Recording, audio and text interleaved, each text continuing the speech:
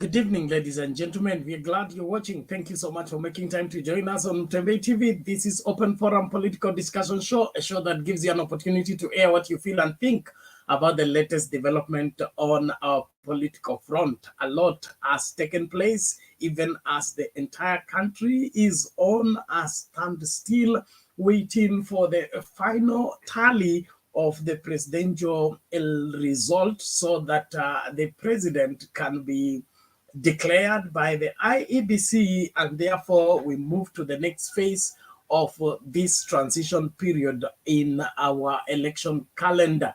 So wherever you are joining us from around the world, this is the place to be. We need to hear what you feel and think about the long Chebukati and IEBC wait. Is it doing you any good? Is it giving you headaches, backaches, and all manner of confusion? Even as we see ranging war around the bombers, the push and the pull, the accusation and counter accusation, the fake news flying around. How are you handling this? We need to get to the bottom of the 2022 presidential election result. Is it elected president or rigged-in president? I invite your input. The link to use to get in the studio is right now in the comment section. All you need to do is click on it, allow StreamYard to configure for you the camera as well as the audio, and you will be in this very space for us to get talking. Thank you so much for those of you that are joining us fast and furious. I want you to invite somebody even as you get down to this night's discussion. Okay, thank you very much. Let's move on. I say I can't post to some destination. I don't know which is which. Evangelist Julius, thank you so much. Shihundu, karibu kwa show. Asante sana. Kuna 14th procedure. Check on your sound. Okay. There's something wrong with my sound. Confirm if you can get me, please. Okay. Thank you for that. Sorry about that. I think I got some trouble with that, but I believe that is sorted out. Confirm if my sound is now better. Sorry about that.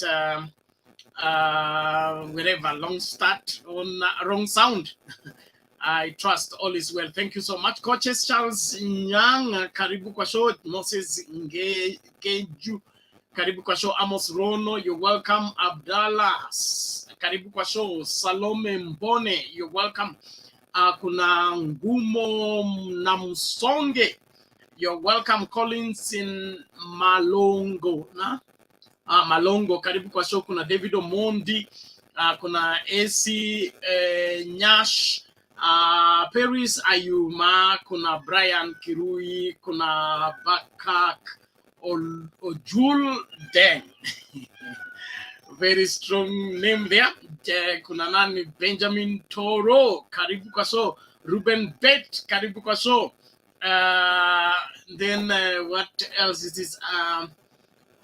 Hadi Benjamin Mo is Azmio rigged, but they had nothing to steal to reach Ruto. Okay. Okay, kuna Sulesh SP. Paina Materezi. Nakwambia Materazi. Jina gumu kweli.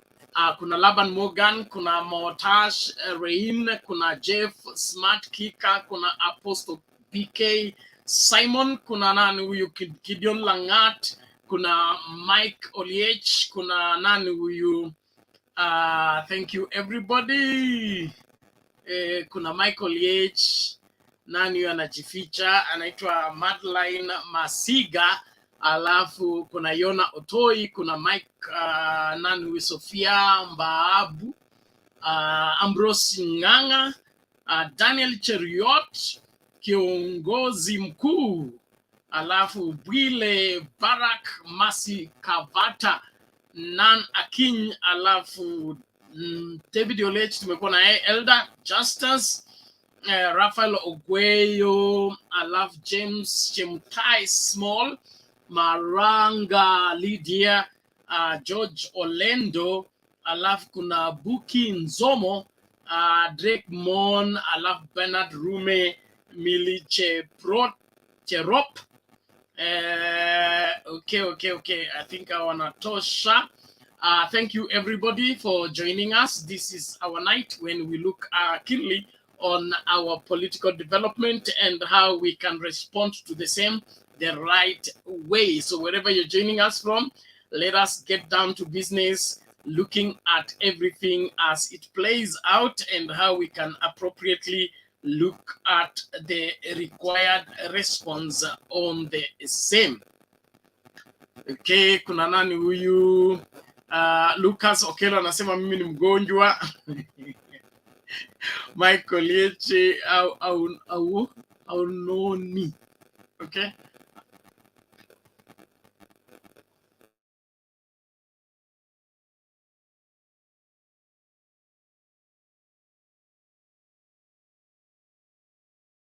Okay, Bwana Omar, habari ya leo? At least Bernard, unajua Bernard nikikuona tu nimeridhika tu kwa sababu Bernard kuna pressure. Mpaka nashindwa kukula, sina raha. Mwenzangu ananipatia hope hapa, jirani ananipatia hope. Lakini inaisha kesho saa 5 asubuhi. Pressure inaisha kesho saa 5 asubuhi. Lakini ile vituko Bernard naona kwa hiyo Bomas imesha haijakiwa nini Bernard. Umeona vituko inafanywa huko ndani? Imejulikana kabisa huyo jamaa ameshakula pesa. Sasa ile uchafu inafanywa huko Bernard, hata wafurahi kabisa, yani hauna hope na huyo jamaa. Hatuna imani na Chebukati kabisa. Lakini tukiona Bernard hapo, Bernard naona na smile, tunajua mambo ni mazuri. Kwa sababu tunasema kweli kuna hope kweli, hata kama wenzetu wanatupatia hope, kuna hope. Lakini sasa nikasema wacho tu ni kuje kwa Bernard, ndio anajua ground na anajua Azimio mambo iko aje. Tunashindwa Bernard, nini inaendelea hii Kenya? IEBC imehaijakiwa kabisa, uchafu wamenajisi huko ndani. Hata sina kitu kuongea Bernard, hiyo tu kwa leo, lakini wacha tugojee kesho vile mambo itakuwa Bernard. Sawa, thank you Bwana Omar. Wewe usijali. Hesabu sisi tunayo, hao wana hesabu yao, tutakutana pale. Lakini ukweli wa mambo ni kwamba kuna ukweli na kuna uongo. So tutajulikana ni kura gani ya haki na kura gani ya uongo. Lakini kulingana na tuhuma zote ambazo nimekusanya, kuna ma surprises somewhere. So let's keep waiting until the final whistle is blown. Thank you. Brian Kirui, habari ya leo?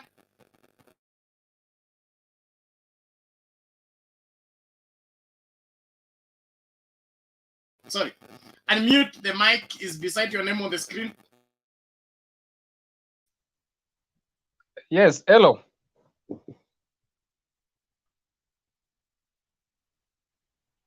Hello? We can hear you, go ahead. Hello? Yeah, so naona mwasiwasi mbaridi imewaingia kabisa. You are trying to buy hopes, you guys, ama namna gani? I think by now you should be knowing who is the president of the Republic of Kenya. Yes. But I'm very sure hivi ingekuwa ni Bwana Raila Odinga. I know by now you should be knowing who is the president of the Republic of Kenya, other than William Samoei Ruto. Because what I'm very sure about it is like if ingekuwa Raila Odinga, even the announcement ingekuwa ishatangazwa kitambo sana. But on my side first I would like to congratulate Chebukati because Chebukati alitupatia mtihani, sisi wenyewe tukaenda tukafanya mtihani. He gave us the answers na marking scheme. By now your simple thing was just to go and have a calculator. Uingie kwa portal, you know who is the president of the Republic of Kenya. Yes. Currently, as from tomorrow, you will be shocked, and in fact not shocked, but because you already know who's the president. The president we know very well is William Samoei Ruto. We have confidence, and we are just waiting for tomorrow to be sworn in as the president. Nothing else. So let's wait for Chebukati. Nyinyi muendelee kuweka baridi, but at the end of the day Kenya tutasonga mbele pamoja. Let's keep peace, maintain pale kwa IBC. I know you guys pale Bomas. Hapa kuna baridi. You are very worried so much. That's why you see a lot of drama being caused there. Is mostly is the guys from the Azimio side. So that it will be very easy for you to know that. Yes. Are you going to listen, or we are going to exchange much? I am telling you that if the president wasn't Raila Odinga being declared tomorrow, okay? Yes. The police will be everywhere in Kibra. The police will be everywhere in Kisumu. We know where the police are right now. I'm listening we know to where you. the tankers are right now. That is just to give you a glimpse of where the president is coming to. But for now, relax. Thank you.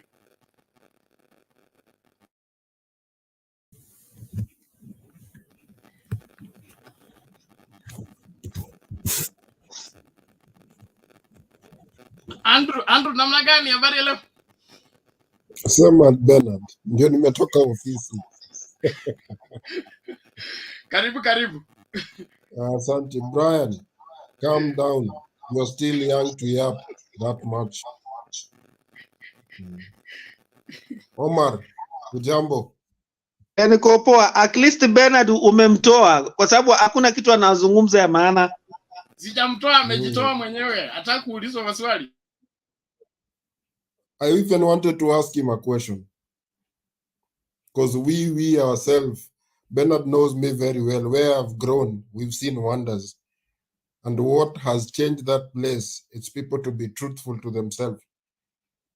And Kenya as a country needs people who are true to their demands, who are their trajectory in terms of growth, togetherness, unity for that country. It's measured by your level of integrity, not the depth of your pocket or how much money you have in your pocket. It's about integrity, the unity, the diversification of community. That's what I believe in, and that's what I've grown believing. I was in Kenya, I worked in the government, but at the end of it, once I came outside the Kenya, I realized for you to thrive anywhere in the world, integrity fights and opens all doors for you. It has done that for me.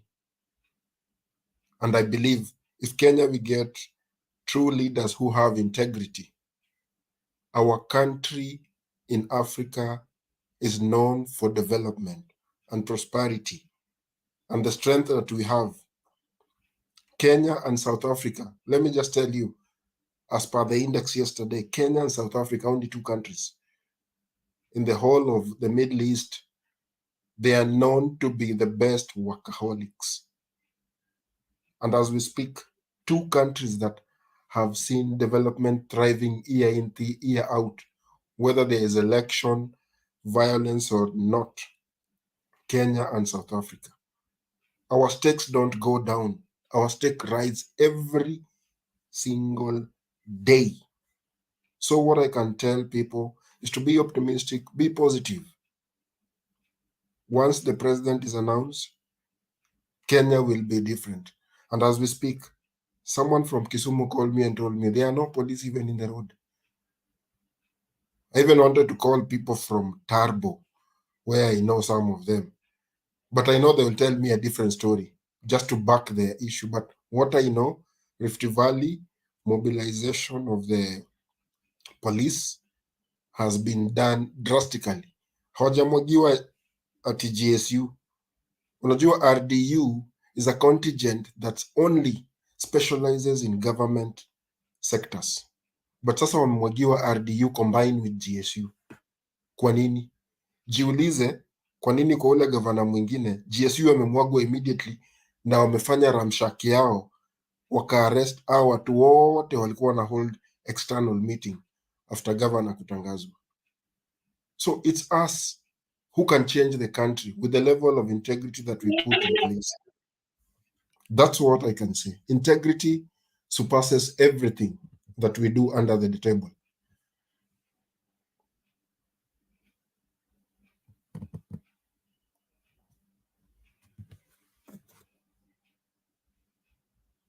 Okay.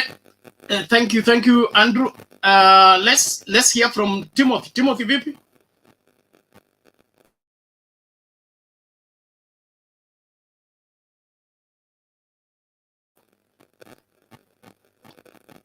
Unmute, Bwana Timothy. Your mic is beside your name on the screen.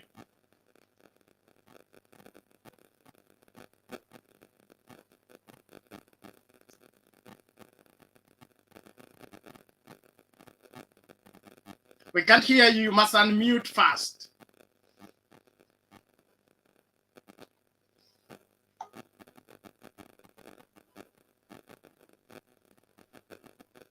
Okay, go ahead. Mnanipata hapo vizuri? Yeah, hapo sawa, endelea. Asante, nashukuru kwa mjadala wa leo. Ile kitu naweza sema ni kwamba leo vile nimeona Bomas kukiwa inaleta maajabu sana, ila sijawahi ona,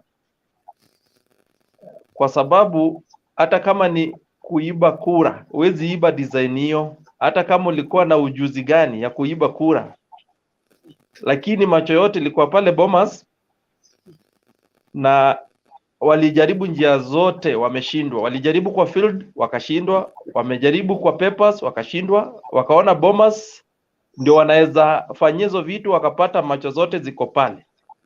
So mi wenzangu, msiwe na wasiwasi, hata mimi sina wasiwasi. Sikukula juzi na jana juu ya tumbo kuguruma, lakini above all mimi sute yangu kwa fundi ya blue, na ngojea baba apishwe, tuende tumwapishe Kasarani.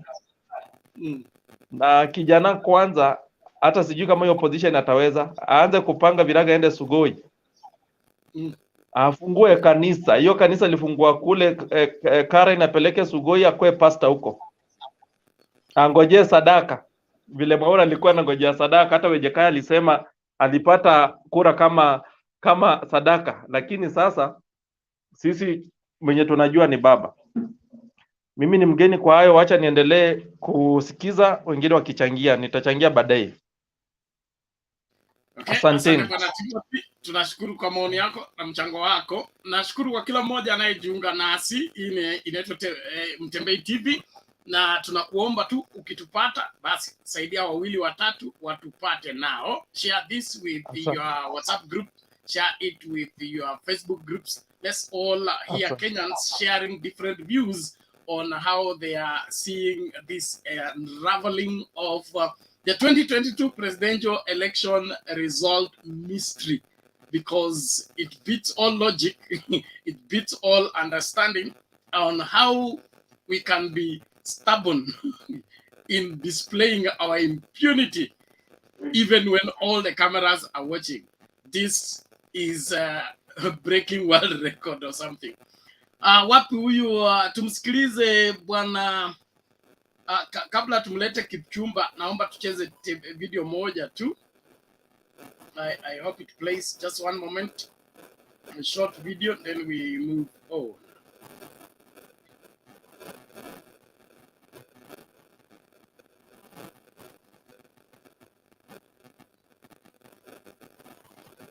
Okay.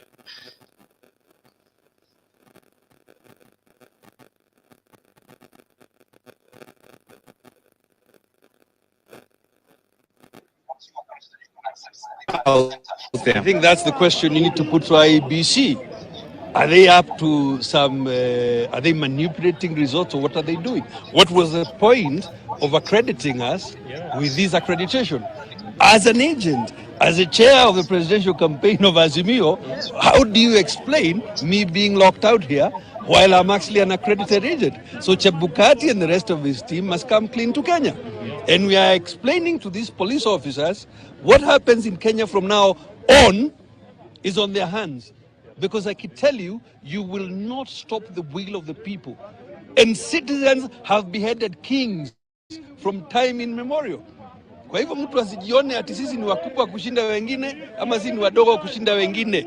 What is the reason?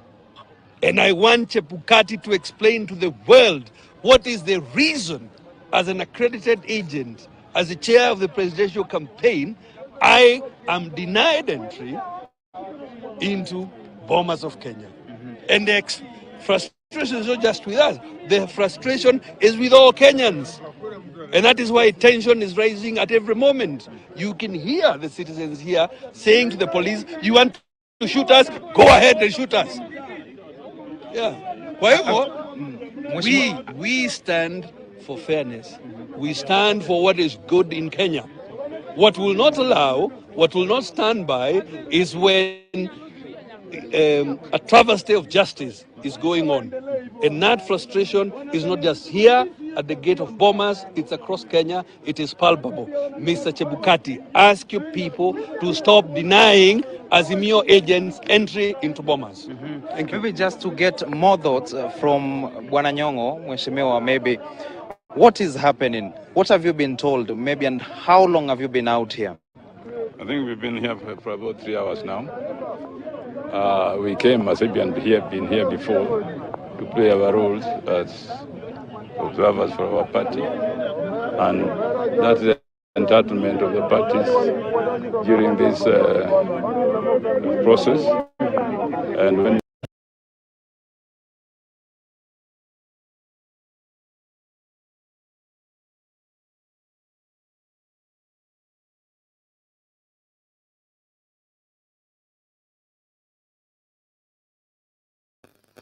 Okay, thank you, everyone. Let's keep with the conversation, and please keep it clean, keep it sane, especially on the comment section. There's no need of insulting anybody. This is a public platform. We are all meeting here for our discussion for a better Kenya, and that requires that we all respect one another and do what is good for this great country. Tumsikilize Bwana Kipchumba. Namna gani? Vizuri sana. Thanks, Bernard. It's my first time here, and I've been following up the issues. Yes. Sadly, what's happening in this country is that we are trying to push for a new clique of leadership, a people who are either thieves, looters, robbers, murderers, sadists, in place of patriots and nationalists. And sadly, at Bomas is a competition of who is best in stealing, who is the most cunning. And it's so sad that people of reputable positions, titles, professions, like Honorable Cholet, just doing some petty thief activities. It's just like pickpocketers in the streets, behaving. I mean, it is going to destroy the fabric of this nation. And sadly, we cannot allow it.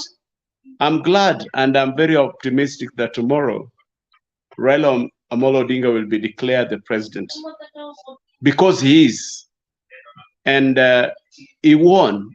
We cannot allow thugs to overrun the city. I mean, we are not going to turn our beautiful country to a gangland where you turn every street like the Jericho Road of Jesus Christ, where you are meeting robbers and thieves and looters. And therefore, for the purpose of building a new culture where merit, hard work, professionalism, integrity, people with good morals can be respected, honored, and be merited. We cannot allow it. Let it let it go other way. But this coming leadership is coming to reset this country to its factory setup.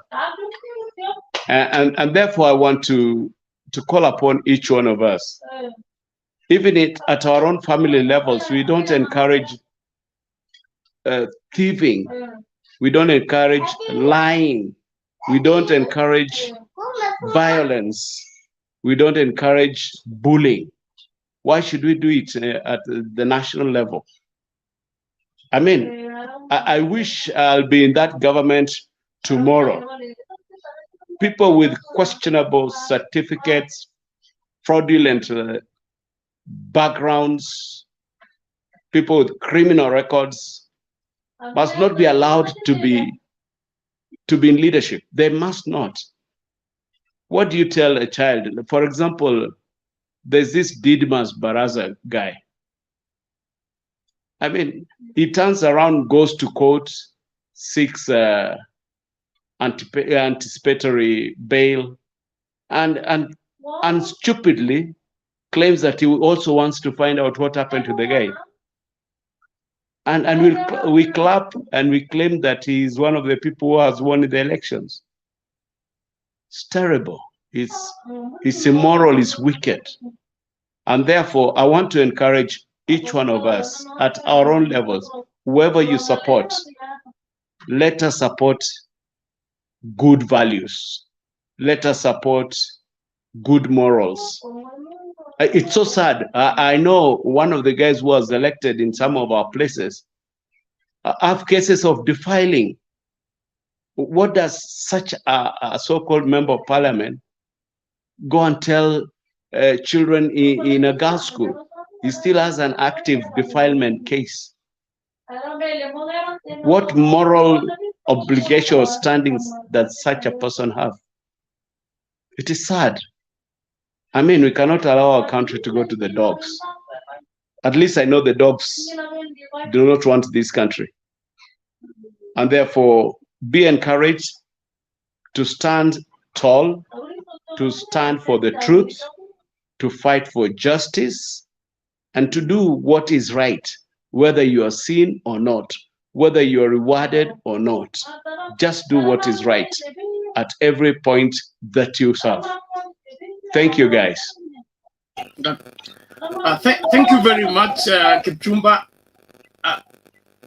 Thank you very much, Kipchumba, for that wise counsel. And that is what everybody needs to embrace at this point in time.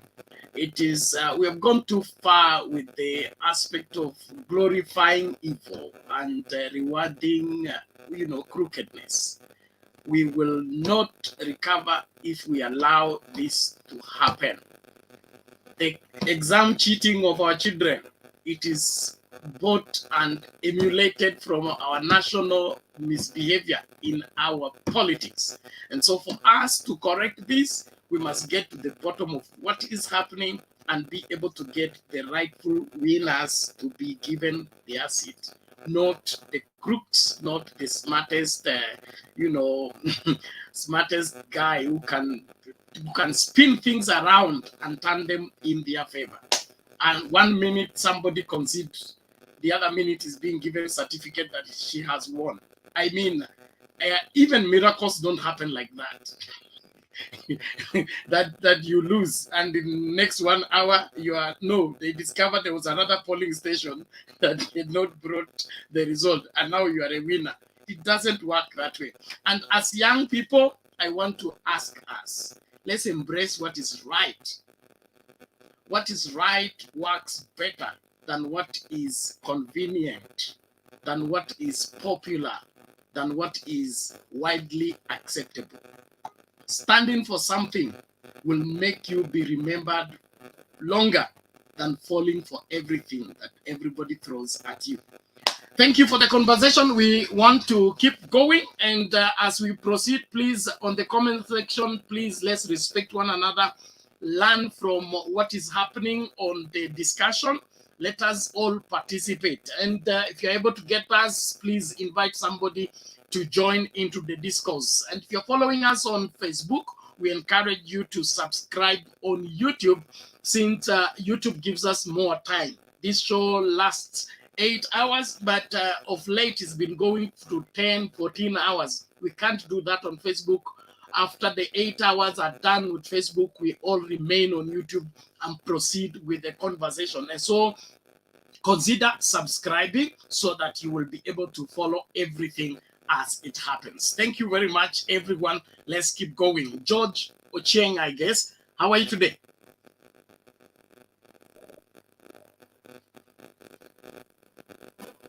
And unmute. You're still mute. I'm fine, Mr. Leonard. Okay, Ochere.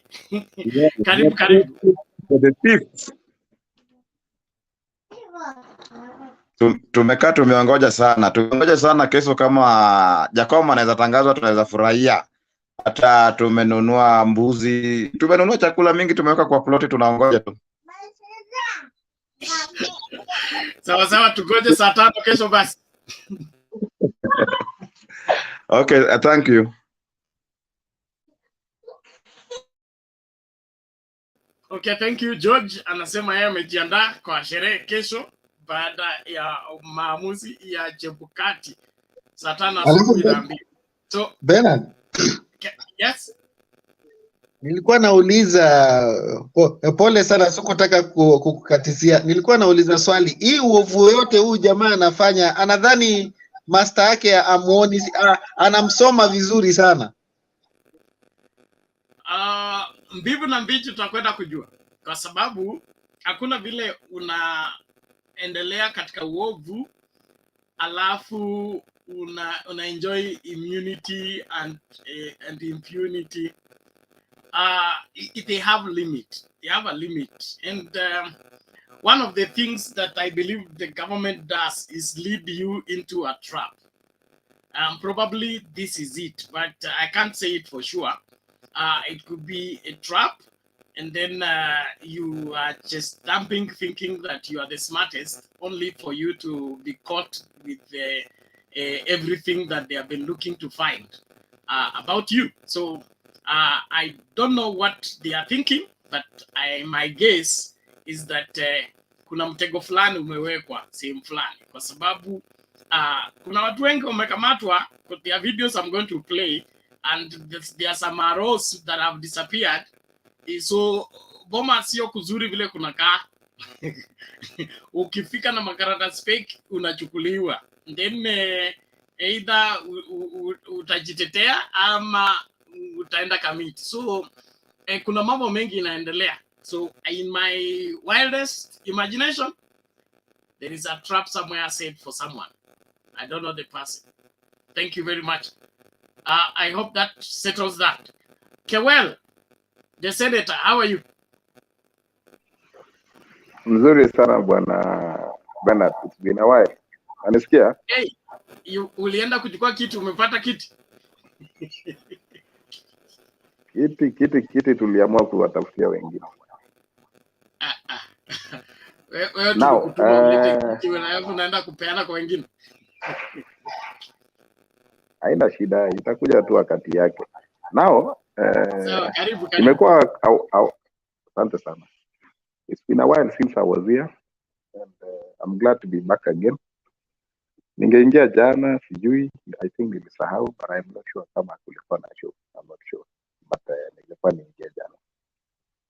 Anyway, just to save on my minute, the will of the people has spoken. So, and constitutionally, we have 7 days, and I think it will lapse tomorrow.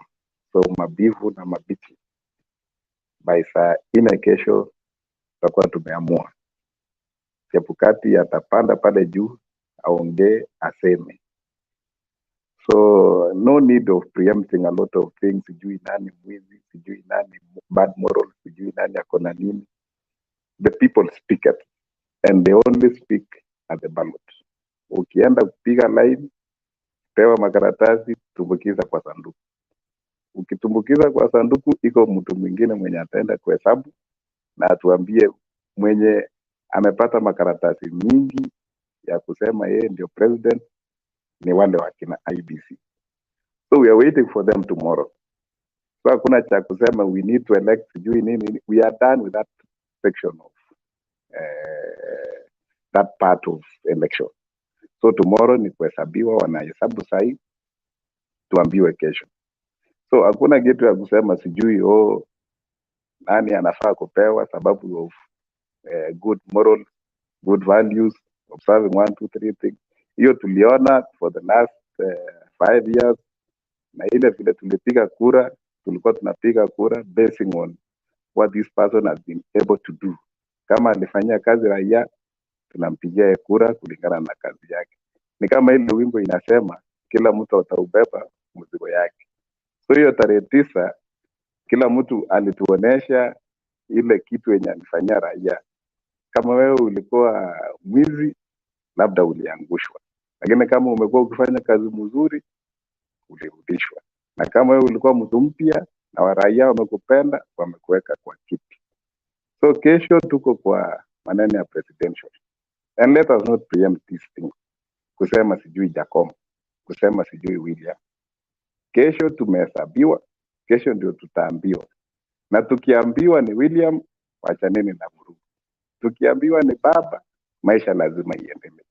I think it is just as white as that. It is not something to do with black and white. So kesho asubuhi tutaambiwa ni huyu, na tukiambiwa ni huyu, tuheshimu huyo jamaa na tusonge mbele. I think by and large now the process of these elections, I think it was the fairest of all the elections I've ever seen since 2007. Because you see, this thing ilikuwa ngumu somehow, ilikuwa somehow tricky kuiba. And when I'm told that sijui kuna mtu aliibiwa, mimi nashangaa ilikuwa inaibwaje, unless either 2% or less than 2% kama kulikuwa kuibwa, and it was all about that thing of manual register, because that KIMS kit somehow ilikuwa na defect zake ama ilikuwa na issue zake ambapo haikuwa ina recognize some people, but then haikuwa mingi.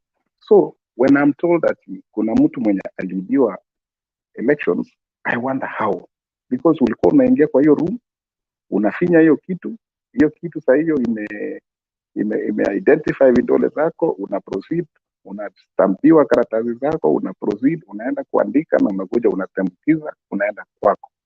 So really I don't know, I think maybe somebody can make me understand how this thing was kuiba, because really I didn't see any room and any chances of hiyo kitu kuiba. Number 2, maneno ya Bomas huko ndani, hii vita yenye tunaona inaendelea huko ndani, I think what would have happened, this thing of allowing everybody else to go inside there has brought all this chaos. If UDA, for example, had 5 people accredited waingie pale ndani, those 5 people should have maintained their entry from day 1 to the last day. Kama ni maneno ya shift, they would have, organized themselves to say that 2 people will be working in the morning, 2 people will be working in the afternoon, and maybe another 2 will be working overnight. So that now we will be managing all this streaming and the traffic that was going inside. But if you say that all these people who've been elected, they've been accredited going inside there, that is a recipe of chaos. So that is now one of the things that has delayed this election. Because watu wamejaa huko ndani, kuna watu wenye wamekuwa elected the other day, kuna wale wenye bado wako kwa viti, kuna wale sijui officials za chama, all of them they are streaming inside there. That is, all those people always wakaenda wakakaa pamoja pale ndani. That is fight, definitely. So I think in future, now that the process of these KIMS kits and all those logistics have been, IBC have tried actually to seal all the loopholes. But then we've seen now the main problem is inside Bomas when it comes now to counting. Because there is a thought that when you kupiga kura, hawana kusema la kusema, lakini mwenye kucount ndio mwenye kusema. So now we need to be very much strict on people who are doing the counting, because if the IEBC are doing their job, let now both parties, kama ni Roots Party, Agano Party, UDA and Azimio, they should only bring in 10 people at maximum. Nobody else is allowed to go inside there. The fact that, we are allowing all these people going inside there is bringing all this chaos, and it is delaying the process, creating anxiety in the country, temperatures, and even giving room, because when the confusion comes into the room, now it will give some chances of some people maybe doing some funny things inside the room. So the main elephant here now, the big elephant in the house, is now to reduce the kind of people who are going there. And thirdly, now when you're bringing inside these people, they should be people who have been cleared by IEBC themselves, hata kama ni Sifuna or Sholei for that fact. They should be people who have been, taken through by IEBC, that these are the people with the integrity who can really come and do the observation inside the room. Because one of the things that is really making us and messing and bringing tension is the fights inside. Hata si could count tena hizi vitu. The fight that is happening inside the tallying center, the national tallying center. So people now, IEBC should now create, they've now realized where the loophole is. They've tried with the logistics of, voting processes, and then now transmitting, at least, when they said that polling station is the final point, I think it was fair. It really worked. Now they need to shift their focus now to counting the national tallying center, which is really chaotic. So in my first submissions, I think in the future, 2027, or any other by-election that might arise in the coming future, they need to look into the tallying center. But so far, so good. Me, I would applaud IEBC. They tried. You can't compare with 2007. You can't compare with 2013. You can't compare with 2017. They've really upped their game. But a few things that they need to check. So for me, I just want to call upon Kenyans to stay calm. And once IEBC tomorrow, takes the podium and mention who has won the election, remain calm wherever you are, accept the verdict and move on. Maneno ya unga lazima tung'ang'ane tulipe hiyo 230. Subsidy iliisha jana ama sijui iliisha leo. Maneno ya mafuta bado tuko kwa subsidy, watagonga tena leo. Alafu watu waheshimu sasa the next government that is coming. Kama ni ya baba, tuheshimu hiyo ya baba. Tupatie support mpaka mwisho. Kama ni ya William, to support ya William mpaka mwisho. That's all. The only thing we can build this country is coordinating and working together. No Kenyan is superior than any other Kenyan. No other Kenyan is better than any other. We are all Kenyan. My neighbor here is a Kikuyu. The other neighbor is a Luya. The other neighbor is a Kisi. We all need one another to work together. Sisi ni watu wa ukarabati town. And I can't do without all these people who we are working together. So if Baba is declared tomorrow, wewe jamaa alikuwa anaitwa hapo Bernard, hiyo mbuzi umeleta, wewe kuja inbox yangu kwa Facebook, hiyo ndio jina, niambie kuja tutwange hii mbuzi tukule. Kama ni William Ruto, mimi sijanunua kitu, lakini nitakwambia ile kitu, kama kuna mursiki nimeitisha mahali, basi wewe kuja tutingize hiyo sote, tunaita sote kwetu, tutingize hiyo kitu, tuteremshe na maisha ifanye nini, iendelee. Unga imerudi 230 bwana. Kumbe hii watu walikuwa wanatuambia maneno ya shilingi 100. Kumbe walikuwa wanataka wanatuchezea tu. So tunaenda tena kununua 230 unga bwana. Mafuta tunanunua 150 ama sijui 160. So I just want to urge Kenya, we all come back together to senses. Period ya siasa imeisha. It's a new dawn. Let's move on na maisha itakuwa mzuri. But anyway, I'm so happy, Bernard. It's been a while. But Kenyans lazima watulie. Kesho ni ile siku sasa. Thank you so much. Well, thank you for the appeal. But if you want peace, you must embrace justice. Asking for peace when there is injustice that will not work. But all in all, everything must be done. Maxwell, go on. Transparency is a very important Maxwell. aspect of handling elections. Goja kwanza, where Brian, you wait for your turn. You don't shout. Thank you. As much as the outcome of an election Maxwell, can be read in numbers, the process is as good as the outcome. That is what Maraga ruled.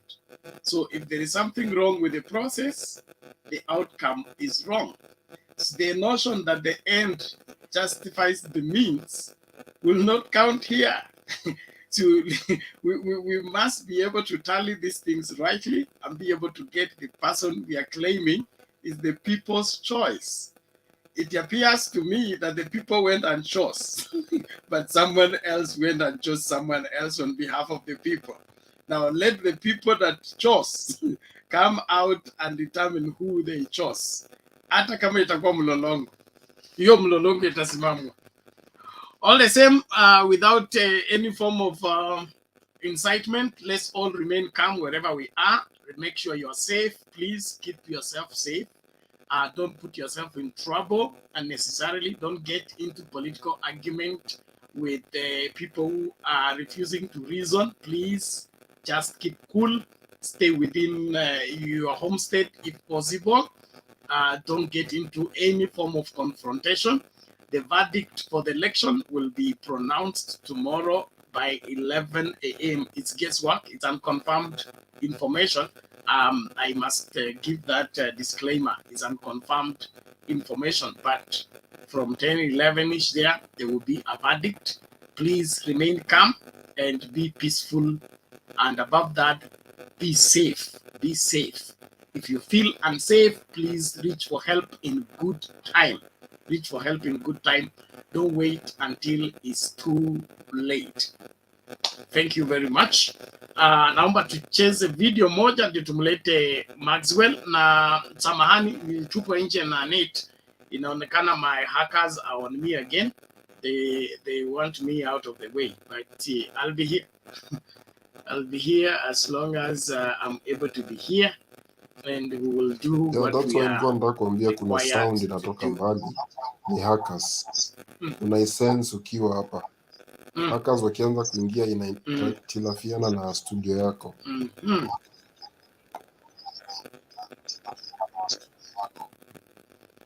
Yeah, they kina Chirichiri, when they are defeated at IEBC, now they come here. I've suffered with them for the past 10 months. I will look for a better solution. All in all, let's keep going. Well, listen out for this video as we proceed.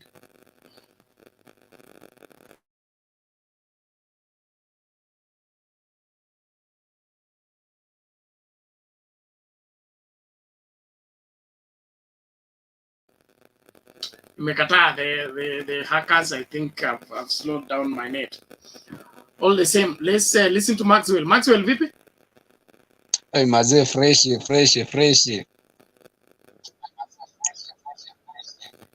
Yes, karibu umelost. Kwani ulienda wapi? Si nilikwambia nilikuwa kampeni ya Imara Daima na Mungu alitusaidia, tulichukua kiti ya ODM MCA Imara Daima, and we are very happy. Sisi ni jeshi ya baba kwa ground. Good. Na tunashukuru. Please acha niongee kwa sababu naona network yako iko mbaya na pia niko supposed kuingia Zoom ya group fulani kutoka ng'ambo, so lazima nichangie. Mimi naitwa Maxwell Junior from Imara Daima, Nairobi Embakasi. Mimi nimeenda choo mara 7 every day, yani I don't want even to kuangalia TV yangu, because niangalie TV huenda tukakosana na my wife, because my wife ni Mkalenjin na mimi ni mtu wa huko kwingine. I support Azimio and Baba, but my wife ana support Ruto and Kenya Kwisha. Now let me say this. I'm not happy the way IBC is doing their business. But all in all, Azimio, we are the winner. Sisi ndio Raila Amolo Odinga siku ya kesho atakuwa declared as the president, the 5th in Kenya. Hiyo si kitu ya kubahatisha, wala usikuwe na stress, because we have confirmed fully, we have done everything, we know that. But the thing is, kitu ambacho ningependa kusema, na kwa nini unaenda kwa choo? No Raila, no peace. Here in Kenya, I'm speaking it from my heart. You know, I'm not just speaking because of speaking. Because we saw, tuliangalia vizuri akina Bernard wakitoa ushahidi kutoka pale Bomas, vile mambo yanaenda. I don't know, zile kamera ziko pale ni kamera fiche, paka wale watu wa IBC hawazielewi kwamba kuna kamera, CCTV kamera ziko hapa za kutazama paka mtu anatoa chini ya long yake karatasi anaweka. Yani imekuwa Kenya, imekuwa kama wale watoto wa shule. You know, tukiwa shule tulikuwa tunaficha karatasi inaitwa mwa Kenya ndani ya suruali, ndio wakati yani tunaibia mtihani.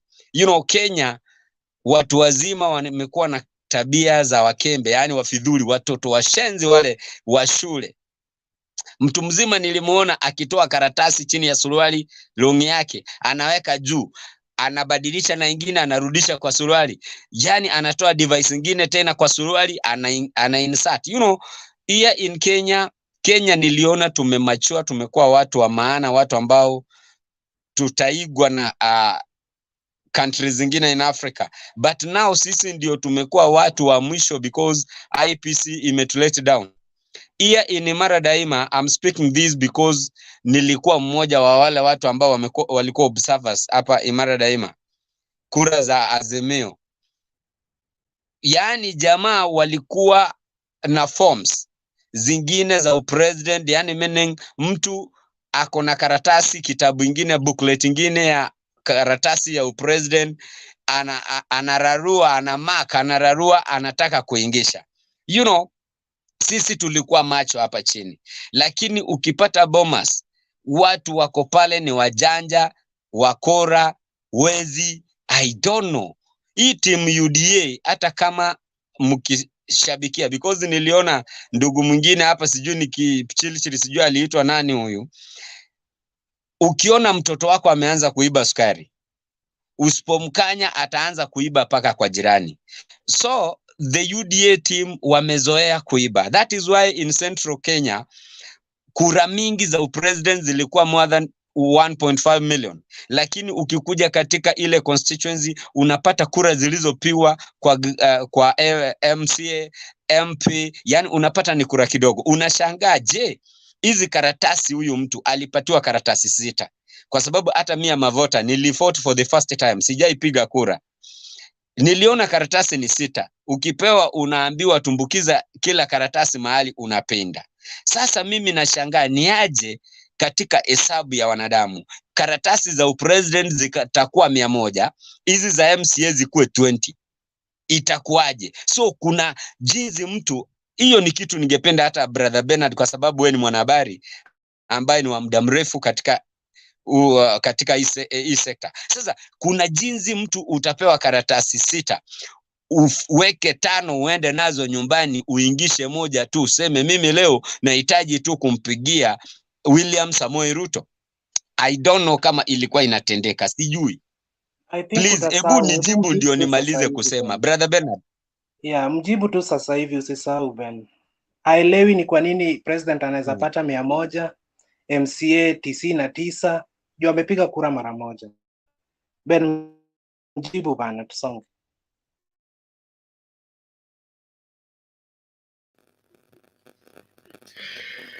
Hakuna njia nyingine isipokuwa udanganyifu, kwa sababu hakuna mtu yeyote katika general election anaruhusiwa kuvote karatasi moja alafu aondoke.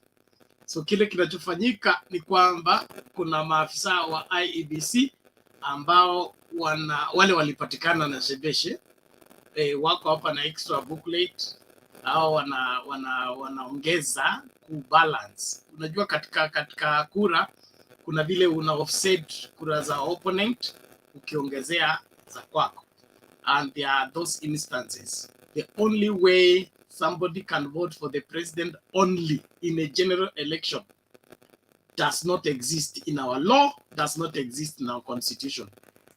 Ni udanganyifu, either mmekubaliana na afisa wa IEBC au ukikuja kupiga kura utapewa extra leaflet. Wakati kila mtu anapewa moja moja ya rais, labda upewe 2 ama 3. Okay, so that the president gets 3 votes for every 1 vote that the MCA gets, for every 1 vote that the governor gets, and all that. And that usually happens where the agents for the other party is not present, or they are not vigilant to see those kind of things happening. And when that begins to happen, okay, there are places where even if you are an agent in the place, na uko peke yako, or you are overwhelmed by the people who want to get it by hook or crook, they can threaten life out of you, kick you out of the polling station, and or buy you over. They can buy you, ninyi labda mmepewa hapo soda na mkate, alafu mkaitiwa kenchik. KFC, mpelekwe KFC hapo na deputy president ametumana hela watu waende KFC, wacha kusumbuana hapa na njaa yako na mkate yako dry na soda baridi. In the process many things happen behind, but hakuna vile mtu anaweza vote kwa rais peke yake, haikubaliwi kisheria. Okay, wacha nimalize kitu nilikuwa naongea dakika moja ndio akina Clinton wasungumze. Sasa ukitazama hapa Kenya, kura ambazo zimepigwa Kenya, I tell you, mtu ambaye atasaidia President Raila Amolo Odinga akwe declared as a winner ni ndugu mmoja anaitwa Jiroba.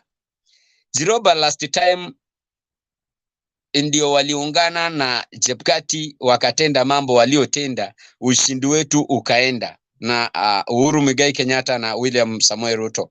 Lakini this time Jiroba ndiye aliingilia kati. Hata hii maneno tuliona kwa TV stations, unapata NTV inasema 2 milioni, KTN inasoma 3 milioni, KBC inasoma 6 milioni.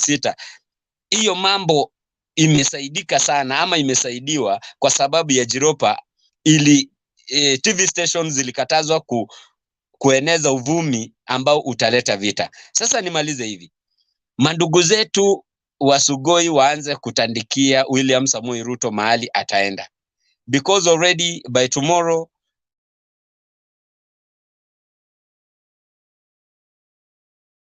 as a winner, as our 50th president. Na kama sivyo, ukitaka nikwambie sababu ya kusema hivyo, yesterday wangwana wakiwa KICC uliona vizuri sana jinsi walikuwa wanazungumza, jinsi walikuwa wanaongea, wanajua ni nini kinaendelea. Na mbali kama si hivyo, William Samoei Ruto naye kama wale wamefanya mkutano KICC, angefanya wake leo, afanye hata Sugoi popote pale, hata Nyayo Stadium angeweza. So ukubali ukatae, Raila Amolo Odinga is your president. Zoea sauti tafadhali. Thank you very much Bernard, you are a good guy. Nitakununulia soda kubwa pale nyuma ya tent because I have your number. You have been my friend, you prayed for us. You prayed for us to win in Imara Daima. We won this seat of MCA Imara Daima. Oh my God. ODM ndio ngome ya Imara Daima, sisi ndio sauti. Thank you.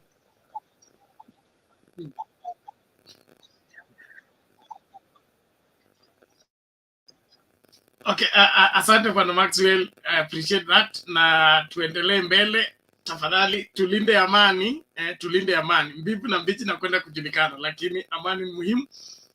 Uhuru wetu ni kuhakikisha kwamba kila Mkenya ako salama mahala popote alipo. Hata mambo yakikwenda mrama tusiharibike alongside. But and who is that?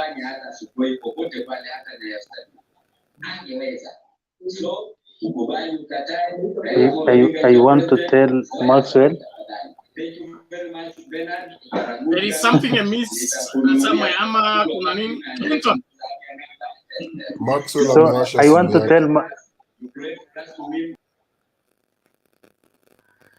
Now, please let us all remain within our standing orders. Our standing orders is that you remain, you keep your mic mute until it's your turn to speak. Anytime you unmute, you provide a feedback from the person who has contributed, and that causes confusion to the whole process of our broadcast. Please keep your mic mute until it's your turn to speak. And on the channel, it's fast come, fast served. So if you came in late, you will speak. We are following a particular line. How people come in is how they speak. You can only lift your hand if you want to intercept, reject something or something, then it is at my discretion either to give you that opportunity or not. Please, let's all keep that. And then those who are going behind the curtain, it's also against our standing order. If you cannot keep your camera on, we can't also keep you on the screen because we want a quality video for the people who come to watch this video after we are done. So please, let's all remain within those specifications so that we are good to everyone and we are making good progress. So kama hautaki sura yako ionekane, basi fanya debate huko kwa comments. Huko hauhitaji picha, huko hauhitaji kamera. Lakini ukitaka kuzungumza on camera, your camera must be on, to speak on the screen, your camera must be on and your audio must be well configured. Please let us all adhere to that and keep within those specifications. Asante sana. Naomba sasa tumlete Bwana Clinton. Bwana Clinton, vipi?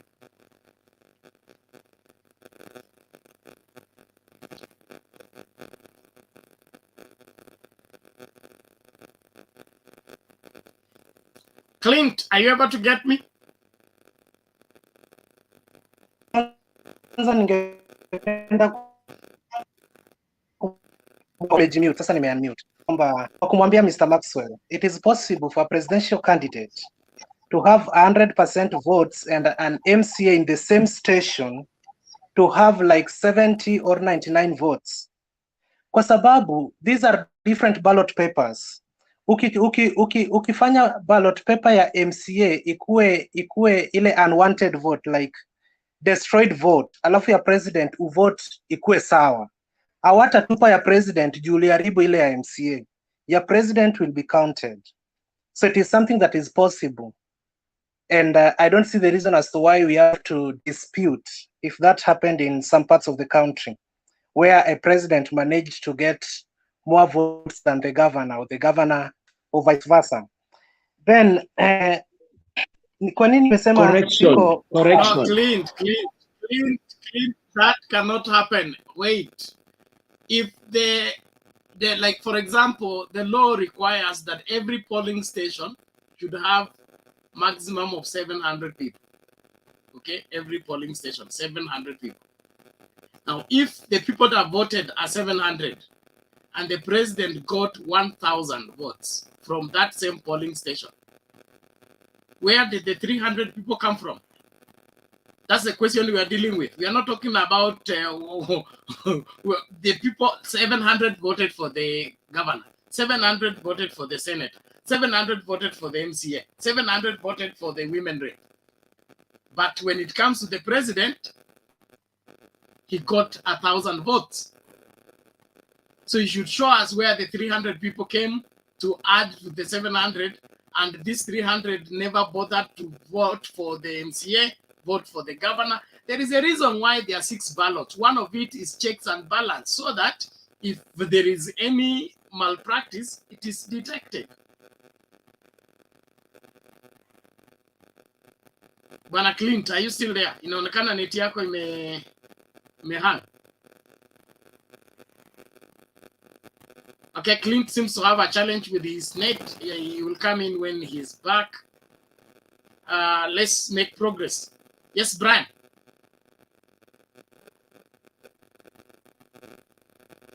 Good evening, everyone. Good evening to you. How are you? Okay, I'm good. Despite of being a little bit optimistic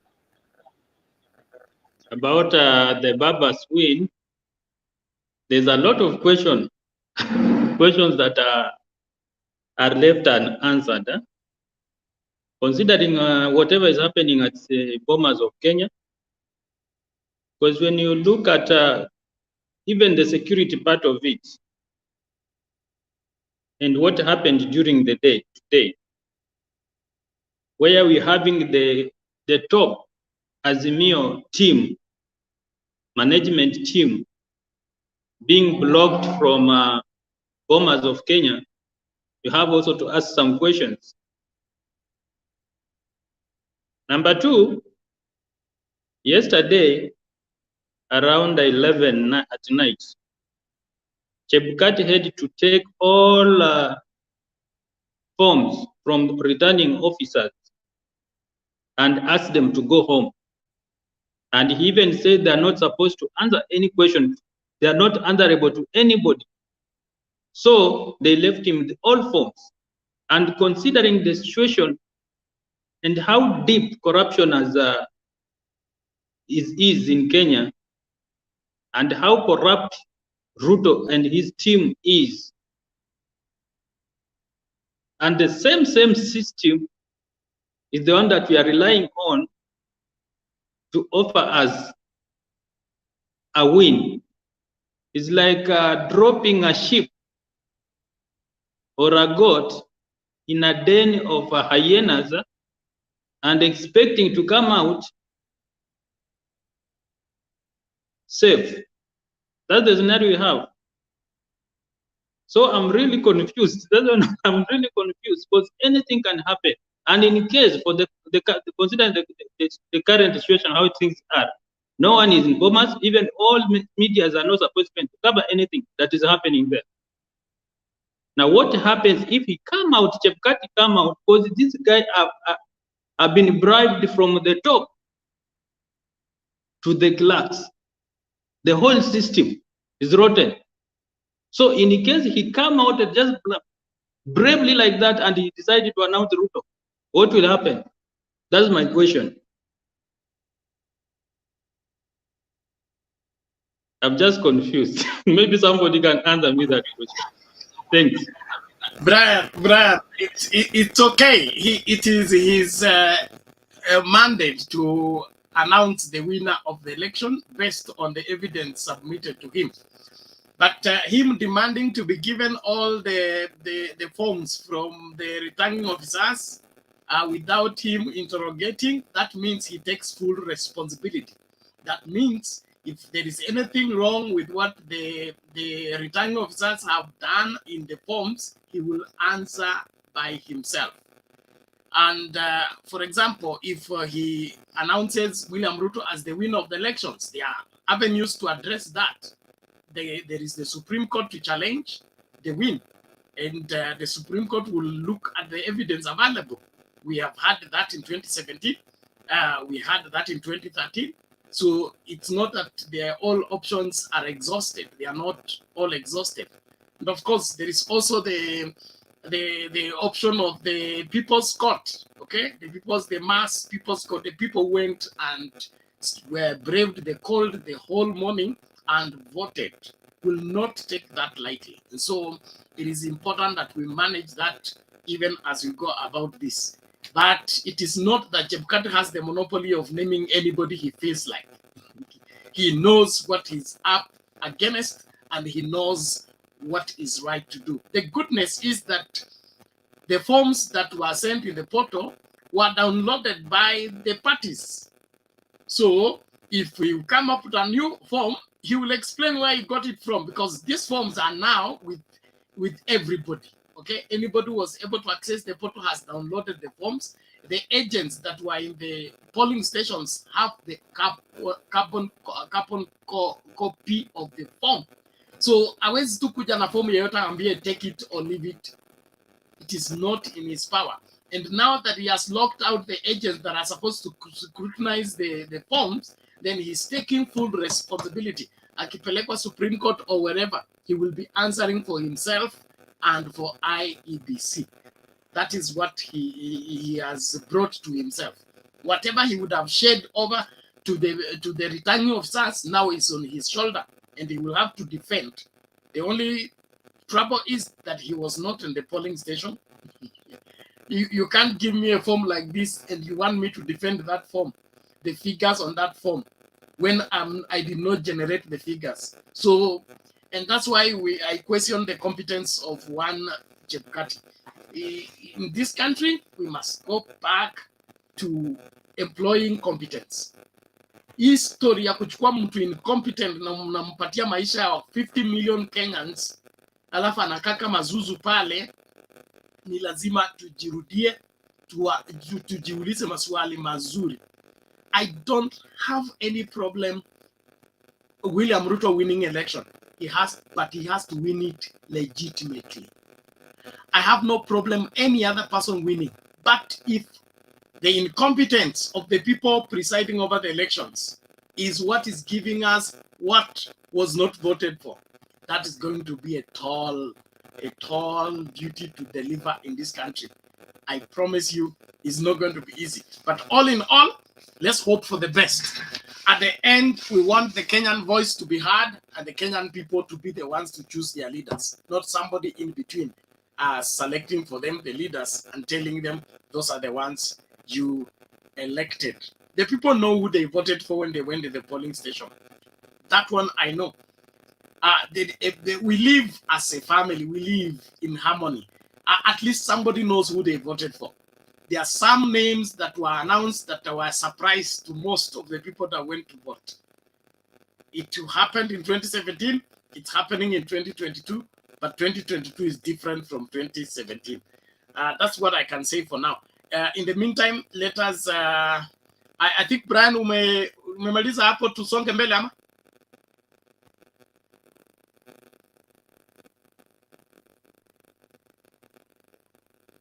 Yes, Brian. Okay.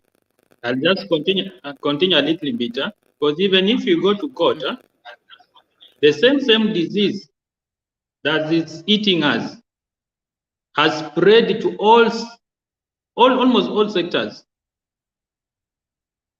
And even the same cartels that we are talking about controls plus all the courts. So that's my worry. And Uhuru is not taking any action. Our people that should have taken action before this thing came in. They're stealing life. It's not something that is hidden on camera, but nobody is taking action. Apart from just arresting, and it goes like that. You have tomorrow. A moment somebody is announced, that's the end. You'll go to court, the same judges that are there are already compromised. I'm just scared. Well, it has to be handled constitutionally. Let us wait and see. Let's not preempt what we haven't reached there. We'll cross the bridge when we reach the river. At the moment, let us look forward to what is credible and right for the country. There are decisions that are made in the interest of the country. So let's all be focused in ensuring that we are ambassadors of peace and the safety of each and every Kenyan. Peace and the safety of each and every Kenyan. But more than that, our demand for justice cannot be replaced by anything else. So let's ensure that we do what is right. In the meantime, stop worrying yourselves. What is in your control, worry about it. But what is out of your control, let it be in the hands of those that are involved. Wait until it is thrown back to you that you can begin to worry about it. Don't take responsibility for what other people have done. They will answer for it, including Chebukati and the rest of the players. In the meantime, I want to urge everybody, especially those of you following this show, don't worry about what you cannot control. Let it go. Let us wait for the verdict. And the verdict has been generated, it's been given, it is in public domain. And so whoever wants to avert that, he will have to have an explanation. That explanation can be valid or not valid, but we must go about it constitutionally. Nobody should take the law in their hands in the pretext that they want their right. Thank you very much. Naomba tumpate nani Kipchumba, ulikuwa umeinua mkono, sijui kulikuwa na nini. Dakika moja tu and then we hear from Dan.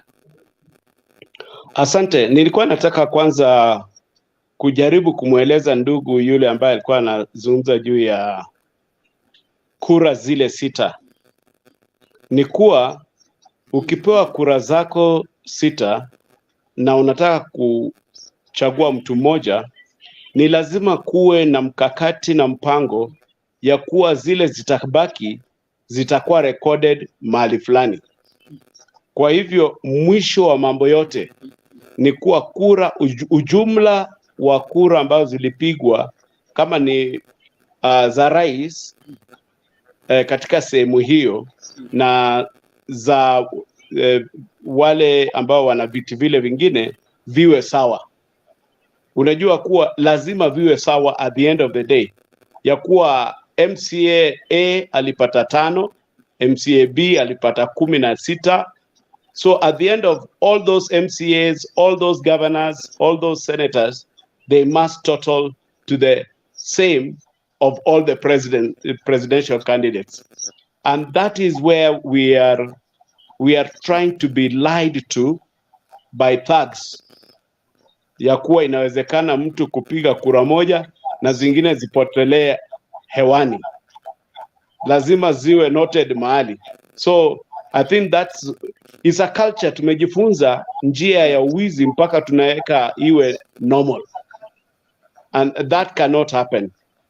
The last issue ambaye ndugu huyu alikuwa anazungumzia Brian, usife moyo ndugu yangu. Tenda mema, kuwa mzalendo, na usijali kama litatimizwa au la. Just do what is right. Let me give you shortly. I am a victim. I'm one of those people who were detained many years ago. Detention without trial, just because of standing for something. And I lost opportunity as a young man when I was still energetic enough to do things for my family. But I stood for something that had to be done. But let me tell you, today you are able to even share what you're doing now online, because some people suffered and didn't see the benefits then. But with the time, it has grown to be the freedom that many are enjoying, including us. Kwa hivyo, don't be discouraged, don't despair when you see implementers not doing anything, when enforcers are not doing anything. Build on it. There'll come a time, a people and a generation that will not entertain that. So just be that foundation. Do your best. Don't give up when they don't do what is right. Thank you. Okay, thank you, Kipchumba. We appreciate that, and we look forward to having a nation of integrous patriots, people who can stand for something. We seem to have a scarcity of that in this time and age, but it's not beyond reach. We can still establish the new culture of people standing for something. And when you're charged with the responsibility like presiding over an election, refusing to be compromised is one of the greatest things that you can do for your country, because when you allow in thieves, it's just like the board that is supposed to test doctors before they are given a license to go and practice medicine. Okay, so in the moment you approve somebody who is not capable to handle the sick, then you give him license to go and practice medicine. It's not different from you giving the gun to the murderer and telling him to go and murder people, because you're doing the same thing. You're sending this incompetent person to go and handle lives, and those lives are going to suffer in his hands. Not because he's even bad, simply because he's not competent. And the reason why you are put on that board is so that you can deliver to us what is the right standard to attend to our people. So this compromise in education, compromise in election, and compromise every other place, it is evil, it is bad, it's unacceptable. We can't allow it any further. Let us do what is right, even when it is not popular. Thank you. Naomba tumsikilize Dan. Dan, karibu. Thank you. Am I audible?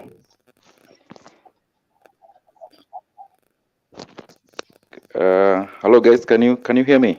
I'm not sure if my sound is okay. Well, I wanted to debunk something that someone said here. Some phrase that is, I think, according to me, is a very retrogressive kind of thinking. Somebody said that just because he's partisan and he's feeling that his side might win, he tells us that we accept and move on. This is what is making Africa be behind, because this thing of accepting bad governance and moving on cannot be acceptable. I don't think it's acceptable, and that we are not accepting to just see all these anomalies, all these sufferings, and then we accept and move on. I don't think it's acceptable. So I just wanted to debunk that you cannot come and tell us that whoever wins is okay. Our work is just to accept and move on. We have to be peaceful and all, but we cannot accept and move on.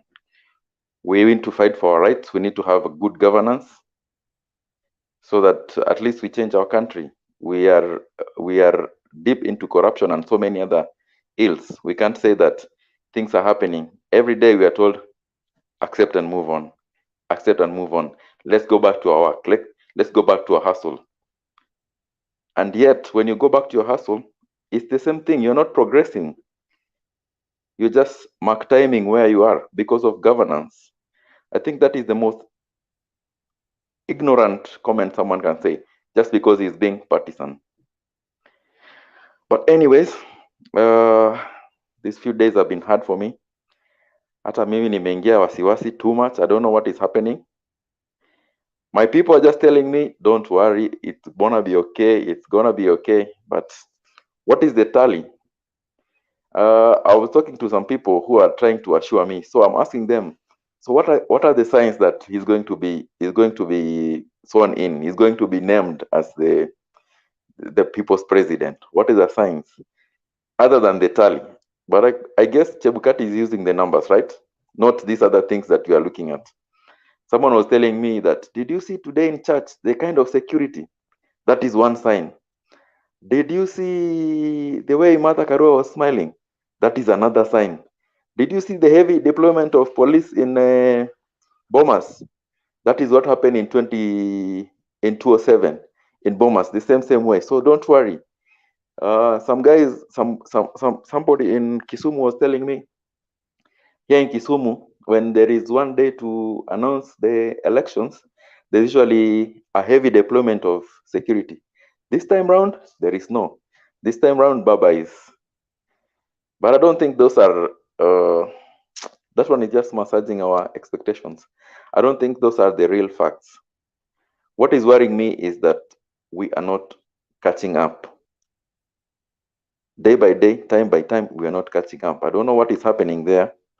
I am just hearing we are at 180, but the gap is still at 300 or something. And I'm not sure of the tally, but I think Chebukati is going to use the tally, not these other indicators.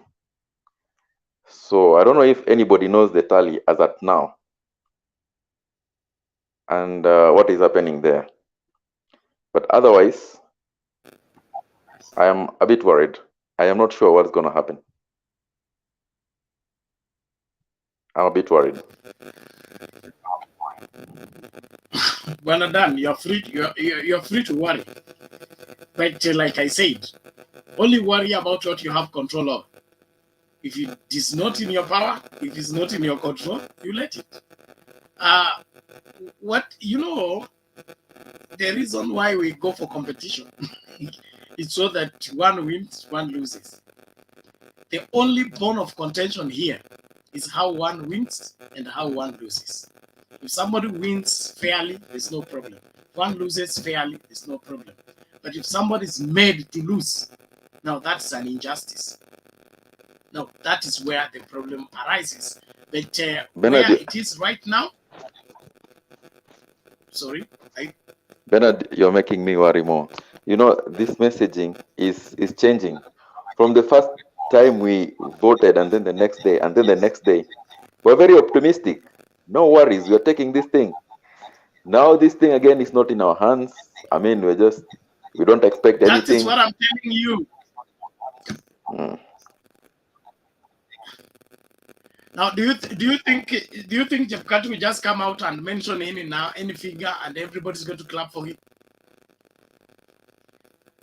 Like I told you, whatever outcome that this election brings, whether Raila wins or Raila is named as a winner or Ruto is named as a winner, from the look of things, this thing is headed to the Supreme Court, whichever way it goes. Then while in the Supreme Court, we're going to know who did what where. From every indication that is there, whoever that is named as a winner, hii kitu inaishia kotini. If Raila is named a winner, William is taking the matter to court. If William is named a winner, Raila is taking the matter to court. This is how the situation looks. But when it arrives at the court, is when our evidence will be required. Then if you have evidence on how you lost or how you won, you produce it. Bernard, The kind of overwhelming evidence that has been... Sorry? Lightning does not strike the same place twice. It is better if William goes to court, not us. It is a provision of the Constitution. I'm telling you, we'll deal with this constitutionally. We can't deal with it any other way. Let's wait for tomorrow, 11 o'clock. Stop worrying yourself. You're not on the ballot. You cast the ballot. but let's relax. Let everybody relax, please. Now, Geoffrey, mute your mic, please. Thank you. Let's go back to Clint. He has sorted out his internet issues. Clint, karibu. Yeah, thank you. Nilikuwa nasikia ukililia internet. Kumbe umenisambazia ugonjwa bana. Anyway, all said and done. Ben, leo sina furaha kwa sababu nilipokuwa nafuatilia takwimu zile za IEBC, nilikuta kwamba baba ameibiwa kura sehemu inaitwa Kisauni. Kura yake siti ameibiwa, alipewa kura nyingi Kisauni kuliko kura IEBC walitaja leo. Na ninaweza nikasema hiyo ni tabia mbaya kama alihusika kwenye harakati za kuiba kura. Ben, pale Juja constituency Kiambu County, baba alinyang'anywa kura 10,000. Pia naweza nikasema wale wanyang'anyi, shame on them. Kilome constituency alipewa kura mingi kushinda aliyopata, tabia mbaya. Embakasi West, Ruto alinyang'anywa, IEBC wakaregesha. Bonchari, Raila alinyang'anywa, IEBC wakaregesha. So kwa hizo tallying forms zenye mnatuambia forms 46,000, mimi ni hizo 5 tu niko nazo. Mnaweza tafuta 41,000 zingine. So Ben, Kimilili MP ni mtu ako na tabia mbaya, na tabia yake naweza nikahusisha na ile tabia wanaazimio walituonesha KICC jana. You can't tell us that you've won an election, but because it is not your responsibility to announce, so you leave it to IEBC. What message are you giving the IEBC? What are you leaving to them after telling them you've won an election? Sisi kama masapota wenyu, mnatuambia nini msha win election, at the same time we have to wait for the IEBC. So hiyo ni tabia mbaya wanazimio walifanya. In fact, wengi wao walikuwa wanaongea na walibaki kwa uchaguzi. Wengi wao walikuwa wanaongea na hawana wabunge hata mmoja kwa vyama vyao. So ile ilikuwa tabia mbaya, ile ilikuwa a recipe ya kuleta ghasia za baada ya uchaguzi katika Kenya. So we condemn what Azimio did yesterday. Kama hawana patience, leo watalala kweli, kwa sababu mtoto anazaliwa kesho. So wache hiyo tabia mbaya, wangenyamaza wangojea IEBC. Ben, wana Azimio hawana mpango. Kwa nini nasema hivi? Gladys Wanga alitoka Homa Bay moja kwa moja akafululiza mpaka Bomas. Bomas tulikuwa tunafanya kitu inaitwa verification. Alienda kuverify mkono. Si lazima uende na form uangalie hii ni Kitutu Masaba constituency. Kura zetu zilikuwa hivi. Kura zenye tumepewa ni hizi. Mbona mmetuibia hapa? Alienda kuverify nini? So tunge download forms zetu zile ambazo tulipostiwa kwa mtandao, sijui Ruto akiwa na 6.00. Tuende na hizo forms, tuende tupe Gladys Wanga yake, tumwambie hizi ndizo forms tunaenda kuverify. Wakisema hii figure, wanaangalia kama inafanana na hii form yetu. Lakini Gladys ameenda pale, si hata yeye peke yake, wengi. Ameenda pale hana form ya kuverify. Sijui sasa macho alikuwa anatoa ya nini. Verification involves unaangalia hii na unaangalia hii. Sasa hapo wanaazimio hawakucheza kama wao. Alafu tallying center ya Azimio pia walimaliza kazi yao mapema. Wengi wetu tunafikiria maybe hawakumaliza tallying ama walichokea katikati ama waliona dalili wakaachana naye. So walimaliza mapema sana. 2 days after election Azimio walikuwa washatoa results. And I'm happy Twitter flagged them off. Again, Ben, UDA as a party has performed nicely in Nairobi. And I talk in terms of MCS UDA has in Nairobi. There are about 36. And that is a good number. ODM has 35, au wengine hivyo tudogo. So that is a good number, though MPs hawajapata wengi sana, but ile zoning hawangeweza. So that is a plus to that particular new party that has performed well. Ben, nikimalizia pia, having looked at all the indicators, all the indications that we are having in Bomas, wale wa kupiga kelele tumewaona. Wale wa kushikwa na sijui na nini tumewaona. Nilisikia jamaa hapa akicomplain eti kuna mtu hata anatoa karatasi kama Mwakenya chini yake na kuweka kwa meza kamera ikimulika. Kwa nini mwanaazimia hawezi toa hata karatasi chini? Kwa sababu walienda verification bila any document. Hata ya kutoa chini kama Mwakenya haikuwepo. What are you verifying? They are even confused to an extent. A certain Luo woman was shouting yesterday to the main Azimio agent. Hata amjui. That is the thief agent. Na huyo mama ni wa Azimio. Thief agent anatuambia ni wa Azimio. So how do you help such people? Ruto might have failed to rig the election in polling stations. But with the disorganization that Azimio has shown us in Bomas, he stands a chance to rig it in Bomas. Kama ni ukweli anataka kuirig haja ishinda, then he stands a better chance doing it in Bomas instead of doing it in the field. So people need to be organized. This is Azimio's election to lose. And if they didn't manage to control everything hapa nje kabla hawajaenda Bomas, then I would like to urge Kenyans, let us prepare for William Ruto the 5th tomorrow. Because you can't be disorganized to an extent that you can't even control, you can't even anticipate the situations that are ahead of you. Ben, William Ruto might have won this election. And with me, I feel very, very comfortable that he may be declared the 5th president tomorrow. Yesterday at KICC, there were so many things they were saying, but all of them are rumors. We have so many MPs. In fact, I remember huyu mama wa Kitenge akisema, we have over 180 MPs and counting. We have over what and counting. It was not healthy. And now the reality is coming out that even the Senate, mama wa Kitenge alikuwa anasema, they don't control.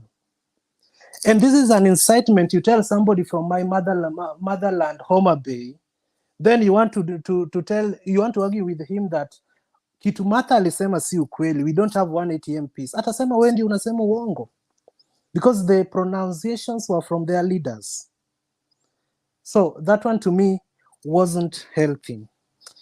And Ben, let us just tell ourselves the truth. Somebody has just said that when Ruto is declared, we can't just accept and move on. When you don't accept the outcome of an election and you fail to move on, what other options do you have apart from causing chaos, going to going to the court to seek justice, ambapo going to the court to seek justice amesema wao walishaenda ile ingine, it is William Ruto's turn to go. So this is someone who is not willing, is not ready to accept the outcome of this election.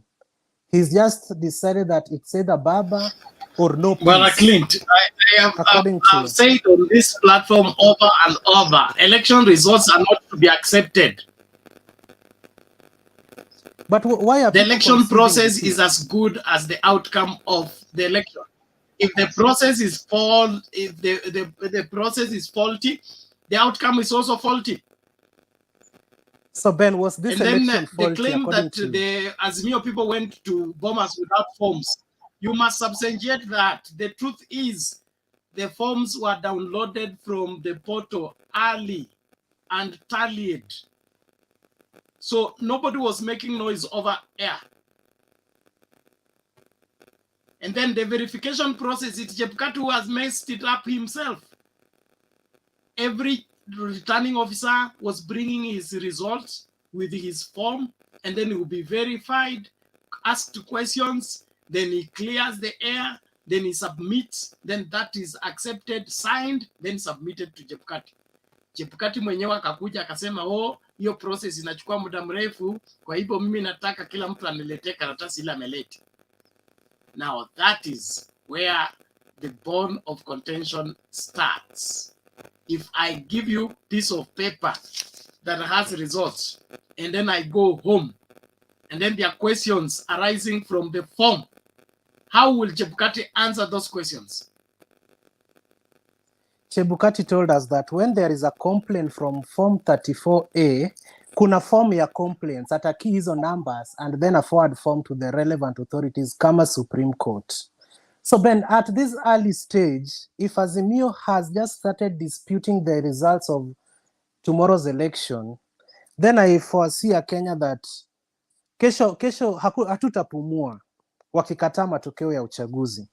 And again, Ben, we have to tell our friends, our followers, or the people we share the same party with, that we've seen some Azimio leaders today or from yesterday starting to threaten His Excellency Rais Mheshimiwa Uhuru Kenyatta, rais mpendwa. Rais ambaye tulimchagua hata anamaliza awamu yake ya pili. The president need to be respected. Hii mambo ya kusema eti saidia. Now let's kusaidia ilikuwa kwa ballot. Let's do this. No. You are now going for a fishing expedition, which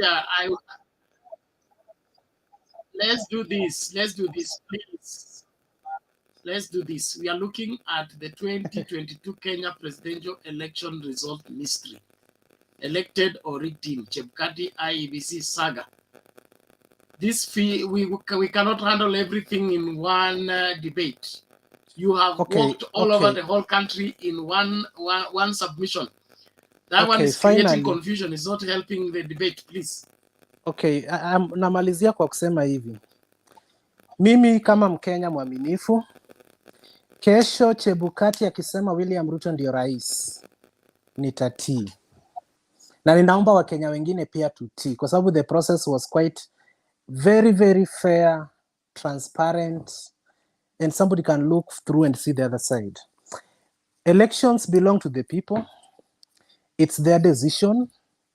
If they decide to turn their back on the fire and burn their behinds, then they will just have to sit on their blisters. Sasa wale tutakuwa tumechagua kiongozi mbaya hiyo kesho, tutachomeka kwa hiyo moto mpaka ile siku tutasikia imetuchoma vizuri na tufunguke macho. Kwa mbunge wa Kimilili naweza nikasema kwamba as youths we have to know our boundaries. Being that I'm a bodyguard to a candidate doesn't make me forget that the person I want to confront is someone in office, someone who might be licensed to own a gun. So even those owning guns need to control themselves. And even me confronting someone, I have to refrain myself knowing there can be consequences or even with casualties. So when one with honeyed words but evil mind persuades the mob. Great things that are bad befall the state. And finally, Ben, don't blow off another person's candle, for it won't make yours shine brighter. That was my submission. Asante. When your candle is off and mine is shining, let's compare the brightness of the two candles. Mine will be brighter. All the same. Umepuliza yangu na sina kiberiti. That is just on the lighter note. That is what I'm saying. When yours is off and mine is shining, mine must be brighter than yours. That is it. But all in all, let's remain sober and judge this matter rightly in terms of the means. The end does not justify the means. According to Maraga ruling, the process is as good as the outcome. The free and fair election is what we queued and went and cast the vote for, not what somebody cooked in between. If there is some cooking in between, that cooking is interference with what we chose. And that must be addressed. Dr. Luke, what is it? LK, Mimi? Yes, thank you. LK, are you hearing me? Your hand is up. Yes. What is it? Yes, I want to answer this man by the name Clinton. Yeah, Mr. Ben, I don't know. I don't think Clinton is knowing what he's talking about. First thing I want to ask Clinton whether in his place there is enough network. I think what he's talking about is a rumormongering. Kwa nini anatuambia what happened at Bomas of Kenya? As Azimio, we would have done the same thing. No, that is wrong. Hatuwezi anza tabia kuiba kama wale wengine. There was camera all over and we saw that guy exchanging papers. So you expected the house to exchange the papers too. Gladys Waga and the Pasaris and the others who were there, they had the right to complain and to raise the issue to stop this nonsense, these shenanigans. So I don't agree with you, Mr. Clinton. Unless where you are, there is no network. Thank God you have got a network today so that you can embrace your issues. What you are talking about, we are just borrowing words from someone else. You are not talking the things you know. As Azimio, we cannot emulate what others are doing. We must stop them, and that's what we did. We are on the television, we are on the network watching everything going on at Bomas. So you expected us to exchange the papers like them? No. Again, you have said the process is fair. I thank God IBC decided to put everything on table plainly, but we are watching at it. Why Uda? Because there is nothing called Kenya Kwanza. Why Uda wanted to rig the election daylight, and everybody is seeing the process? Yeah, I can agree with that. At some point, the process is quite good. You know, Chebukati decided to make it plain, but in that process there is rigging. Ilikuwa inaonekana kabisa. Again, you have said as Azimio, we did prepare ourselves enough. I cannot agree with you. We had engines everywhere across our country, but I want to tell you that if you compete with a thief, what do you expect? You expect him to steal, and that's what we expected from the UDS. They stole our elections, and we know IBC officials are working with these people from UDA. Everybody knows that, and there's somebody here yesterday confirmed he had his relative working as a returning officer, and he confirmed everything here. Kenyans knows. So telling us you who Ruto has won, when did you become ABC chairman? Relax and wait the results.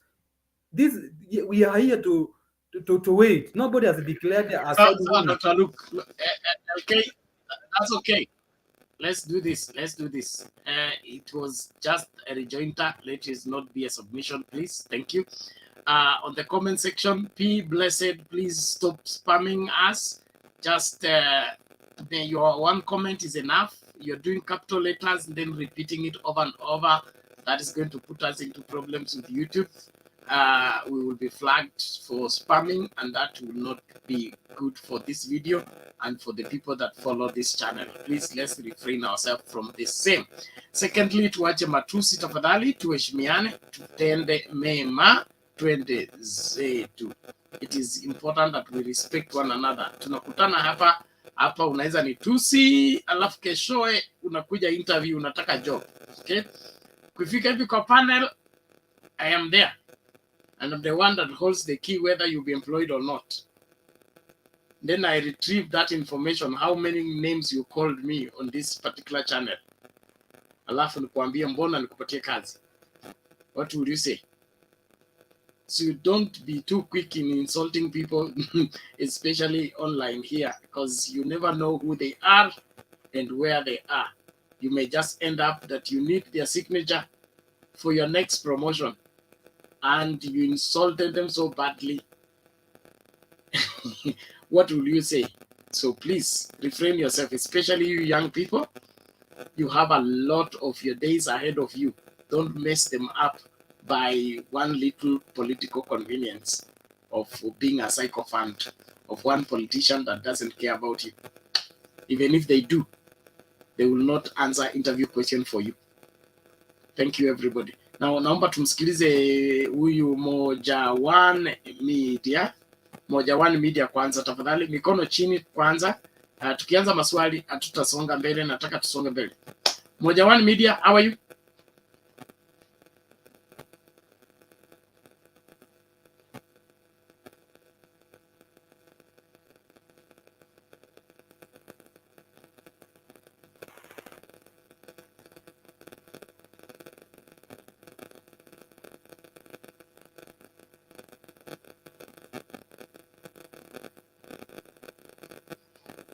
Moja One Media, sir. Problem, unmute. The mic is beside your name on the screen. You just click on it once.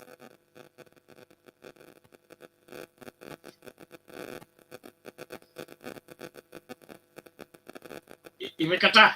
Relax, relax. Just panic. Peleke tu pole pole. Okay, relax. In the meantime, let's listen to Geoffrey as we wait for Moja One to make his gadget respond. Geoffrey, keep what? I can't read the other part of your name. It's put ... Geoffrey, unmute and speak up. Yes. Keep Kemei. Good evening, everyone. Good evening, everyone. Good evening to you. I want to thank first of all for being peaceful, for maintaining the peace, and we are waiting for the victory from the IEBC.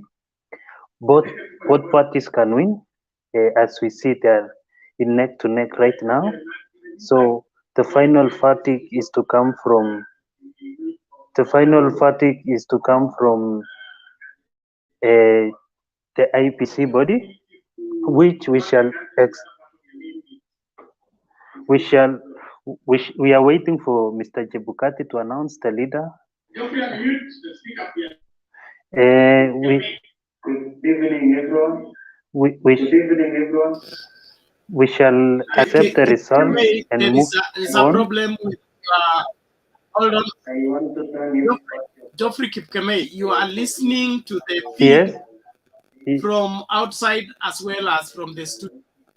Pause the feed from YouTube so that you can speak through the studio. We are getting 2 feeds from your end.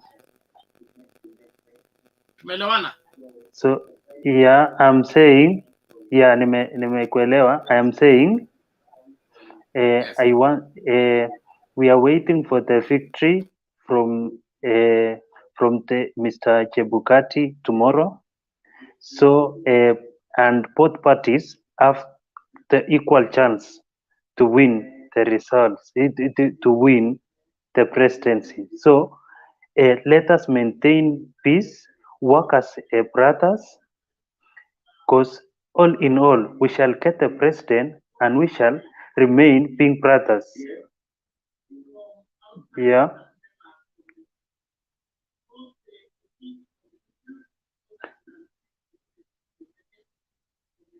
So about tallying as it is going on, I see it as fair, no any doubts.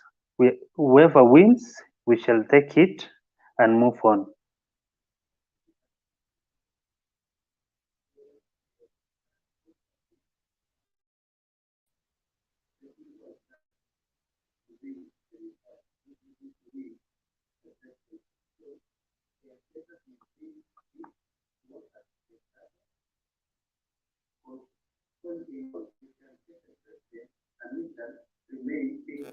Thank you, Geoffrey, for your submission. We appreciate it. Please mute your mic as we proceed further into our discussion.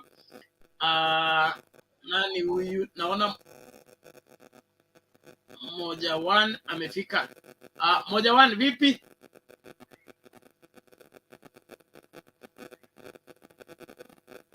You can speak up now.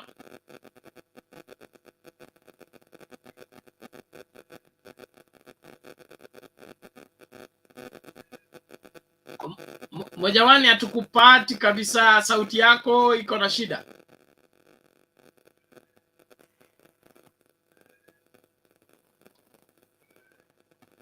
Naomba utoke, ukirudi hakikisha kwamba kila swali ambalo StreamYard inakuuliza allow for your audio and for your video. That's the only way you'll be able to communicate.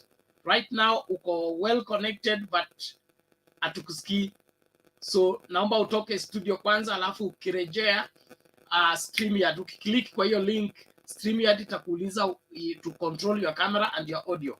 Allow it, then it will be able to communicate. Thank you. Sorry for the mess. So get out, then you will come back. I believe better than you here. All right. So Wakenya wote lazima tuhakikishe kwamba tuko salama, na usalama wetu unatokana na kila mmoja wetu. Make sure your neighbor is safe around you and be safe around them as we wait for the verdict from Chebukati and team. But all in all, we must go for electoral justice.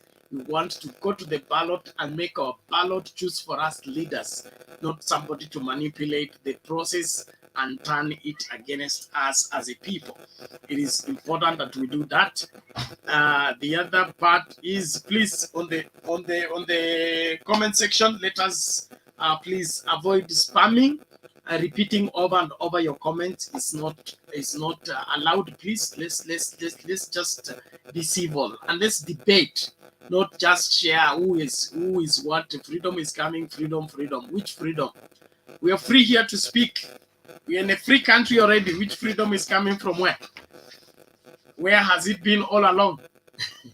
So let's not get worked up over nothing. Let's do what is required of us to do, and let's be civil even in our exchanges. So naomba tumsikilize nani huyu? Dr. Luke, now you can make, I'm calling you Dr. Luke. I think you are a doctor. So if you're not, take that as my prophetic word for you. LK, sema maneno.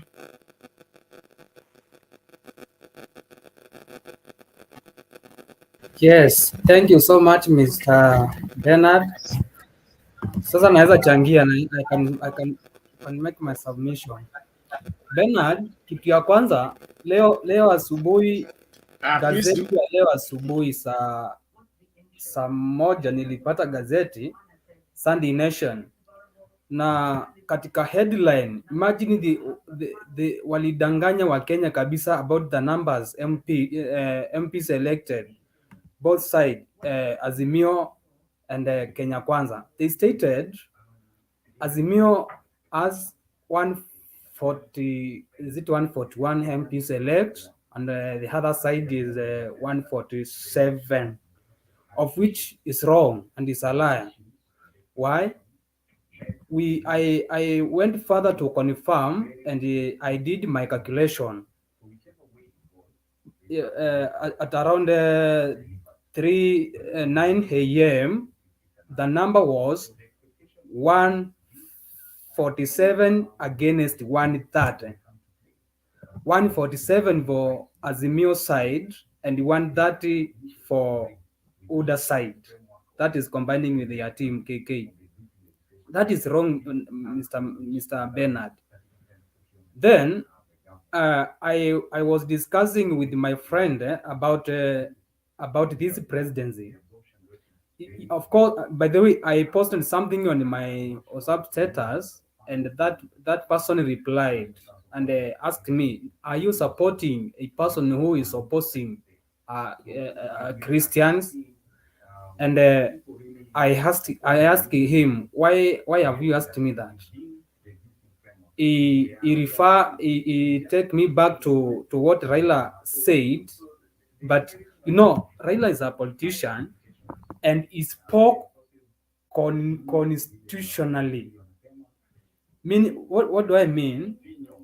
Raila say our constitution is clear, saying there is no hakuna denomination inapaswa kuwa isolated. Every denomination has right to exercise its worship.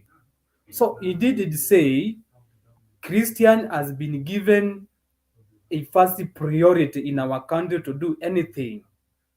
He just wanted to say in his government, he'll make sure there is, by the way, I'm a Christian and I'm a serious preacher. So I indeed this mean as when he in his government, he will make sure the other side, which is Muslims, will be more valued, but comparing to other denominations like Christian. No, Raila Amolo Odinga was speaking constitutionally. On the same topic, I might ask a question. And Bible is clear. When we read the book of Acts of Apostle, chapter number 17, verse 24, the Bible is very clear, telling us God doesn't live in the house made by the human hands. So I don't know if those people are accusing Raila's remarks about the denominations. I don't know walikuwa wanaegemea upande gani. God doesn't live in a house made by a human hands, but lives in a human heart. So I disagree with that, my friend. Again, about this Mwaure. Mwaure has consented defeat early in advance. And for being a leader, I think he did a wrong thing, yet Chebukati has not yet declared a winner. A quitter will never be a winner. That is true. You cannot quit yet the results as hajatangaza nani mshindi. This is a politics, and we know he must have been convinced early in advance just to bring or to code a message to our side or to government. That is according to the message. He decided to code a message to perhaps Uhuru Muigai Kenyatta, or rather Raila Amolo Odinga, because it's taken his side. But the truth is, changing his mind and decided to support William Ruto has no impact. He would have done that before election. The figure is getting right now ingekuwa imeongezewa ama ingekuwa imeenda kwa Ruto. For now, I think the guy is looking for a job.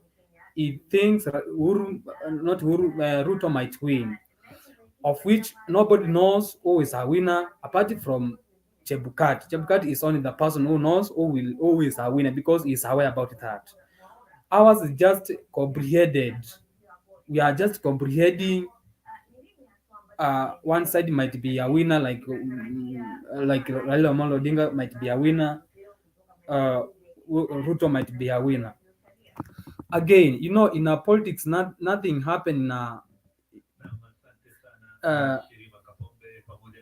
kwa siasa. Hakuna kitu inafanyika bila mwelekeo. Today we saw Raila Amolo Odinga with different leaders. We saw him with his deputy president Martha Karua. We saw State House spokesperson.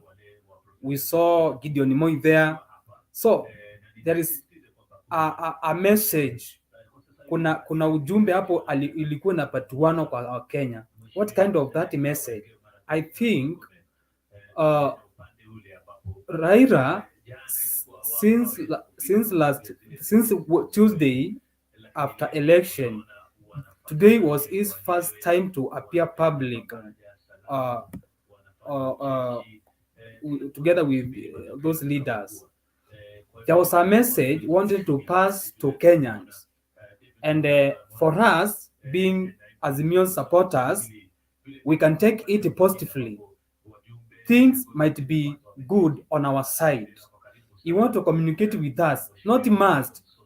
As a panelist, you don't need to be told, or we don't need our leader to tell us I will be a winner, but through his behaviors and appearance and body language can tell us.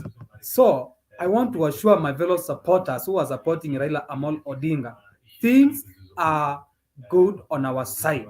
It is not over. Ni lazima mimi kulingana na maoni yangu, we will carry the day tomorrow. I went further and check messages from a serious serious leader in Azimio, like Raila's brother, Professor Makau Mutua, and among others.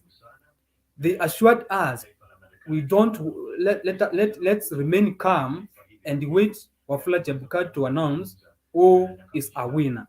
But on our side we are safe. So I have hope we shall carry this day tomorrow. Yes, thank you. Nitaendelea tukiendelea baadaye.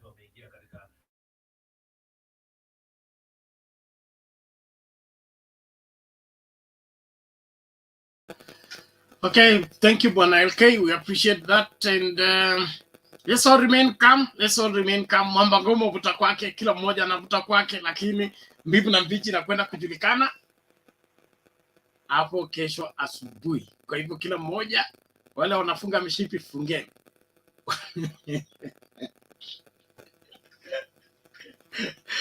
Wale wa kukesha na kuomba ombeni. Lakini kile mimi najua kwamba ni haki itatendeka. Okay? Haki itatendeka na siku za uchungu na mateso zitakwenda kuisha. Kwa hivyo tuhakikishe kwamba tunakaa kwa amani. Make sure you are safe where you are. I keep emphasizing that. Make sure you are safe where you are. Hii kitu itakwenda kulingana vile imekwenda, lakini lazima tuhakikishe kwamba tuko salama na tutasonga mbele. Inawezekana. Aya, naomba sijui kama mnanipata, network yangu imeanza kuslow down. Elizabeth, vipi? Hey, Elizabeth, unajua kuna Elizabeth na kuna sasa Mkenya daima. Elizabeth, yes, Achieng. Elizabeth Achieng yuko. Hamjambo? Hali vipi? Niko poa, niko shwari. Hatujambo, vipi huko? Huku hatuna neno, tunashukuru. Tension imeisha. Manake tunajua kesho, hata nguo nishashona, ningewaonesha lakini nitawaonesha kesho kama nimevaa. Baba amesema tushone shoot. Sasa hakuna kubambaika. Unajua baba akisema amesema. Ama ni aje Eliza, hata kama umesikiza unajiita Elizabeth daima Mkenya. Umeshona suti ama bado? Yeah. Nitadance tu kwa nyumba.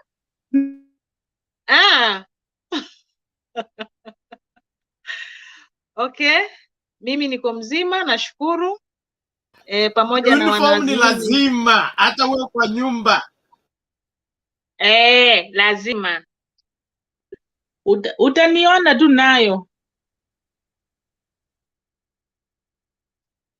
Ukose ukufe. Hii ni lazima tuvae uniform. So mimi ndo nilikuwa ninaenda, hata mungesikia kwa matangazo Elizabeth Achieng, tunasikitika kutangaza kifo cha Elizabeth Achieng aliyofariki mnamo tarehe 10 baada ya kupiga kura, na mambo hayakumwendea sawa, lakini kama nimefufuka mimi, baba anaenda. State House tunaenda. So mimi, I'm happy, I'm strong, and I know that everything is going good. Since from date 10, date 11, I believe in Baba. And because this is the last time, Baba cannot let us down. Ametuahidi, na si kwamba Baba ametuahidi, tumevote for Baba. We voted for Baba. Kenya voted for Baba. Hizi mambo zingine ziko tu, lakini tulipigia Baba kura na imani ya kuwa ya kwamba nini? Tumechagua rais ambaye atakuwa wa awamu ya 5 ya Kenya, ambaye tuna imani kwake ya kwamba anaenda kubadilisha vipengee kadha katika nchi yetu.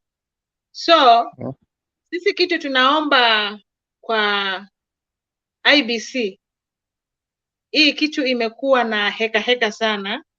Watu wengi wamekuwa na wasiwasi, watu wengi wamekosa, na hii imezaa taharuki ya kuwa yani tunapigana.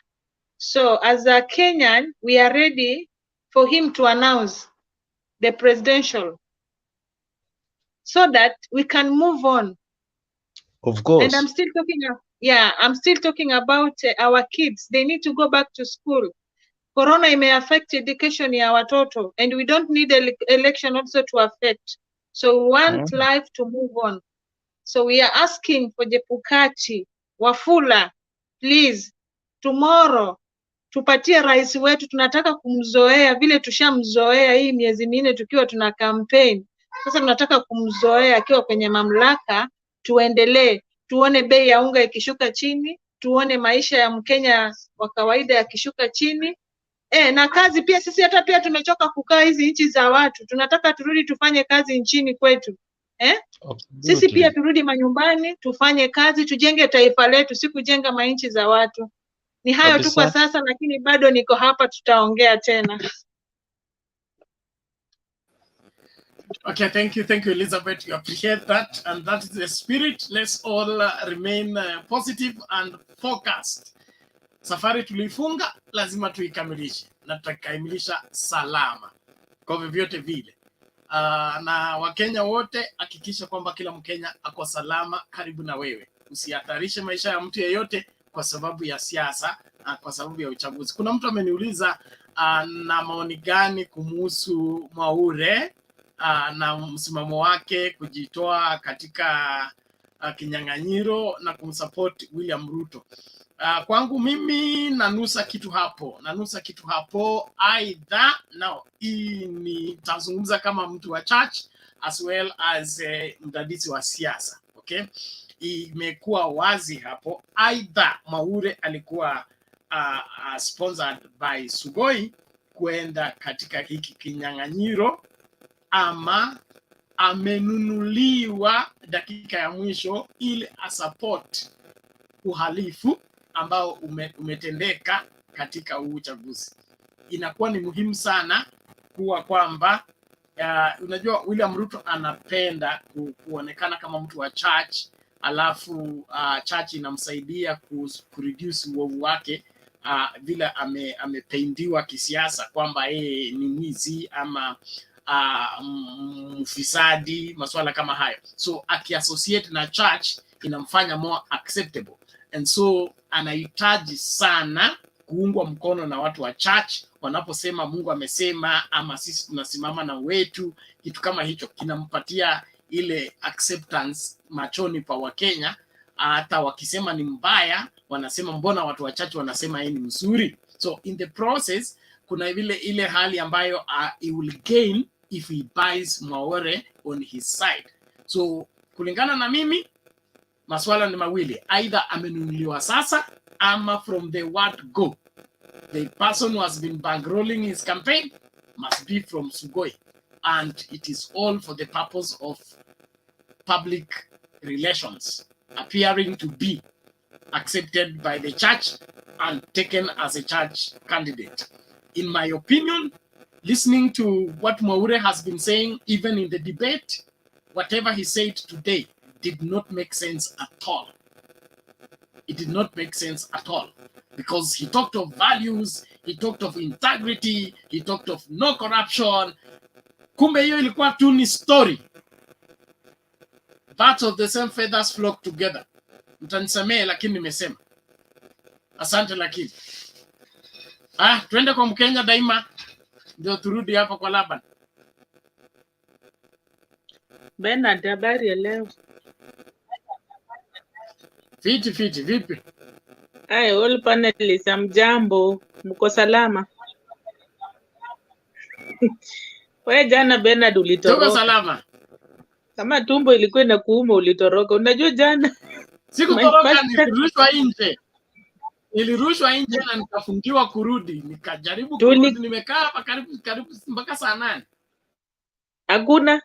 Bernard mimi nimekaa hapa na Keep Makiadi akakuja akaongea Makiadi akashindwa akatoroka. Tumekaa na Keep mpaka 3. Ikafika mahali nikaambia Keep anyumba nani, kuna mzee alikuwa anaitwa, kuna mzee hapo hivyo alikuwa na kijana yake anaitwa mzee George Kinara hapo hivyo. Mzee alituletea story vile kuna kuja na vile kunaenda. At least alikuwa anatupatia kitu mpaka unasikia kweli mzee, ukiona maoni ya mzee ilikuwa sawa. So hii election kweli, by the way, imetingiza watu, hata mimi imenitingiza, si ati niko salama vile. Mimi mpaka tu nisikie tu Chebukati kwanza siku ya leo vile niliona amevaa hiyo kitenge yake. Nikasema hiyo ndiye alitangazia siku hiyo 2017. Nikasema hiyo kitenge ndio alitangaza siku hiyo tena. Tena ameifaa. Lakini nikajiuliza maswali nikasema ndio huyo. Nikamwangalia vile ameingia pale ndani kwa KICC. The same kitenge, nikasema basi. Same kitenge alikuwa amefaa akitangaza uhuru 2017 ndio hiyo. Sasa sijui leo anakuja kutangaza ama nini. But nikachunguza vizuri nikaona ako na security wengi. Nikaona wacha wamlinde. Unajua pia na yeye lazima wamlinde. Si unajua, wacha nikuambie kitu. Mimi yani nikifuata Ukristo sana, siwezi laumu Chebukati. Chebukati anatishiwa. Anatishiwa, alafu ukimwangalia ni mtu wa kusema kitu ya ukweli, lakini sasa ametishiwa. Ukijaribu utaona tutakidnap watoto wako ama maisha. Unajua sasa mtu akitangaziwa kitu kaa hiyo inabidi sasa ukae. But Mungu ni mwema tu, atachungwa, hakuna kitu itamfanyikia. Sisi chenye tunataka yeye asimame na ukweli wake. Mtu ukufa na ukweli, asitangaze kitu yenye hakuna. Hiyo process yenye wanafanya pale, Hope Bernard, inaendelea vizuri. Isikuwe kama jana vile vituko imekuwa ikifanyika. I don't know, wewe ndio uko huko, unaweza kutuambia hiyo process inaenda vizuri ama bado kuna watu wanaficha makaratasi kwa longi? Na kuambia hii wisi ni hatari. Hii wisi ni hatari kabisa. Yaani mtu hujatosheka mpaka unaingia ndani umeficha karatasi mpaka kwa suruali. Hey, this is very dangerous. Hii ni kali kweli. Hii uongozi ni mzuri kabisa. Hii uongozi kumbe ni mzuri. Mtu ukikalia kiti hii kubwa hii unataka kuichukua kwa nguvu, unafanya juu na chini. Yaani huko nje mumeiba. Bado mjatosheka nenye mmeiba huko nje, mnakuja mpaka ndani tena mnataka kuibia hapo ndani. It's not good. Na hii maneno ilianza na women rep Shole. Shole amekuja pale, amevaa magloves kwa mikono. Yeye ameingia pale, amekuja na ukarabati yake. Sasa ukarabati inaanza kufanywa pale ndani. Wale watu wa IEBC wenye wanafanya kazi, kama unapenda familia yako na kama unapenda watoto wako, tafadhali fanya haki yako, afadhali ukufe na haki yako. Na ukikufa na haki yako, Mungu hawezi kukuacha, kwa sababu kila mtu ambaye ako huku nje anapiga magoti akiombea hata hao wapendwa wako pale. Kwa sababu haja gani upatiwe shilingi 5,000 ama 10,000, wewe unaona umefika hata kama ni milioni 1 ati ndio ufanye hii kitu. Hizo pesa zitakuja kuisha, ama hata unakupromise kitu yenye hautapata. So long as umefanya hiyo kitu, wewe ukipatikana na hiyo mzigo ni wewe peke yako. Hakuna mtu tena atakufuata kukozi, unajua ni nani alikuweka. The moment unaenda kusema ni huyu mtu, ule atakuruka, atakwambia mimi sikuwa na wewe mahali unafanyia kazi yako. So watu wetu wenye wanatafuta kazi wakifanya kwa IEBC, fanya kazi ukikuwa unafanya kitu ya ukweli, kwa sababu hiyo bado ni nchi yako. Ukifanya ukora, bado utaishi hapo, hakuna mali utaenda. Hiyo bado ni nchi yako, kwa maana wewe unatumia ukora. Ukifikiria ukitumia ukora, bado unajiumiza hata wewe mwenyewe, bado unaumiza watoto wako. Angalia mahali unaenda na uangalie kesho. Na kama unaona pressure imekuwa ni ngumu pale ndani, mtu anakuforce, resign from there and there, na uambiane kwa wakubwa wako, mimi nimeshindikana, nimeresign, watafute mtu mwingine. Hivyo ndio fair game inaanza, kuliko maneno mengi. So wacha sisi tu tuwaongoje Chebukati, ingawa tumeumia. Hata kama ni kilo, mimi nimepunguza kilo 3 kwa hii masiku kuanzia Tuesday mpaka saa hii, kwa sababu kukula hakuna, unakunywa tu maji. Ukikula hivi chakula mdomo inakosa taste, lakini all on all Mungu ako na pamoja na sisi. Alafu kesi ya nani ameongea, nilikuwa nataka nikuulize Bernard, hata mimi maneno ya hii ya ubunge ya upande ya Azimio, nataka uniambie figures vizuri Bernard, kwa sababu mimi nimechanganyikiwa. Wakati jana Martha Karua walikuwa naongea, alisema wako juu na wabunge wako nao karibu 180, na senators walikuwa na UDA wanawashinda na senator mmoja, walikuwa 20, wako 24 na hao walikuwa 23. So magavana Azimio walikuwa nao juu wengi. So leo nimeona kitu ingine mahali, naona ati UDA ndio wako juu, Azimio wako chini. Sasa ninajiuliza figures ya wabunge ya watu wa Azimio wamefika ngapi? Kwa sababu kuna nafikiri wengine ndio wamepatanga ma certificate leo, kama Garissa na watu wengine nimeona ndio watu wamekuwa kipata ma certificate yao leo. Wamehesabu plus na hao ama bado? So Bernard, wewe ndio unafaa kutuelezea vizuri ndio tujue hizi figures kweli baba anashinda ako na jeshi ama ana jeshi. Haya, kesi ingine ya Nairobi tungependa kujua. Sakaja tunaona wamempatia ugavana. MCAs wenye wako huko, Sakaja ako na MCAs wa UDA wangapi na Azimio wako nao wangapi? Kwa mimi kitu yenye ninajua Sakaja, kama MCAs wa Azimio ni wengi, impeachment itaanza immediately. So hapo ndo tunataka kujua hizo hesabu iko namna gani.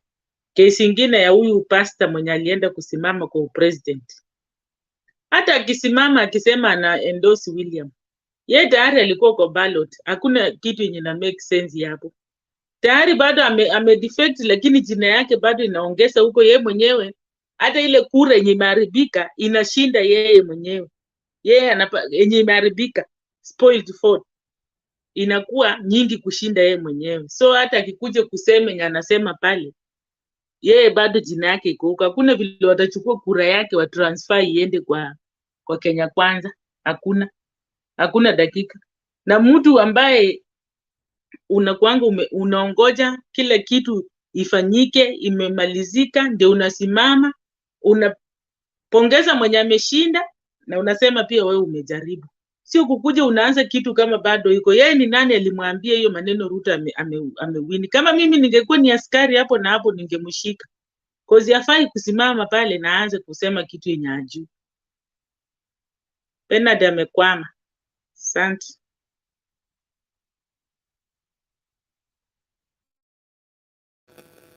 I'm here. Thank you. And now the Minister for Numbers we keep na Alex watakujibu hiyo maswali yako baadaye. Mimi Bernard, hapa all I know is Bernard, that Azimio has the majority members of parliament. The exact number I'm yet to establish. Hii Bernard, story ya kushout jina yangu ni makosa kinyume na sheria. Ilisema ukitaka kuongea you lift your hand, you don't shout. Thank you. So subiri Omar, nakuja kwako. Mute your mic kwanza. Thank you. So Elias with Keep, when he comes, he'll give us the exact number of how many are where. But the numbers are being flown around. Some of them is for mind games, like what was on the newspaper today. It's mind games, trying to show who is inferior and who is on top at the end of the day. Mbivu na mbichi nakwenda kujulikana. So let's establish how many exactly, and then you'll be given that information as required. Yes, Omar, ulikuwa unasemaje? nimeona Bomas, hebu angalia Bomas, watu wengi wanajaa. Morathe, sijui ni kitu gani inaendelea, wengi wazungu wanaingia, wengi wanaanza kujaa Bomas.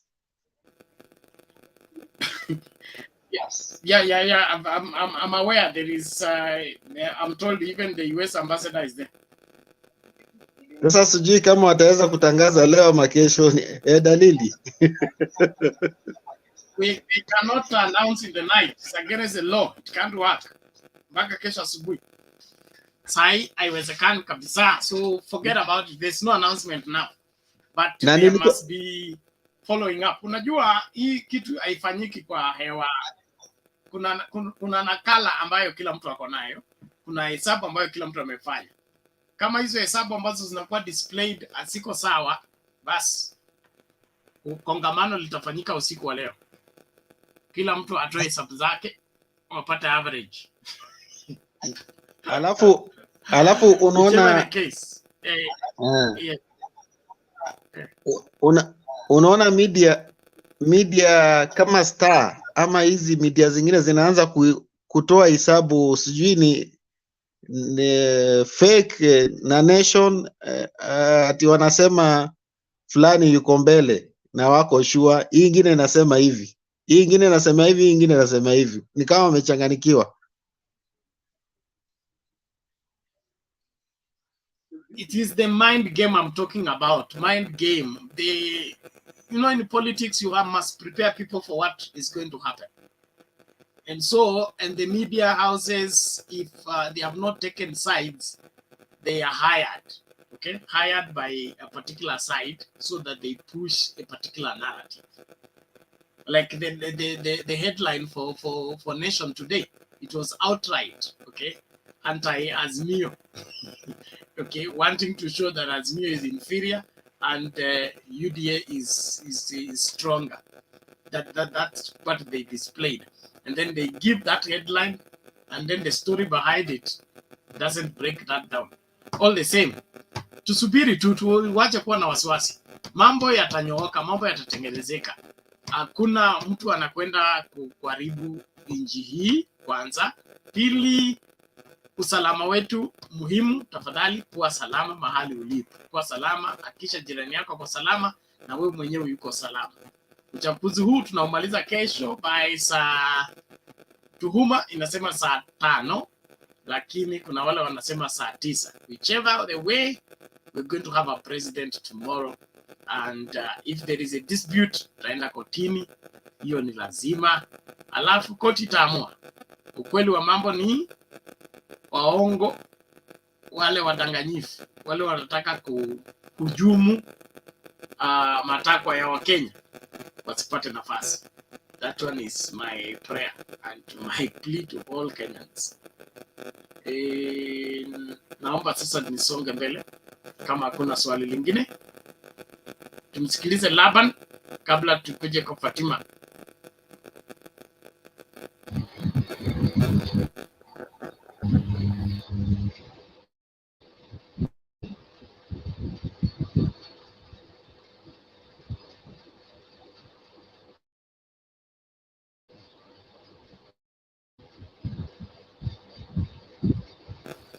Laban usikiki.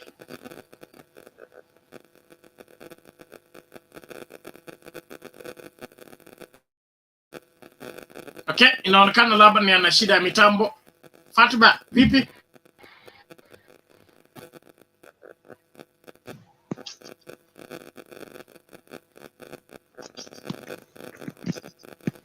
You. Hello. Hello. Yes, Fatma, how are you? Fine, Bernard. How are you? I'm good. Endelea. Pole. Mitambo leo inasumbua. Laban, unasemaje na kuna kelele kwako?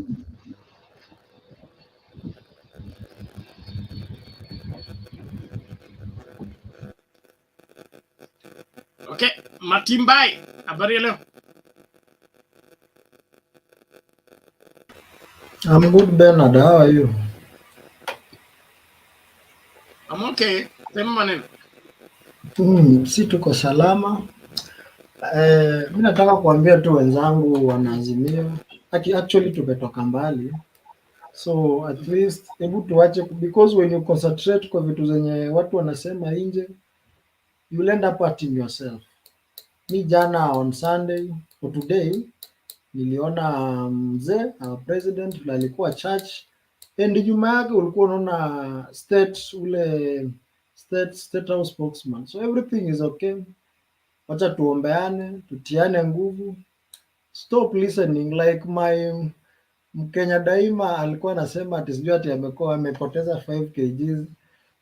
Mimi Kenya naweza kuambia dada yangu, stop listening to Kenya, wewe fuata Kenya Matakaro alisema, because to me I believe my dad. I don't believe the brother to my dad. If my dad akiniambia this way to go, then I follow my dad. So if our leaders of Azimio wamesema ni hivi, wacha tuwafuate. Why do we listen to others? Tusifuate watu wengine. So tuombeane. Kenya tunaombea tu, tuombea amani, tungoje kesho. Is the D-Day, by the way. We'll have a good news, and I love you people. As Azimio, we are take it home. Thank you. I love you. Thank you, Matimbai. That is the spirit. Let's keep positive and keep focused. This is our country. We must take charge over every aspect of the same and deliver required leadership. It is still our civic responsibility to defend our rights and do what is right, no matter what. Fatma, umerudi vipi?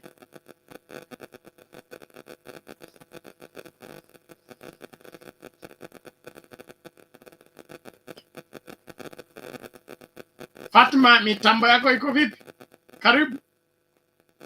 Samahani, inaonekana neti ya kwako umevamiwa. Laban? Yes, bana, ndio unaweza nipata sasa? Yes, you are okay now. Go ahead. Kwanza nawashukuru wote na nimewasalimia kwa sababu ya ukarimu wenu, na majaliwa ya Mungu kesho rais wa 5 wa Kenya atapatikana. Hiyo ndio imani yetu. Baada ya kuongea hayo, jana usiku nimesikia Mkenya daima amesema tumekuwa hapo na tumekaakaa kidogo, lakini kuna masuala ambayo yanaibuka kidogo, hayo ya udanganyifu, kwa sababu naona rafiki yangu mmoja hapa anauliza ni kama wanaweza tangaza saa hizi. Hapana, hawa wazungu unajua Kenya in Africa ama East Africa ama East and Central Africa ni very strategic country internationally. So kawaida wakati Kenya itakuwa na shida yoyote, lazima waangalie jinsi ya kuzuia hayo mambo yote yasije yakafikia mahali tumetoka. Lakini hilo ukiliongezea na swala ambalo nilikuwa nataka kulijadilia, kwa sababu katika mjadala mambo mengi ambayo yanajitokeza. Kuna watu ambao hawaelewi historia vizuri ya Kenya na multiparty vile ilitokea. Na in most cases negative argument ama ni kwa sababu gani watu wengine wengi ambao tunamuunga Raila Amolo Odinga mkono? Ni kwa sababu gani tunataka awe rais wa Kenya?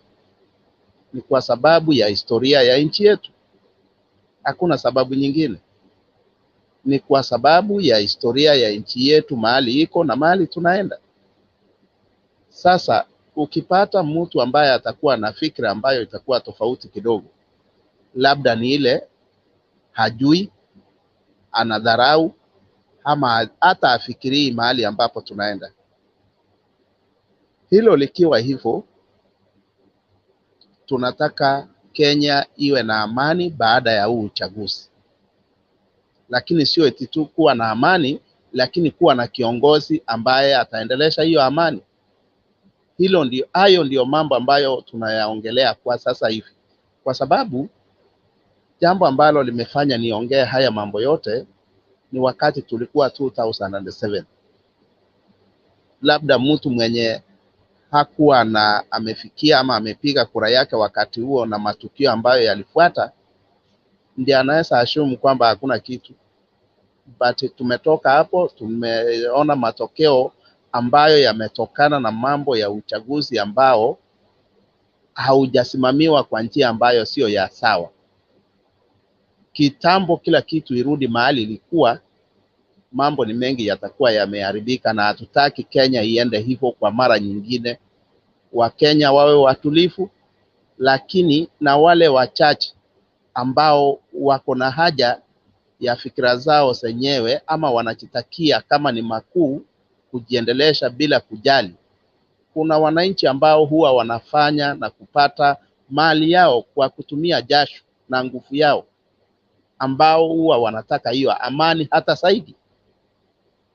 Kwa sababu ukipata wale wengine ambao huwa hawawezi fikiria kufikia hapo, wanatumia wakati ambapo serikali haiko stable na wanaharibu mali ya watu. Hayo ndio mambo ambayo watu wanafaa waambiwe kwamba ile fujo ama ile mchezo yenye watu wengine wanafanya pale Bomas, hapa nje hai reflect the same. Inaendelea kukusanya fikira mbovu ambazo huwa zinatumika na wahuni wengine wachache, na wakiwakisha moto nchi yetu itaendea umbwa. Na hayo ndio mambo ambayo watu wanajaribu kuhimizwa kwamba watu waangalie vizuri, watu wachunge kitu yenye inaitwa amani. Mambo ambayo watu wanaongea wasije wakafikiria kwamba Kenya iko mahali ambapo haiwezi teleza. Saizi mahali ambapo tuko, kama viongozi wetu hawawezi simama vizuri na watoe majibu ambayo inahitajika hapa nje, itakuwa vigumu sana kuirudisha mahali iko. Ndio sababu tunaambia Chebukati, tafadhali usije ukacheza na amani ya Wakenya ambao ni zaidi ya milioni 50. Hayo ndio maombi yenye mimi nitaweka kwa leo. Masuala mengine ambayo yatatokesha kando, hayo si ya umuhimu sana, lakini muhimu wa nchi ya Kenya kwa sasa ni amani baada ya uchaguzi. Asante.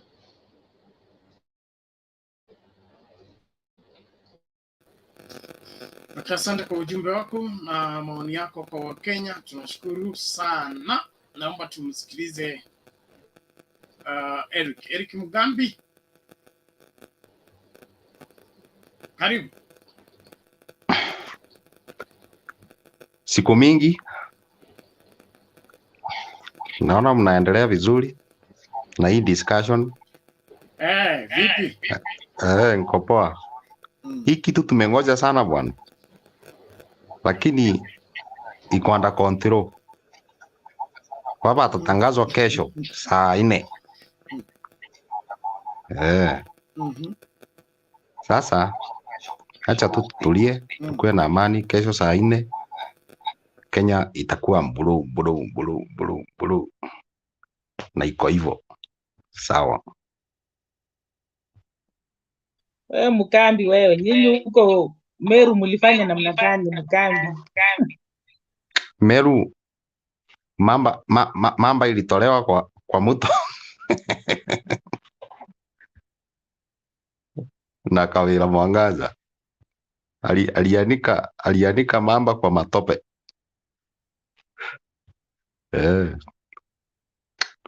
Huko watu Mount Kenya watu wameona, lakini iko sawa. Hizo namba zimepatikana huko kidogo, ziko sawa. Hiyo 20% was enough. The first time Mount Kenya itakuwa kwa opposition after 60 years. Acha Haina tungoje shida.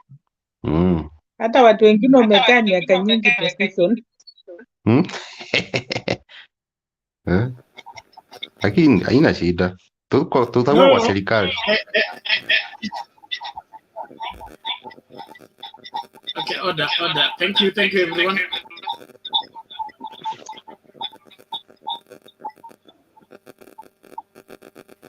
Okay, asante. Let's get the history right. The champion of opposition politics was Mount Kenya. For 24 years under Moi. They were looking for how to get rid of Moi, and they used everything in their power. So they know what it is to be in opposition, but choices have consequences. But all in all, from the revelations that are coming from Bomas and the other things that happened, it is clear that it's not true that the mountain did not vote for Baba. They did. The manipulators are the ones that messed them up in trying to reduce the numbers for Baba in their attempt. So mahali Baba amepata 12,000 wanaandika 2,000. Mahali amepata 15,000 wanaandika 5. So there are many numbers that have come from the mountain that are not public. But all in all, I'm sure that that's going to be rectified. Now, tutapata the audit. The audit is going to bring up a different revelation. The adolescent that we are dealing with is the main problem. Wants to prove a point using everything and every power. It's sad, but we must learn to overcome it or live with it. But in my opinion, we need more responsible leadership than just proving points and trying to mess up the whole country simply because one person wants to have his way. In my opinion, that doesn't add up at all. Okay, basi na tumsikilize Miss Mora. How are you today? Hey guys, how is everybody today? Aki, You're good. Karibu. Me, I've not been coping well. I haven't even come to this show. I have lost 5 pounds. I've lost 5 pounds. Like, I don't eat well. I don't sleep well. Aki, iki tuishe kesho. Come on.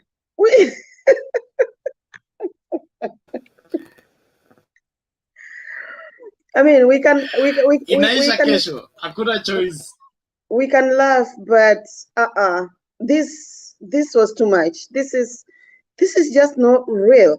I mean, those schemes that Ruto has been employing, he was not bent on rigging himself into presidency. It's just so unfair. I mean, if he thinks people love him, why is he having all these schemes to steal elections and to put himself in presidency that he knows he doesn't deserve? If he knows he's popular, he should just have left people to vote for him. He has tried. The Venezuelans, amehonga hao watu wa IBC.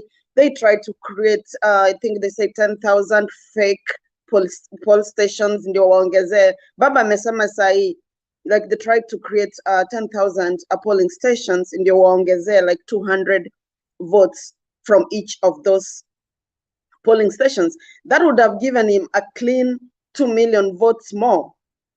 So I don't know. I really don't know. It's And I think I'm not alone. This thing has really affected us in so many ways. But in the end, Baba atafaulu. But I'm just urging Kenyans, we've learned from this. Let's learn from this election. Let's do the right thing in future. I mean, the world over, votes and ballots are manipulated, but don't do it so blatantly, like so apparently, like everybody knows you're doing it. He's looking so stupid. He's looking like a fool right now. If I never had an ounce of respect for that guy, it's all gone. I don't even want to see his name, leave alone see his face. They said he said something today after church in our house. That should be our house right now in Karen. He was in his church today. I don't know what he said. I didn't bother to check. He is a disappointment. I mean, I am so disappointed with you, dear. I don't know. I saw like a lot of fracas going on in Bomas of Kenya. And I respect people that we think we can respect, like what's her name, Gladys Sholay. They have backpacks, like stealing. They have like backpacks with ballot papers, for crying out loud. Let someone like a jobless person do that, and we'll say okay, because walikuwa wamepewa 10,000 shillings ndio akafanya hivyo. But someone like Gladys, I mean, and I think she's the women rep. She just won the women rep seat from wherever, Baringo or wherever she comes from. Like, it's her that is carrying those things in a backpack, or she's carrying a laptop that she wants to go give a IBC guy to manipulate numbers. They are so desperate. I am so sorry for them. It's over. It's over. If William Ruto, with all the schemes that he had this time, if he didn't get the presidency, watch us how he will never be president of Kenya. Never. This time, he's stuck in that deputy presidency position. He refused to resign. He refused to, because he needed the machinery, because he needed the inside work. He compromised almost half the IEBC guys, but he still didn't make it. So how is he going to make it when he's going to be outside? So this was his chance. He messed it up. He will never be president of Kenya. I'm going to hang out here, guys. Thank you for listening to me.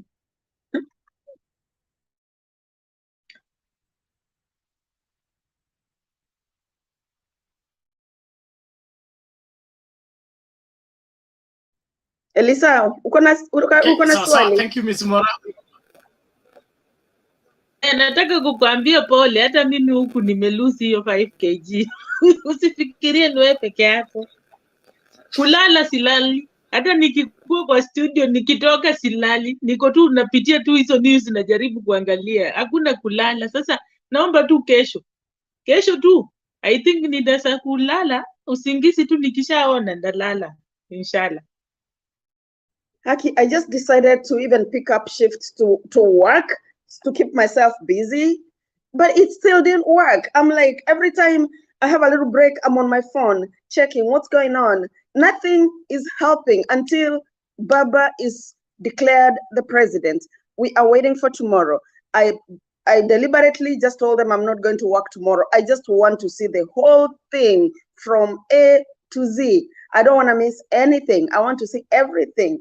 I've been Baba's supporter for, I think, since I knew Baba existed. This is historical. This is what I've been waiting for.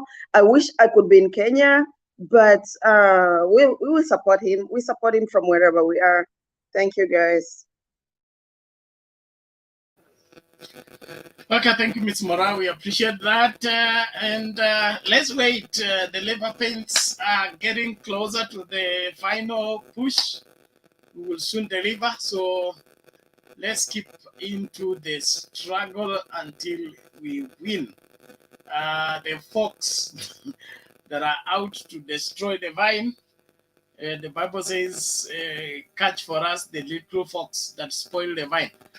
I think something serious is being done, and we will have what is required for this great country.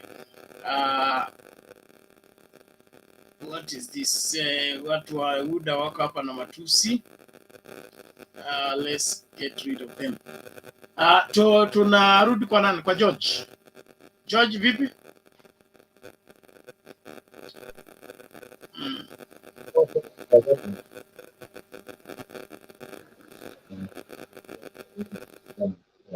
Manguo zangu basi na ngoja hiyo sahihi, hata kama ni saa 5 mimi tayari nimejipanga kwa baba. Naona kama watu wamefurahi, hata jirani yangu ndiye amenibisia kwa sahihi, ananieleza kesho ni saa ngapi. Hiyo kitu watu wanaongoja, tunaongoja hiyo kitu na hamu na gamu. So hata leo nimedecide hakuna kulala, nitakuwa online mpaka asubuhi, ili nisilale. Maybe unaweza lala usitokee kama baba alitangazwa kama sitajua. So we are waiting, we are eagerly waiting for baba to be announced. And it is serious, it's not a laughing matter. Tunaongoja ploti mzima, tujalala. Kila mtu, wewe Mkikuyu, Mkisii, Mjaluo, tuko macho. Sasa hii ukienda kwa nyumba ya kila mtu ni TV, watu wanaangalia. At least niko na majirani wangu wengine pia wenye wako online wanatutazama kwa YouTube pia, nimewaambia vile inafanywa, wamekaa kama wanatazama. So we are waiting, we are here, we are waiting. Today we are not gonna sleep. Thank you.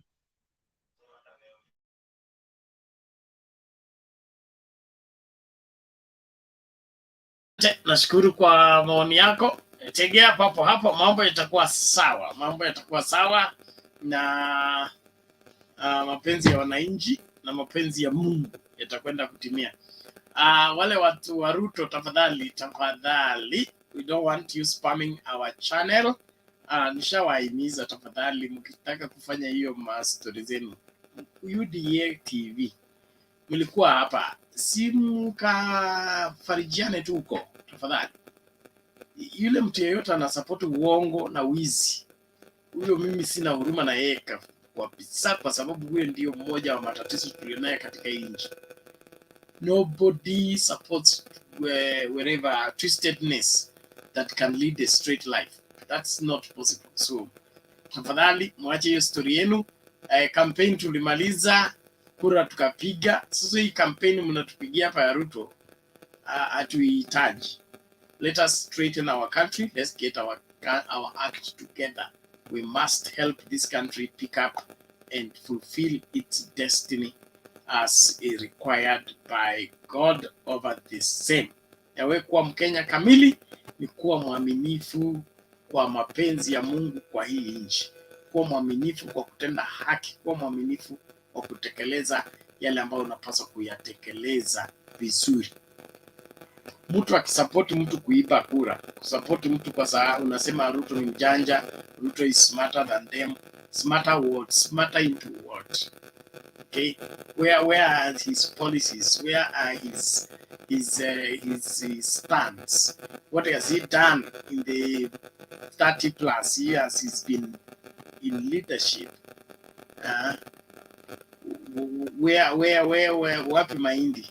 Okay, we are complaining about the price of unga. Wapi mahindi? What has his 10 years being in deputy president has done for Kenyans? So let's not be shallow in our pursuit of what is right. Let's get a little deeper and be able to analyze things for what they are. Let me see if I can get a tape to play.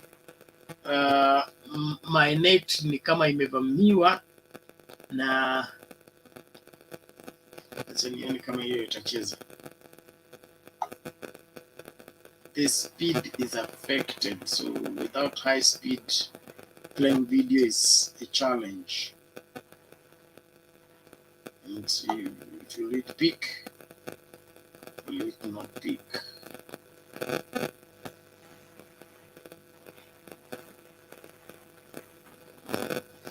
Nimekataa. Na Kipu ameenda wapi? Nimekataa kabisa. So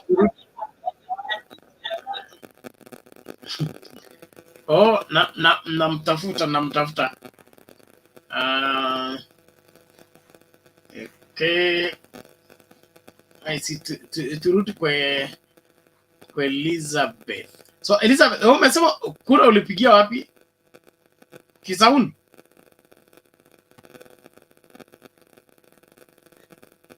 Bernard, are you talking to me? Yes.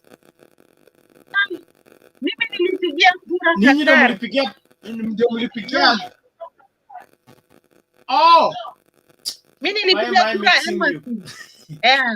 That is why nilisema hii kura yangu nilipiga kwa shida. Ukiangalia the heat ambayo iko saizi Middle East, tunakufa ukisimama nje. Tulisimama nje for 4 hours. Nililoa nguo zote maji nikitafutia baba kura, alafu mcheze na kura yangu. Wallahi, ngoja baba apewe.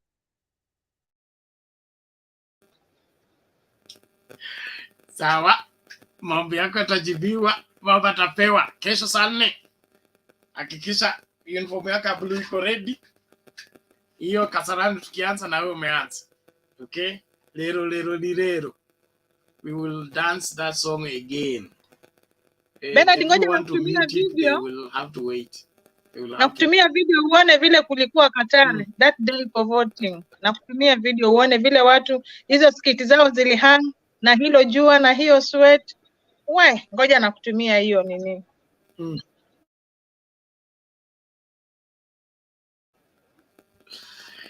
Sawa sawa, thank you.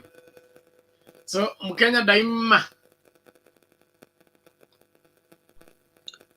Let me get Elizabeth, Ajeng, nataka unitumie namba yako.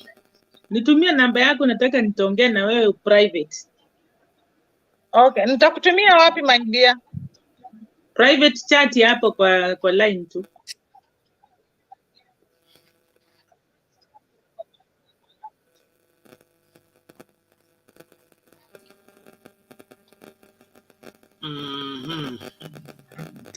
Kuna watu wa comments wanasema like us ladies we have no clue, like we don't understand politics. I don't know what they mean. What is it that men know that we don't know about politics? Honestly, they want to see a woman president. Mama is coming in. Martha Karua will be the first female president of Kenya. Someone is saying, oh, wanawake, they have no clue about politics. Come on. There's nothing that a man does that a woman can do better. Sorry.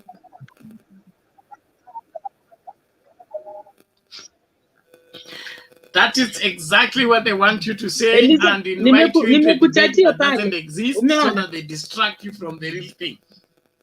You better begin to ignore them.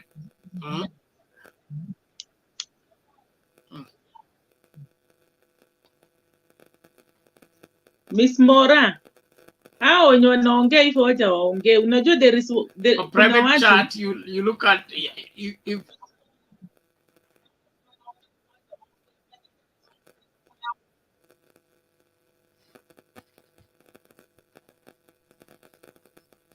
They should look at Gladys Wanga and Millie Odhiambo.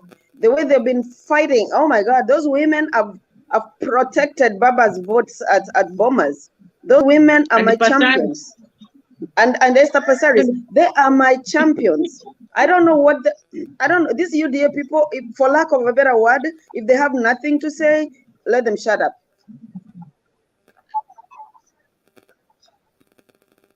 Miss Mora, UDA walikuwa wana depend on Mama Kiuno. Mama Kiuno is very quiet. No woman is tough in UDA.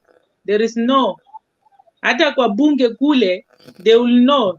Kuna wenye wamekuja huko wanaitwa Bensuda. Watu wanaongea kama mashini. Pale kwa bunge, watu wa UDA watakutana na hao kina Sudi.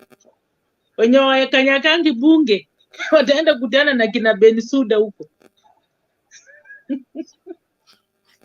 Sasa Sudi ni nani yenyewe? Sudi ni nani? I don't get it. Homa Bay has brought another problem. Well, they can go to court. They can go to court and fight it. Let them go to court and fight it. If they think Gladys Wanga didn't win legitimately, they can go to court and fight it. Because I think our what's his name, Lee Kinyanjui should also go to court, because those Nakuru votes were inflated. They added, I think they said maybe 200,000 votes. They were supposed to be 700 and something. They were close to 900 votes. if he goes to court, I think he'll get this thing. Even Kimenya is going to court. Nyandarua, they are going to court. Girishi she's going to court. No, I mean, if you ask me, all those Mount Kenya aspirants, they all need to go to court. Those votes were inflated. They added non-existent votes. So they just need to go to court and fight it there. You'll find out like half of those UDA people that won, they didn't actually win legitimately. I mean, always tuletea upuzi hapa, like they know how to steal. Ameibia Kenya, ametuibia pesa ya umma, wametuibia corruption, iko everything. They're even coming to steal our votes. We don't need them. We don't want him. Aende Sugoi ama tumpeleke Kamiti. It's one or the other or both.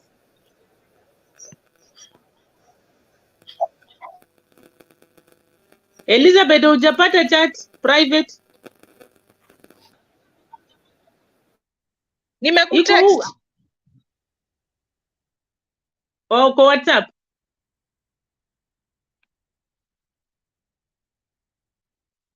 Okay. Aya, ninyi pataneni tafadhali. Bora tu mjenge nchi. Thank you. Bernard, tunarudi kwa nani? Wacha Bernard, it's just annoying that these elections were done on Tuesday, but they should have been announced latest by Thursday. But because of all this nonsense that they've been doing, they're making people like go through like broken heart. I'm sure somebody somewhere must have killed themselves. Someone somewhere who was not diagnosed with a mental illness. This is a bad trigger. This can trigger somebody's mental condition. It's not fair on Kenyans. It's not fair. Mtu aliamka asubuhi 4 o'clock to vote, and then they have to wait for results for a whole week. It's not fair. We all don't. I'm gonna say this quick. We all don't internalize challenges the same way. We all don't process information the same way. Some people have better coping skills when it comes to something that is challenging than others. So it's really not fair for the system to make Kenyans go through all this. This could have been avoided if those IEBC guys were not compromised. All this could have been avoided. Ruto is making us all go through this. It's not fair. It's not fair.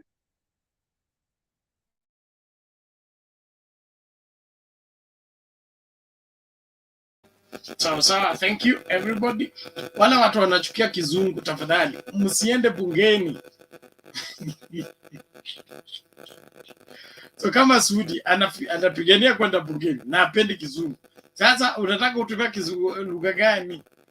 Kuna wengine hapa anasema kizungu yetu itaisha kesho. Kizungu hii tumelipia, hawezi kuitoa hivyo. Anasema ati hiyo kizungu yako kesho utaisijui utaipeleka wapi Ruto akiwin. I go to school and learn English. Hey, schools are not closed. Mi sitakuwa kama Sakaja. When I come to Kenya to run for a women rep, I will be prepared. Nobody will say I didn't go to school. I will speak Swahili, I'll speak Kikisi, I will speak English, and I'll speak very, very good English because I went to school. Come on. Yes. Kama mtu akwenda shule, not take me to school, so he cannot take away my English.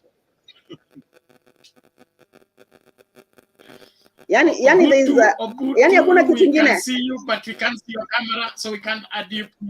Hakuna kitu kingine mtu anaweza sema other than talk. Hakuna kitu kingine mtu anaweza sema at this point that we are also anxiously waiting for this announcement than like talk about somebody's language. Come on, there's nothing better someone can say. Anataka niongee nini? Anataka niongee Kikisi ama Kiluya ama what? It's so pathetic. Our people. Okay, if you can't understand my English, aniambie. If you can't understand my English, aniambie niongee their language. It's so annoying.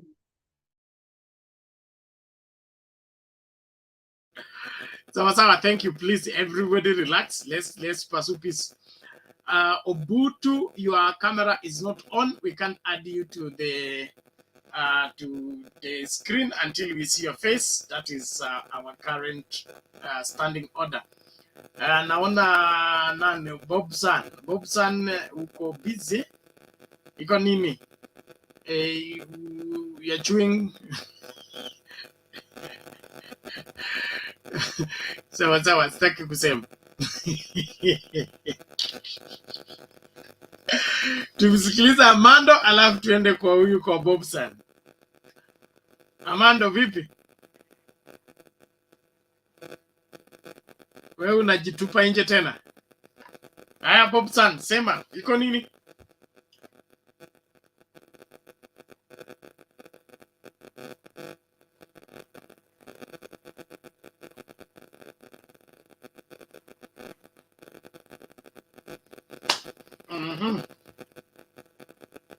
Hey, Bobsan, unmute and talk, ama?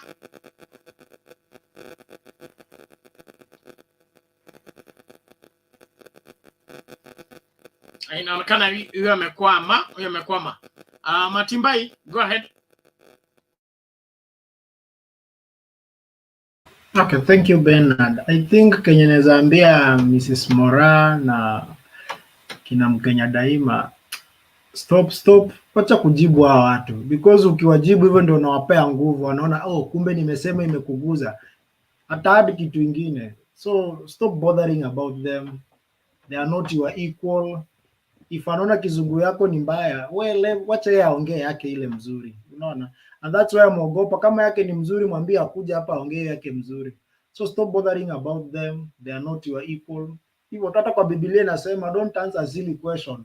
If you answer a silly question, you just be as a person who ask that silly question. So stop bothering to those UDA people, because wanajua wanaenda. So unaonanga mtu akitaka kukufa anasemanga mimi nitakufa na mtu, I will not die alone. So ile pitness wanataka watuweka kwa sisi.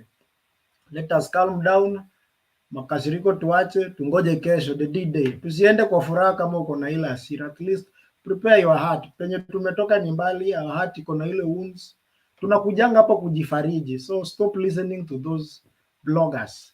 Mtu akikwambia kitu, never bother to answer it. Hata mimi nimefunga simu juu yao because they talk a lot. So mimi nimewaambia tu tungoje D-Day.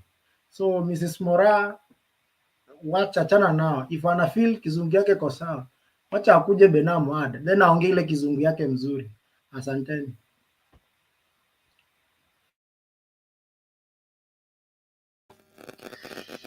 Okay, thank you. Good advice. It's important that we keep focused. You know, people who go personal, or one of the things I've experienced here with my debating with especially UDA people is that they are always diversionary. They don't want to handle the debate as it is. They would want to divert you to something.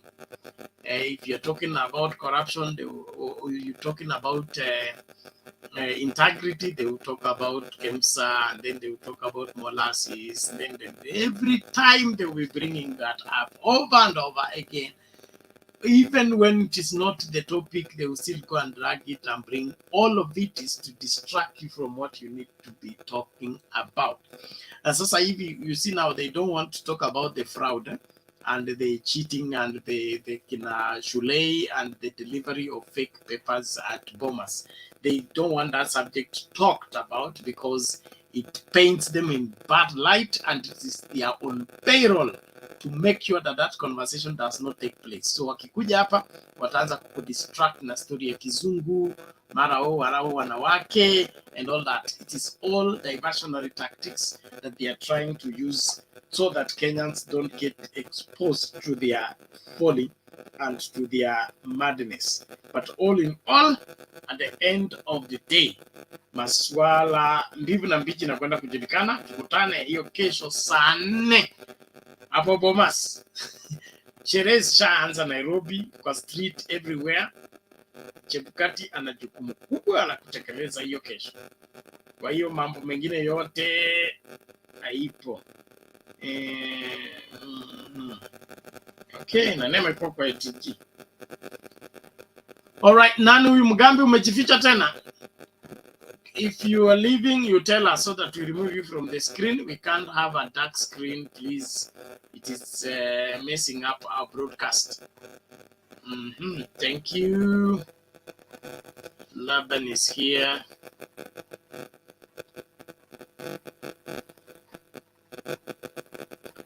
Let me try to play video again. Na hizi video ndizo zinaletanga kizaazaa kwangu kwa sababu hawataki zichezwe.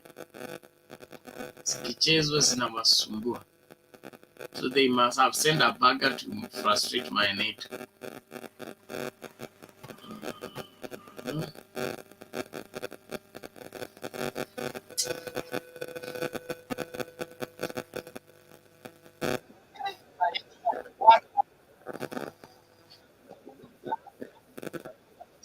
Dogo na media. Ukaenda haki media ikacheza balancing. Raila anakuja juu, alafu baadaye Ruto anakuja na overtake. Hii ndio ilikuwa game. Hii game ikafika mwisho. Sasa ukaona game nyingine unaweza ni kwenda kuhaka IEBC sasa. Ukafika huko ukajaribu one attempt. Huyu Mkikuyu mwenye tumeweka akajua, akaenda akaeta signal. Inashukuru pia nani bwana huyu wa communication. Jiloba anaitwa Ezra Jiloba. Jiloba vile aliona hii game si sawa. Akasigino. Tukajua maneno si mzuri. Itumbi akakuja na kompyuta pale Bomas. Yaani Itumbi walijaribu kila kitu ili kitu ingiane. Tukashika hiyo kompyuta yao. Tayari tumejua kumbe baba alipata kura mingi sana Mount Kenya. Mingi zaidi. Hata Blue iko huko. Lakini sababu ya William Ruto alikuwa anataka kuonyesha Uhuru Kenyatta. It's your very stupid wewe William Ruto. Unaambiaje Musalia kupea Ruto 15%? Nataka kuambia mimi hata nataka kucheka huyu jamaa anaitwa Musalia. Huyu jamaa ni koti kubwa kumbe bure. Sababu uwezi kuwa haki ya Mungu wewe vile uko mnono hivyo. Na hiyo uzito yako yote. Atie MP wako ni mtu wa UDA. You are very stupid, mister. I want to tell you Musalia Mudavadi. Wewe sijui ulizaliwa wapi. Wewe sio Muluya na hakuna Muluya mwenye atakubali hiyo stupid person again. Kuna Muluya atakubali huyo jamaa. Huyo jamaa ni mjinga ya mwisho. Uwezi kukua hivyo alafu ati mtu akuje tuakia Mungu ati yeye ndio MP. Yaani sisi Waluya tulikosea wapi yake Ruto? Ruto alitudharau lini? Ruto alichukua MP. Ruto alichukua MP kwa Musalia. Wewe ni mjinga. Musalia ni mjinga. Unasema babu wasilale. Musalia hawezi kukwata na MP kwake. Babu wasilale. Musalia hawezi kuwa na MP kwake. Ruto amekuwa na MP kwa Musalia Mudavadi. Musalia wewe ni kumbavu ya mtu. Sijaiona mwanaume mjinga huyo jamaa kusimama na kisu huyo. Alipembelezwa ndiye aende kutairiwa huyo Musalia, huyo sio mtu. Musalia alipembelezwa, huyo sio mwanaume. Yaani unaweza kuwa na MP wa UDA kwa mlango yako. Ule mwanaume ule ni wazimu ule. Sisi mimi nataka kuambia watu wa Azimio, tafadhali mtu azikuwe na stress. Kiti tuko nayo. Mimi tayari niliwaambia tuko tayari kuchinja kuku na mbuzi. Hakuna maneno. Baridi hata tulikuanga hiyo siku wakianza kuletea ma-announce. Nilienda choo mara 3. Pole. Sikuwa najua ni propaganda ya William Ruto. Kumbe tulichukua kitu na mimi naenda tu choo. Yaani naenda choo. Ninashindwa. Mimi nilikuwa nashindwa huyu Ruto anaweza shinda kitu kwa TV. Ati yako amefika 6 million na nikaenda choo mara 3 sababu tumbe ilikuwa na guruma tu guru. Shida ni nini bibiano? Shida ni nini? TV, endo waangalie TV. Na ukiangalia TV naangalia TV ni Ruto. Bibi ananiambia ai, Ruto anashinda, ndio naenda choo. Namwambia sasa nifanye nini? Imeshindikana. Kumbe tulichukua kitambo, ni Ruto alifanya ukarabati. Lakini anashukuru Mungu, wakati wa Mungu ukifika hakuna mtu anaweza pinga. Nakumbuka Biblia inasema Abrahamu alingoja mtoto kwa miaka mingi, yani mpaka akazeeka. Lakini Mungu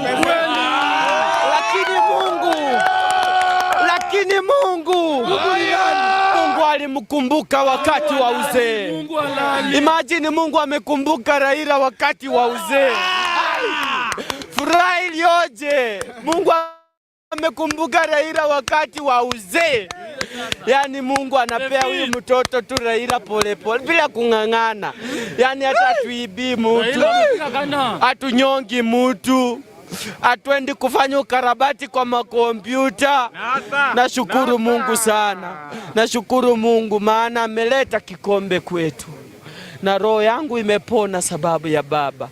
Tena nitapiga kura sababu ya Raila Amolo Odinga. Asanteni.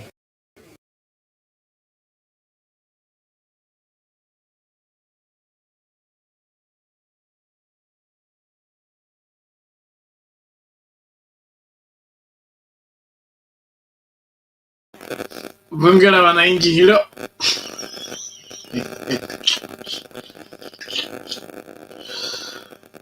Mzalia wefu. Sawa tu. Mkenya daima ameenda wapi wakizungumzia kuhusu mzalia jirani yake? Okay, Bwana Laban, mawili matatu tukisonga. Bana, unajua hiyo video hiyo ni kama shule. Hiyo video ni shule mzima. Mambo ambayo huyo jamaa amesema unaweza cheka, lakini hakuna kucheka.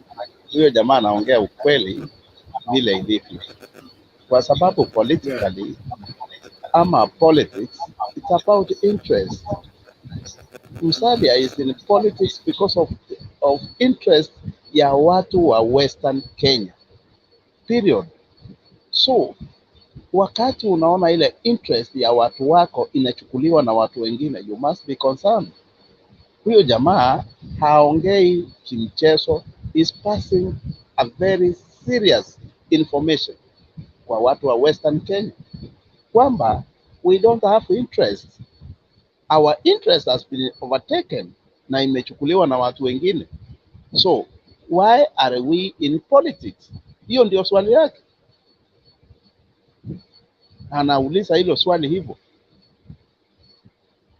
Lakini muhimu sana ni vile watu wa Vihiga, Kakamega and parts of Bungoma waliona hiyo sababu haifai na walivote otherwise.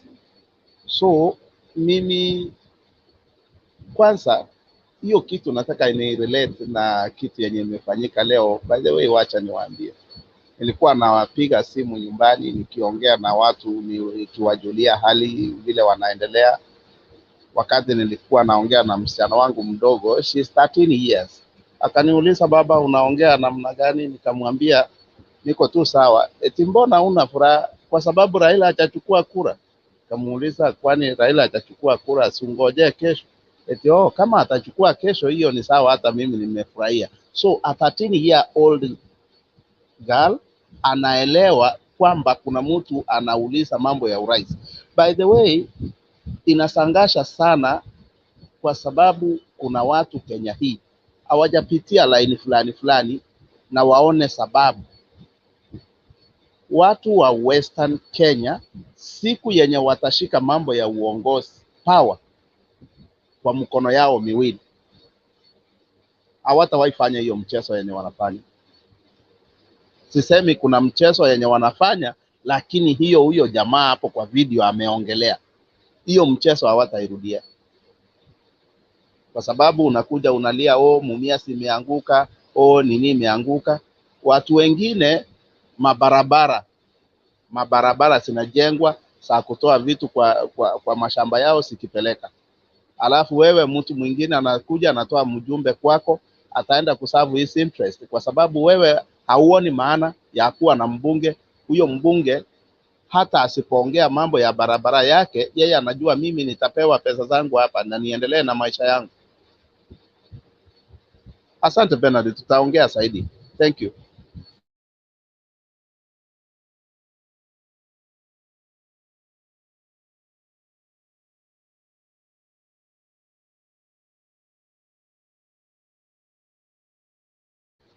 Nafikiria Bernard amehang, so mnaweza endelea kuchangia pia.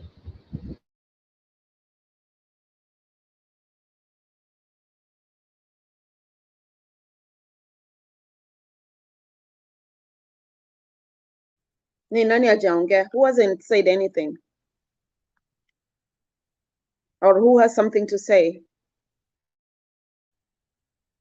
I think this one ni Mtimbai.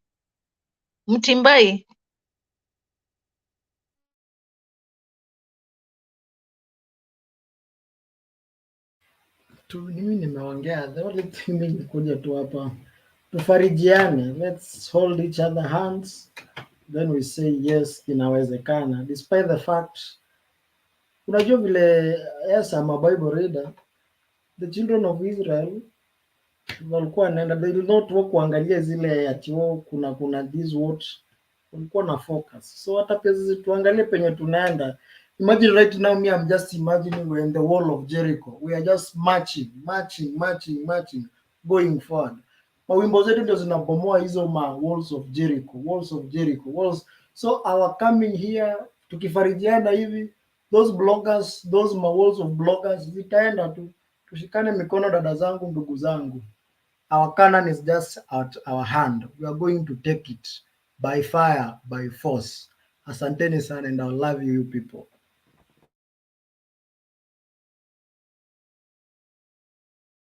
Yeah, Bernard is back. We lost you for a minute.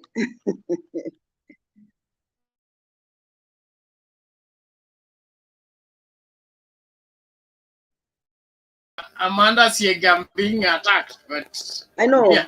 We know. You're under siege. They don't want this. They don't want this our platform to continue. One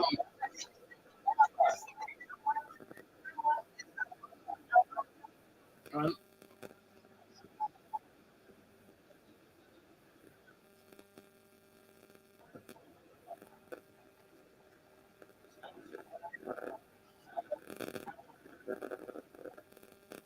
Halo. Halo baba. Baba, habari yako? Niko salama. Uko salama? Baba. Ndio baba. Ndio baba. Baba. Baba, hii kitu tunasinda ama bwana, tulianza kujiprepare kuanzia jana. Niwaambia mshone suti.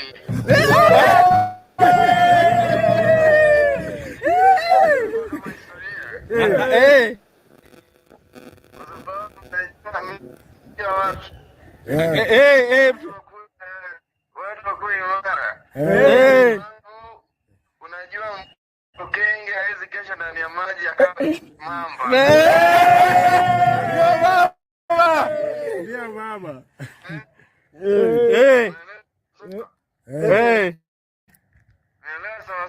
Nimeelewa. Kama mimi mwenyewe sishtuki.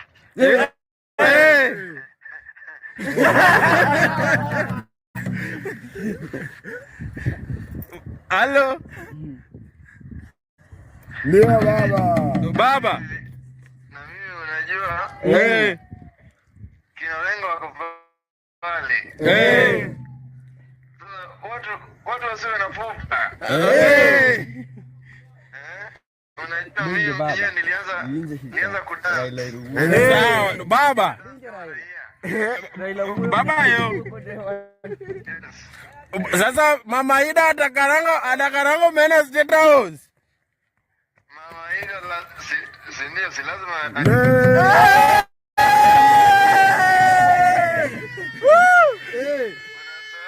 unasahau ila akilisha Wajaluo. Lazima mena inukisho State House. Sawa baba. Sawa baba, tumetulia sasa, tutakusumbua lakini bwana baba, imeko yombi twadhigo igikiri. Imeko yombi kendo nokoro wadhigo igikiri nikech mano nokoro walo kodwa.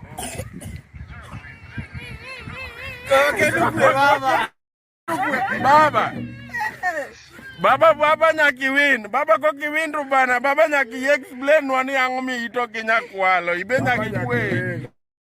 Koki win to nyaki win. Baba nyaka win. Nyaki donji. Sawa. Kara wadi uoyo baba. Ero kamano. Baba.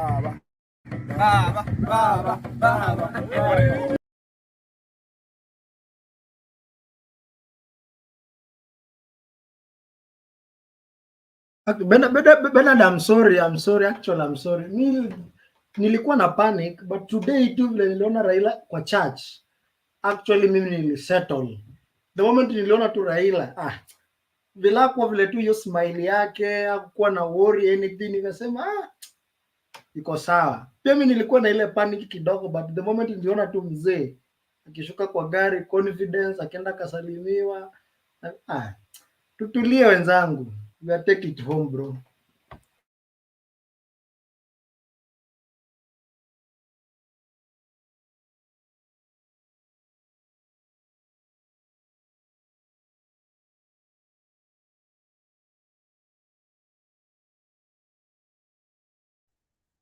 Bernard, your mic is off. We can't hear you.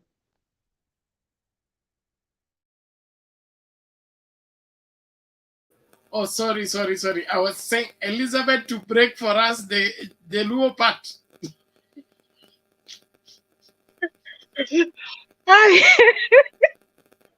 So funny. Unasikia Wajaluo wanamwambia baba wangu ni nyakikua, alikarini vende nyakikua, hata wewe hii mambo lazima baba ushinde, na kama sivyo pia wewe ujifundishe kuimba, utuambie vizuri.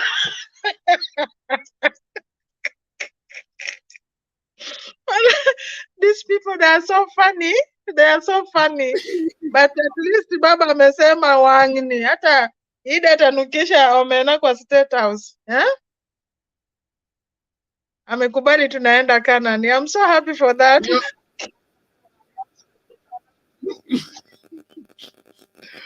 So thank you everybody. Let us keep going, and it's good that we keep the perspective. This country must take off. That's the greatest need for this country. We can't mark time for 60 years. No, we must take off, and whatever it takes, we must deploy that force. Those people want to take this country hostage and return it into perpetual poverty, they must not be late to have their way. That must not be allowed. Safeguarding the country is a priority, and we cannot relinquish it to any other person. So as Kenyans, let's be armed and dangerous to ensure that we are doing the right thing to safeguard everything this country stands for. And that is the future of our children and our children's children. Those who are sycophants of politicians to an extent that they have lost their senses and they have lost their sight of the great responsibility that awaits this country in order for it to pick up, their sycophants and their madness will soon come to an end tomorrow after the announcement. So let's all relax. Everybody will come to their senses. Subiri tu hapo hapo. Mtatafuta hiyo. I don't want to talk more. Nani amekuja? Benny Mandela. Benino Mandela, vipi? Poa sana, mambo? Niko salama. Karibu karibu. Asante sana. Actually, I'm new to the show, so thanks for accepting my invite. Thanks for accepting my request. So mimi nasema kitu moja. All this tunaona kwa TV ati these are petty offenses. This should be treated as a criminal offense. Baba akishaingia, the next thing they do, they prosecute this guy. Tofauti yao mwizi wa kura na forgery of documents ni nini? It's a criminal offense. The same na forgery. You forge documents, they prosecute you, wanakufunga for forgery. So this na kina Shulei, kina hawa watu wote, I believe wao na forgers wako on the same bracket. No one is above the law. I believe so in Kenya ama ulichange. Did anything change in between anyone being above the law? Because you talk for documents on a charge you for forgery. Even always in confidence secure an interview with forged documents.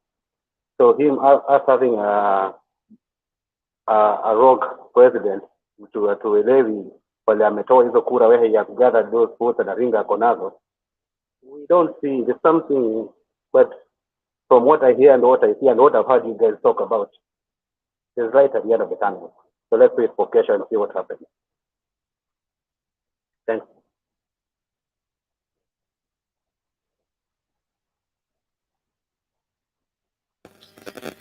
Okay, thank you. Mbivu na Mbichi, a few hours from now, it will be out. And the people supporting evil. I just want to remind you how we treated the Kirinyaga people. We want the Kirinyaga people not to elect Minji. They said, kama ni mwizi wetu. Sisi tutachagua yeye. Wakachagua yeye. Half the time, they said they want to impeach him. They brought her to the Senate. Tukasema hapana, si tuko kwa handshake. Na mzigo mliokubali kubeba, mtaubeba mpaka dakika ya mwisho. So those people who are supporting evil right now, when that evil will begin to eat them, who will protect that evil for you so that it takes good care of you. Don't support an evil against anyone, because when it finally finishes the other person, you will be the next one. Let's have the interests of this country at heart and do what is good for this country, other than do this psychophancy that we are trying to do in the pretext of supporting one person that is implicated in 1, 2, 3, 4, too many corruption issues. Sawa. Benino, ulikuwa umemaliza ama? Yeah, actually, something I wanted to add that umesema, because all those issues that there's a cloud of doubt that is upon that guy. So actually, umesema the corruption,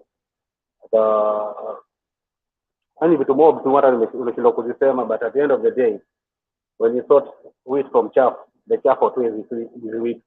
So maji yake imeshinda unga. Na sasa in denying people their say, their way. Watu wamevote, we've gone to the ballots, we voted, and at the end of the day, we want our way, but we cannot have it.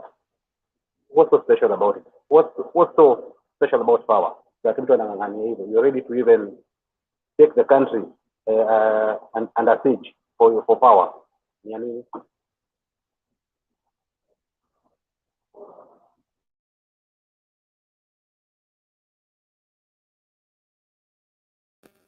Hungry for power. Okay, Tony vipi?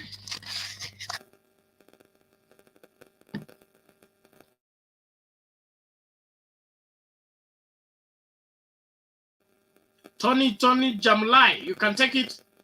Unmute the mic, is beside your name on the screen. Hi, can you hear me?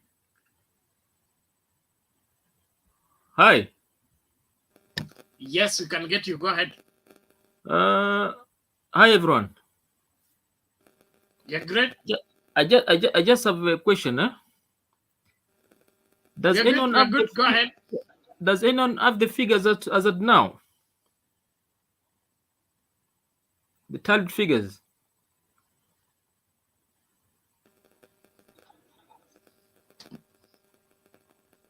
The tallied figures. Yeah, as of now. We are monitoring them from somewhere. Why? Because there's this person called Wakili Cheragay. Wakili Cheragay, I think, is a senator. He has just posted the figures. They're leading with 7.2. Can that be correct? And as we are at 7.5. Those are mine. Come again? 7.2, 7.5. What do you mean? As in UDA has 7.2, while You're Azimio saying has while Azimio has 7.5. Yeah, those are the figures he has just posted.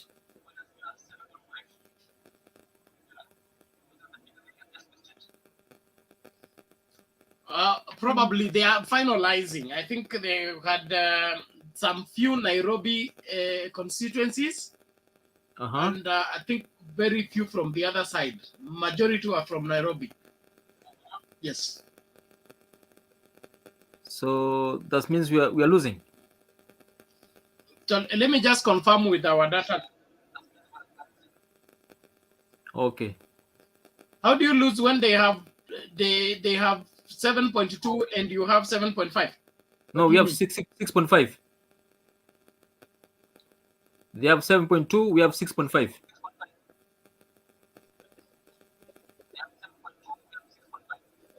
Okay, let's see.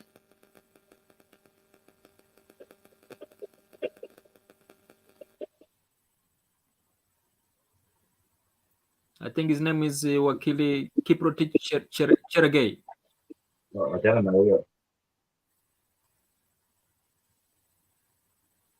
Bro, as the name suggests, Kiprotich, why won't expect us aseme Raila is 8 million? So don't stop listening to those bloggers. Why Achana? This is the DP, bro. No, don't faint. Tunakuhitaji pale kwa dancing line. Don't faint. Kesho tulia. Sawa, Yeah, thanks. stop. As the name suggests, Kiprotich juu ya ngoa. Stop listening to those people. Hata usiende hapo utakufa tu pressure bure. Focus. Tufuate sauti ya baba yetu. Tukue kama ile njiwa. Njiwa inafuatanga sauti ya mama peke yake. Haifuata hata ikisikia ya mwewe iwezi sikiza huko. Okay. Let us focus to the voice of mzee. Hapo ndo tunaenda. Akisema left, twende left. Right. That's our track. Wachana na hao watu utakufa bure baba yangu. We still need you bwana. Okay, good. Sawa. Labda kama Junet ndiye amepost hiyo tunaweza sema ni sawa, lakini kama sio Junet. Okay.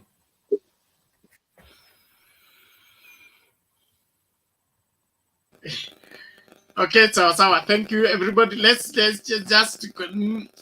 wait for the final verdict. Okay, everybody's pulling in their direction and they will want to throw around figures.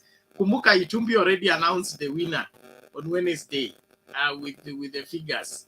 Now when those figures begin to exceed what they announced, it seems they were cooking everything. And then also whatever that is being displayed may not be final because there is the original Form 34As that were tallied.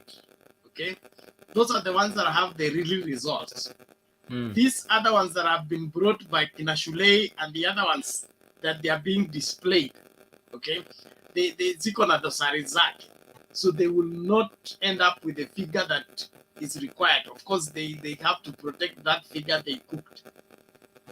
But all in all, mambo yatanyooka. Okay, mambo yatanyooka. So let me Dr. Andrew amekuja lakini is still buffering.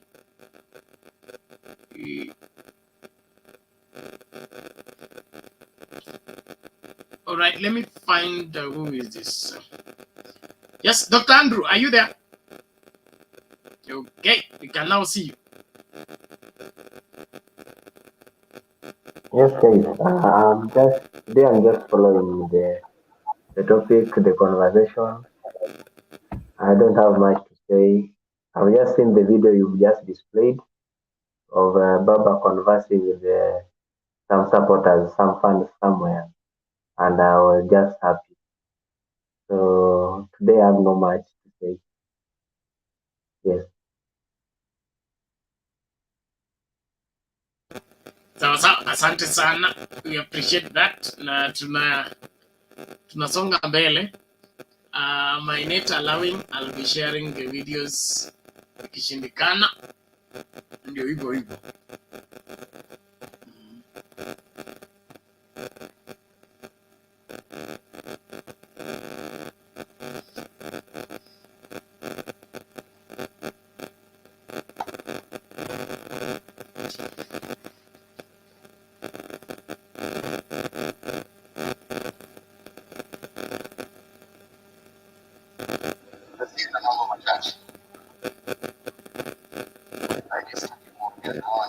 Mimi na nyinyi, wacha tuongee na Kiswahili ndio iwe ni kasiri yetu.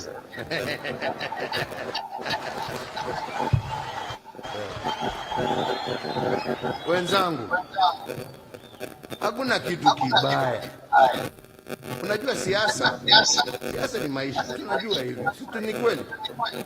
Na sisi kama Wakenya tumezoea kuwa na uchaguzi unakuja unaisha, Kenya inahama. Kuna mmoja wetu hapa atahama baada ya uchaguzi ati ameenda pahali ingine kwa sababu kumekuwa uchaguzi. Si zote tumezoea. Tunaamuka asubuhi, tunaingia kwa line, tunapiga kura, tunaenda kungojea matokeo, na dunia inaendelea. Kuna mtu anahama. Hata mimi, hata kama ni rais, taenda kupiga yangu kura, niende nyumbani, niamuke, ule ameshinda nimpatie sukuma kazi mbele bana, mimi niende kwe. Kwani? Si namna hiyo. Hakuna mmoja wetu anahama hapa. Lakini wenzangu, wacha niwaambie, hakuna kitu kibaya kama siasa ya udanganyifu.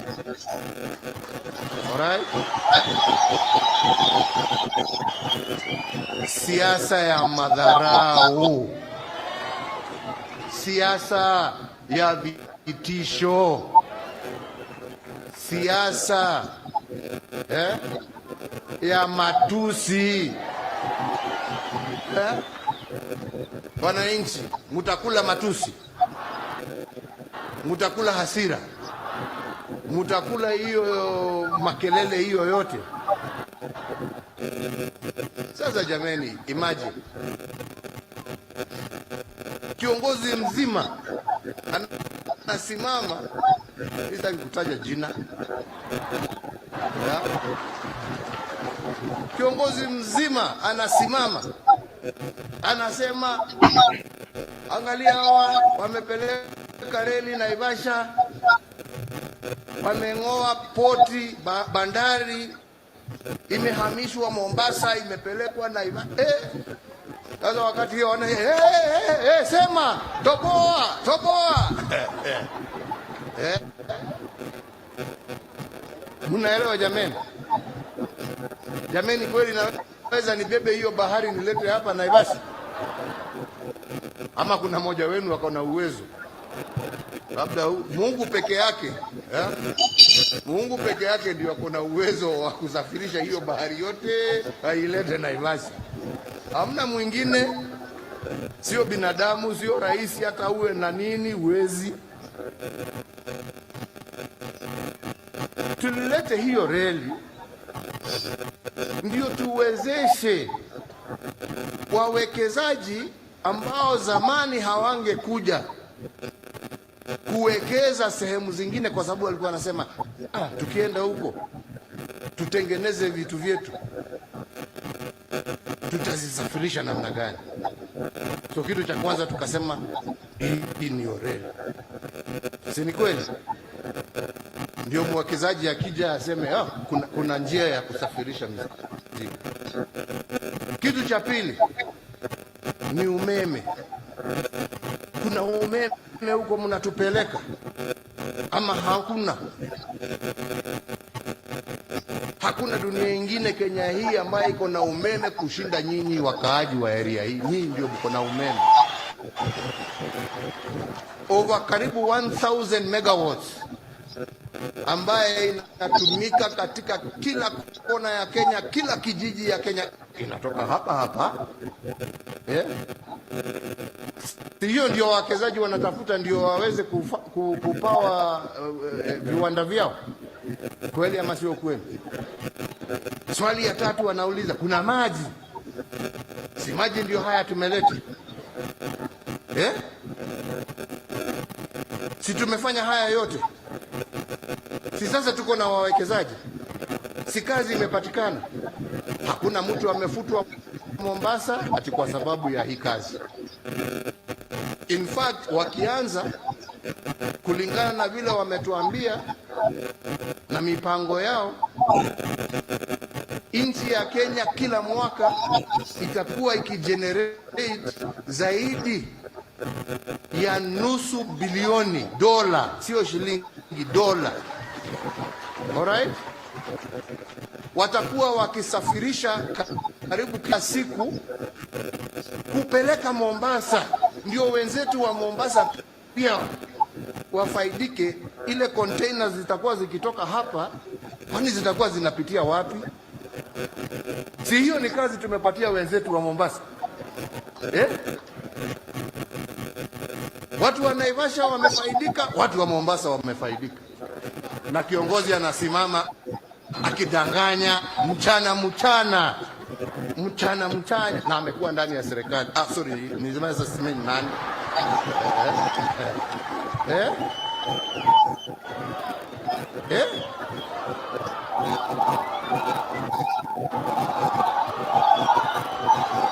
Hiyo ni haki kweli jameni? Hiyo ni haki? Wale wa Masai wanaishi hapa, Wakikuyu wanaishi hapa, Waturukana wanaishi hapa, Wakalenjin wanaishi hapa. Zile jamii zinaishi hapa, hazina haki pia ya kuinuliwa maisha yao? Si mko na haki ya kuinuliwa maisha yenu? Si nyinyi ni kama Wakenya wengine jameni? Ama ni namna gani? Si ni hivyo? Tuache siasa ya kudanganya Wakenya. Tuache siasa ya kugawanya Wakenya. Wakati huu ambapo tunaongea na tunafanya hapa Mombasa, Dongo Kundu, tunatengeneza barabara ya kuunganisha Dongo Kundu, na ndio pia tuwe na special economic zone kama hii iko hapa, iwe pia Mombasa. Alright?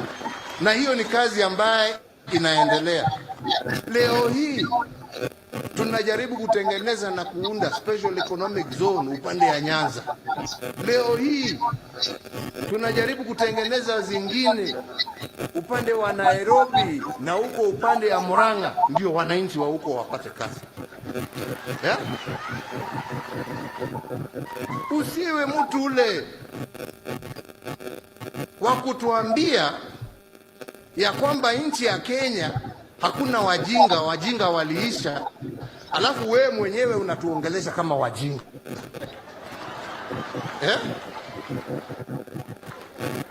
Si tumesoma? Si tunaelewa jameni? I'm sorry saa ingine kusema kwa sababu, lakini ukweli ni ukweli. Ni ukweli, ama ni namna gani?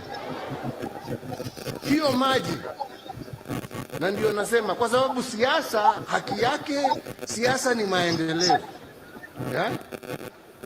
Leo hiyo tumelete maji, imefika hapa. Nimeongea na wazee wengine hapa, mahali tulienda kwanza pale Mai Mahiu, na wakasema sasa tumeona hii ni mzuri, tunapenda ile, lakini hii barabara yetu tunataka iwekwe lami ndio watu waweze kuungana hapa, tuweze tukaingia barabara ya Naivasha kwenda Nairobi na nakwenda Nakuru. Mimi nikamwambia hiyo ni haki yenu, na nikamwambia mbele ya mwaka huu uishe, hiyo barabara itakuwa imekwisha na tumeamua hiyo itafanya. Wakanisimamisha hapo, wakasema basi hiyo ni sawa, tumefurahia, asante, lakini hii tauni yetu ya Mai Mahiu hatuna maji. Nikamwambia ile maji ambayo tumetoa kule Naivasha ifike hapa, tutahakikisha tumeweka mfereji wa maji ufike Mai Mahiu, hata nyinyi mkunywe hiyo maji. Nikafika hapa nikakuta viongozi marafiki wangu wa Masai wakasema, asanti, hii ni project mzuri sana na itatusaidia vijana wetu wapate kazi, lakini hii maji jameni, isiuvute tu ifike hapa Suswa. Mimi nikamwambia ndio, tutavuta ifike Suswa kwa sababu maji ni yenu pia, ama ni namna gani jameni? Na tunataka kila mtu afurahie na kila mtu awe na bahati ya kukula matunda ambaye ndio ya nchi yenu, ama ni namna gani wenzangu? Na hiyo ndio siasa ya maendeleo, sio siasa ya porojo. Unakuja huku unadanganya huyu ukikuja hapa unasema unajua nyinyi mahasala, sisi tuko huko. Hapana, sitasema hiyo. Tunaenda huko alafu unaenda Mombasa, unawaambia unajua wale kule, mnajua wale kule walipeleka kwa sababu ni wakina fulani wako huko. Mimi ile naongea mbele yenu hapa, nikienda Mombasa nitaongea hiyo hiyo.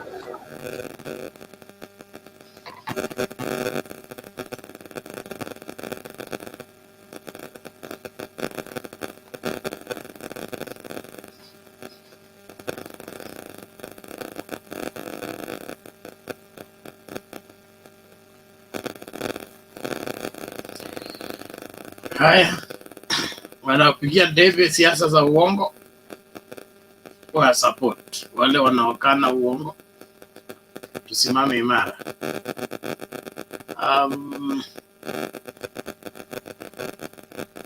Naomba tuchangie, na kama hakuna mtu wa kuja kuchukua hii kipindi, tutafunga kipindi, tutarudi kesho tukikuja kwa sherehe.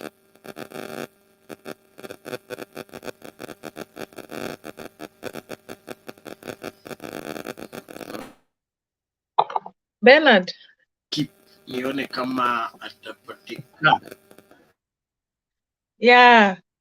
Sijui kama leo mumeona huyo mbunge wa UDA Sudi. Sijui kama mumeona video yake. Sudi ameposti kitu ingine asubuhi akitukana Raila, lakini sikupenda. Ako na haki ya kusema hayo yote kwa sababu anajipigia debe.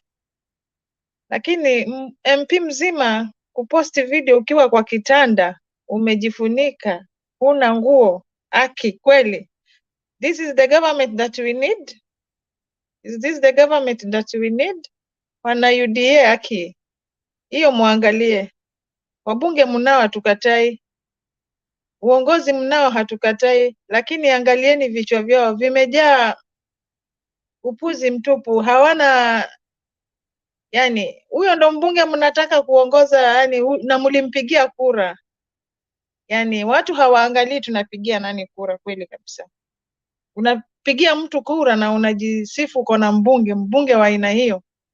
Like seriously, nilisikia vibaya sana. I'm sorry for him and I want to tell Mr. Sudi, please, wewe ni mbunge mzima, behave as a MP, behave.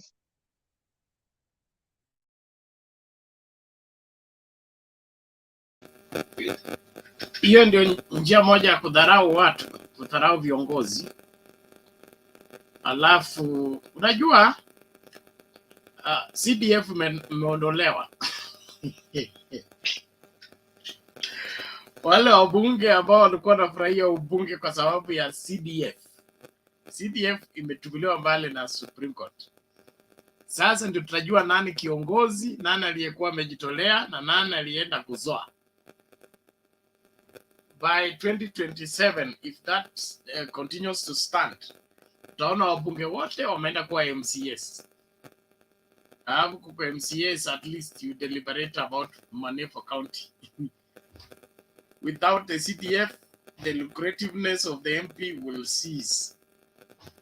And that's a good move. I support it. Let everything devolve through the devolution system, through the county government, not for there to be other money coming through the other avenues, so that each county develops itself, supported by the national government through the right channels. So as much as CDF was a solution to many of our problems as introduced by Kibaki, I think it outlived its usefulness when we enacted the new constitution that implemented the devolution. So it's good for it to be aligned to through the county government na ifanye kazi hivyo. Sijui wengine mna maoni yapi?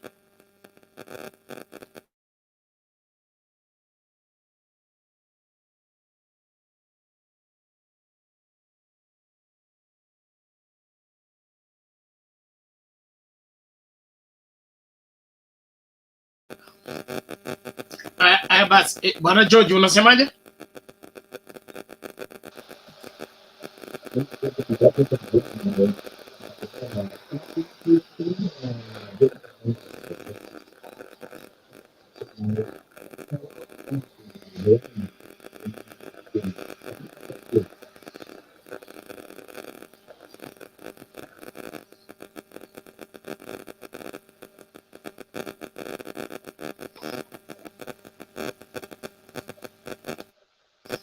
Who follows Itumbi on which one is this? Facebook ama Twitter?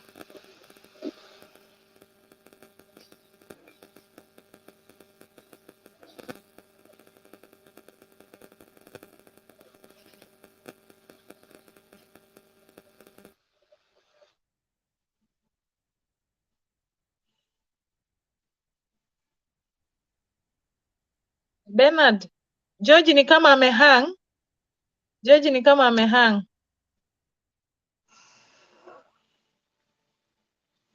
Okay.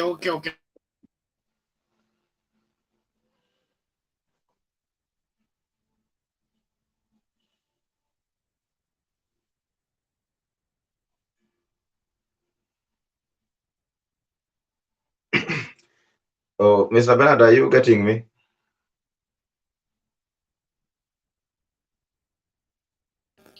No, we were not getting you. We have just started to get you now. Oh. I was talking on, there was a clip on 2017 where James Orengo said that the government its own children. Can you have that clip?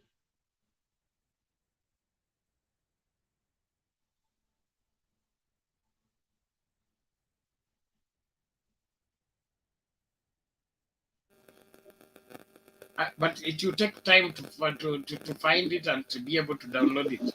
You want it to play? Yeah.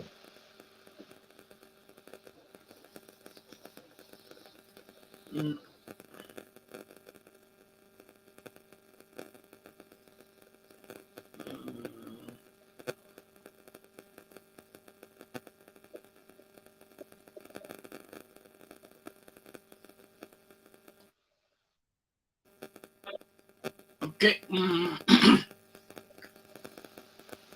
2, 3, 4. Well, I want us to do let's do the closure. We prepare for tomorrow.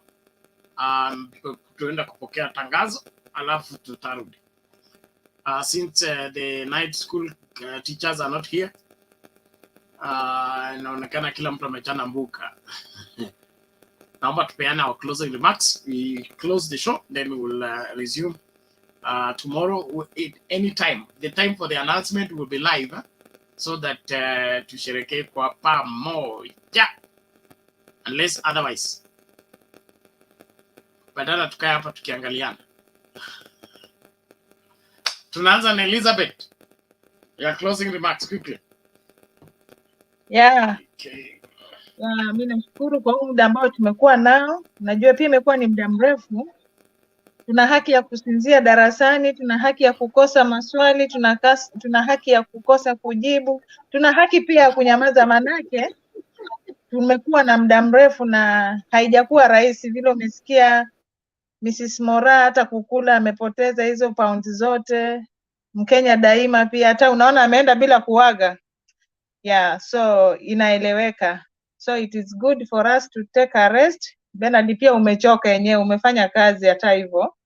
Unahitaji kupumzika so that kesho ukuje kama na Julie alisema kesho kila mtu avae uniform, tafadhali msisahau hilo. Tuvae blue kwa sababu tunaenda kuapisha baba, tunasherehekea ushindi wa baba.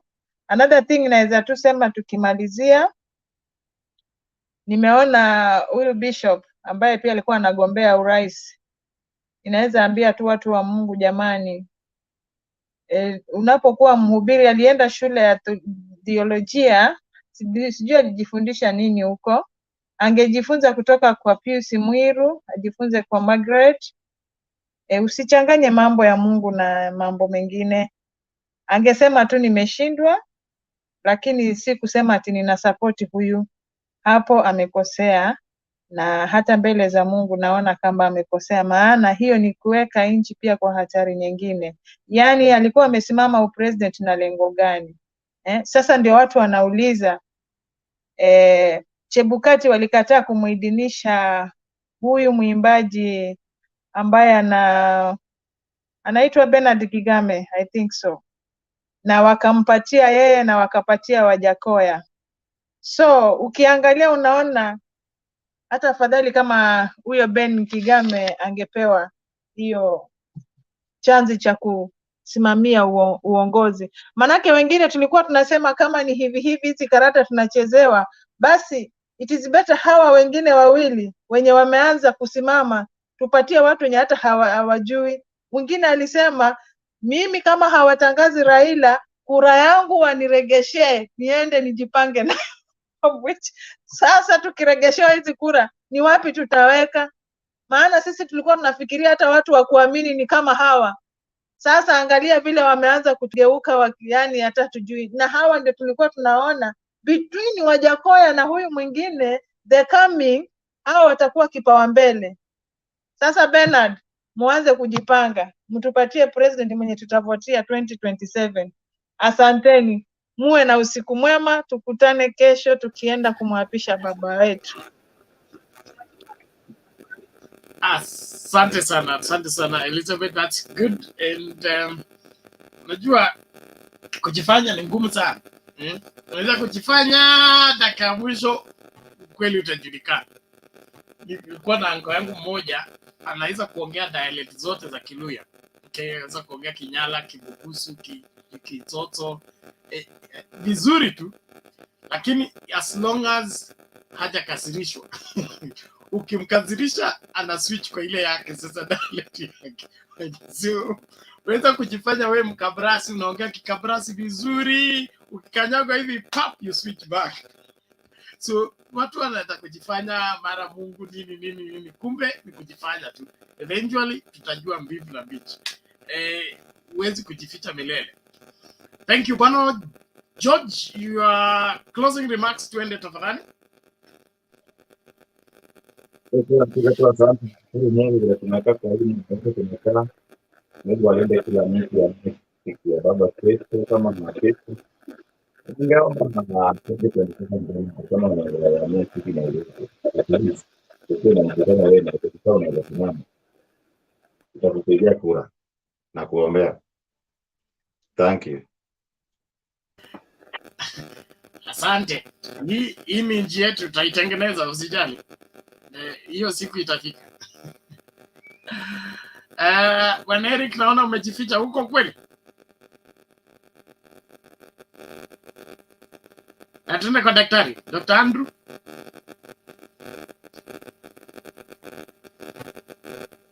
Yeah, to me, guys, Bernard, you are doing a very good work. Actually, I was tensed the pressure was very high on my side. But with you guys, I got a lot of encouragement. Today, I feel okay. Yeah, I always follow this channel because of that. At least I get some relief. Without this channel, I think the stress could be now too much on my side. I think my BP level could have been very high. No, thank you so much, Bernard, and the rest. I'm so happy. Lakini umepoteza chief. Sijui leo umempeleka wapi. Sawa, thank you daktari. Take it easy. Keep tulimweka hapa jana akafanya overtime, inaonekana ameenda kulala 3 days. Bwana Mugambi.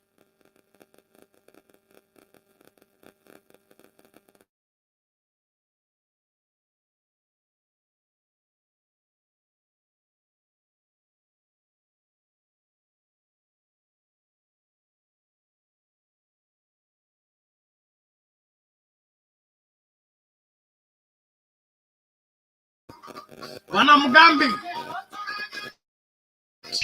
Unmute. Yeah. Oh, sawa. Sasa ile information napata saa hii sijui kama ni ukweli ama ni siasa. Without 21 constituencies yenye hazijawekwa sasa, yenye hazijawekwa, Raila kona 6 points, akona 6.78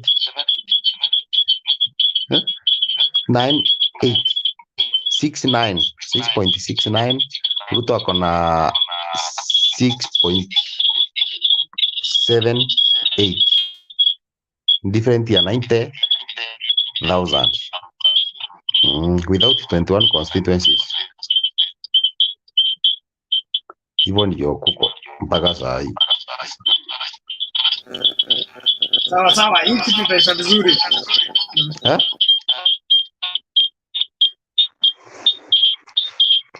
Ate? The tables will turn, don't worry. Okay. Mute. Kuna kelele inatoka kwako, Mr. Eric. Okay, thank you very much. I really want to appreciate everybody. Nimeona nini mtu ametuma screenshot nyingine Itumbi anasema wanalia tayari. Sasa sijui kama ni ukweli. Unajua Itumbi ana vituko sana. But let me investigate, we will catch up. So tomorrow tutakuwa standby. We'll come live anytime during the swearing in. That celebration ikianza ndio hivyo tutakuwa hivyo 24 hours. Alafu tungoje sasa siku ya Kasarani ama Jamhuri, wherever. Jamhuri Park. All the same, let's keep peace, and please, everywhere you are, stay safe. Please stay safe. If you feel threatened, please reach for help in good time. Usihatarishe maisha yako. We need you here, and we need you to help us build a new Kenya with Baba's leadership. Don't risk yourself. If you feel threatened, ensure that you go to safety in good time. Everything we were to do, we have done. We voted peacefully. The vote has been being tallied, and then thereafter, whatever becomes of the outcome, let's ensure that we watch each other's life, protect it heartily, and everything else. Makiadi anafika sahi. Mimi nimefunga station wewe. Sasa Bernard, iko watu wa kutoa stress ya jioni na unataka kufunga station. Haya, wewe umefungua, mimi nakuacha hivyo. Acha tukae hapa na kina morali. Mstoe stress. Combo what? Komboloeni stress. Be delivered from stress. Don't remove it. Be delivered from the same. Iko group ya kutoa stress hapa, nataka niwalete waongee kidogo. Sawa. The therapist are here. Naona hata Nabii naye amefika. Martin Dero is here. Mtaniruhusu mimi nitoweke ili Hey ili kesho Richie. nikue. Hey Richie, hiyo stress tuko nayo kwa hiyo group. Oh my God. Mko na group ya kutoa stress. Mko na daktari hapo. Wewe Bernard usiende mahali kwanza, kaa hapo. Kipa alifanya kitu kama hicho. I think Mimi we are nimeenda missing. nabii. Mimi huwezi nishika. Leo mmeniwacha nimeshinda church. Tena nimeshinda hapa mpaka saa 8. Kaa hapo mpaka nipewe permission niseme kitu. Kuna kitu nilikuwa nataka kuambia.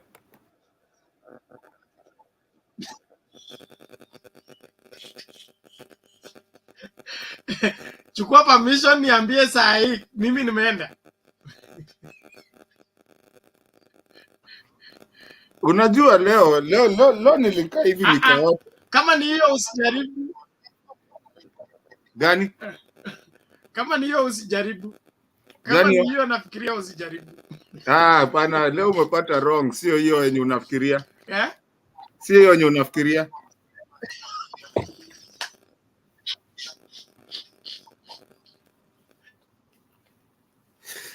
No, nilikuwa nataka kukuambia mtumishi. Najua ni hiyo. Endo kalale.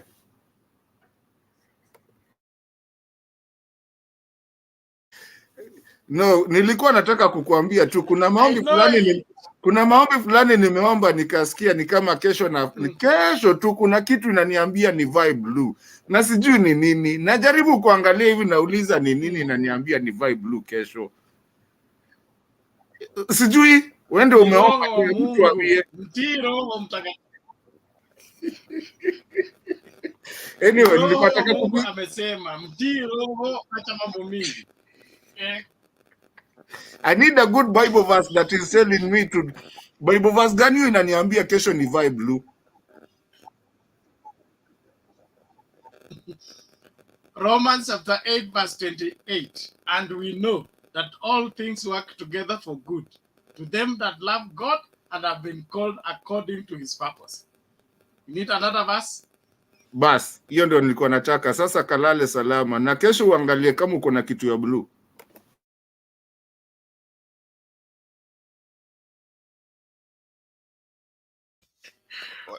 T-shirt ya blue mku nishonea lakini nitachukua. Asante. Bless you Makiadi, go ahead. So. All these people have spoken except Martin and Elijah. Proceed. Thank you. Safi Bernard, asante sana. Weenda uka get a rest, tuonane kesho. Haya, sawa. Martin. Wacha tuendelee kusukuma ile gurudumu. Eric Mogambi, kama uko nyuma ya curtain sasa tutajua uko ama hauko, ama tukuachilie namna hiyo. Matoendelea. Pachuo jamaa mwenye alikuwa mbele yangu kwanza nikijishika hapa hivi kidogo niingie vizuri, nilikuwa nataka Banada sipotee. Hapo. Elijah Chebon, karibu bana. Siku mingi sana umepotea, siku mingi sana bana. Karibu. Unmute your microphone. Kasi mingi. Lakini ndio nimefika sasa. Niko area. First of all nataka niseme habari zenu wote. Na nataka nishukuru kwetu sisi wote tumetulia, tumekaa kama Wakenya. Nataka nishukuru Wakenya kila mahali walipo. Walipiga kura vizuri. Sisi wenye piko nje tunawaangalia. Walipiga kura vizuri. Tumeongojea vizuri. Tunaongojea matokeo, sisi wote tuko innocent. Mpaka saa hizi tunasema tu Mungu atuchalie rais mwenye atatupea ni huyo. Kama ni Raila mimi ndamuunga mkono. Na ikiwa Ruto tumuunge mkono sisi wote pia. Kwa sababu Kenya vile tuko saa hizi tukianza tena kwenda kwa maandamano na nini watu wanaumia. Maana watu wenye wako kule chini ndio wanaumia, sio sisi. Wengine wao sasa ndio wako na pesa, lakini sasa tunapigania mtu, na hata ule mtu akipata hiyo uongozi tutakuwa tunamuonea mbali sana, si ndivyo? Sasa mimi nasema tuzidi kuaminiana kama Wakenya, tuseme tu amani. Hiyo ndio mimi nataka tuseme, maana vita haisaidii. 2007 wengi wetu tulipitia shida, maana wengine kama mimi ilinifungia ngoma, wengine iliwafungia mbali. So tufikirie kuhusu Kenya yenye itaenda mbele na tuombe amani. Hiyo ndio mimi nataka tutimize kwa sasa. Mimi sina ubaya na mtu, napenda kila mtu, Mkenya mwenzangu. Ukiwa ng'ambo kama mahali hapa, ukikutana na mtu mwenye anatoka Afrika kama jamaa mwenye hapa hivi ni Mnigeria, lakini ni ndugu kwangu, maana ni mweusi kama mimi, ananilinda na ananipenda sana. Iwe mimi Mkenya na wewe Mkenya mwenzangu, wenye wametoka wenye wako nje wanajua hii neno yenye mimi nasema. Ukimkuta Mkenya mwenzako huku nje, haki ya Mungu, hauwezi sema huyu ni wa kabila gani. Unampenda sana, maana huyo ni ndugu yako. Nataka niwaambie Wakenya wenye wako nyumbani, mpendane, mshikane mkono, maana huyo mtu unamhitaji naye anakuhitaji kesho. Ukiwa na shida, huyo jirani yako ndiye anakusaidia. Wewe sema huyu jirani ni kabila fulani. Tupendane kama mandugu, tushikane mkono tafadhali. Tuache vita. Tuache vita. Kenya tunasema ya kwamba Wakenya sisi 80% ni Wakristo. Yesu Kristo anatuambia nini? Mpendane. Maana yeye mwenyewe ni upendo. Mtu mwenye ana upendo ana Yesu Kristo ndani yake. Unaweza semaje ndani yako ya kwamba unampenda Mungu mwenye hujai kumuona na unamdharau ndugu yako mwenye unamuona hivi? Huwezi hata kumsaidia. Ndugu zangu wa Kenya, tupendane. Siasa inakuja na kupita, lakini mimi na wewe kama mandugu tunapakia. Tuaminiane na tupendane. Mimi nawaomba hivyo. Ndio, mimi huenda na msupport Ruto. Nilikuwa nasemanga hivyo, nampenda Ruto, ni jirani huko nyumbani. Lakini isitutenganishe. Mimi niliwaambia mara nyingine, siku zingine hapo nyuma, ya kwamba Kenya tulipata uhuru miaka 50 na yenye imepita. Mpaka sasa huwezi kuniambia sisi wengine bado ni Wakalenjin. Dada zetu wameolewa na Wajaluo. Dada zetu wameolewa na Waluya. Dada zetu wameolewa, dada zenu pia tumewaoa. Mpaka leo tuseme mimi ni Mjaluo. Yaani ulipakia wapi ili huku tembea? Ndugu zako hawakutembea. Nyinyi mlikuja huku kwetu, wengine walikuja huku kwetu kaza wamezaa. Wamewacha watoto huku. Hawa nao tunawaita Wakalenjin. Sisi wote tuitane wa Kenya na tupendane kama kitu kimoja. Hiyo ndio neno yenye mimi naweza sema. Tupendane kama wa Kenya. Hii siasa inakuja na inawafaidi wachache, wacha niwaambie ukweli. Inawafaidi wachache, watakuwa matajiri wao, sisi tunabaki kupikana huku chini. Sisi ndio nyasi sasa. Iliali wale washapata wanafaidika kule. Hakuna siku yenye utasikia mtoto ya Ruto amemwaka damu. Utasikia wapi? Hakuna siku utasikia mtoto ya Raila amemwaka damu. Wapi? Ikiumana sana wanatorokea huku ng'ambo, wanakuja wanapumzika huku. Nini kule chini ndio mnaumia, mnapigana, mnaumizana, mnauana, lakini wao wanafaidika huku, wanakula vizuri. Yenye ninaomba tu Kenya tutimize amani. Chebukati bwana atupe results. Mambo ya kukaa naye muda mrefu inauma. Nilisikia wajamaa wengine wanasema hata wanawake tumesema wakae kando kwanza. Ndio tufaidike, tuongojee maneno kwa kufast, ni kama kujinyima.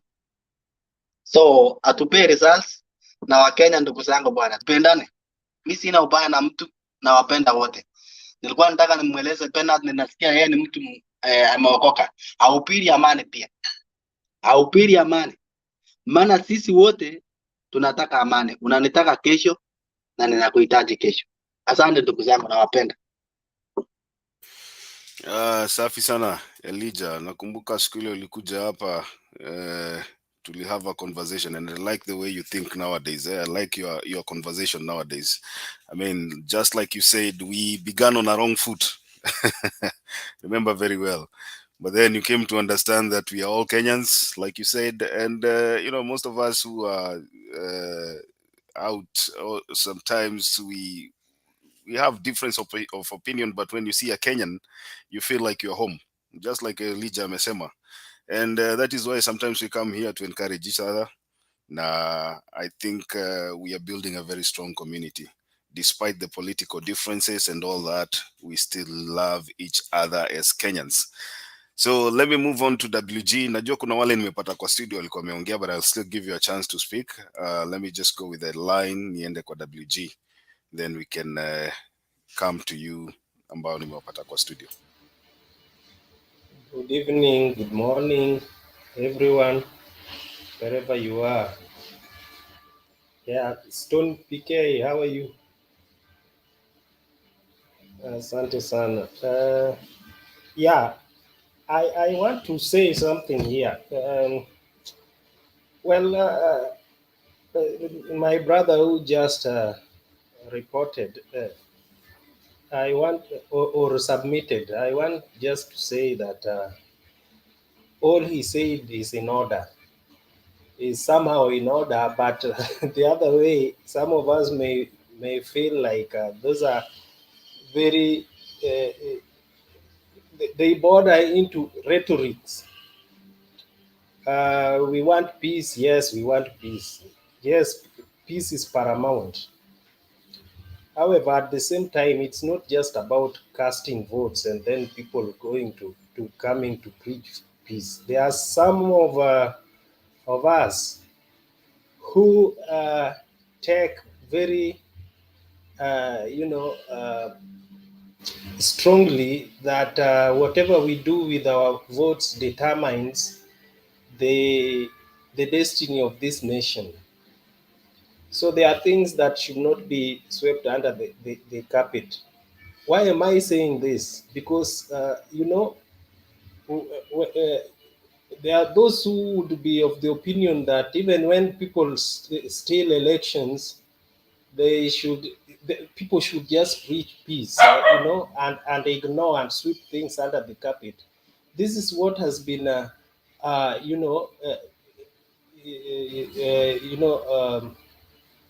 punishing this nation for so long. Yeah? So if it continues like this, then many at times we find that the Kenyans will that they strongly express in the ballot has been subverted. So as much as we may as much as we may want peace, we should also at every other time accompany that peace with a good and well intentions, so that we get what we deserve, what we went out to receive.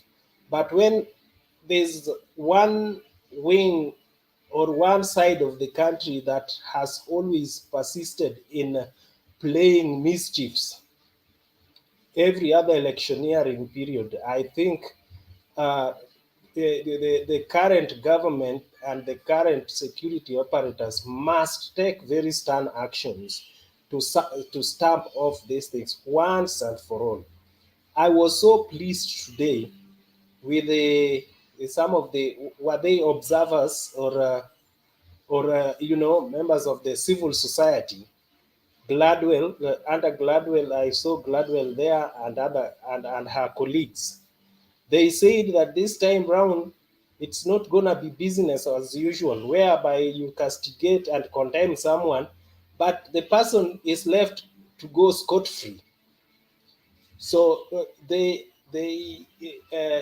insisted that this time round they will even prefer private charges, whereby private citizens will go to court and hold people responsible individually, not as a group. Like you just say this is IEBC, this is this this group, that group. No, if you are in IEBC and you are the one behind any malpractice in that area, then you are held responsible individually, whereby you will pay for the sins that you've done. And I think that is the direction which we should take so that we can stamp out these anomalies now and for posterity. So that is my submission. Maybe later on I may weigh in again, but I think that is what I wanted to strongly put out. Okay, thank you, WG. Let's move on to Waidera. Hi, good evening, everywhere you are. Here I am is in the morning because it's midnight. You know, the way I want to say something about peace. For me, I don't have peace. Why do I lie? I don't get peace when people are stealing our vote, when people are stealing our democracy, when people they try to pretend they're dictators. I can't get peace. I have been sick because of the Ruto. Ruto, he get me sick, and if I die, he'll pay the price. He will pay the price. He will not get joy because I have been sick because of him. The way he is, the way when I compare the country I'm living, how the democracy is respected, constitutions. Can you imagine? Yesterday, Raila have a lot of vote, and now, Ruto, you must be mad. You are crazy, man. Stupid. You must be stupid, and you just pretend that you are. Even me, I can be dictator. Everybody can pretend to be a dictator. To be a dictator is to play a game. You just play the game. You're just a small man. Even me, I can beat you. So I cannot get peace. That kind of people pretend, play this kind of evil. There is no bad evil. As those Kenya Kwisha, they are just stupid people, evil people. They have been abusing current President Uhuru Kenyatta. You guys, even Kenyatta president, he did stay wrong time in the State House, and we don't know what Kenyatta killed. We are not going to bless you when you go to State House. We are not going to kill you because we don't kill. And I'm telling you, we don't know how long we stay at State House if you are going to stay. Maybe you die. The first president, Jomo Kenyatta, he died in the table State House in Mombasa. He was the first, and then Moi came the president. And Moi get chance because of the Kenyatta. So we are the one, Kikuyu land, started our country. It really hurt me. It really hurt me, somebody like Ruto. You know, Ruto, when he came the deputy, he have nothing. Zero. They have a case in ICC. President Uhuru, he was paid for him food and water and hotel and everything. And he didn't have nothing. That's why he is so proud. You have been stealing 2 billion of money every day. You pay people. Those people you are paying for you, those people, they support you because they can support you. They can support you because you can work like a boss. I'm a boss. Who the hell do you think you are? I'll never respect you. I'll never see you like a president. I see you a murder. You are killer, corruption. Never rest of my life. That's what I want. Turn to you. Okay, Waidera. Martin, unataka kuongea ama niende kwa Stone PK? Go ahead, Martin. Rhoda, it's okay. Yes? It's okay, our sister. It's okay. Don't get too mad. I mean, yeah, I have been very sick because of him. My body is weak. I can die because of him. Because he cannot do that. The way he is doing my country. The country I grown up. The country people freedom, expression, freedom. Even my lawyer, my communities have never. We usually have they can express their when they want to women rape everything. But now he was manipulating them. They take food. Martin, nimekupatia chance ya kuongea, Martin. And then I don't want us to degenerate the debate into nimekupatia chance ya kunini tena unapatia Waidera nafasi ya kuongea. No, I think for the people who know me here, Raja, I don't like talking over people. Lakini, no, it was a chance to speak. Don't give Waidera the mic back before I allow that. Pole, bro, I apologize for that. Waidera, I hope you may cool down. I'm gonna put you back on the screen. Martin, endelea. You see, what she's trying to show is what a lot of people are not showing, but she's showing it in her own way. There's a lot of people who are very fatigued about this whole thing. And yes, you come here and, or places, and you go places and you feel, you're trying to show your you're okay. Even me, I'm fatigued about this thing. But again, I know how to handle myself, you see. And we need to hold our calm. It's last night I had to turn off my computer. That's why I didn't even show up in the, you know, on the show. And I had to also turn off my phone because, like, most of the people in Kenya are really worried to where point families, my family, they are calling me, hey, nyinyi ndio mko na information, sisi hatuna chochote. Can you guys, I mean, can you tell us, should we go back Ushago for now? Is it gonna be bad? Is it gonna be okay? And you know, we're trying to, because they have no information. Because kila kitu imekatwa. We, the people in the diaspora, are the ones that are really getting the information that actually is needed to be gotten, especially if you have people that you can talk to and people that you know, and maybe some connections, maybe somebody you went to high school with, and all these things, you know. It's when she goes off like that, Richie, she's coming with a lot of stress. Iko na watu wengi sana, especially mtaani. I know watu wajenda kazi wamerudi home because wanaogopa wanaonaka kutakuwa vita. But all I can preach today, I mean, we've been here for a long time. We've done our job and we did a hell of a good job. Kila mtu mwenye ako hapa hivi wenye wamekuwa hapa hivi. This is the time. It's coming to an end tomorrow. And however it happens, this Kenya will be, but we already know what is going to happen. We've worked, we've done our part as diasporas, and there's also Kenyans that have been here. We've preached a good message. And we're going to, this country is not going to the dogs. It will not go to the dogs. The problem has been what Kina Sholei did yesterday, and she needs to go to jail. Yesterday, she sent seven of her people to jail. And what really surprises me, Richie, and I'm so sorry, what really surprises me is, what does this Mweshimiwa come with? Are you a public servant or what are you? Why is she still roaming the streets while assistants wake wako jela? It doesn't make any sense at all. Na anajulikana ni yeye. Alishikwa ya kwanza, na akashikwa ya pili, na venye alishikwa dereva wake alitoka mbio na gari.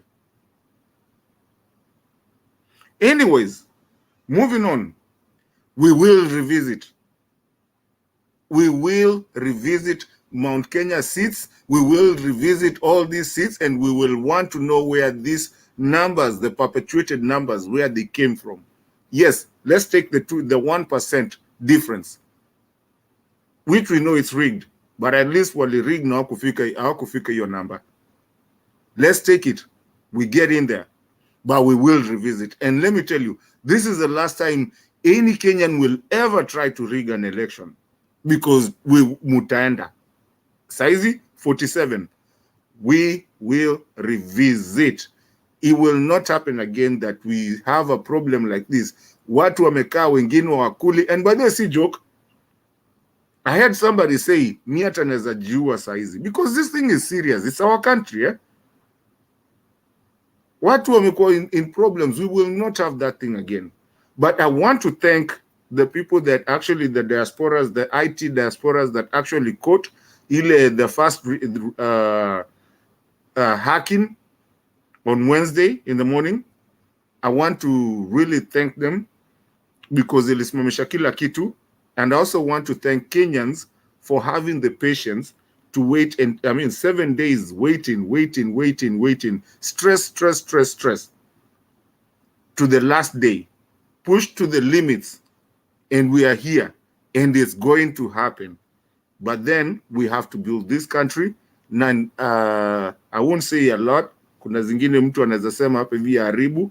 I won't do that. I will wait for it. But people like Roda, please relax. Na wenye wako na stress ka Roda pia, relax. It's okay. Kenya ni yetu, yendi mahali, and everything will be fine as of tomorrow. If not, the constitution provision is that Uhuru will shikilia for another 6 months, and you know, at most 6 months. as we get a new government. So haipiti kesho. Kesho 3, we will have a president elect and it will be fine. We are fine. We are not going to fight. I think that's the message I want to pass. I think I'll come again after we do the second round. I just wanted to, because I saw Rhoda, that's why I came in, Saizi. Rhoda, the pain that she was having, and it's not just Rhoda, it's a lot of people, but I think people need to really calm down, relax, and it's all okay. There's a higher God, and there's also people that are working tirelessly, day and night, both in the system, both outside the system, politicians, and also intelligence. So we have to keep our country safe, and no one is going to fight.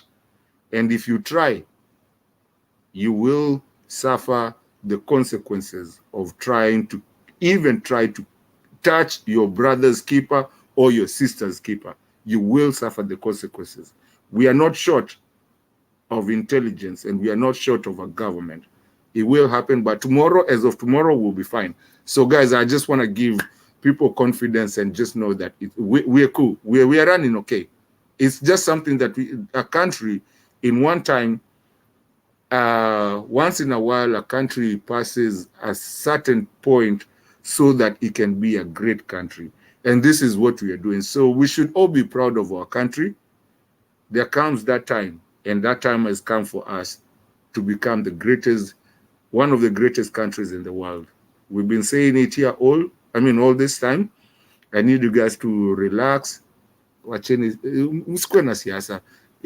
okay. It's fine. We're cool. Richie, I'll talk on the next one. This one I wanted to just calm things down. Safi, Mato ka steady, tutasaidiana hapa kidogo. So usiende mbali. Wacha tuende kwa Stone PK.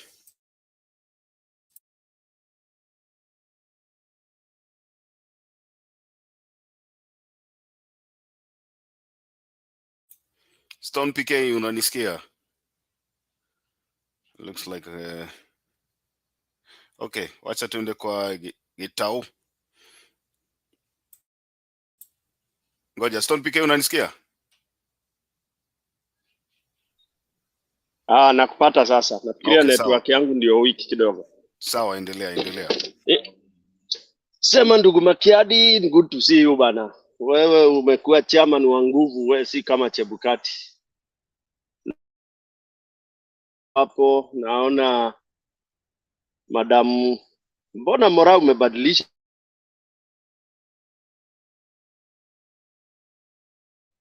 Nimebadilisha nini?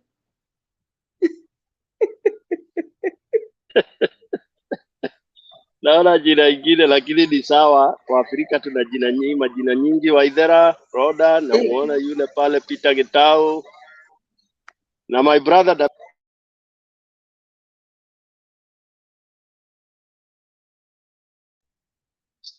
This network is messing me. I hope I'm being heard now. I'm saying I should not ask you ati how are you. Unajua, I used to have one boss ikiwa umemkosea alafu asubuhi unakuja unamsalimia good morning, alikuwa anakuuliza what is so good in this morning when you have messed. Sasa ilikuwa tukikosea you don't greet him. Wewe unakuja unaenda kwa desk yako unanyamaza kimya mpaka akuite. So I don't want to greet you. My people, let's tujue kiti tumechukua, hiyo nimeconfirm, na tunachukua hata na nguvu. Hii tutachukua, manake ni yetu, hakuna mtu atatunyang'anya. Vile tumeishika, ukijaribu kutunyang'anya ndio kutakuwa noma. So tuache mambo ya kusema tunaomba amani, sijui tunaomba nini. Amani iko. Yeah. Makiadi, nimeshikika kidogo, I'll come back. Pole. No problemo. We'll go to Matimbai. Mato, ukiona network yangu inaleta shida una jump in. Leo ni Sunday, watu wana mambo mengi, so ka steady hapo. Thank you brothers and sisters. Mi Kenya tu naweza waambia like my sister Roda, letu ndugu Mata amekwambia chill, everything is good by the way. Chill. Sisi penye I'm in Kenya, maybe nyinyi mko lucky you are in abroad. Things are not good in ground, but we hope for the best. This is our country. Even if how bad it is, ni sisi ndio tunaitengeneza. That's why we are fighting tumekatililia. This time round we are not giving up. Tutaitengeneza tu so that hao wenye wako pia nyinyi wenye wako ng'ambo, one day they will desire to come in Kenya.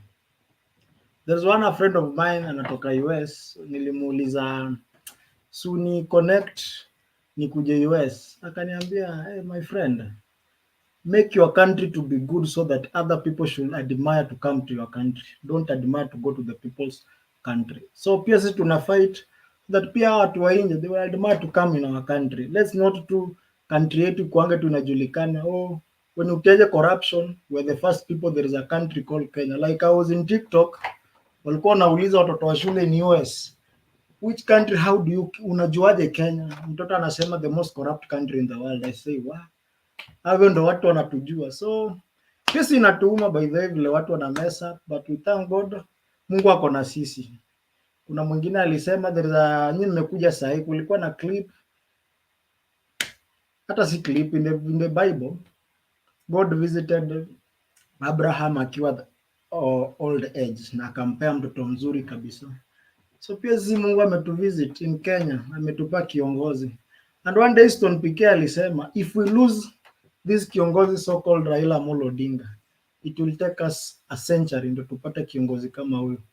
This man is selfless, anatupenda, anapenda Kenya kuliko anajipenda yeye mwenyewe. That's why I'm sacrifice. So my sister Roda, chill. Tomorrow like now we'll be dancing. Tutakuwa tunaimba, ishawezekana ni vile tu mamba ziko mbele, but we have things zenye zinatoa hizo mamba. So chill brothers, everything is okay. I love you. Thank you. Thank you so much for that. At least I can feel okay because to be honest, we have been very sick.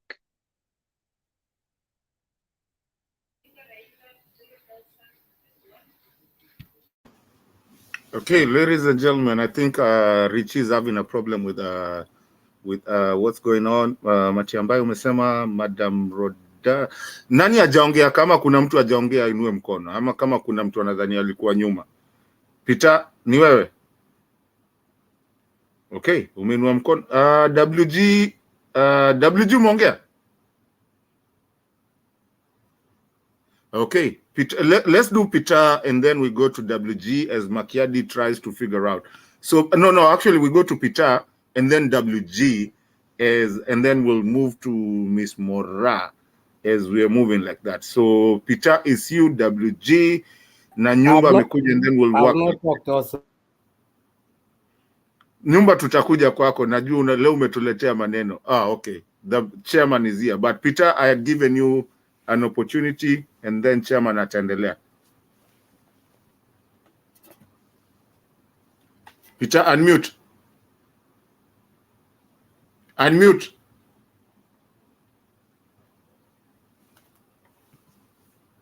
Peter Gitau, unmute. Yep. Is it okay? Yeah, you're good now. Okay. Once I thank you all. I've been listening to you. And I'm very sorry that some people are so much pained. I'm very proud of being born in a county called Nyandarua. Those who know Nyandarua, it is totally a cosmopolitan district.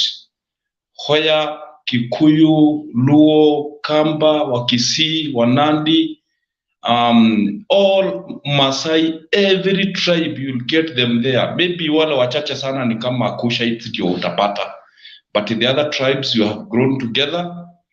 I even came to know that people can hate each other because of their tribes. Nikiwa nimekuwa mtu mkubwa hata nimeoa.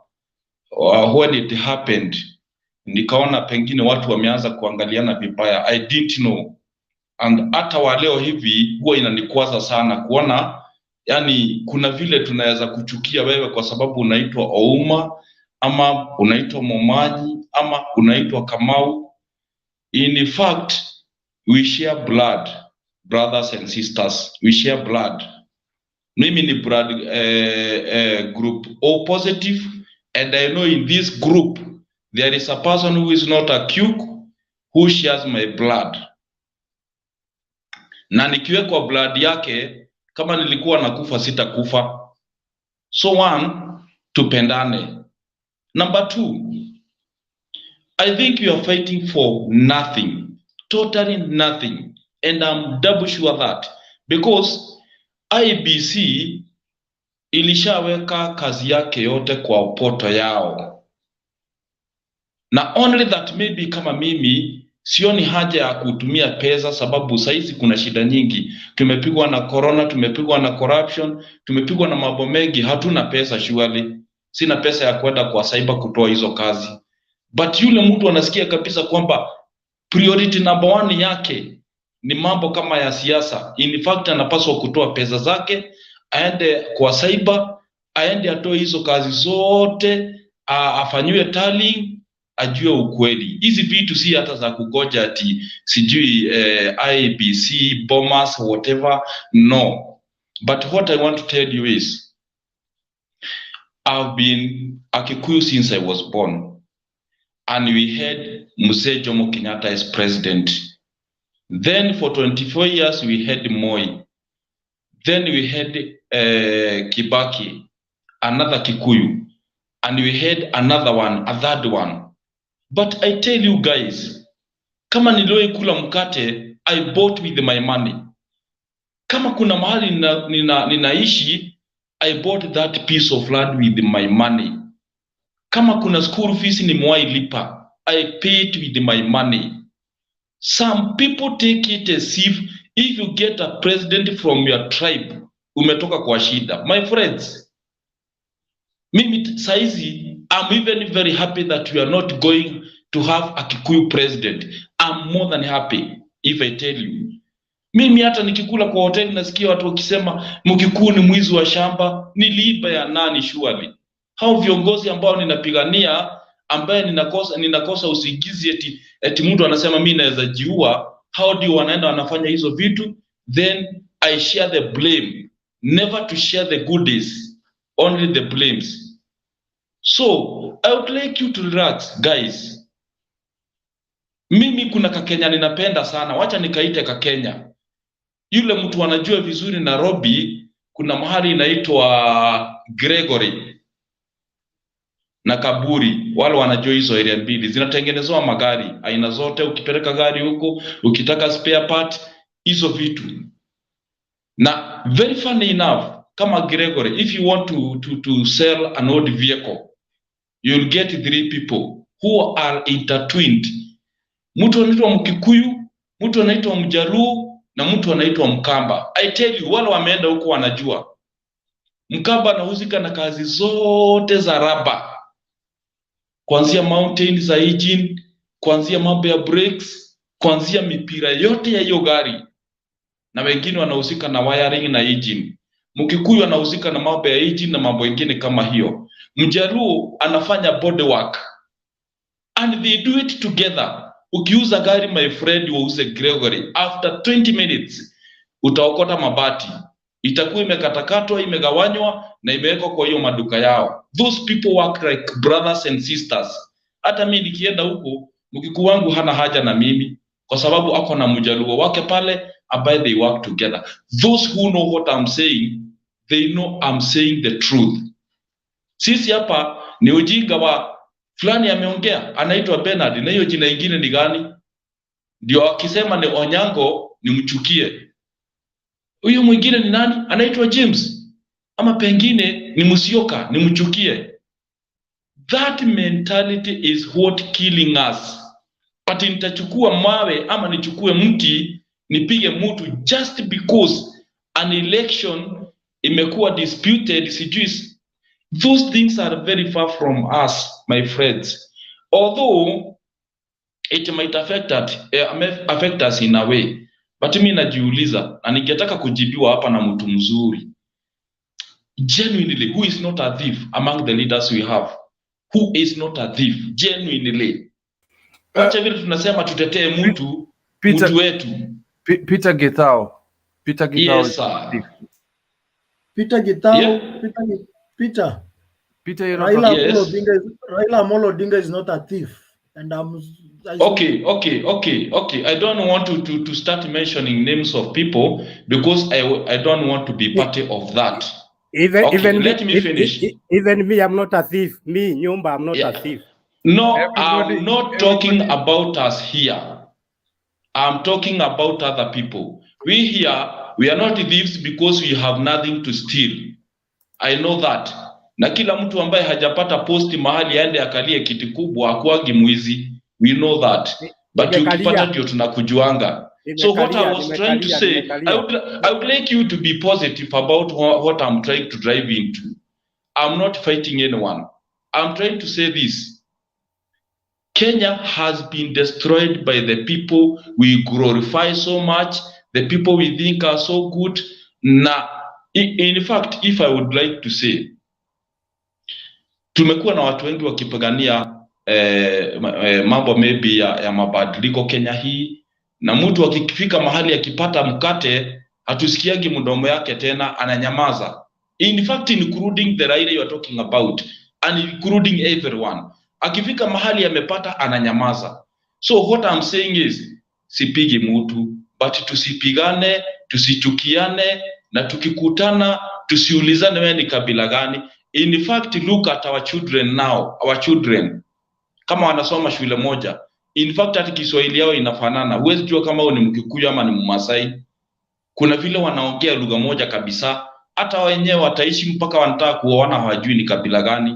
So the worst thing that is happening to us is that we don't use our diversity to our benefit.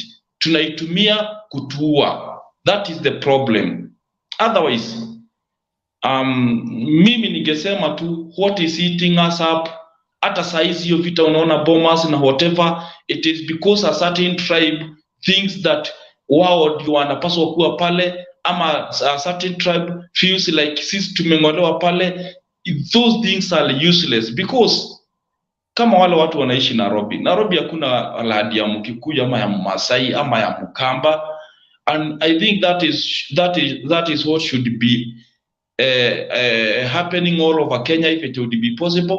Hii mipaka tuliwekewa ya ukabila ndio imetujengea shida tuko naye, because for example nimewahi kuona area za Nairobi Kiambu hapo Mjaluo amechaguliwa kama ile jamaa, sorry for his family and whatever. Kuna wanasiasa walienda hivi sijui kakuwa amekufa, but ni Mjaluo amechaguliwa. Alipokufa ndugu yake Mjaluo akarudi kwa hiyo kiti, because si Ujaluo unatawala, ni mtu, na huyu mtu ni mtu ameumbwa na Mungu, na ni mtu ako na utu. Watu wamemuona ni mtu mzuri mkarimu, ni mtu anasikiza mashida ya watu anawasaidia. So mimi sasa nikienda kwa Waturkana eti wanasema huyu ni Mkikuyu anataka kuja kuiba vitu yetu. Those mentalities is what killing Kenyans. Hatuna shida nyingi, then politicians have known our weakness and they use it to their benefit. Anakuja anagawanya ndio atawale. That is what has been killing us. Nikikuja kwangu kwa watu wangu na wahubiria Wajaluo, na wahubiria Wakamba, na wahubiria Wakisii, naendelea kuchochea ukabila. Ndio maana mimi nikuwe na jina, na kama kuna Mjaluo huku kwetu asiwahi tawala. That is what has been happening. Na sisi tunajaribu kukuza hiyo kasuba. Sisi wenyewe tunatumia social media, tunatumia every media, even the mainstream media. Ndio kila mtu apate chance ya kuongea. Ni maneno mbili ya mwisho. What I was trying to say. Getao, unaitwa Getao. Kidogo tu nimalize nikuachie platform. Kuna kitu nataka kukuuliza. Tafadhali. Yes. Kama leo ni jana nilikuwa nikichat nikasema mimi ni Mkikuyu, na mdemu ni Mkikuyu, akasema ai wewe si Mkikuyu. That is a tribalism. That is a tribalism. Huyo sasa huko tunasema ako na hiyo we are the same tribe. Ananiuliza ati kama you are not Kikuyu. So what is the meaning Kikuyu? That is the kasuba I'm talking about. That is the kind of kasuba ninaongelea. Because unaona my dear, anafikiria kwa sababu wewe ni Mkikuyu unapaswa kuwa na opinion kama zake, unaweza kuwa na decision kama zake, which is not true. So that is the problem. That is what I'm talking about. Like vile tuko hapa, kila mtu ni ako na haki ya kuona vile anaona mambo, kufikiria vile anafikiria regardless of his tribe. So let me give this chance to another person. I thank you so much. I thank you. Thank you, Peter Guitar. We really appreciate that. Rhoda, thank you for also, interjecting. Saying something. We really appreciate you guys. Unajua, we've been here for a long time and we appreciate it. We are coming to the end of it. And tuna appreciate sana manake, by the end of the day, we are all Kenyans. That Kenyan will never leave us. That blood is a Kenyan. My blood is a Kenyan. Nyumba's blood is a Kenyan. Everybody here is a Kenyan, regardless of who you are, regardless of your characters, regardless of what character you are. Ukwe mzuri, ukwe mulevi, ukwe mupole, ukwe nini, whatever it is, you are a Kenyan. And Kenya is a place that we have to protect by all means. With or without, we have to do it. We will protect it the way we have to protect it. At this point, I think, WG, I would want you really not to give your submission, but I think you had a question. I would want to jump to Nyumba before I come to you, unless you had not said anything completely.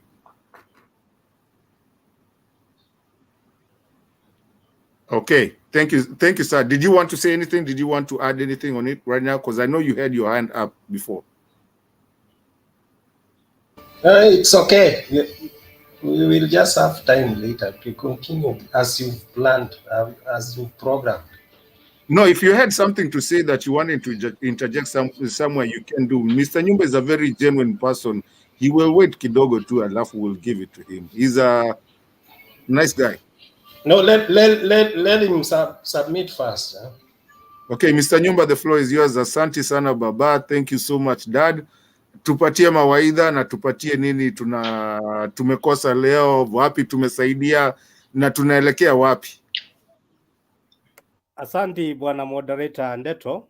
Ya kwanza kabisa ni kuwasalimia wote, na naona hapo kwa Kipril, naona our deputy president yako hapo, bwana Matimbai salimika, Miss Mora, WG, thanks a lot. Salimika na appreciate you having considered that.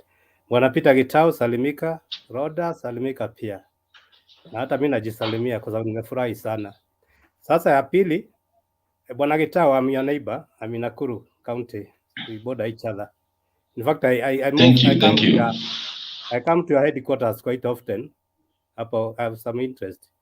Lakini mmetoa gavana rafiki yangu sana. Kimemi was a personal friend. Pole. But I could understand the Uda wave. It's okay. That's life. We have to accept that. Our church was very prominent. He's a Catholic like us, like me. And alitusaidia sana kuchenga by home church. Now, Bwana Ndeto, I don't have much to say, just to say I'm very happy, but of course anguished by the time it has taken me. Now, watu wengi hata hapa watatoka wakiwa na pressure wengine, because not hapa Kenya, at a local level and also international level. And I'm surprised, usually I'm the one here, a local man. Gitau, I can see you a local. These other guys are international. Kina Ndeto, kina Mora, wako hapa Kenya, kina Kipril. Matimbai is there. I'm very happy. Usually I'm alone, but tonight I can see the local fraternity is actually very much represented. Lord, I'm talking the truth. I'm usually alone, but I'm happy now. There's a reason for that. It's actually we are reaching the end of this suffering that we have gone through because of one called IBC and Mr. Ruto. But everything has got its beginning and end. So, Bwana Ndeto, I don't have much to say for tonight, but I appreciate what Mr. Gitau was saying. My interjection was not in any wrong manner. I was just like putting life into this debate, the panel. It's not that I was posing, because actually, as you say, most of our thieves, it's only that we don't have the chance to steal. Okay, yeah, and when you are not given a chance, you keep on complaining that the other one is stealing, and you could be the worst, the one who is in position stealing. It's only that you are not in a position. Now, So I'm also an elder in that I participated in the last 10 elections. I have 10. So you can see I'm not going to say my years here. And 2 of them have been a presiding officer myself. One in Nakuru and another one in Samburu district then, way back. So I've seen all this. I was at University of Nairobi during 1982 coup. I saw it. I was in the streets celebrating, not stealing. That's why I survived. I was not stealing anybody's anything. But I was among the students who were in the streets celebrating. And actually, I find it very odd when people say that Raila did something wrong if at all he was involved. He didn't do anything wrong. That was the right thing to do. Moi was a nuisance. He had run and even ran this country down very badly. I witnessed all that. In fact, I witnessed Kenyatta 1 rule, Moi's rule, Kibaki's, Ruto's, Uhuruto's, and now we're going to the 5th. So I've seen history of this country, and it saddens me. And we became very hopeful one time.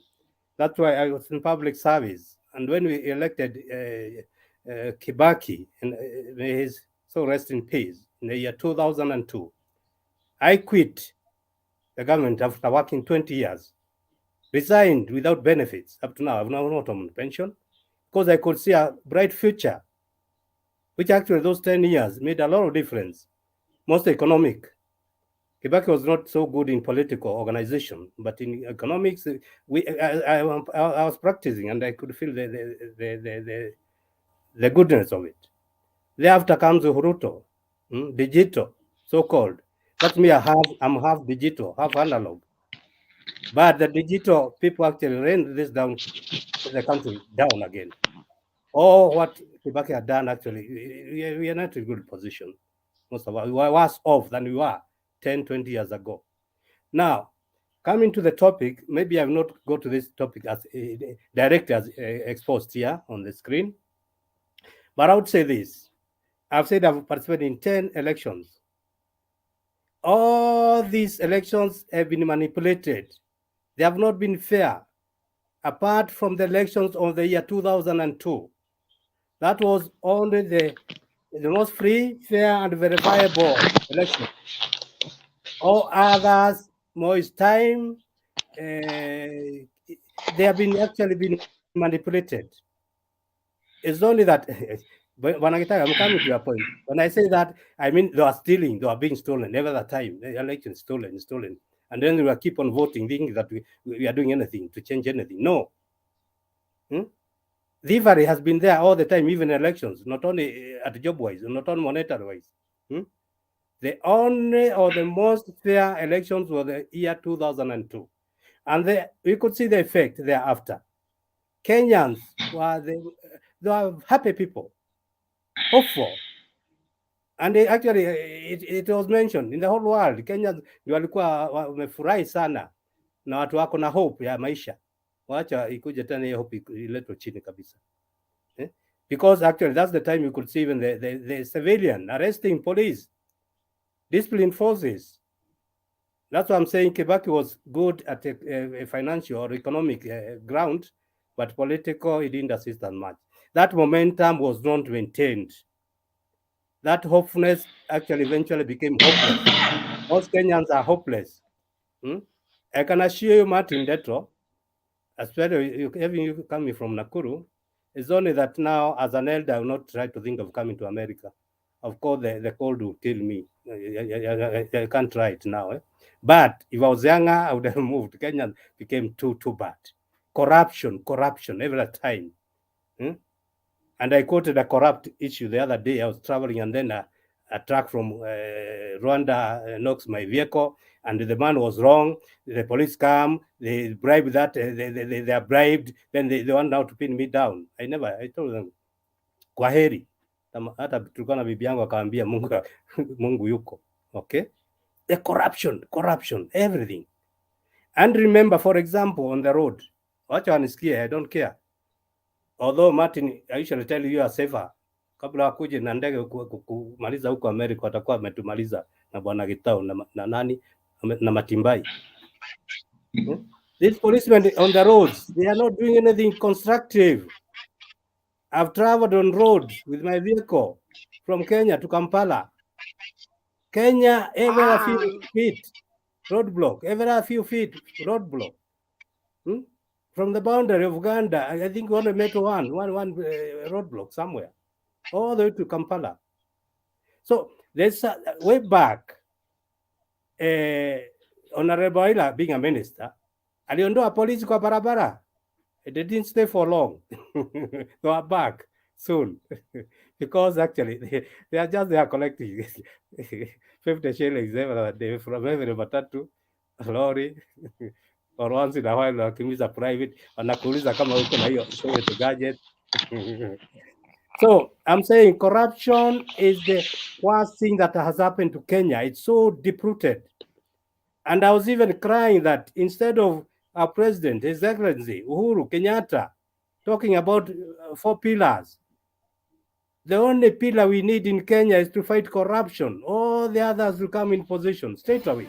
Exactly. Yeah, only one, corruption, deal with it. All the others actually just be achieved. Yeah.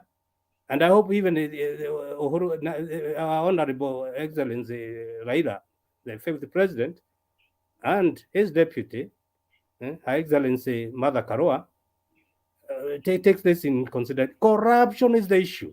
Fight it, and everything is in position.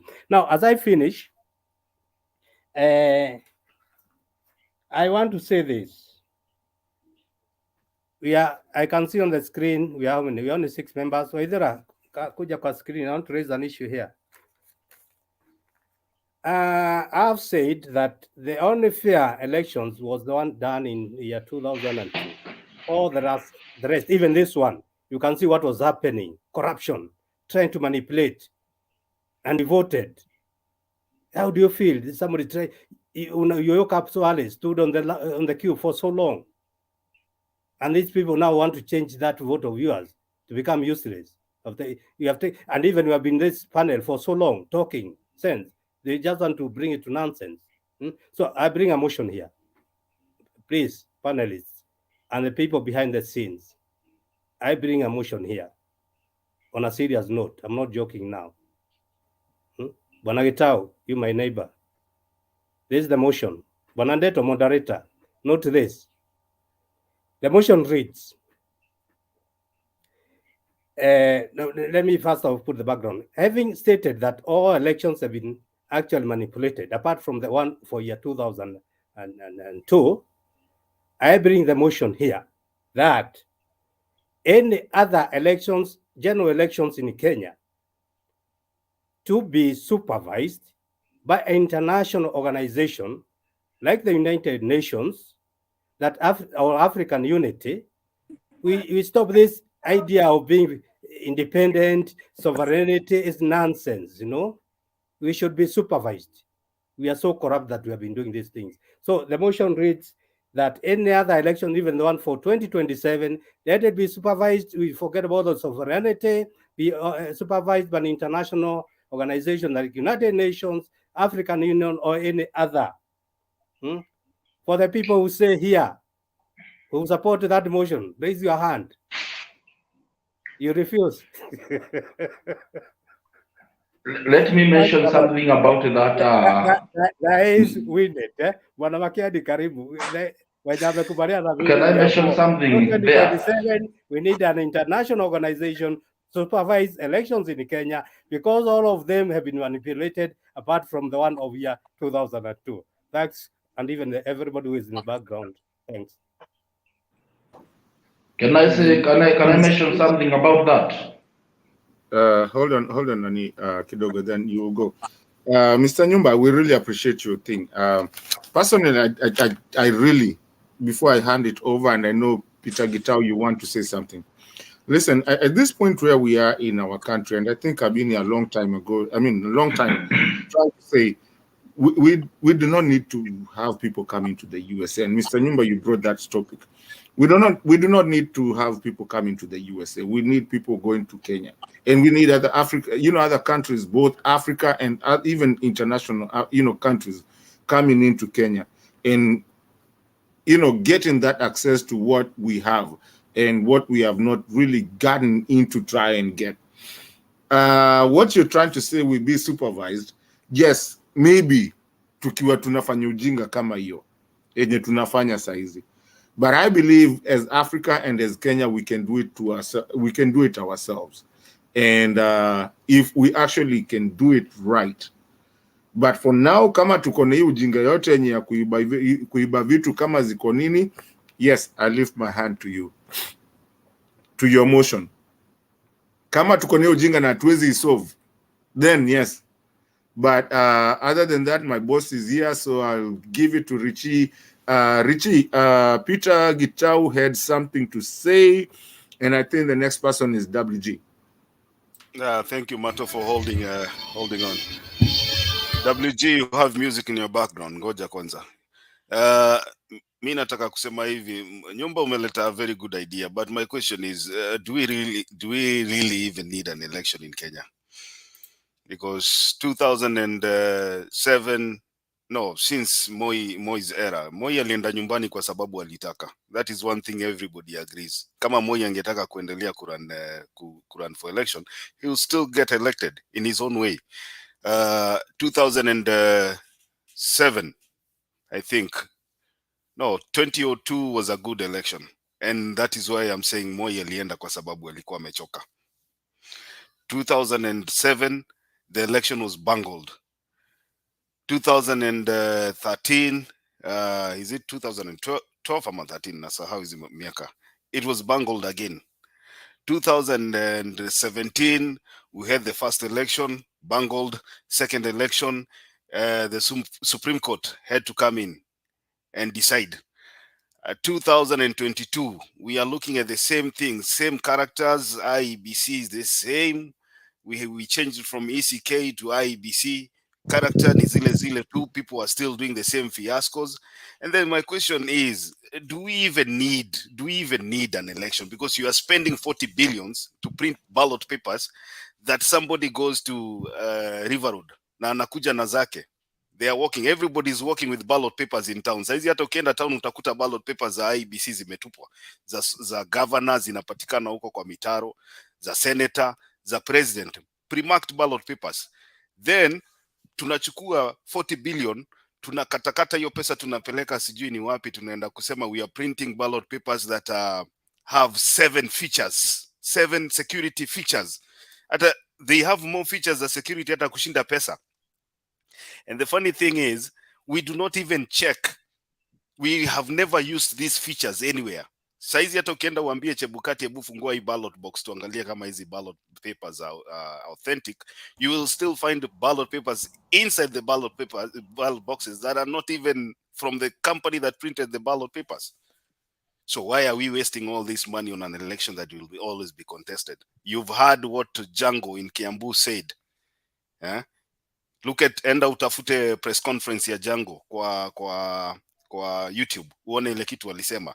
There are people who walked into a polling station, only voted for the president and walked out. So you guys tell me here, and lady, tell me, do we even need, why can't we change our system? Basi tuseme Nyumba, because you come from clan ya whoever, we will make you a king. And when you leave power, you leave it to the next person. Because that is like what we are doing. We are not even electing leaders. We are appointing leaders in our own ways. People have voted. People woke up in the morning. They voted. They thought their vote is going to count. Then we are seeing people changing numbers. We are seeing 34As coming from the streets. We are meeting returning officers na bags zimejaa forms. Anaulizwa hizi umetoa wapi? Anasema I was queuing in the car. Na akona photocopy original hata zijulikani ziko wapi. Bwana Makiadi, can I put something I forgot and it's very important? Yeah, I'm coming to you guys. Because it was my presentation, I forgot something very important on the same. it doesn't start at the end as it is being seen now. I stood for a political post in the year 2012, and I was beaten at the nomination level. I came to discover 4 years later that by the time I was running around campaigning, somebody had already bought that ticket, all right, for the TNA. It was a TNA, and I'm one of the people who started TNA in Nakuru, all right? The sellers, those are called coordinators, one in Rongai, hata wanisikia akiniona hapa because I came to know the truth 4 years later. Akakuja ofisi yangu, wanakaa wanaongea na mimi wanawe mjinga, hajui kununua hii kitu. I was very green actually. Alafu naletea wa Rift Valley yote, TNA coordinator, wanakuja wawili, tunaongea for almost 1 hour, wanasema so this is stupid man. Hata they went and sold that ticket for 300,000 shillings, and I had the money. I didn't buy it, and there's no one was going to win. So by the time nomination tunafanya campaign, mtu amenunua iko ticket, you are wasting your time at that point, and it's happened to me as a person. So these things are really bad in Kenya. Thank you. Aya, Mato, ulikuwa umefika kwa nani? Naona kuna watu wana mikono juu, sijui kama wanataka kutoa comments ama wanataka kutoa submission. Peter alikuwa na kitu ya kusema, si submission, alikuwa ameinua mkono. He wanted to say something, and then after that we was going to go to WG, and then after that you can do as you want kutoka hapo. Those are the two.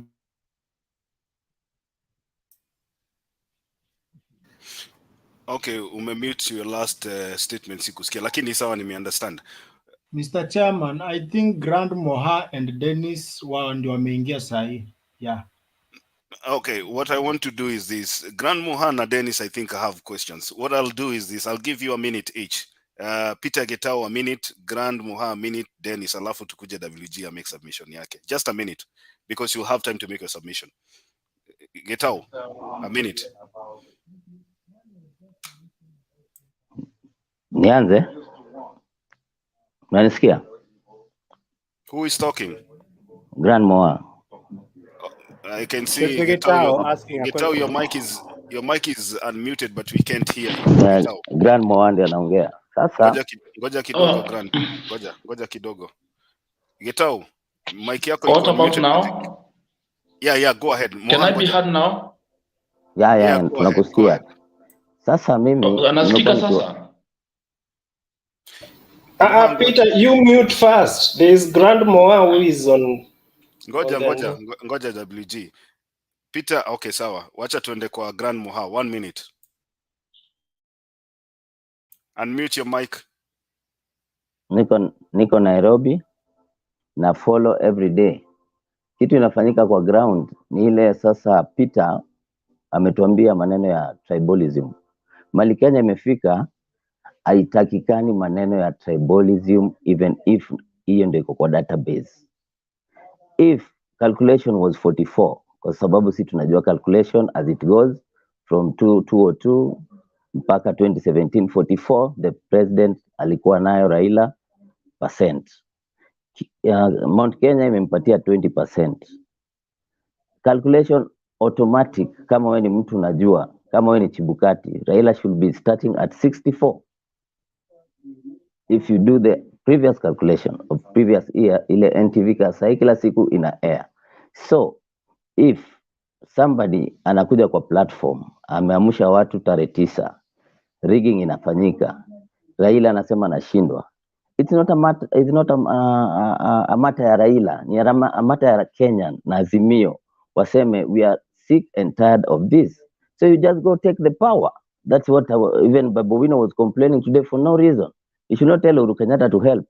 It's power umeshachukua, piga arithmetics. 44 inakuaga yako kila siku. Let's say Nairobi calculation ilikuwa how do we put it in English kwa Kiswahili? It was add to add Nairobi. Tuseme 44 ikarudi to 40. Still Mount Kenya ina claim in the basket of Baba they have brought 20%. Even mtu amelala. Who is the winner if you do the calculation? If you bring the 20 plus 40, we are at 60. So turnout should be the different, hata ikikuja 51 plus 1. Inafaa ikuwe 56, around 60, and then Ruto akuwe at 40 something, because turnout haikukuwa pale. Mount Kenya. And even Martha alikuwa anaambia juzi kwa Azimio conference. We won because the cukes never came out. So their boycott is called like a protest of a win. So I don't know why people should be thinking Chebukati is doing what. According, if you're a sober Kenya who want to wake up and go work and see the president doing his own thing and I develop Kenya and I do everything. When it's good, hata waseme Ruto leo, no Kenyan will feel again vizuri kuamka another night kwenda kuvote. And that is one thing that I wanted all the folks to understand. The more you do it, you think, because this time round imetokelezea ile free. You know they used to rig, but the TV was not bringing it. Like jana unaona ule ananyang'anywa ile simu yake na Esther Passaris. It's live on your face. There maybe somebody amepromisiwa, you take this 1 million, do this, do this. So you think the million here is for me and my family, and so let me just mess up the system. So it's about tumbo tu, hakuna tribalism kwa hii story malimefika Kenya. Kenyans are very smart, whether wale wako majuu wako local. What is happening is an individuals who does not want Kenyans to change. Wale wako kwa platform ya system, because system is always ilitengenezwa before the days of Jomo. You understand? So the system has been running until tonight. You cannot change the system. System is all, but people who are operating the system are the one watu wanaharibu. Ndio nilikuwa nataka kuambia Gitao, hakuna cha Kikuyu kwa hii system alimefika. Ni mtu na roho yake mbaya anaharibu system. Election iko fair, fair, yani sijui, I don't know, fair and free. Raila did it. He's been doing it, in short. He's been winning for the last 3 elections. But rigging has not been there. But this time, kwa sababu ako side ya government, imetokelezea, everything is in black and white. So this is what has been happening behind the curtain. So you should not be like, oh, we want Raila Ruto to be cleared. If we declare Ruto, we have declared a rigged vote. It's a president who won through rigging. Because I cannot be a winner and I'm still stealing. Can I win and then I still come with some votes? Nashikwa na watu wangu wanashikwa, ati na mimi nilikuwa winner. A winner anakuanga winner. Ule mtu anashindwa anakuwa loser. Loser ndiye anakuanga naiba ndiye win, because hana hizo nitrogen za kuwin. So I think Richie umenisikia na Mato and Peter, it's not about the tribe. It's about the people in the system operating. The wanaharibu system. System is very clean. Raila is the winning 44 plus 20, 100%. Kama unafanyanga politics ya Kenya na fall. Thank you very much. Aya, safi. Unajua Grand umeshatoa submission sasa. I thought it was going to be a remark for like 1 minute, lakini ni sawa tu. Okay, it's okay. Wacha niende kwa Dennis, unataka comment ama ni nini? We have to agree. If you want to make a comment, just make a comment, then we'll it's gonna be a statement, not even a comment. Okay, go ahead. I don't know why we are sitting here. Oh my God, kumeibiwa. This is something that started before every one of us was born, when Kenyatta was running the government. Okay? So we can sit here all this time. Oh my God, wameiba. Raila ameshinda. We have been brought by bribery since the day this country started. All this time, mkienda shule nyinyi wote where you used to go, kwenye nyumba alikuwa anaenda shule, somebody had to make sure you did not go to the school that you was trying to go to with merit. Kama ni Naivasha Boys ulikuwa unaingia unalipa headmaster pesa, unaingia kwa hiyo shule. Because if you didn't have the merit to get into that school, there's something that's called bribery. And this country has been run by bribery since the day one. So where are we sitting here and saying, oh my God, Raila ameshinda, Ruto ameshinda? That you have to know the system in Kenya does not totally work for Kenyans. It works for the few who are trying to get into the office. Okay? So we can sit here and say, oh my God, the worst thing that ever even came to Kenya is religion. Because everybody is hiding up behind the religion. It's like a curtain. Mtu wako hivi kwa curtain hivi anajificha, saying, oh, Mungu atatusaidia tu. No. That country, today we are all holding our thoughts and minds saying, oh my God, Raila siyashinde, Ruto siyashinde.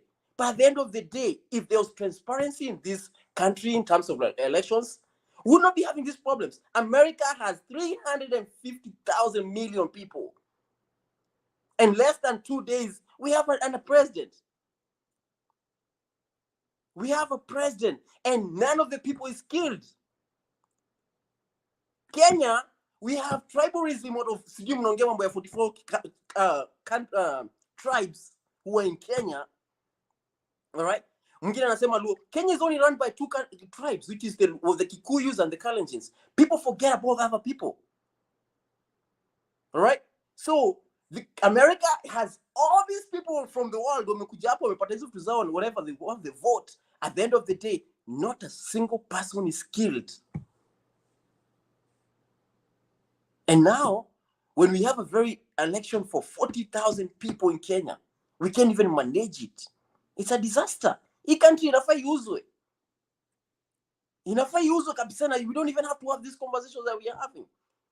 Because people like this Nyumba is saying, when he was running for office and he knew he would have won, somebody else came and told him, because there was no merit for, if Nyumba maybe had a good idea of running the country or he had stolen it, because that's the foundation we have. We are breeding kids today. In the next future, we are bringing our kids are going to be the same like us. Nothing is going to change. Police 58 Nakuru, because we don't have the discipline since the first day. But if we instilled whatever the Mishuki, that's when everybody was trying to put, because there was discipline. This discipline needs to come from the beginning. If there was discipline in this country, today we will not be here. We'll be like, oh, Ruto ameshinda, Laila ameshinda, ama whoever wins. But we are here today because there's no transparency in a country on a system that should be trusted by 50,000 people. Richie, let's preach transparency. When there's transparency, we have people putting up tunakaa kwa TV, tunakaa hivi, tunangojea tu results, but we're not seeing the results because somebody else is sneaking a paper. That's the lack of discipline that we lack. And these are the people who are holding our democracy hostage. This country is never gonna get developed. The same country, this country is supposed to be like Singapore, where Singapore was supposed to right now. They got the same day. Richie, please wake up. Richie, tafadhali. Yeah, Richie's listening. I'm here. I'm very much awake, Nyumba. Perfect. Kenya got independence like Singapore. Look where Singapore is today. Look where Singapore is today. Look where Kenya is today. Because of corruption. And if you uproot those seats in our government, and today, when I look in Kenya, I don't even see a leader who can run their country. I don't see a leader. I don't see a leader. I totally don't see a leader in that country. And the generation that we are bringing up, we are bringing the worst criminals in our countries. Because wamesoma kutoka kwetu. So I don't see the next 100 years this country changing as a society. Richie, that's my comment for now. I think that was a submission anyway. Lakini sawa tu. Nyumba hata unajua WG na Gitau wamenyamaza for this submission statement to know on the same. Mine had it takes even a minute. I wanted to say this that I want to correct Bwana Dennis Wagana. In my time, Kenyatta's time, things was to work. Ile shule nilienda, it was by merit. Things used to work before they started becoming bad and bad. So I want to correct you on that. I've gone through Kenyatta's rule, Moi's, Kibaki's, and now Huruto. Now, secondly, there's something someone has not mentioned here.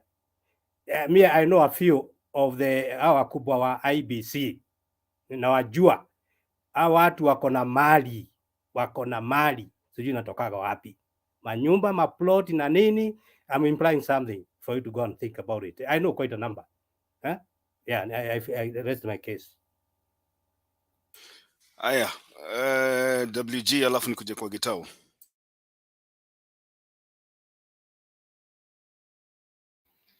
Okay, thank you. Sorry, there was some movements on my part. Now, it is good that today it's a day of maybe, taking account of our past and relating it to the current situation. At least we are talking about it, albeit late, but it's okay. I wanted just to bring to your attention and ask you the question about sorry for that, about the William Ruto's presidency. What does it entail in the unlikely event that he was to take over, and compare it and contrast it with the Raila Odinga presidency? Where are we, and as a country, and where are we heading? And if you didn't capture their principles and their blueprint, what they believe in, both sides, then you might not be aware of what I'm talking about. There are those who stood and rooted for the status quo in the way of doing things. All the vices that you've mentioned very emotionally, beginning from Nyumba and Grand Moha and even Richie, all those vices, there are people who see them like they are nothing, and therefore the status quo should remain into their presidency. And in fact, it will be even worse. Number two, I want to bring you William Ruto. And I think it is Nyumba and maybe a couple of people, because I see majority of you, maybe Peter, I see majority of you are youth. Some of us grew up during the Nyayo era. We went to school during the Nyayo era. When Nyayo would come to Eldoret, and the entire town, we would be lining up right from almost this area of Moi University to the town the whole day. That one started from Kenyatta. Kenyatta's time was also the same. Exactly. So that is when presidency was presidency, my friend. So number one, we know of people, a group of people during Moi, when they printed the currencies, the 500 Jirongo notes. That one brought this country to its knees economically. After that, even the donors, the outside world, refused to come in because they knew that was economic sabotage. This guy was not punished. He came in, sneaked himself into later on the later days of Kibaki presidency. After and another character that he exhibits is that wherever he has someone ahead of him, he fights him. He fought Raila and jumped on Kibaki's side. Kibaki protected him, and Kibaki delivered the presidency to them, him and Uhuru. You know what he did to Uhuru, and that presidency did not last to see its last days in power after 10 years, the acrimony and whatever. The other thing that I want to point out is under President Moi, that was a totalitarian state, the dictatorship. Nyumba can realize that, can attest to that. And who was the right-hand man of Nyayo during those days? The ones who were sent to go and hound Kenyans and those who are agitating for democratic principles. That is the same person we want to give this. And people who is agitating or who is seeking this seat. So when you check at the history of William Ruto, there's no single attribute that you'll give him that he achieved positively for this country. Even when this God-sent devolution was being brought, who was outside there to oppose it? Who was opposing it? So can you tell me even one single thing that William Ruto we stand to benefit from him, be it economic, be it the rule of law, be it freedom of speech, be it what is it that we are likely to gain from? He fought BBI also. BBI fought it also. So as we move forward, many people do not appreciate the risk this country was just about to plunge into. Because you can't tell me that a person whose history is littered with those kinds of vices can transform in one day or one night because he's even been given power. So I'm not seeing anything good that will come from that gentleman. So we just pray, and the way things are as we speak is that things are working in the favor of Raila Odinga right at there as we speak now. So we just pray that everything will be okay so that we get this country in the right track again.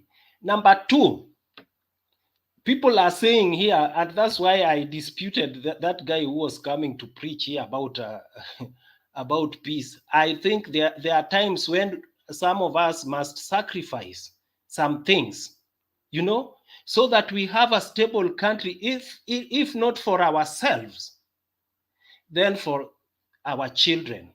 Yes, I love peace also. I love peace myself, but it is not that kind of peace that you will stare at someone stepping on your toes, but you are pretending that you are just okay, just go on. That is not the kind of peace we want. We need to, sacrifice these things so that, you talked of the empowerment of public, of civilians. To get, if there is a police officer who is corrupt, the civilians should frog march them to the stations themselves. These government and public offices, right from the national government to the county governments, are full of corrupt and very, corrupt and uncivilized. This a word I wanted to use. Indisciplined civil servants and daring. It's in the DNA. It's in their DNA. So this is a time when the very first thing that we should request from the coming government is that we should be empowered, and the hotline should be put there. When you get someone who is trying to, some of those people are very funny. When our children are sitting home because of school fees, others are adding wives, as civil servants. They're building mansions, and yet those are taxes that we pay.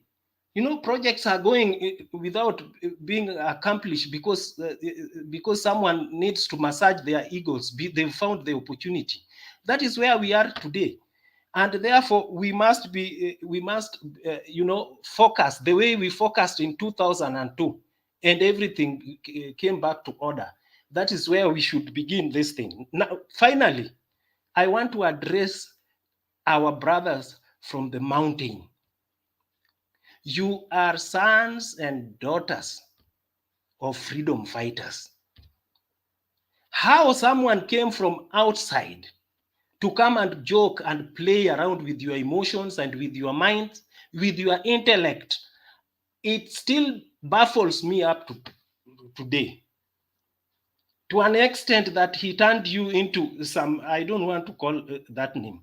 You see, and even your progressive leaders who've been known, whose development records, whose work in the contribution of the second liberation of this nation is outside there to be seen. You went and humiliated them. The guy even took advantage, like though it's in his home area, came and even, rigged. He did not go anywhere, but made sure that he rigged among us youth, rigged these people away. What happened to the sons and daughters of Mumbi? And therefore, that's the reason why I stated here first, a very long time ago, that people should not accept those results in Central. Those people, those hooligans who've ascended those seats should be thrown out, all of them. Nobody, very few of them entered there legally, democratically. Those are products of theft. So the people should go back there to the drawing board and put this country where it belongs. Kenya should be very far away even from where we are, East Africa, in East Africa. The brains we have in this country, and if you want to know what I'm talking about, ask those people who are outside. We have bright people where they are contributing outside there in the outside world. It's recognized. I was so surprised the other day I was in London and someone was telling me that the traffic lights there were designed by a Luo from Kenya. And you see, we are great minds, and some funny politicians, funny people who've stolen money come to joke around with our minds as though we are fools. We should put an end to this. Thank you. Okay. Thank you, WG. If it's not a comment, then I think I would Gitau. ask. Sorry, I would ask him something. It's okay. Hold on, guys. If you all mute your mic, you unmute your mics. I don't know who is speaking. So let me do this. Gitau, you had a point. Let me give you a minute or two, and then we'll go on. Okay, thank you very much. I've been listening to all of those who have spoken. I thank you so much. In fact, it is very good to be open and to say what is in your heart so that we share. And in fact, that sharing opens the minds of others and in fact, even brings some relief in your mind. One, I would start with where my friend said that we should even sell this country. That one, I disagree. There is a saying in Kikuyu, those who understand Kikuyu, that says, you take pride with what belongs to you. You take pride with what you own. Even you go to a music somewhere to dance, you go with what you have. We say, aina giagatiro gake. Ani, Waidera, you get me, eh? So what I'm saying is, So, can you repeat again? Yeah, modo ainaga na gatiro gake. Oh, I get it. I get you. I get you, Peter. You get, yeah. Whatever you have, what is yours is yours. However, our Kenya is rotten, however corrupt we are, that is where we should start to build our nation. That is that. Now I go to, I hear you calling him Nyumba. I'm straight here, straight to the names. You asked a question regarding supervision of elections, and I truly support you. Bwana Gitau, I'm Yes. not Nyumba, I'm Nyoba. Nyoba, thank you, Munene. So what I'm saying is, I would support you in this sense. I've been in areas where people are offered food during drought seasons because they don't have food, and that food is supervised. The distribution of the food is supervised by the NGOs. And in fact, I would talk of NGOs rather than talking about ambassadors coming from UK and other nations to come and supervise elections. We have those people in our country, the NGOs and such like people. They can be deployed to such assignments only to ensure that because it is not only stealing. In fact, there is what we call suspicion of stealing. you are in Kisumu, you are in Turkana, you are in Moyale, and you are suspecting that somewhere in Kiambu, elections are being done in a flawed way. So there is no way that you'll be convinced that it was done the right way if you don't have somebody there that you personally can trust. So I support your point. If you would have people from outside who are very neutral and who none of us will suspect to be involved in the malpractices, I think that will bring some normalcy in elections and some normalcy in our behavior after elections. Because most of what you are hearing people talk is not something that they know. It is something that have been built by the bloggers, by media people, by other interested politicians, and in fact, it is not something that has a base. It is rumors sold to people, and it reaches somewhere, and people get to trust it. Okay, I don't mean that there is no corruption, there is no stealing, there is no rigging, but some or most of what we have is rumors. So if there would be some people who we truly trust to be in those polling stations, tallying stations, and the main headquarter tallying station, they will be there from the word go to the last word, to the last minute. Then all this trouble will not be there, because we found them in the tallying centers. We went with them to the polling stations, and we even started from the tallying center. We take the materials to the polling station, then to the tallying centers, and then to the main tallying center, to the county headquarters, then to the headquarters, Nairobi Bomas, so forth, so forth. We make sure that everywhere that you are going, we have those people following it up. I think that will bring some sanity in our elections, because one, we are not saying very many things here, because in fact we are taking care of each other.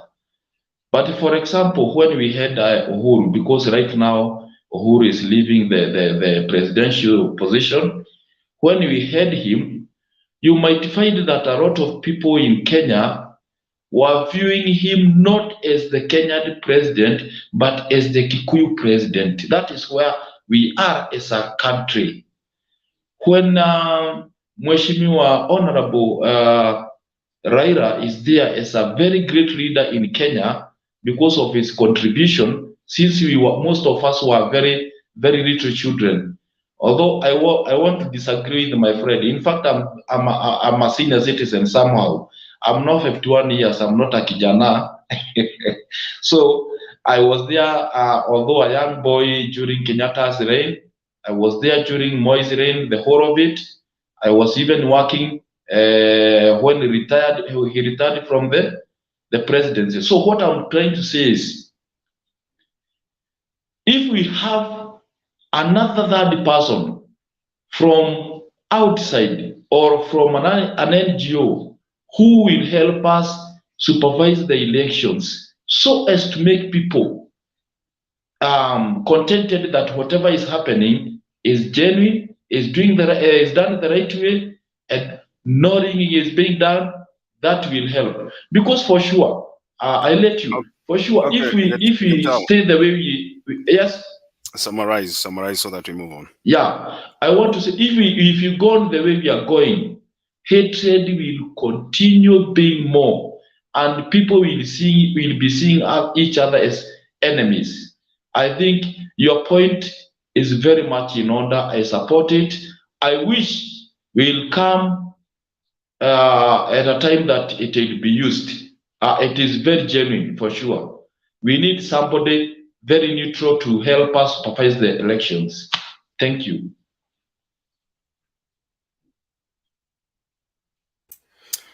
Let me do this, Grant. Before I come to you, let me give Douglas. I mean, yes, wacha nimpatie nafasi yaongee, and let's try to be within, let's say, 3 minutes, ndio at least tuweze kwenda faster to the next person. You'll always have a chance to make second remarks. So, Douglas. Thank you very much, Richie, for giving me this opportunity. You know, I've been just here for a few minutes. I'm sure you guys have talked a lot, so I might just repeat some things, but I'll be short. I have something that I want to present, but I'm not going to present now. Probably when the next turn comes. But what I would like to say is, it is very clear. It is very clear that that we've lost democracy in Kenya.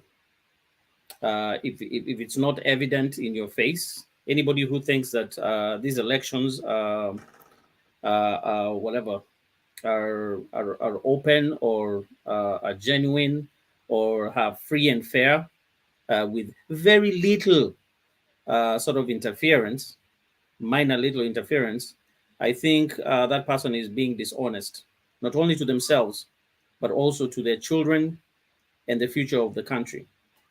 It is clear that elections have been bungled in this country for the last 4 decades, if not more.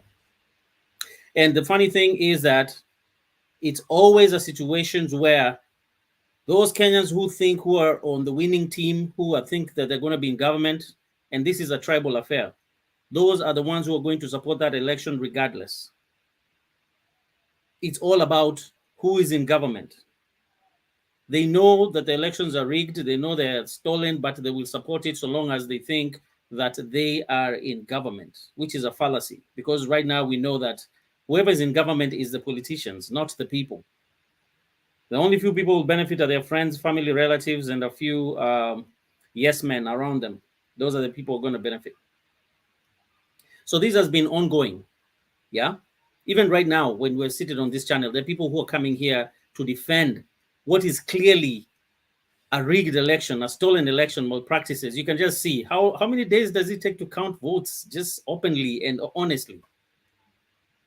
What does it take to just guard voting, the voting process? What does it take to transfer these results?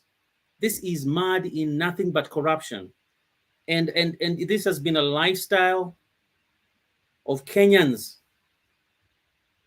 It's been supported by Kenyans. Right now, if you ask a Kenyan, how do I try to get into a school? How do I try to get into a government contract, or how do I try to become, supply anything towards government or apply for these things? You'll be told you have to bribe, you have to part with money for you to get anything in this country. It has become a lifestyle. Corruption is a lifestyle. Kenyans have accepted corruption as a lifestyle. That's why nobody, very few, can actually see that there's something wrong with this country and what way it's going in terms of this election. But majority don't see.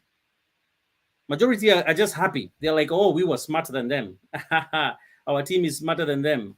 We outwitted them. They can't play with our IT. We know how to rig this election. We know how to get the right returning officers. These people, they'll know who we are. Douglas. That is the game. Douglas. Oh, I wanted to tell Mohammed Abdikarir, because I think it's his first time he's been talking to me. He can put agenda backstage. So Mohammed, stay on it unless utatolewa. You've asked for it. Sorry, sir. Thank you very much. Thank you very much, Martin. Thank you very much. No, hold on. Richie will give you. I just wanted to tell you utangolewa because you wanted to come in. When you go backstage, ukitoka kwa curtain, you will get kicked out. But I think it's Douglas, and I'm not the moderator at this point. I think actually I misbehaved.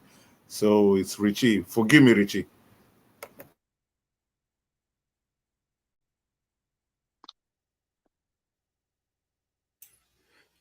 Douglas amepotea tena.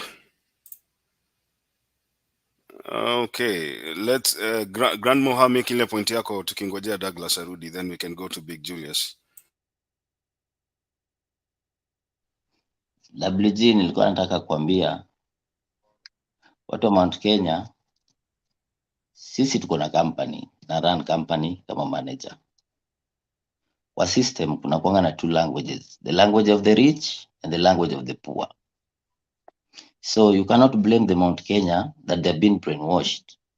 Ruto has used the language of the poor, ile poor anataka kusikia. Mnamwona mtu wenyu aja, mimi ndio huyu nafanya, unaelewa, kama kwenda kwa church. So when you go to the poor person umwambie unaona Moha ni ndugu yako na akusaidii, unaona mimi nimekam na kupatia hii do, wewe chukua hii kafanya nini, kafuel ndudhi. So ile ndio ame brainwash Mount Kenya nayo, si inaitwanga the language of the rich and barrier and the poor. So that is the strategy ametumia, and it's equal politics, equal allowed. So when you see somebody has been brainwashed akafanya vile, alienda akaambiwa maneno matamu, ni kama kwenda kuseduce msichana, umwambie nitakupatia this ring and this after this, alafu brainwash akatrust. So hapa tuongei, unajua so far tuko so harsh on corruption. We just want a fair deal. It has been rigging all along, 1 year, next year. Let this year tunajua ana rig kwa sababu tunaona, you know, we are friends like for Babu and all that. I was calling Babu, you know, rigging. Even Baba should rig, but to fight mtu amesha win ana rig. Ikwe wali rig kama ile ya venye the president of America ali win this time. Even right now nani nikimfollow anaitwa nani, Trump akona followers wengi sana, but for this round they will fight the corruption. Ndio kitu nilikuwa napenda watu wa platform yetu wakuwe nayo, mkuwe na roho ngumu kama soldier, kama King David. Saul alikuwa anataka kupata nini? Baba na mama waende wachukue sword ya defense, wajideclare, let Kenya do whatever they wanna do, because the winner is that. Whoever is rigging pia endelee tu kurig. Mimi tuliona, nilikuwa naweka kwa comment, we don't even need Chebukati, we know what is there, we are Kenyans, we went to school. Let the winner just take the sword, go home. At least afurahishe ma voters next time after 5 years.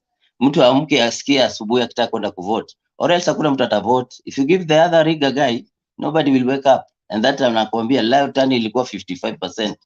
Next 5 years to come tali itakuwa 20%. That yani hiyo mjue. After hiyo mkishachukua, mama na baba wakishachukua the sword, wakwe defense, wakitaka kudeal na land waseme, kwa sababu corruption worldwide, kila mahali corruption iko. Let's call a spade a spade. So hakuna haja tuseme ati mama na baba wakikuja corruption itaisha. Hatutaki tu mtu akiingia kwa parliament, kwa government, kwa sababu Ruto is a Kenya like us. So when we are in the platform, we don't come as a Azimio or UDA. You come as a fair master. You say this is a Kenyan like me. But when he's on the seat, what is he gonna do? Atachukua kila kitu apeleke Rift Valley. We are not happy for that. We want somebody at least. Hata barabara, Sabina Chege alienda trip na baba, akasema baba, this is what happened in Nyanza, barabara ziko hivi, si mpaka kwa garden kuna lami. You see that? So tunataka mtu mwingine aingie fair player, apeleke zingine coast, apeleke zingine Ukambani, barabara za nini, maji kwa, yani just a fair player. We don't give a damn what they do in the state house. We don't give a damn wanaiba nini, kwa sababu that is their game plan. Sisi tu plan venye tutapata hela, Mungu atupatie life to feed, to watch a will, and that is the thing. But tukishaanza kusema corruption, we'll be making noise, unapiga kelele kwa harusi ya mwenzako. Harusi kama ni ya baba akachukue. Wa Kenyans, hata Ruto mwenyewe anajua hii ni baba amewin, that's why anaiba. You can't steal kama you are a winner. That's what I was telling you. That is a fact. So that is my nini. Sasa WJ, usidhani wale watu wa Mount walifanya vibaya, ndio ujue wako na baba, wali boycott, hawakutokelezea. So at least unaweza wa appreciate, hata kama walikuwa brainwash, walikuwa confused. So that's my comment. Okay, safi. Wacha tufanye hivi, kama unataka kuribat, let's make it brief within kitu kama dakika moja. Ndio nataka the last man aongee kwa channel, alafu tutakuwa na free time, so at least tunaweza have a back and forth. So Douglas, tafadhali malizia your comments so that we can move forward. And if you want to make a remark or something, just make it within 1 minute. I mean, for the other panelists, after somebody has made their submission.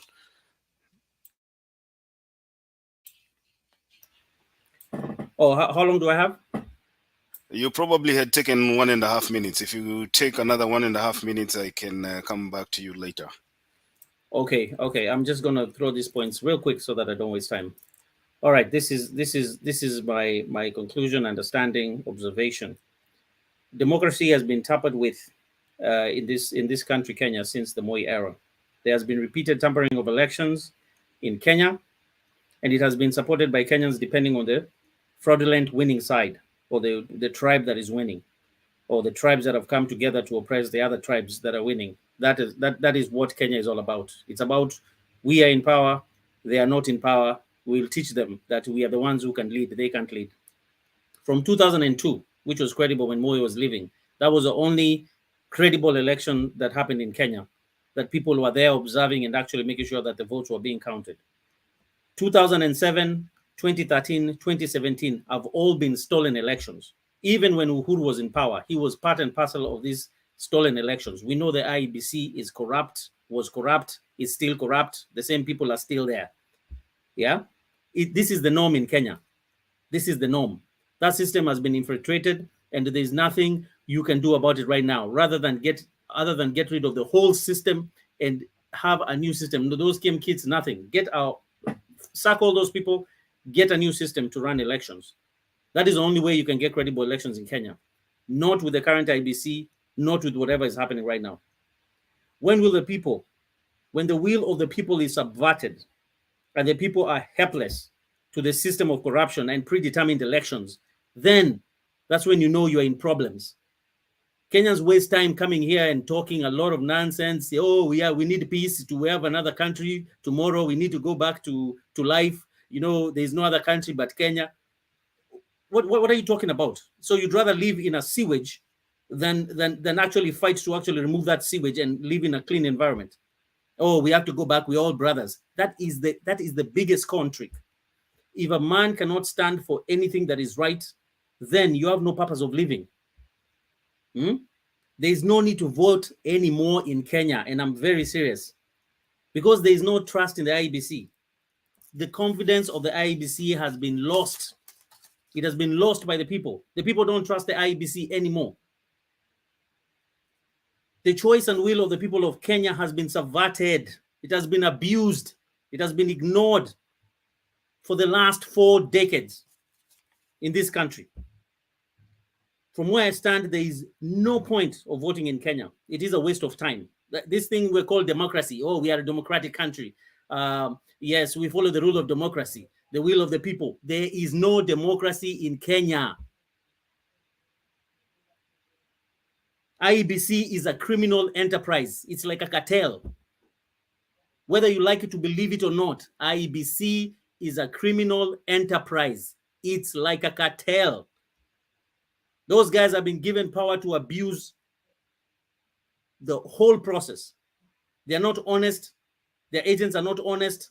The people on top are not honest. And you can see it in their face. They don't care because they are protected by the powers that be. If right now, if they announce the wrong person that has won, they know they'll be protected by that person and nothing will happen to them. That is how this system has been happening. You see, the people of Kenya will always support a team that they are winning so long as they are winning by hook or crook. Kenyans don't care. And this is a daily life. You see it in the matatus, you see it on the queues in the bank, you see it everywhere. People just operate on hook or crook. I don't care how I get there, but so long as I get it, if I bribe, if I kill, if I have to do anything, so long as I get what I want to get, that is what I get. That is the system that is operating. And Kenyans have allowed this to happen. So don't blame this IEBC. We know they are corrupt. Don't blame them for whatever result they'll give you, because you know what they will do. You know what they will do. Right now that the elections that has taken this long to announce, you know what they will do. So don't try to cheat yourself. That, the numbers are saying, no, these guys, they know how to play this game. You know what they are going to do, because that is what they've been always doing all along, and they'll never stop. Because some of these people have been promised plum jobs after this. Some have been given a lot of money after this. These people are already compromised. You're talking about people who are already compromised, not people who are likely to be compromised. They're already compromised. How do you expect them to actually go against whatever they agreed to? There is no point of demonstrating in the streets. I'll tell Kenyans, whoever is announced, whether it's Raila or whether it's Ruto announced, don't go to the streets. Don't be a fool. Don't allow yourself to go in the streets. That is a catch-22. Instead of going in the streets, demonstrate through civil disobedience. Because now you don't recognize whatever government is there. You don't recognize whatever is there if it's fraudulent. Yeah? Don't pay your taxes. Don't pay your parking fees. Don't pay your business taxes. Don't recognize any government entity. Boycott everything associated with institutions or businesses that support that fraudulent activity or that fraudulent the fraudulent people who are trying to ruin the country. Okay. You have to revolt. Okay, Douglas. Okay. No. Listen, you have to now. Let me tell you, because this is what it is. You have to find a way to lead yourselves. Douglas, wind up in a minute. I'll come back to you. Kenyans have to find a self to lead themselves because they have no government. If this is how elections are going to be done, then you have no government. Just find yourself how to lead yourself, survive. If that is the way, if this is how it's going to go, find a way of living, find a way of surviving. Those who've been enjoying this process, sorry, you're going to suffer as well because you are not going to benefit anything. Live your life because there's no point of demonstrating because you will just get killed for nothing. This is a system, it's established, it will never change unless the people say no. If the people still support on one side that this is us winning, it will never change. Just live your life. Okay, safi maridadi. Wacha tuende kwa Big Julius. Tafadhali tuangalie time. Nataka Mohamed aongee pia kabla network yake ipotee. So let's be conscious of time pia. Thank you, Richie. Naona Matiambai ama ni Mutiembei? Matiambai, Martin, WG, Roda, Moha, Douglas, and Moha. Kuna Moha wawili hapa naona. Nawasalimia nyote mjambo lakini. Naona Douglas ameshika moto lakini nataka kumwambia Douglas usishike moto. Kwanza tutulie. Unajua saa hizi mahali tumefika hatutaki tushike moto kwanza. Hatutaki kushika nare sana kwa sasa. Tunataka kungojea kwanza. Kwa sababu najua mahali tuko ni mahali tunaamini. We are where we believe in. We are supporting whom we believe in. And that one, I think all of you will agree with me. So there is no need of kushika moto saizi tukae. Of course kuna maneno inafanyaga mtu utasikia ukiangalia wizi inafanyika, mpaka watu unashindwa sasa ni haja gani tulitoa maneno ya ile yetu ya KANU tulikuwa napiga ilikuwa inaitwaje laini ya kupiga alafu inahesabiwa unasikia 1 2 3 10 21 30 50, yani ilikuwa inaruka 10 20 hivyo. I don't see anything. I mean, I think even that one was better kuliko hii ya saa hii tunasema tuko elektroniki lakini what is happening actually, it's terrible. It's completely terrible. And I agree with Douglas that this country is not, there is hiyo tunasema ati tuko huru, hakuna kitu kama hiyo, because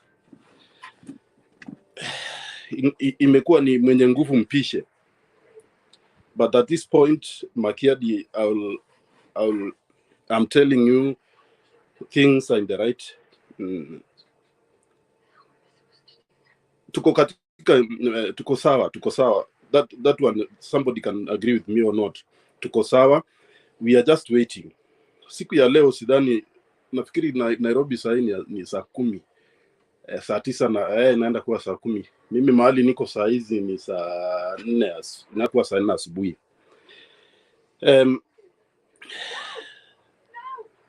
Tusishike moto sana. Tungojee tu hizo masaa kidogo. Lakini kusema ukweli, what is happening in Bomas is completely unacceptable. Completely unacceptable. Alafu, something which annoyed me, Unaona hata international media, they are putting in something that is not there. I was very, very disappointed. International media, wanajiita international media. So they are all also in the mpaka wakakatazwa sasa, they are not doing that. So I think I want all the panelists here that us agree one thing, that kusema ukweli things are not yani kumekuwa na wizi hata Central WG Central, kumekuwa na wizi ulikuwa na ulifanyika. Kwanza kwangu Narok, mimi ni mtu wa Narok. Narok ni maajabu, naona hata saa hizi governor bado wanang'ang'ana mpaka watu wanatolea wengine mabunduki. It's crazy. Wanahamisha tolling center kutoka kwingine, kutoka Kilgoris sikapelekwa Narok, nyingine inapelekwa kutoka Narok inaletwa Bomas, na ijakuwa gazetted. You know, according to the law those things must be gazetted first, lakini imefanywa tu kienyeji, which is another battle now in the court because things are not gazetted. I mean, they did not use the right channel. So I think one thing I want to say that for me, I'm not worried. I'm not worried at all. We have it. Iliona hata jana baba alikuwa church akiomba, kulikuwa na presidential spokeswoman Kanzeden and alikuwa. Which signs are you still waiting, you guys? Mimi niliwapatia mbuzi and I still stand for it. Nilitoa mbuzi 2, so mtapiga tu kura mseme mtakulia mbuzi wapi, ziko na nitawapea. Asante sana Makedi. Iko jamaa anajiita Honorable Man Stanley, anasema Mutembei TV is just a group of idiots. Na ako hapa anatusikiza. Jamaa, siuende ulale bana. Unaweza poteza masaa yako, internet yako, bundles zako, kama unatumia bundles usikize idiots. Sawa tu, watu wako na machungu lakini ni sawa. Acha tuende kwa Laban, dakika 3.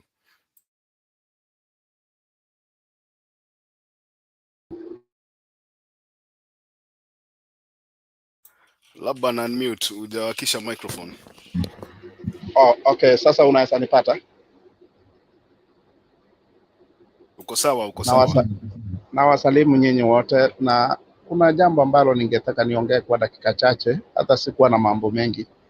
Na mimi msimamo wangu uko hapo kwamba kesho sina shida yoyote ama shaka kwamba rais wa 5 wa jamhuri ni Raila Amolo Odinga.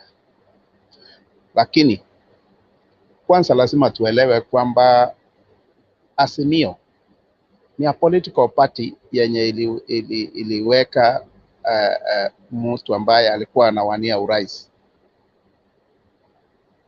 We have 2 heavyweights kwa hawa watu wawili, sidhani kama Uhuru Kenyatta, Raila Odinga tuseme kwamba wameshindwa na uchaguzi ambao umesimamiwa na Chebukati, kwamba uongozi wachukue wapatie William Ruto. Nataka niwaambie hiyo haitakuwa nchi, hiyo itakuwa ni kama ni kioski ya mtu, atafungua na kufunga saa zile anataka, na tukijua kwamba nchi lazima iwe na sheria. Mambo mengi yataongelewa baada ya matangazo. Mimi sina shida yoyote kwamba hii nchi William Ruto amekuwa kinyume kuanzia katiba ya 2010, iwe ni mambo ya kubadilisha katiba hapa kidogo na kuongeza ndio nchi iweze kusimamiwa vizuri. Amekuwa mtu amekataa hayo mambo yote, lakini anataka awe rais wa hiyo nchi. So mimi unajua hata nashindwa kuelewa wale watu ambao wanakuja hapa kwa platform alafu wanaongea mambo ya William Ruto sijui nini. Anyway, unajua lazima tuwe tunajaribu kufikiria vizuri kidogo, lakini kwa sababu tunataka tuwe tunajihimiza, mtu asiwe na hasira ipungue. Kwanza tushike mambo ya uongozi na isipowezekana hawa viongozi wetu wawili, Raila Amolo Odinga, Uhuru Muigai Kenyatta, wako na wabunge na ninaona viti zenye wamepata sio chache. William Ruto hawezi run government, that is it, na hakuna njia nyingine anaweza run hii government. So tusubiri na tuwe watulivu, tupate matangazo, tusikie Chebukati anatuambia nini. Hata nashindwa anangojea nini kutangaza uchaguzi ambao ulifanywa 6 days ago. Form 34A wamesema iko na matokeo yote. Hizi sarakasi zingine akina Sholei wanafanya na akina Itumbi, hatuwezi pelekwa kwa hiyo vitu ya watoto wa Nazari. Atangaze uchaguzi vile Wakenya walichagua kiongozi mwenye walichagua, nchi iendelee mbele. Asante Makiadi. Moha, unajua sheria ladies first. Sijui kama utakubali tumpatie dada yetu Eva hapa dakika ongea, alafu nikuje kwako. Asante ndugu yangu. Eva, karibu. Jambo Kenya, na wale wenye kwa comment section, tumehara, tumerudi. Aluta continue. There is nothing too much to talk about apart from everything that has been going on. And people have complained. People have complained about Raila. Soldiers have fallen down. And nimekuwa surprised venye towards the end watu wengi wamekufa roho. It's good to be optimistic though.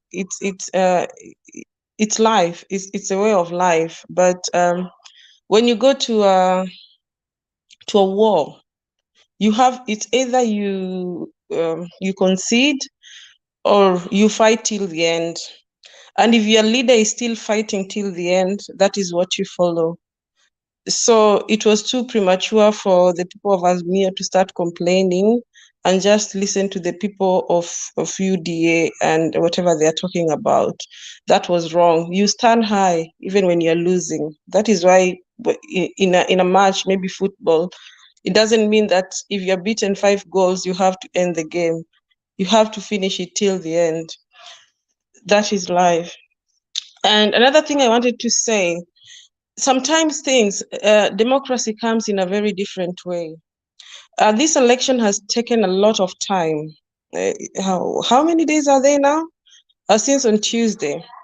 Has anyone ever thought that maybe this was a way to show the world how election is usually done in Africa? Probably it was for a good cause to open and people to see, just not people to say huyu ni jamaa wa kushinda wakiteta, huyu ni jamaa anashinda akisema ameibiwa or something like that. Because people tend to think that they know a lot, but you'll never know what is going on behind closed door. And sometimes you might think the other person is clever and they're not. Maybe the quiet ones are the clever ones. They're wanaeka watu wengine kwa trap so that they fall into it. Because even if you have to put evidence somewhere, huwezi peleka maiti kwa evidence. They have to be alive. So sometimes when you're looking at things, we just don't have to look at them emotionally. We really have to think about them carefully.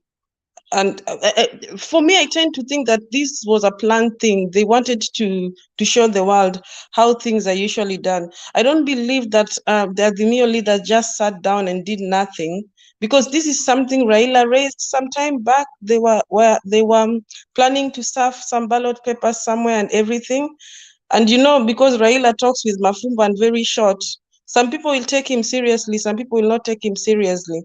And then after, you see the numbers, Raila ni mtu wa kuteta and everything. So sometimes when you want to say something, you have to look at it very carefully. And for the Azimio people, we are fighting till the end. This thing is ours. We have the numbers. It's not that we don't have the numbers. We might not know what is going on. Ignore the TVs and the numbers they have. I did my personal numbers. I did them one by one, and I think we went through with them with Neto, and we noticed where the game was being done with the algorithm. So we know what is going on. But keep hope. Well, whatever happens tomorrow, I think it will be on our side. It will be on our side. There is something else I was supposed to say that was so much important, but Richard got me off guard. Now I've forgotten about it. But when I remember, I'll just put it on the table. I think it was something very vital. Thank you, everyone. Okay, shukrani, Eva. Let's hear from Moha. Karibu. Good morning, everybody.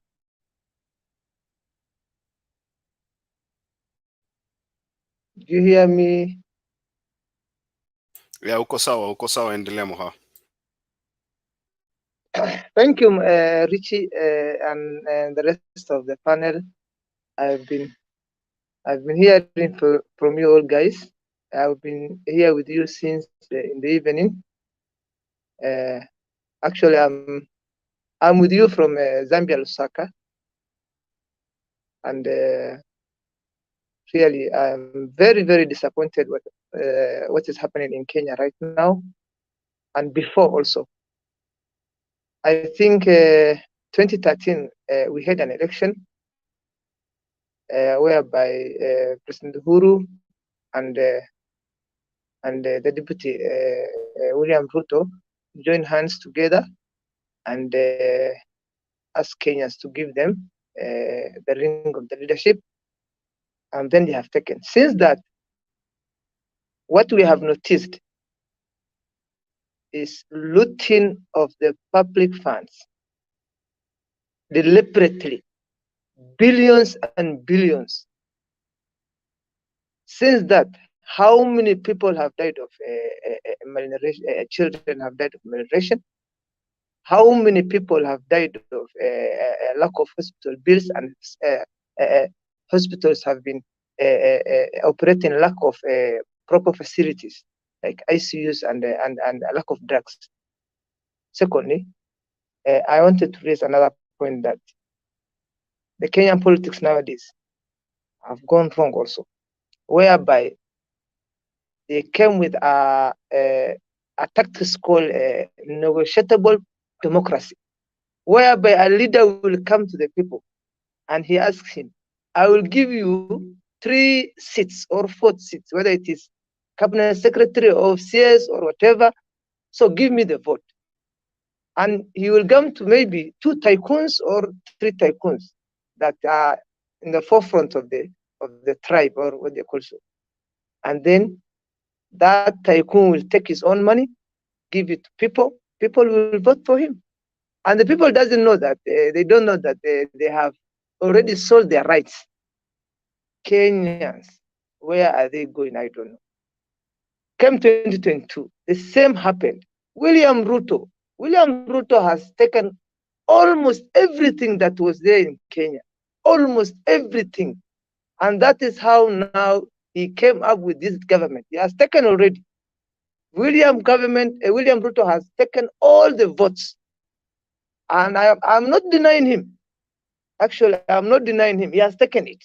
But how have you acquired all those votes? It's through money. Where did that money come from? A guy who was born in a poor village at the age of Sigoi, who has no economic background. Sigoi is a very small village which has no factories, even no industries. Where did he get that from? He has looted from Kenyans in the last 10 years.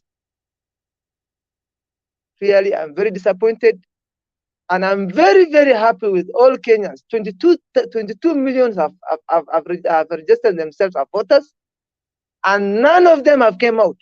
And I swear, in the coming 15 years coming down the line, we will going to see it, that we will going to see no one will going to vote. Everyone will be at his home waiting politicians to come and beg for them to come out and vote for them.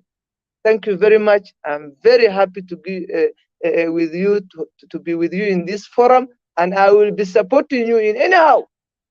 Thank you very much, my people. This forum, I have been supporting you day and night. And today, for those of you who have given me a chance to have my idea with you. Thank you very much. God bless you. God bless Kenya also. Asante sana Moha. Karibu sana kwa show. Umesema unaongea kutoka Zambia. Asante sana. All you need to do is just click on that link. Ile link tunaweka pale kwa comment section. Next time you want to join, unaangalia space inakuanga only 10 on the screen. So ukiona mtu amedrop, just click on that link and you'll find yourself here. But welcome and feel at home. Stone PK, najua we ni mwenyeji. We want to give the ladies first priority. So Emma Zakisha, karibu. Asante sana Makedi. How are you people? Good Kenyans. Habari yenu. Watu wa ICU, tushatoka ICU, we've recovered. We are strong more than ever. We are waiting for a new dawn. Wale walihara wamemaliza, pampas imepeanwa kalas. Tunangojea Raila Amolo Odinga. And it's so sad because this is not the Kenya I envisioned, that people wake up very early in the morning to go and raise their voice, speak out. But few people like Sholei, wanaenda hapo, Master Sugu, Grand Theft, na mabag, makaratasi, tunaona tu karabati. They want to change the voice of the people. It cannot happen like that. Hatujalala, tuko macho. Na venye Uhuru alisema we will deal with them swiftly. Ndio hivyo. Hata kama mmeiba kadhaa, hey, raundi, amtoboi. It is so sad that tumekuwa hivyo as Kenyans. But I'm so happy the way Baba is calming us down. Tunamwona, he looks so presidential. I'm so happy, and that is what we are waiting for. So, Kenyans, don't accept to be led by thieves, because we will never grow, we will never go anywhere. We will never go anywhere as a people. So miti endelee kukatwa, na msipokata tutawaikata. Tutakata hizo miti. That's all I have to say.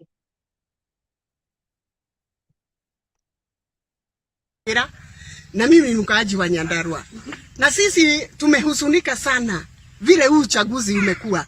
Mimi nimeshaguana karibu mara 3. Mimi nimekuwa katika uchaguzi na sijawahi kuona kama hii. Ukiingia pale kwa Tallying Center ama mahali unapigia kura, unaona huyo kijana wa IEBC ndiye anakuja hapo, anaona mpaka umechagua nani. Alafu anakukatia makaratasi 6. Alafu akienda pale anaona umechagua nani. Sijawahi ona hivyo. Alafu ukikuja kuweka kwa box, yeye ndiye anachukua, anaiweka kwa box yeye mwenyewe. Kwa hivyo anakuaga na haki wewe nani umechagua. Jioni wajue vile watafanya. Hiyo inatustusha sana. Lakini tunajiuliza kama UDA wanasema walishinda kwa hii uchaguzi, mbona mbona hawachagiri na mbona hawafurahii ushindi wao? Juu wanajua vile walifanya. Na tena kwa nini wanaita watu wenye waazimio waambie waache kuenda kotini ati waongee watawapatia kazi? Hatujawahi kusikia kama hiyo. Kwa hivyo tena mimi sijawahi kuona milele ati mtu ametoka nyumbani kama karibu watu 100 waje wachague governor peke yake. Hawataki mtu mwingine. Hawataki MCA, hawataki nani, hawataki women rep, anataka governor peke yake. Kwani hizo kura zilikuwa zimewekwa wapi? Na zilikuwa zimetolewa wapi? Ndio sichague governor. Mimi ni mkazi wa Nyandarua na tungeomba hiyo uchaguzi irudiwe kwa sababu tuliona mambo mingi ilifanyika hiyo siku ya elections. Tulipata watu wengi wameweka picha zao katika vituo za kupigia kura na tukaona hiyo hayapatani na katiba yetu. Tena tukapata kuna briberies mingi zilikuwa zinaendelea huko ndani. Pia picha Makiadi hayapatani na sheria za uchaguzi. Tena tukaona kuna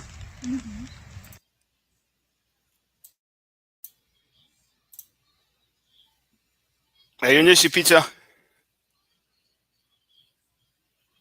Kwangu sikuona picha, labda wengine wameona. Let me try once more. Just a minute. Na sisi tumehuzunika sana vile huu uchaguzi umekuwa. Mimi nimeshaguana. Okay, I'll try to reload it and see if it can play.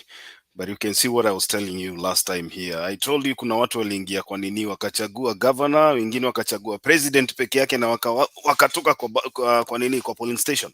That is why unaona kuna mahali pengine numbers zikiadiwa tuko na almost 800,000 people ambao wali vote for one position only and they walked out of that polling station. These are the numbers zenye mnaambiwa mu believe. Anyway, I don't want to talk much. Let me go to PK ni ulikuwa unaongea by the way. Thanks, our moderator brother Makiadi, wale wenzake wote, akina Iba, akina Emma, Mohammed, good to see you. Karibu, looks like you are among the new guys around. Big Julius, Douglas, Grand Moha, na Mato bro ni aje, na Mtimbizi. Sasa,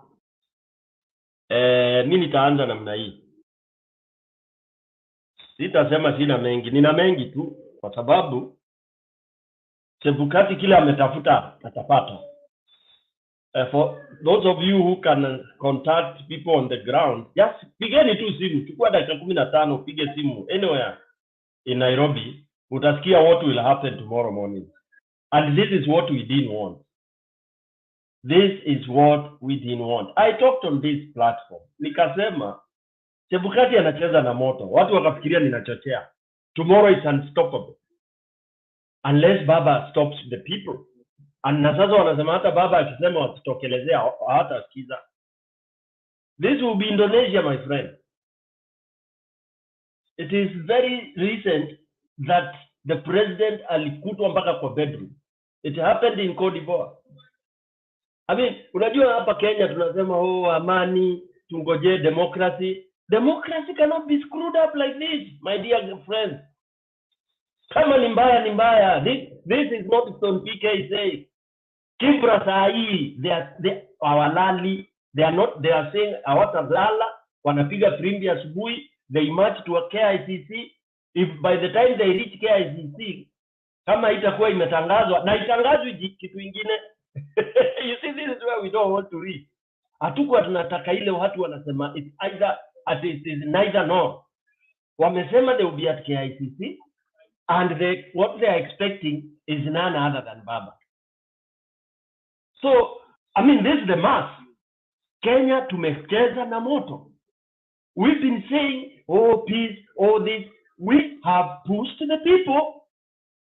Uhuru, even Baba and everybody else, you are joking with your people. Hii ni kiberiti umeweka karibu na petroli. Na hiyo spark inaanguka kesho. And they will not destroy anything, by the way. They will be going, if he doesn't announce, they'll go for Chebukati. Hakuna GSU itawaweza wala watu. Everybody, imagine 1 million people walking in Nairobi. What will you do? And these are innocent Kenyans. They're just going to sweep and turn everything upside down. But did we want to reach there? No. Should we reach there because of one Samoei Ruto? No. Should we start saying we go to church to pray? No, there is no church in Kenya anymore. Those are thugs. Those are thugs, my friend. Yeah? Those are thugs. You saw those bishops. Kwa hiyo kanisa ya uongo imewekwa kule kwa Ruto. Kanisa ya mashetani. That we saw it would be Ruto who will be. Ruto will never be president of this country. In fact, I'm happy that it's going to be sort of an uprising. Because God has given us. And we kept on saying on this platform, that God works in very mysterious ways. He can expose you until unajichimbia kaburi mwenyewe. Who do you think will ever even listen to Ruto? Nobody. So Ruto is cooked. And tomorrow, and let him know, hata akatangazwa awe president, he's finished. Kwisha kabisa. So what I'm trying to say is that mimi sisemi tuombe amani, we have amani. So we don't pray for what we have. We have amani, we have uwezo, and we have the near. All what we are asking God to help us with is to wake us up tomorrow morning. Yani Mungu atuamushe kesho asubuhi, katambe. Na katatamba. Thank you very much. Back to you, Makiadi, nipatie wengine nafasi. I'll come round too. So Douglas. Naomba niseme yeah. Let me just say this, because I'm about to go to a party and I need to leave the forum. I don't care who wins this election. There are only two options. One, if the wrong person is announced as the president of Kenya, civil disobedience, what I told you. You understand? And I'm very serious about this. Don't recognize that, government. Civil disobedience. Don't pay any taxes. Don't abide by anything. Create your own way, rule yourselves. If the right person who won is declared, the IEBC, the whole of IEBC has to be taken to trial. Those guys who are guilty, they need to go to committee. Because I'm sure it's not everyone. There are people who are guilty. They need to go to committee and they need to go spend time there, locked up. That is the only way that you can teach Kenyans a lesson about elections and the IEBC about elections, that if you try to rig an election, you are going to jail. And this will affect your future employment, your kids, and the future of your family. That is the only way. And there's no other way. Thank you.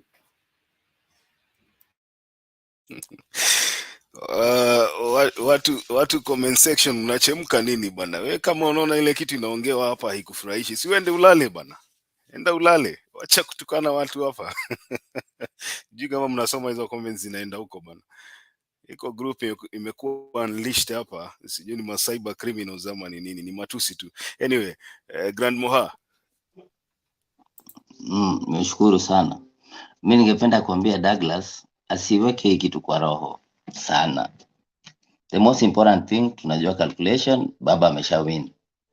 So whether watulete ni Ruto nani, but inside the hearts and the spirit which is flowing, Waswahili wanasema kizuri kinajiuza, kibaya kinajitembeza. Ama aliye na macho ambii tazama. Sasa wale wahenga wakukuwa mataira wakitengeneza yale vocabularies. Sasa huyo mtu wa Sugoi hajashinda, and that's the fact. And when you go to the battle, kitu ningeambia Azimio brothers, there's something Uhuru Kenyatta anajaribu kufanya which is making sense. Alipojua the 33 constituencies zimefanywa rigging, ndiye akaambia Chebukati stop, kwa sababu ana suspect there's something running the system. Ile mtu anashinda na 20,000 tena inaenda. Like the reality on the ground, kama sisi tuko kwa ground, kura zingeenda mpaka 100 million, kwa sababu the server iliyokuwa hiyo virus, mtu anashinda for 5 minutes, mwingine anashinda for 5 minutes. Sasa the whether hata Ruto angeshinda zile mnasema governor 10,000 what, the rigging thing should now stop, because at least this time wameleta on the air. So what we just say, Azimio, hata kabla niende nilale, tukue tuna spirit, baba akue sworn in, I mean Chebukati aseme baba, na baba najua ni baba, na wewe unajua ni baba, na hata Stone PK wamechaleta tena another delaying tactics, like it will be on Tuesday. So tomorrow wale watu walikuwa wanataka ku demonstrate by 3 o'clock, wamesema on Tuesday 11, kwa sababu that analysis tumepata kwa Lee Wang, ule ametoa ile analysis kusema walikuwa nasema ati KK wako na too much governmental, NTV litoa around 9 o'clock, washa apologize. Azimio ni kama iko na mingi, so we'll know it tomorrow, because right now the channel na Bomas they wanatoa not what watoi hizo numbers tena. So we just have a good spirit and good energy. Baba naichukua, tusikue na stress za watu kusema sijua na I think when you're a soldier you die out as a warrior, na tu hivyo inshallah. Hayo tu Richie. Asante Grand Moha. Matimbai. Thank you sana Richie. For me, I second Stone PK. My friend, we are ready. In 2007 we have those numbers. Nazo mingi kabisa. Tulikuwa sure Kiwito anaenda kutangaza. What happened? Hii ujinga ilitokea. 2013 hiyo ujinga ilitokea. 2017 hiyo ujinga ilitokea. Wacha tutoka kama Philippines bwana. We are tired. Niliamka saa 9. Nikapiga firimbi nikanyeshewa, nikazunguka. I wake up people in the morning, nili queue line, nienda kuvote. Stone PK, I second you, we rather die so that our children have freedom. Wacha itambe. Kesho, kama watangazi kesho ni kubaya. Tutaenda, wacha tukuwa watu wa kwanza kuuliwa, we don't fear. Kina Dedan Kimathi wangekuwa woga kama sisi, tungekuwa tunapata hii uhuru. Hii ukoloni mambo leo lazima iishe. Heri ule mbeberu mzungu kuliko huyu Mwafrika mwenye anatunyanyasa. We are ready. Mbaya mbaya. Tunabega watu nini? Chebukati 2207 nani iliona hivi clear? What happened? Ilikuwa more than clear than this one. Ilikuwa hivi wazi. Wachana hapa kitu bwana. Stone PK tunaenda. I know you are in America, maybe you can be safe. Me, I'm in Nairobi, in Mathare. I will go. Asante. Aya, sawa sawa. Stone PK, unataka kuongea kitu kabla nilete Cheraisi hapa? Ninamsupport huyo bro wangu Matimbai. Matimbai, sorry. Mimi niko hapa ndio, lakini huko chini niko na jeshi kubwa kabisa, na ikikufa hata mimi nakufa. Tumechoka. That is the word. Achana na Grand Moha. Hizi mambo ya peace. Peace is maintained by justice. When there is no justice, even if you pray, hata ukipray ukiwa upside down, nothing will come in, you know. And if Kimathi na General na wale wengine wangesema tuombe Mungu, tuiname, tuinuke, tungojee peace ikuje itusaidie, peace will never help you. It will never. You pray to God to give you strength, wisdom to kill your enemy. If your enemy comes, destroy your enemy. That's the word actually. Any enemy is not who could destroy. That's the rule. Ruto and his people are our enemies. We can't compromise this time around. Wacha Katambe. Thank you, Mutimbis. And we are going to support from wherever we are. This is how war gets on. The people, let us die. Then those who come, they will have freedom and they will have the elections that they are supposed to have. Thank you. Aya, Cheraisi, jambo, naona mko Amjambo watu wangu wa Kenya, wazalendo. Mimi, as you know, I'm UDA Kenya Kwanza, and I've been following, you know, just like all of you, you know. I'm almost tired. I'm not even looking anymore. Wanasema itatangazwa kesho, itatangazwa sijulikane, but you know, I understand the process. They said inaanza na form 34A huko kwa polling station, and then inajumulishwa, then form 34A gives birth to 34B, and then 34B inazalisha 34C. Sijui you know, I'm tired following all those forms, but I'm patient. Tumepata ma numbers tofauti. We get some numbers based on who is giving you the numbers. So wengine, you know, I call my people there and I say, you know, just ask them what's going on. You get different numbers. Some numbers, of course, from our side says we are ahead, and I call both sides, and then the other side say they are ahead. But we were following when the TVs were tallying. They tallied until they stopped. I guess they stopped when these constituencies tallying started. That's my guess. I don't know why they stopped, but when the verification started, like constituency verification started, I think the TVs stopped their tallying. So we are, so far, I don't think there's any single person from either side who knows really the correct figures, because the figures give varying from each side. For me, from our side, we are patient, and whatever outcome comes, we are ready to support. If Raila is declared the winner, we'll stand behind him. We are sure his plans are not way different from our plans, and he equally deserves. You know, it was a competition. One of them one of them for sure was going to win. If Raila wins, that's fine. That's fine with me. If Ruto wins, of course, I'll celebrate and I'll say, oh, congratulations, you know. But I'll be patient. I'll say Makesho. It looks like it's tomorrow. It really looks like it. I don't know if it will be extended to Tuesday, but mi tasubiri. Niko na subira ya kutosha. Asanteni sana. Mimi nitakuuliza swali moja Cheraisi. Endelea. Swali yangu ni je, mshindwa, what is your observation? Do you think the one who is going to lose the election should go to the Supreme Court? Yeah, yes, they have that right. It's a right provided by the Constitution. Yeah, if they're not satisfied and they have enough evidence and they're sure of their case, it's their right. It's their right.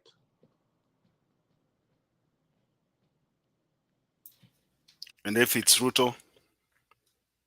If it's Ruto, and if it's Ruto winning or losing? Losing. Oh, he has a right to go Supreme Court if he wants, and if you have evidence that there was irregularities, which he thinks it qualifies to go to Supreme Court, that's a right. I cannot say don't go because it's a constitutional right. Okay. Stone PK.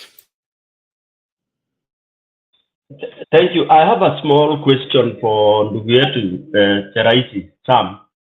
Sam, when you've started very well, you know, we all went to vote and it's a competition, yes.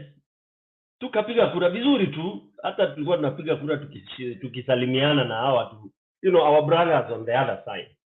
Very happily. In fact, there was nothing. Nearly friendly. I know you are supporting Ruto, I'm supporting Raila. We are shaking hands, we are laughing, even sharing a soda. We voted. Alafu tukasema sasa wacha kura zihesabiwe. This is what Kenyans, me and you, represented the rest of the Kenyans. We were all happy and chatting and playing around as we voted. Alafu tukasema sasa wacha kura zihesabiwe. Then kura zikaanza kuhesabiwa. You put it very well.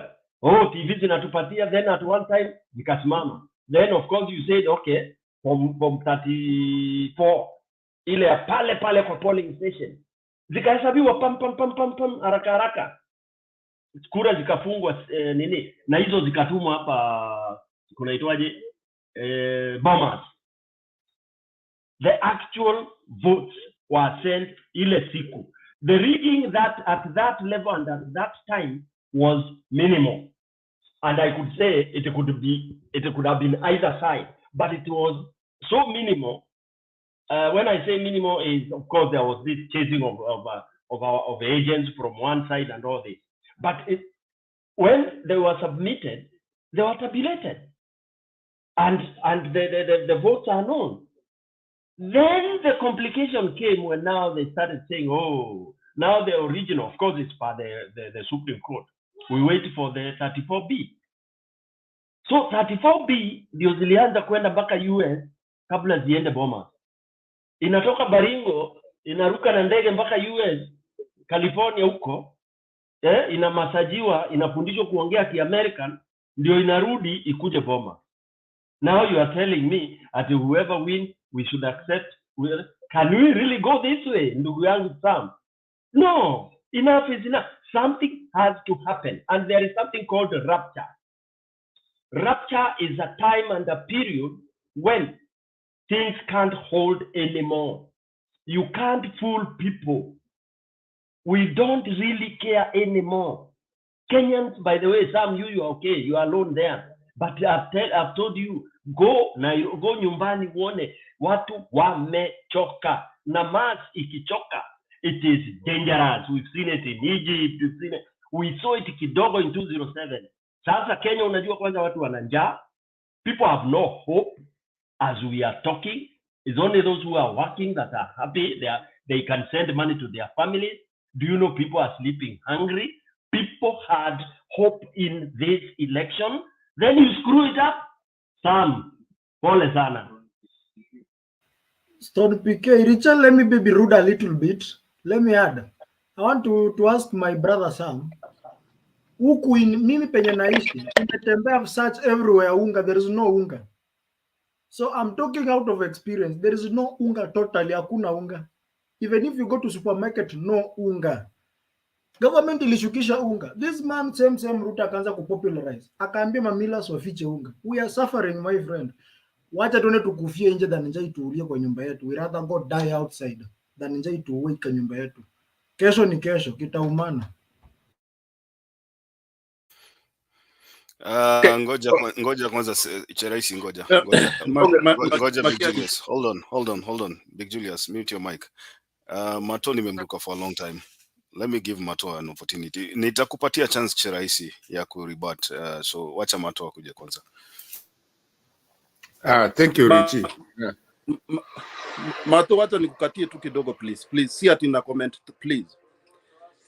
I'm a strong supporter of Raila Odinga, but at this live TV I want to ask our friend Mtiambai asiongee hivyo in live TV. Unajua itachukuliwa vibaya. We don't want that kind of talking. Let us just talk. Unajua si wewe uko na uchungu. Unajua sisi wengine hatuonyeshi uchungu, lakini tuko na ile mbaya.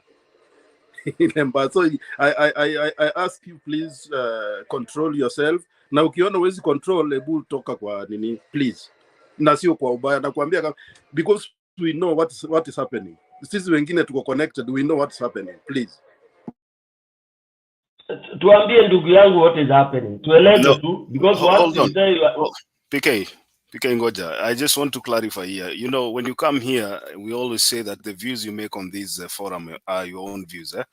And the views you make do not represent Mutembei TV. So you are responsible for your own views. And that is why we have an open forum. We are not regulated by, some of the regulations that affect other media stations, but we also want to limit ourselves in what we would call codes of ethic. So tafadhali, just make sure that your language is, you make sure you restrain yourself in your language. Now, just to clarify again, there's a disclaimer: whatever comments you make are your own comments. Is a Mutembei TV. Let me go to Mato. Yeah, I also wanted to comment about that, but I think it's been commented enough by both Big Julius and Richie. Cheria, let's just be nice and see, and also learn that mali tumeponea kitu kubwa sana, and one statement can actually open up a lot of things. Kuna watu hapa wengine wakulala, wengine wako stress na nini, and you can open up a big worm by just one statement, So let's just actually be very easy on the kind of statements that we do. We do give up here because this is our country, and again, ni country yetu. Now, I want to echo Stone's statements that he said. We have been playing with fire. I had somebody call me and tell me, man, hii kitu ikichezwa venye inachezwa saizi, 2007 might just be child's play. We have been playing with fire. And if you don't believe that, I want you to go back and tell me where even 6 million came from Ruto. And if you cannot find it, please do not even open your mouth, because myself, I cannot find where 6 million, even coming close to 6 million, where it came from. And some of us here really we do, Eva told you, we spent almost an hour yesterday comparing numbers, and we know where it happened. A whole hour trying to compare numbers. We know where it happened. She went to the IEBC portal. I went and got my numbers from wherever I got them, and we sat down to compare one by one, and we know where they actually went. And it's a very dangerous thing that can actually take a country into oblivion. And we have to be very careful because this country is ours and we are in the verge of becoming the hub of East Africa, Central. Yes, Eva, sorry. I've also been comparing the numbers when Chebukati is announcing.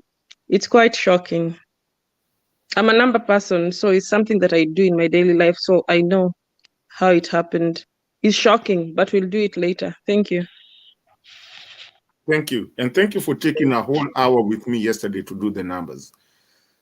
And it's so bad at that time when you realize that somebody really doesn't have any kind of numbers, but is actually almost trying to kill our country because something just small like this, even the statements that are being said over here, with people having not slept for almost a whole week, some of them really just stressed up. You bring up something like that and you're trying to steal something. Really, do you really have to be a president? Do you really have to? You know, and I really want to, at this point, who's talking? Anyway, Go ahead, Mato, go ahead. I really want to thank the Kenyan citizenry because they've saved our country, the patience that they've had. Some of them, I mean, complain, I haven't slept, I haven't eaten, I'm stressed, I'm everything, and things like that. I want to thank the Kenyan citizenry, both international and back at home. I've had calls and I'm tired of having these calls. People, because back at home, people are not getting anything, you know, because the media was hacked, the IEBC was hacked. And so now they can't even, the guys in Kenya are in some oblivion where they cannot get anything. So now they are relying to who? The diaspora to get anything, you know. Because most of them don't have the internet that we do. Most of them don't have the connections that we do. Most of them don't understand what really happened. Kwanza ukiambia mtu the nini was hacked, they don't even understand. What do you mean hacked? You know. And I think we were almost playing with a very bad fire that was almost, that could actually cost our country. And the funny thing is that we already went through that once. Why would we even risk going through it again? This thing of bombers, okay, after you've been beaten every side and, you know, right and left, and then you still come back to bombers and you're still trying to pass pass things, you know. And I really still wonder, do we have Shemiwas or do we have public servants? Because how do you have your 7 staff members be arrested for malpractices na wanashikwa na, you know, materials that are not supposed to be there, and then you're still walking the streets just because you are a mheshimiwa? Now wameenda. What about their kids? What about those kids who you wameenda jela? What about them? And you're still walking around. I feel some people need to go jail so that we understand. And in fact, instead of going to jail, even after going to jail, we need to start. There's something in Kenya where if you're named a felony, you are a felony for life. Some of them playing these games need to be called felonies and named so that they never ever can ever hold a public office again in their life. Done. Kwisha. We cannot be easy. We cannot be easy with criminals in the name of waheshimiwa. Because this thing could have finished our country. Finishing up, I want to say thank you, Jesus, and thank you, Kenyans. Thank you, God, that we are finally getting an end of it. And to finish it all over, I will say this. It cannot go past tomorrow because tomorrow is a 7-day constitutionally. Other than that, Uhuru will have to hold the government for another 6 months or less. So tomorrow has to be done. It will be done, and everything will be the way it's supposed to be. Thank you so much, Richie, for giving me that. I know I was hard today is because I'm heartbroken. I've seen people go through so much struggle, during this struggle, and I did not like it. And I hope it never happens again. And those that are kept when you're walikuwa behind it, may they go to jail so that it never happens again in our country. Thank you. I'll give you Chiraisi a minute and then I go to Kusel. Okay, I'm sorry. I think like I'm lost here a little bit. Is there anything you people know that I don't know? Because like, every presenter is like in a somber mood, in a like resist kind of face. I don't. I'm lost because what I know is elections was done from 34A, which is which is polling center numbers, was uploaded for everybody, including you and I, on the portal. You can add and do the math, and after that, from 34B is being tallied right now in Bombers, and then we don't know myself. I don't know where the total count is adding to. So, but what I'm hearing here is like a different case. Like it's like pissed off people, mad, upset. I don't know. Maybe you guys are bringing me up to date because I'm probably lost. Okay, Kusel.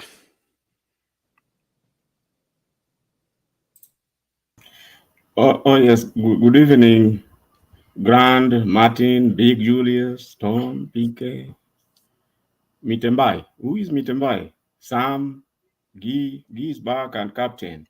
Oh, and Richie. Huyo ni Mtiambai. Huyo ni Mtiambai Kuseo. Chunga vile unaongea. Oh, the IG. It's Matimbai. Oh God help Kenya.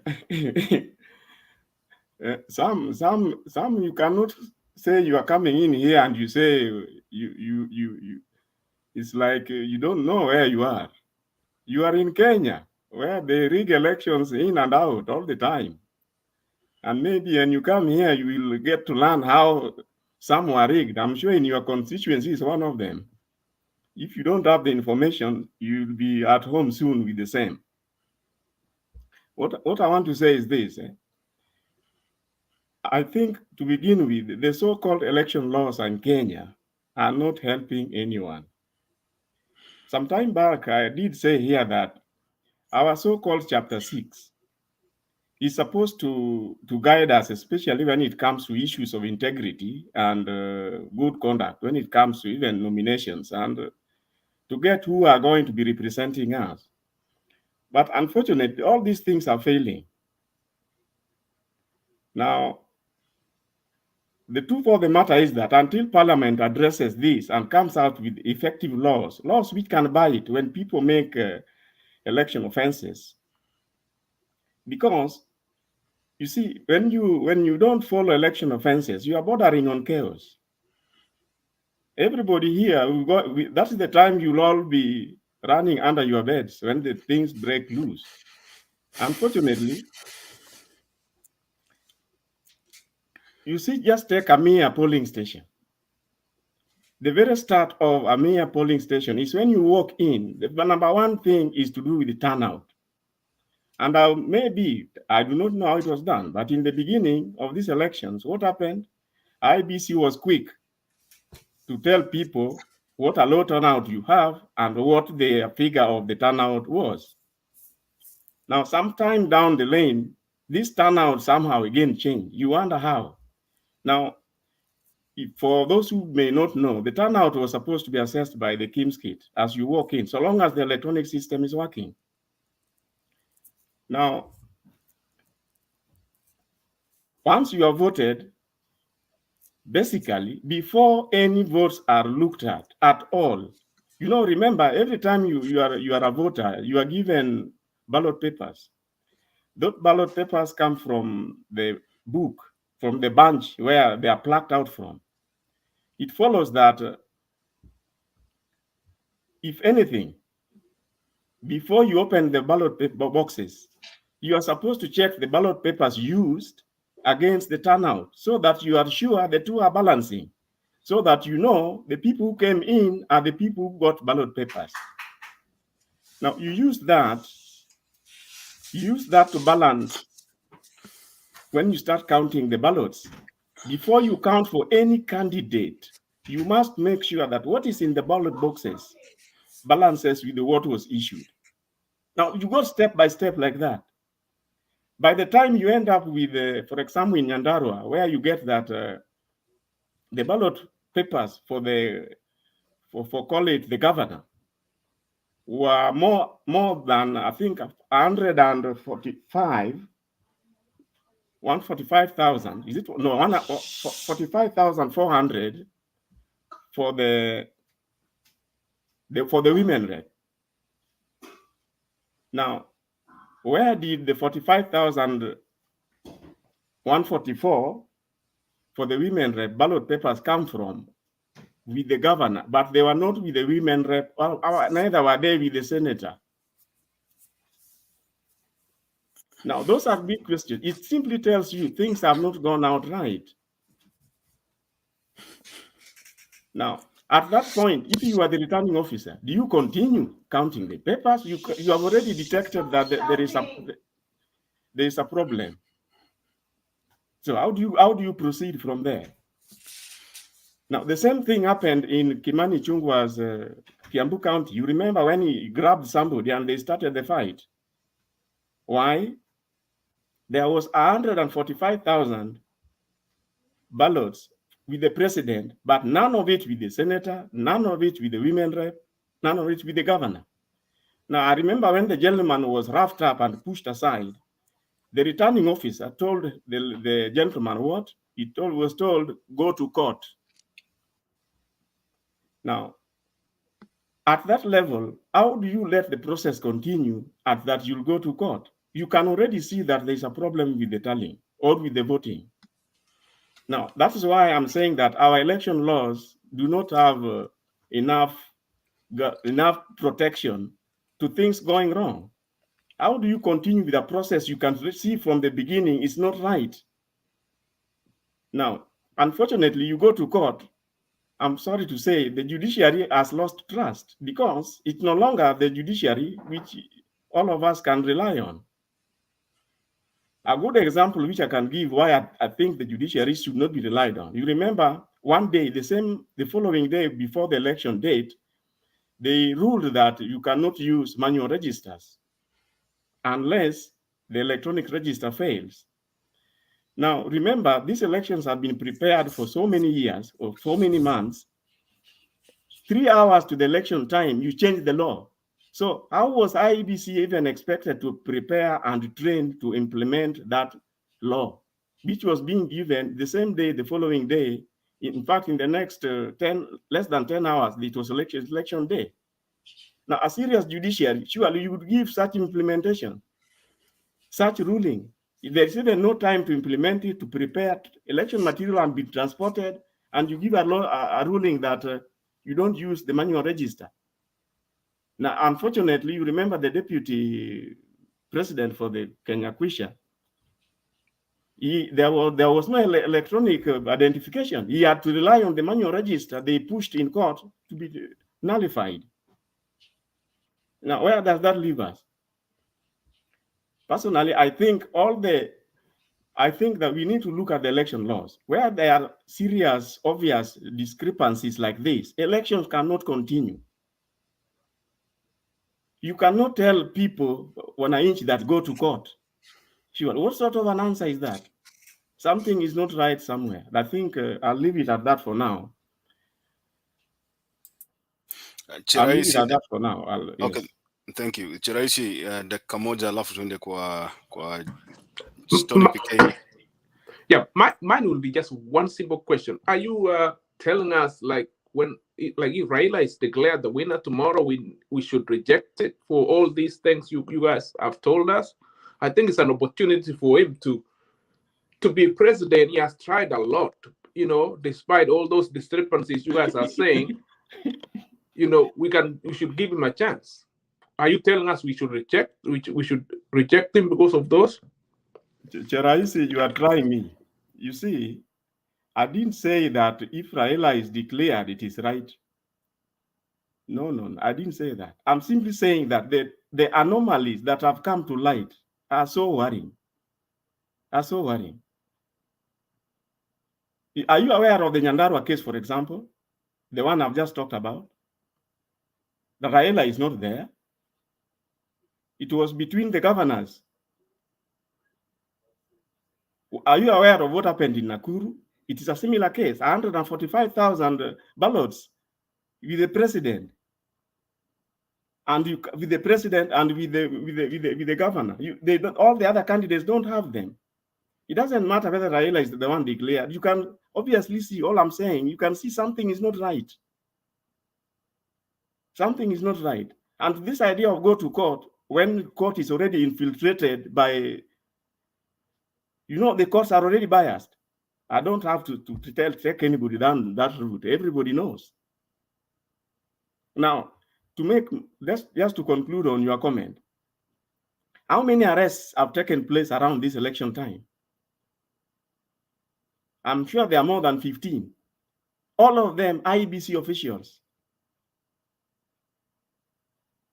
Now, who is interfering with the election? Who is all these hackings? They are all traced around IEBC.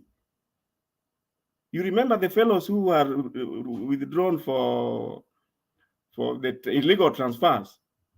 They were all IEBC officials. You remember the deputy president complaining of those illegal transfers. Now, the same IEBC is the one you expect to deliver results for tomorrow.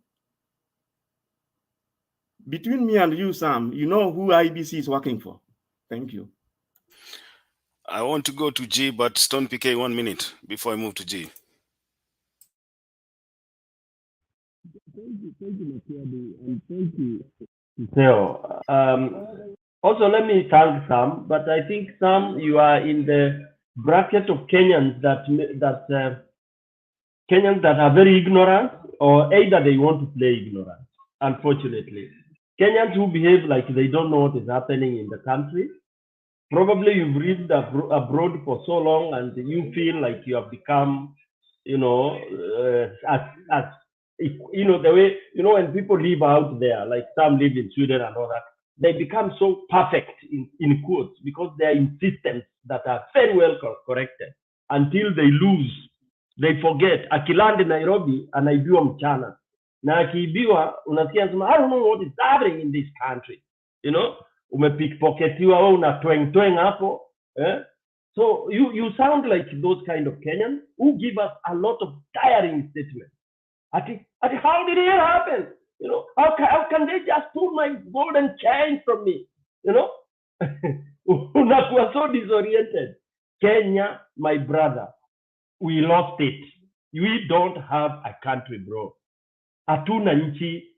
And that's why I want to support what Kusea has said. Even if Raila is sworn in tomorrow, he has such a huge burden. Such a huge burden that he may only achieve 10%. Because number one, the rot, unajua kama nyama imeoza. It's very hard to treat it. Kenya is at the verge of kuwa imeoza yote. But fortunately, we have a few people who can discard the kuoza, and kuoza ni kufunga watu kama akina Ruto and his following. Put them into jail.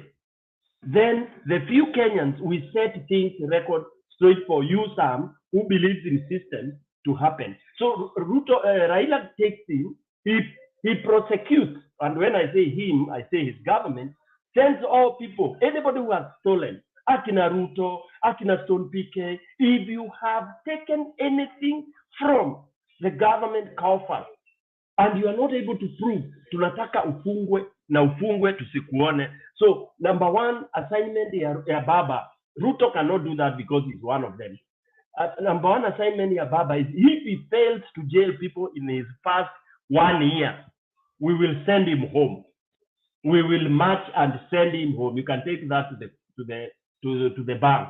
The second thing is that Baba takes over tomorrow or the day after. We start reviewing all the elections, all the polls, all the abused and insulted leaders that have been rigged out by Ruto. That I heard them saying it will be top of the, and that's why, unfortunately or fortunately, Kenya will turn all blue. UDA will be very few MPs. And again, we hope that Baba Azimio will not hawatagandamiza wa Kenya because they will have no opposition. They will have very few people to check them out. That is our fear now.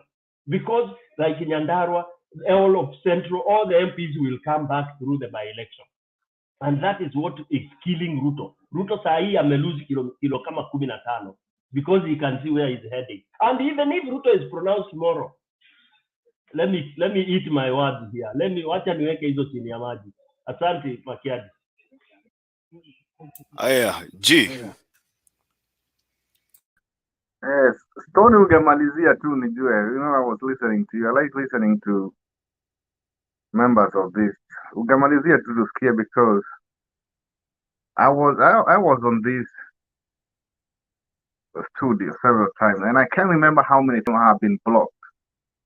Just because I'm saying it is not possible for Raila to win this election. Looking at the numbers. And I told guys, just ignore the opinion poll because we all know the owners of this opinion poll. Nikienda kusema hivyo, I've been kicked out. Martin, at one time, he had to come here and defend me kwa sababu, sijui Wakikuyu walifanya, sijui. And people had to say, no, let's not go to that. I told you guys, it's not going to be possible for Raila to win this election for one reason. Ngoja muha kidogo tu. For one reason. In 2013 and 17, right, we didn't have Musalia Mudavadi. We didn't have Wetangula. And according to some people here, those two guys came with nothing. Zero. And I told them, no, they came with votes. People like Moha, not Grand Moha, I mean Moha the Ali, from Nyali, Aisa Jumwa, Kingi, Alfred Mutua. These people, the reason why we had to go for them, look for them, because we wanted them to bring the vote. Did they do that? Yes. And the other mistake that I saw this happening because they relied Azimio relied so much with President Uhuru Kenyatta. One, they thought the state and this state will do nothing. I remember one time Oburu Odinga saying, sasa kwa sababu tuko na system na this state, everything is okay. And Kusel, you have talked about how this election several times, where at the polling station, that's fine. There's nothing that this state can do. Now, there's one thing that you could talk about again, Kusel, and I have heard people talking about this so many times. Grand Moha, ngoja. Grand Moha, ngoja. Is it possible to go to a polling station to vote for a president and then go home? Yes, it happened. It have happened to, even here, even in this country. It happened so many times. The issue you are talking about have been raised so many times. Like me, when I go to vote, in most cases, I don't even know who the governor is. I don't know who the senator who are running. I just go vote for the president and go home. So Kusel, don't say that is not impossible. It is possible. And I don't think if you take that argument to a Supreme Court, they'll just laugh at you because why is it not possible? You can just go vote for one person. Can I say why it is not possible? Yes. No, ngoja. Kusel, we will not move forward if we do that. Yeah. So like I was saying that it is very much possible. As far as I know, there's no law that requires you to vote for 5. You can vote for 1 or 2 or 3 and go home. In fact, you can also go there and decide not to vote because that's your right. You also talk about the issue of manual. And I remember again, we discussing the same thing last time. And we were of the opinion where manual, and we talk about the identifying the voter, the identification part of it. Because if we're gonna use our term, the fingerprint, biometrics, the Kinski to identify, it's very, very hard for someone to rig because I cannot use Richie's finger. He has to be there. But guys insisted, no, no, no, no, no, let's go that way. Then what happened? This election is complete. One of the bloggers called Wahome Duku had just posted, I saw a post. They are remaining like 50. Already kuna difference here over 300 and 360. Already with 50 constituencies remaining to be verified. That means Raila has to get 69%, almost 70% of the remaining. It is not going to be possible. And my opinion is, Kusel, and on members of this panel, and whoever who is listening, this time round, Raila akishindwa, because aliraumu Kivuitu, tukafukuza, tukaleta jamaa mwingine very cool guy anaitwa Hassan, huyu ameniibia, tukatoa, tukaleta akasema sijui Chiloba, akatolewa, tena Chebukati. Kwani is this guy serious? Seriously, every time ni anaibiwa, every time, hata kama sahi wako na serikali na kila kitu na deputy. How is that possible? Why can't you guys, members of Azimio, try someone else this time round? Because I personally think he will lose. There's no question about it. But if he loses again, try someone else. There are so many leaders. Kalonzo, all these Joho, Matiang'i, bring someone else because we atachapwa. Na si tuko ubaya manini. As long as Raila is going to run, especially me where I come from Kenya, we are going to do everything possible to stop because we don't trust him. Just like as a black person tulikataa Trump tukasema liwe liwalo kama ataingia ige, lakini sisi based on our history, the way he treats us, we can't trust him. The people of Mount Kenya, they don't hate Raila at all. It's only that they cannot trust him. And he relied with Uhuru Kenyatta instead of him coming over and selling his agenda and understanding what people need. Mambo ya biashara, mambo ya ukulima. Makiadi, what are you spreading here? Can you stop this? What do you mean? Let him finish. Let him finish. No. Hold on. Okay. Big Julius. No, please. Big Julius, hold on, guys, hold on. Mute mic. There is no any problem when anybody is talking here. Captain, mute your mic. Or G, wind up. 30 seconds. We move on to the next So person. I want to say this, ladies and gentlemen, whatever happens tomorrow, and we all have the answer. And I can look at most of these faces, and I have been watching this channel for the last 2 days. Vile watu wengine akina Stone PK walikuwa naongea hapa, unaona tu hata nyuso tu zimechange kidogo. Sijui kwa nini. I don't know why. But I'm hoping whoever happens Stone PK usikasirike. Kama Mungu wamechaguliwa. Kwa sababu mumeiba kura G. Stop lecturing us and you've stolen votes bana. Toka kwa mtendei, you are telling us nonsense. Kura ilikuwa inaibiwa namna gani? Okay, au are the votes stolen? Yes, tell us. Laja mimi nimemaliza G, umemaliza. Sawa. Mute your mic. We have given you time. I've given you time to make your remarks. Now I'll give others. Now please wacheni ku unmute mic. I'm a very sober. Me wanga very sober hapa. I can't shout at you. I'll give you time to speak your mind. When you have something to rebut, nitakupatia nafasi. So please guys, wacheni kuharibu debate. Grand Moha.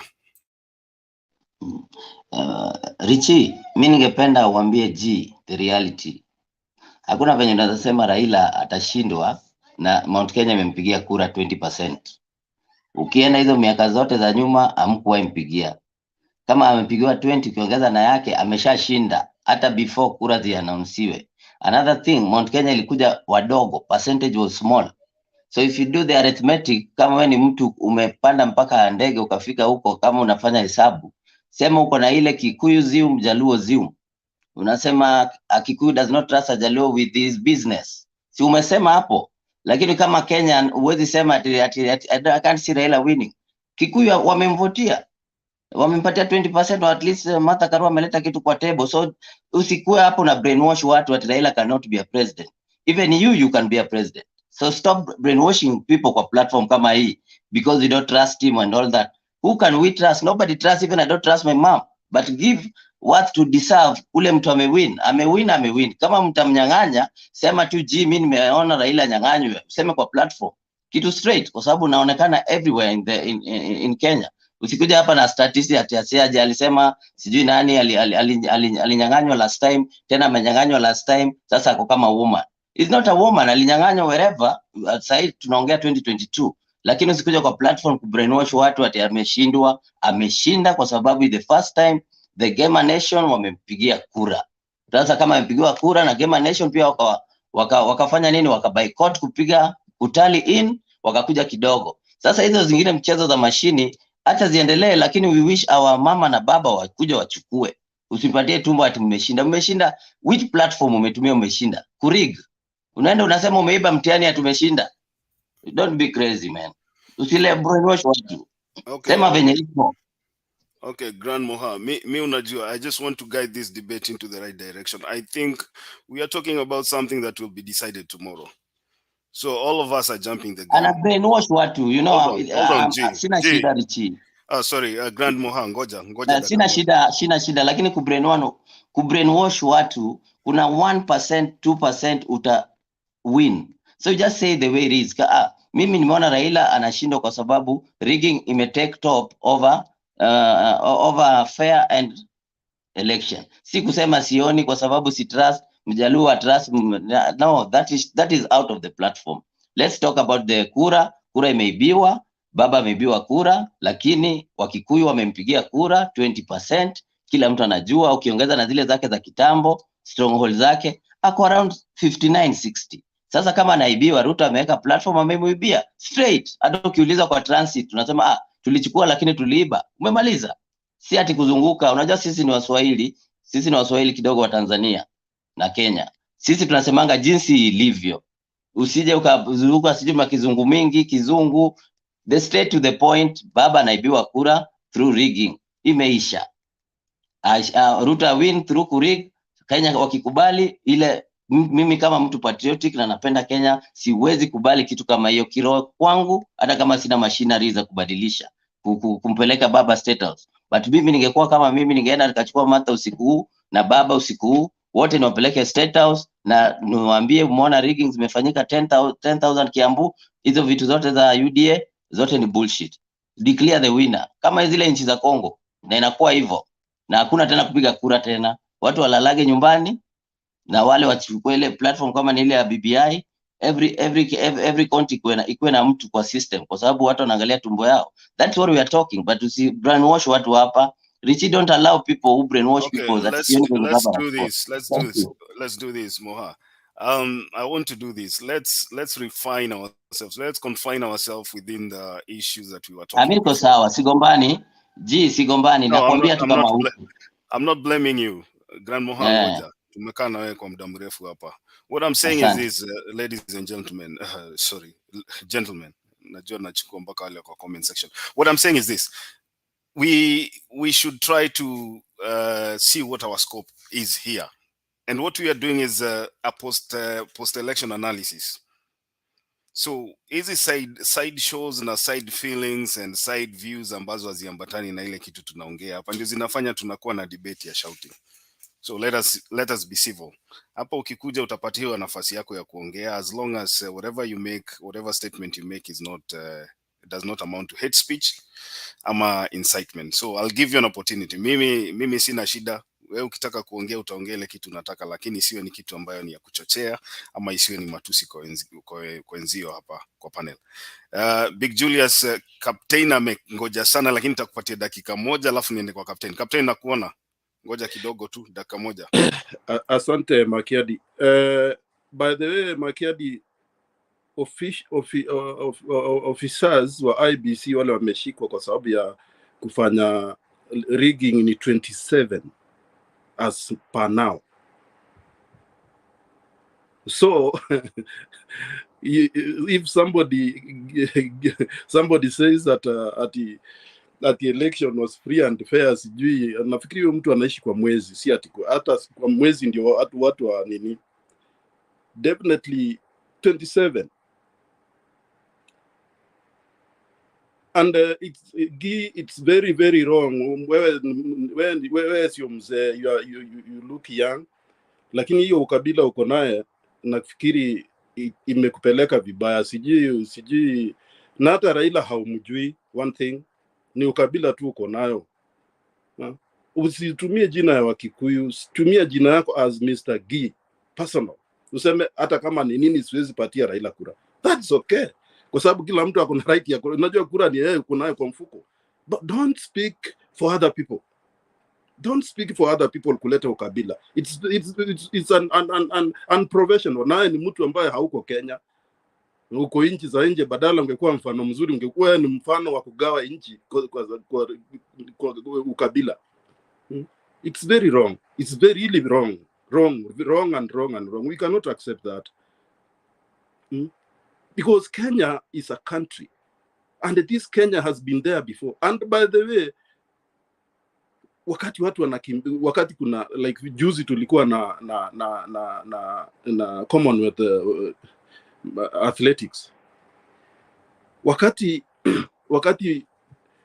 Amanyala alishinda 100 meters. Hakuna mtu alisema Amanyala ni Mluya. Nobody said that. Anaitwa Chebukati'S alishinda 5000 meters, anaitwa Chebukati'S or somebody. Hakuna mtu alisema huyu ni Mkale. Because the flag they are raising is not a Kale flag. Amanyala flag ila ameraise sio flag ya Waluya. Na Mora sio flag ya Wakisii, ameraise flag ya Kenya. So we have, okay, you have your right, of course, to like presidential somebody or to dislike, which is fine with you. But hii maneno ya ukabila ya kuita watu kabila yetu sisi kama mlima ama Wakikuyu ama Jaluo, that is very wrong. Very wrong for a professional like you, a person who has seen the light of the day. Umepanda ndege kutoka Nairobi ukaenda mahali huko. You have to be a light of the other young people like you to see the light of uniting the country. But of course, it doesn't mean you have to vote for who you doesn't like. You can vote to whatever you want. But you have to be a professional of uniting the country against the tribalism. Guy, I don't know why you have that mentality, because you behave like a very, very old person. It's not good, Guy. You are a young man. You need to unite the country, and you have a right to not to vote or to not to vote to somebody. That's your right. Now nobody will take it away from you. And even if you don't like somebody, nobody will force you to like somebody. But I think there is limits. Mtu mzima kuna mahali unafikaga wezi, yani you cannot, hata watu ukikula matunda ama kuna matunda ya kikwetu, kuna matunda tunaitaga orngaboli, kwa sijui inaitwaje kwa Kiswahili. Hiyo orngaboli tunaambiwaga usichanganye, kuna ile dudu inakulaga matunda inaitwaga aje ile kwa Kikuyu mnaitaga kikonyo. Unaambiwa usichanganye, usikule matunda na hiyo mdudu.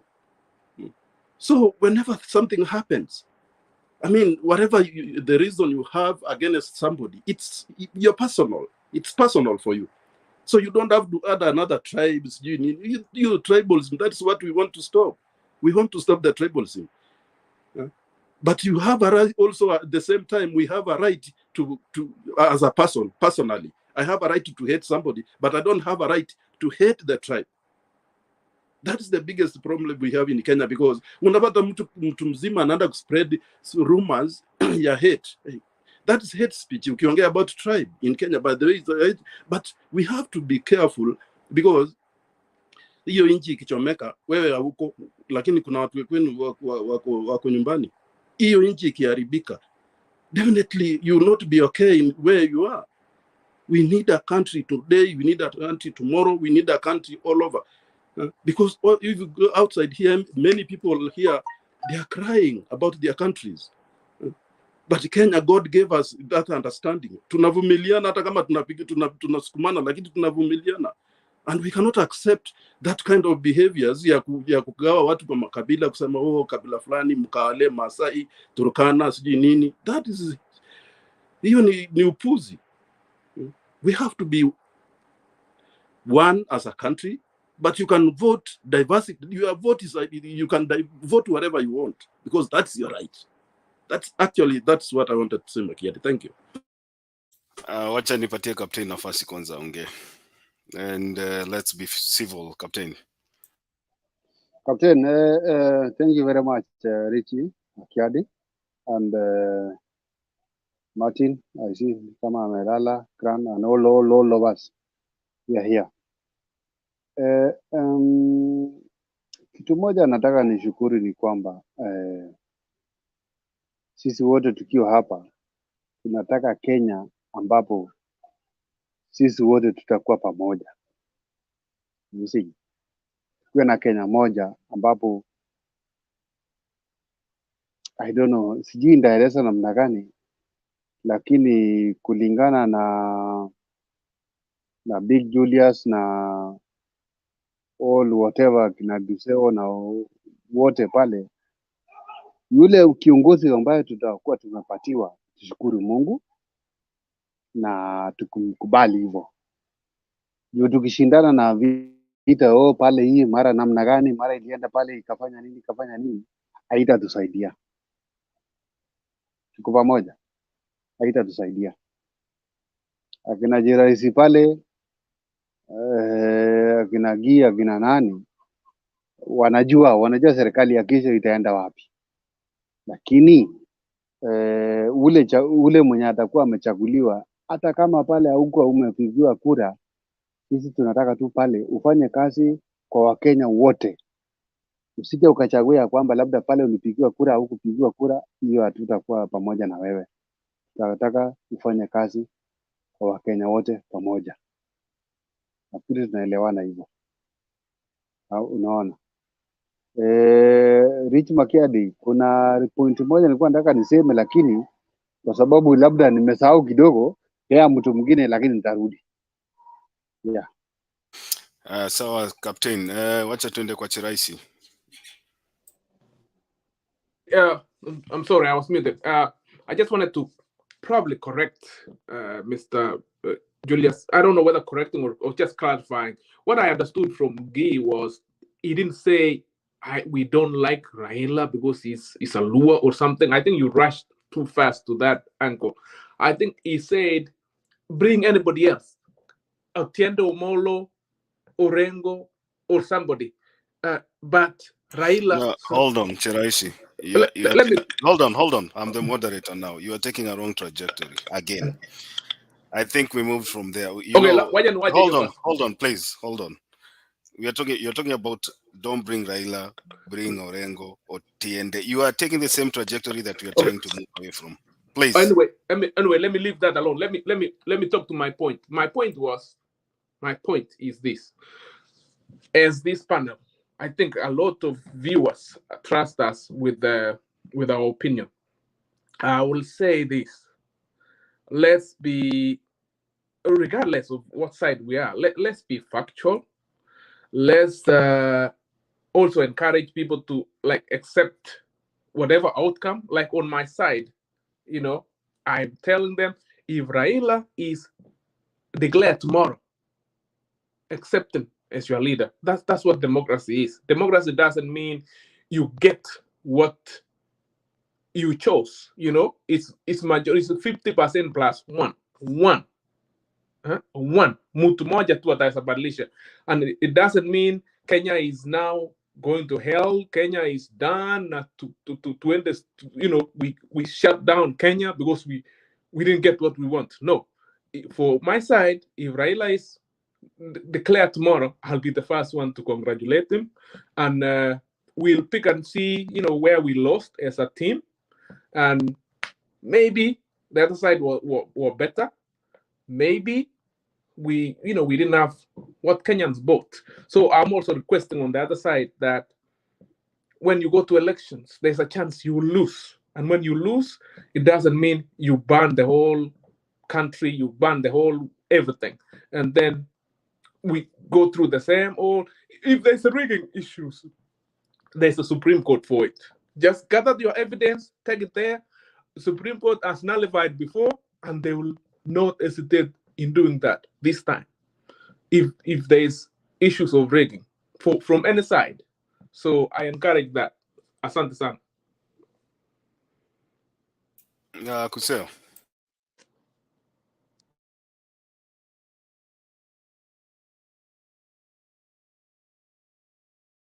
Unmute. I just wanted to let Cheraisi know that it is not possible to have 145,000 people in one constituency, or even in one county for that matter, voting for the president alone. And you fail to understand where the votes came from. Remember, these ballot papers come from a booklet. Now, that is why if you were here when I started talking, I said that before you start counting, you must reconcile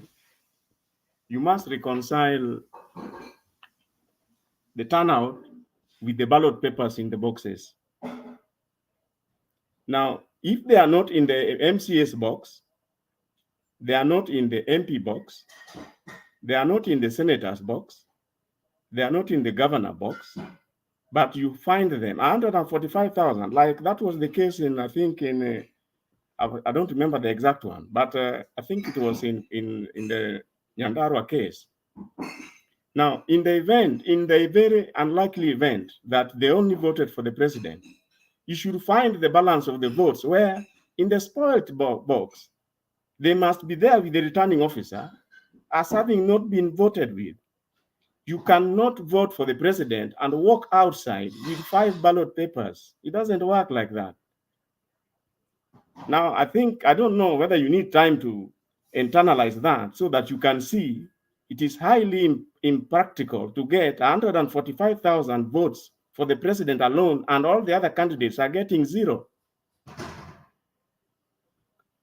Richie, can I ask Kuseo a question here? Do you want to?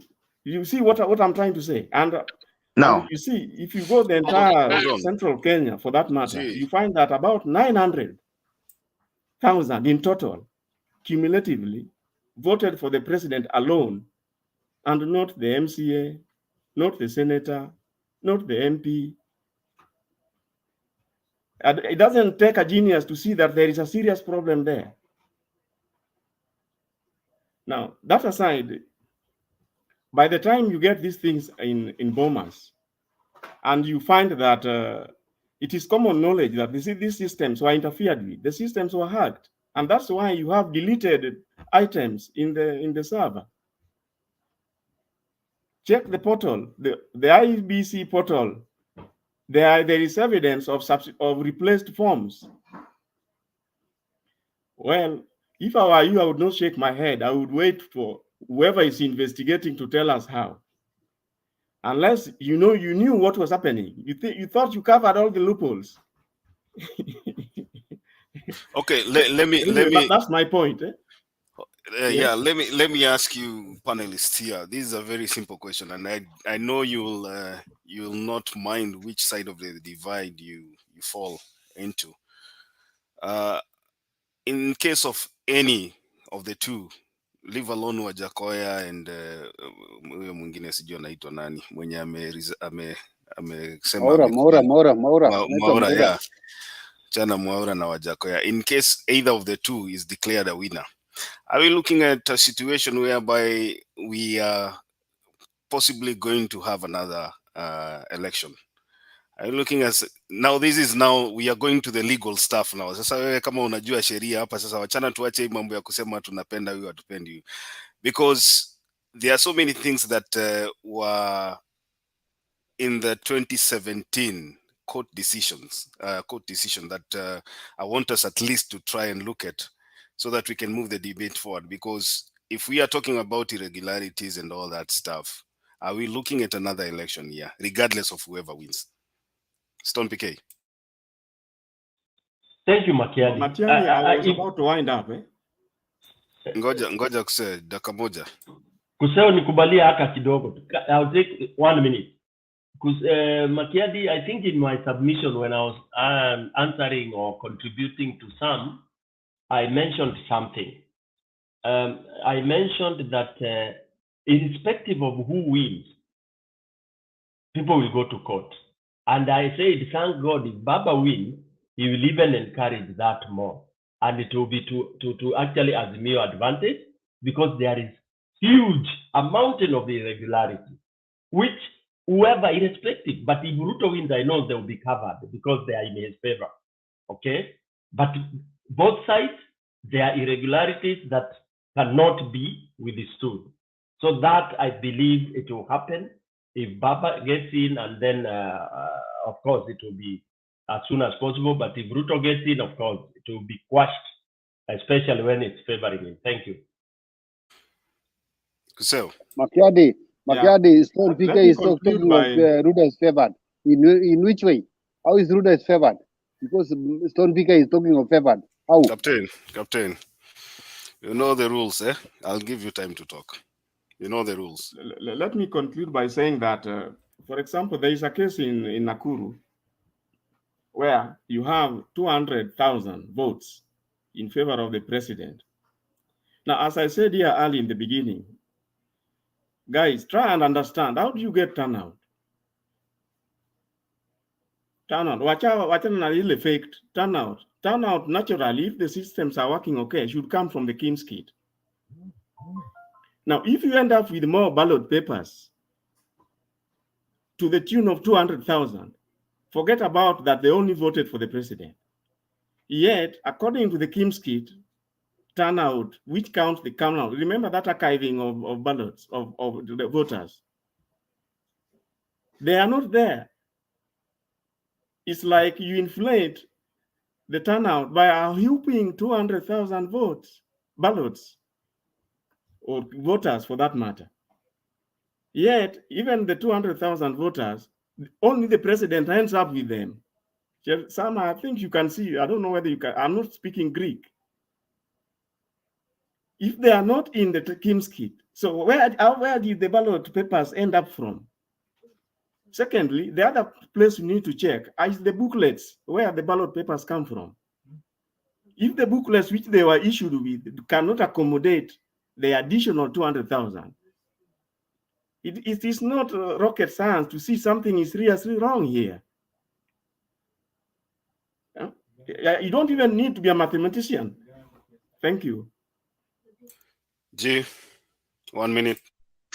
Kusel, I think you're confused. First of all, there's no polling station with 145,000 or 200,000. So I don't know where you are getting those numbers from.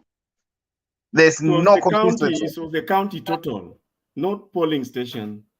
So the county total votes for the president, if you compare with the turnout, the 200 are not accounted for. That's what I'm saying.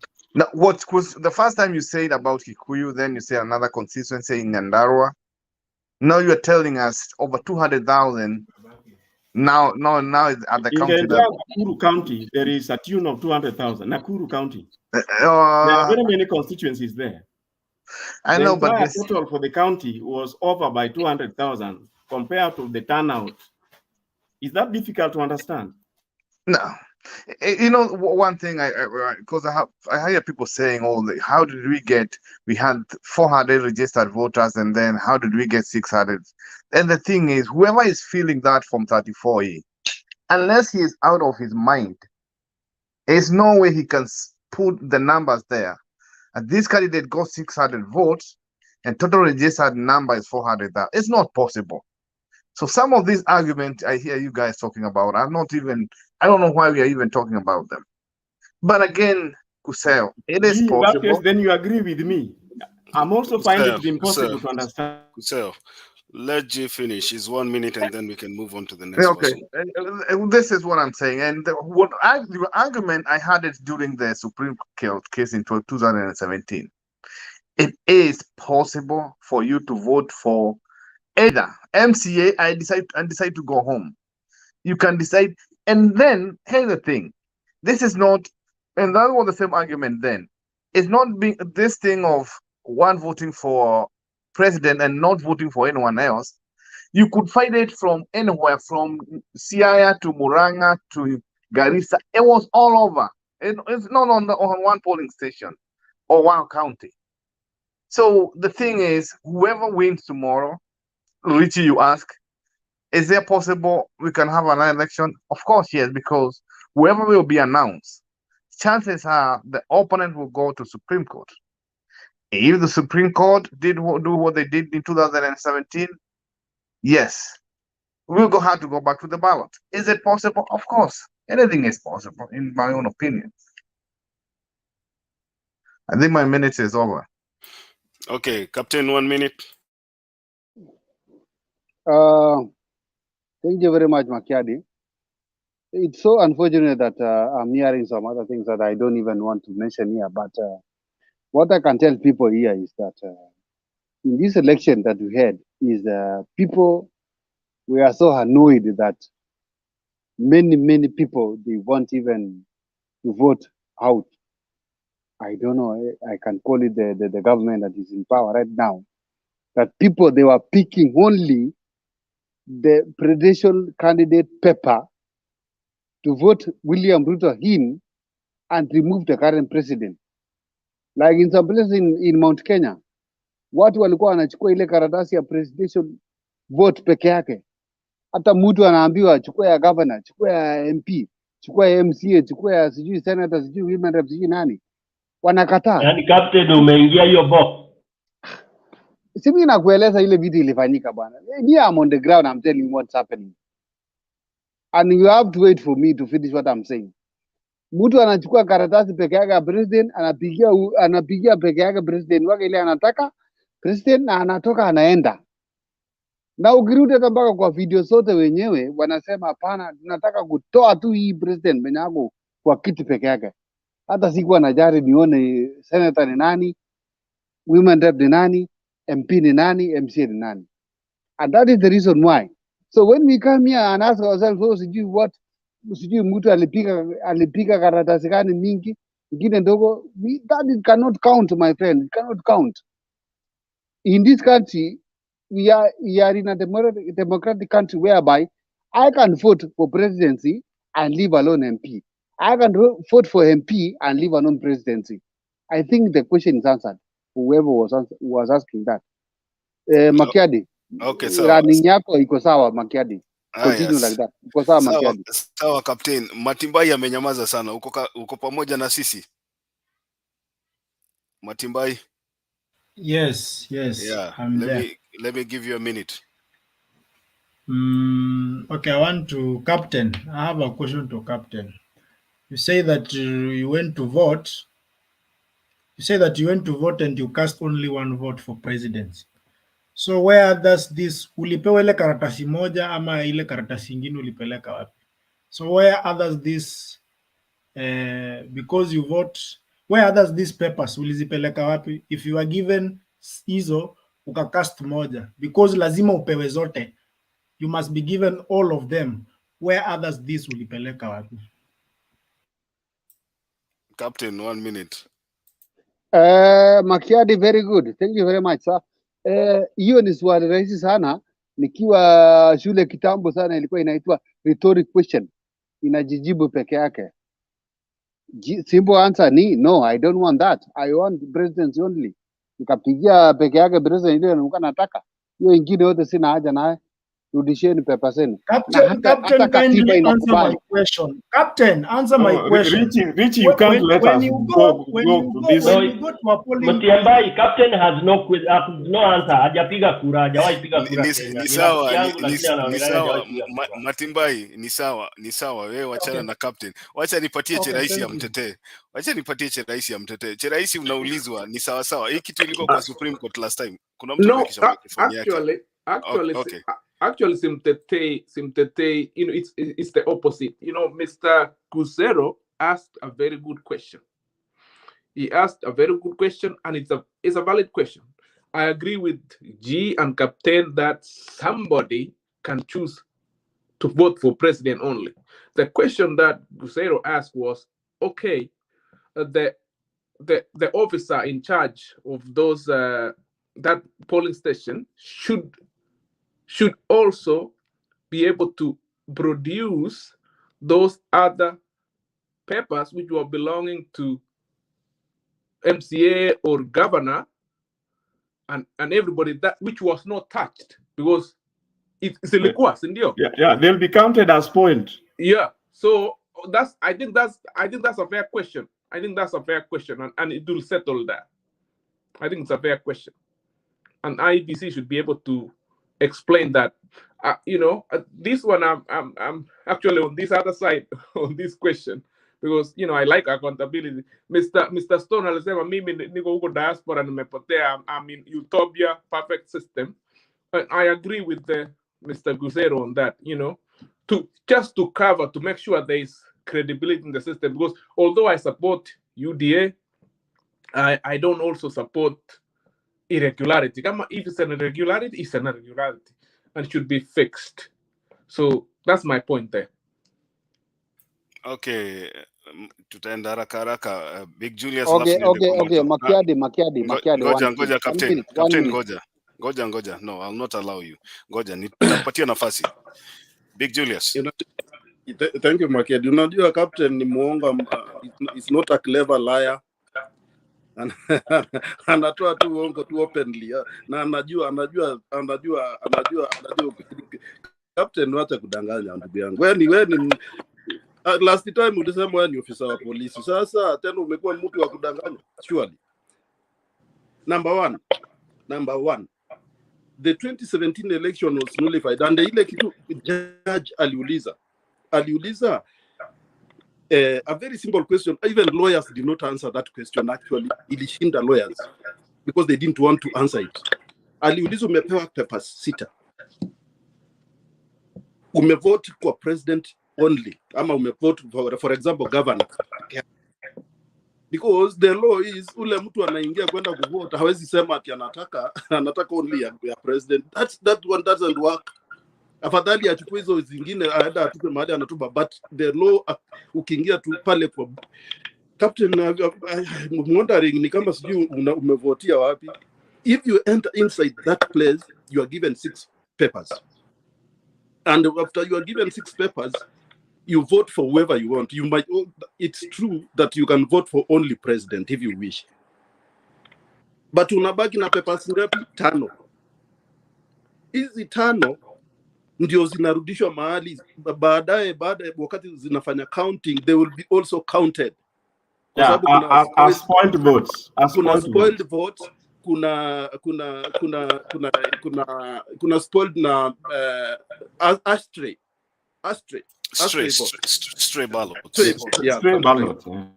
stray ballot ambayo imeingia kwa box tofauti. For example, mtu alikuwa anataka kuvotia president aka mistake akaweka kwa box ya MCA, unaona? So those things unajua saa zingine kuna vitu hata kama ni, of course we have our side we support, but kuna vitu zingine kama Sam amesema, kuna vitu zingine hata hakuna yani inakuonyesha unakaa tu sijui na surely you ni vitu obvious.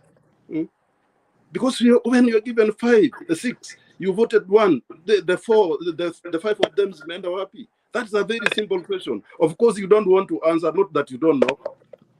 Thank you.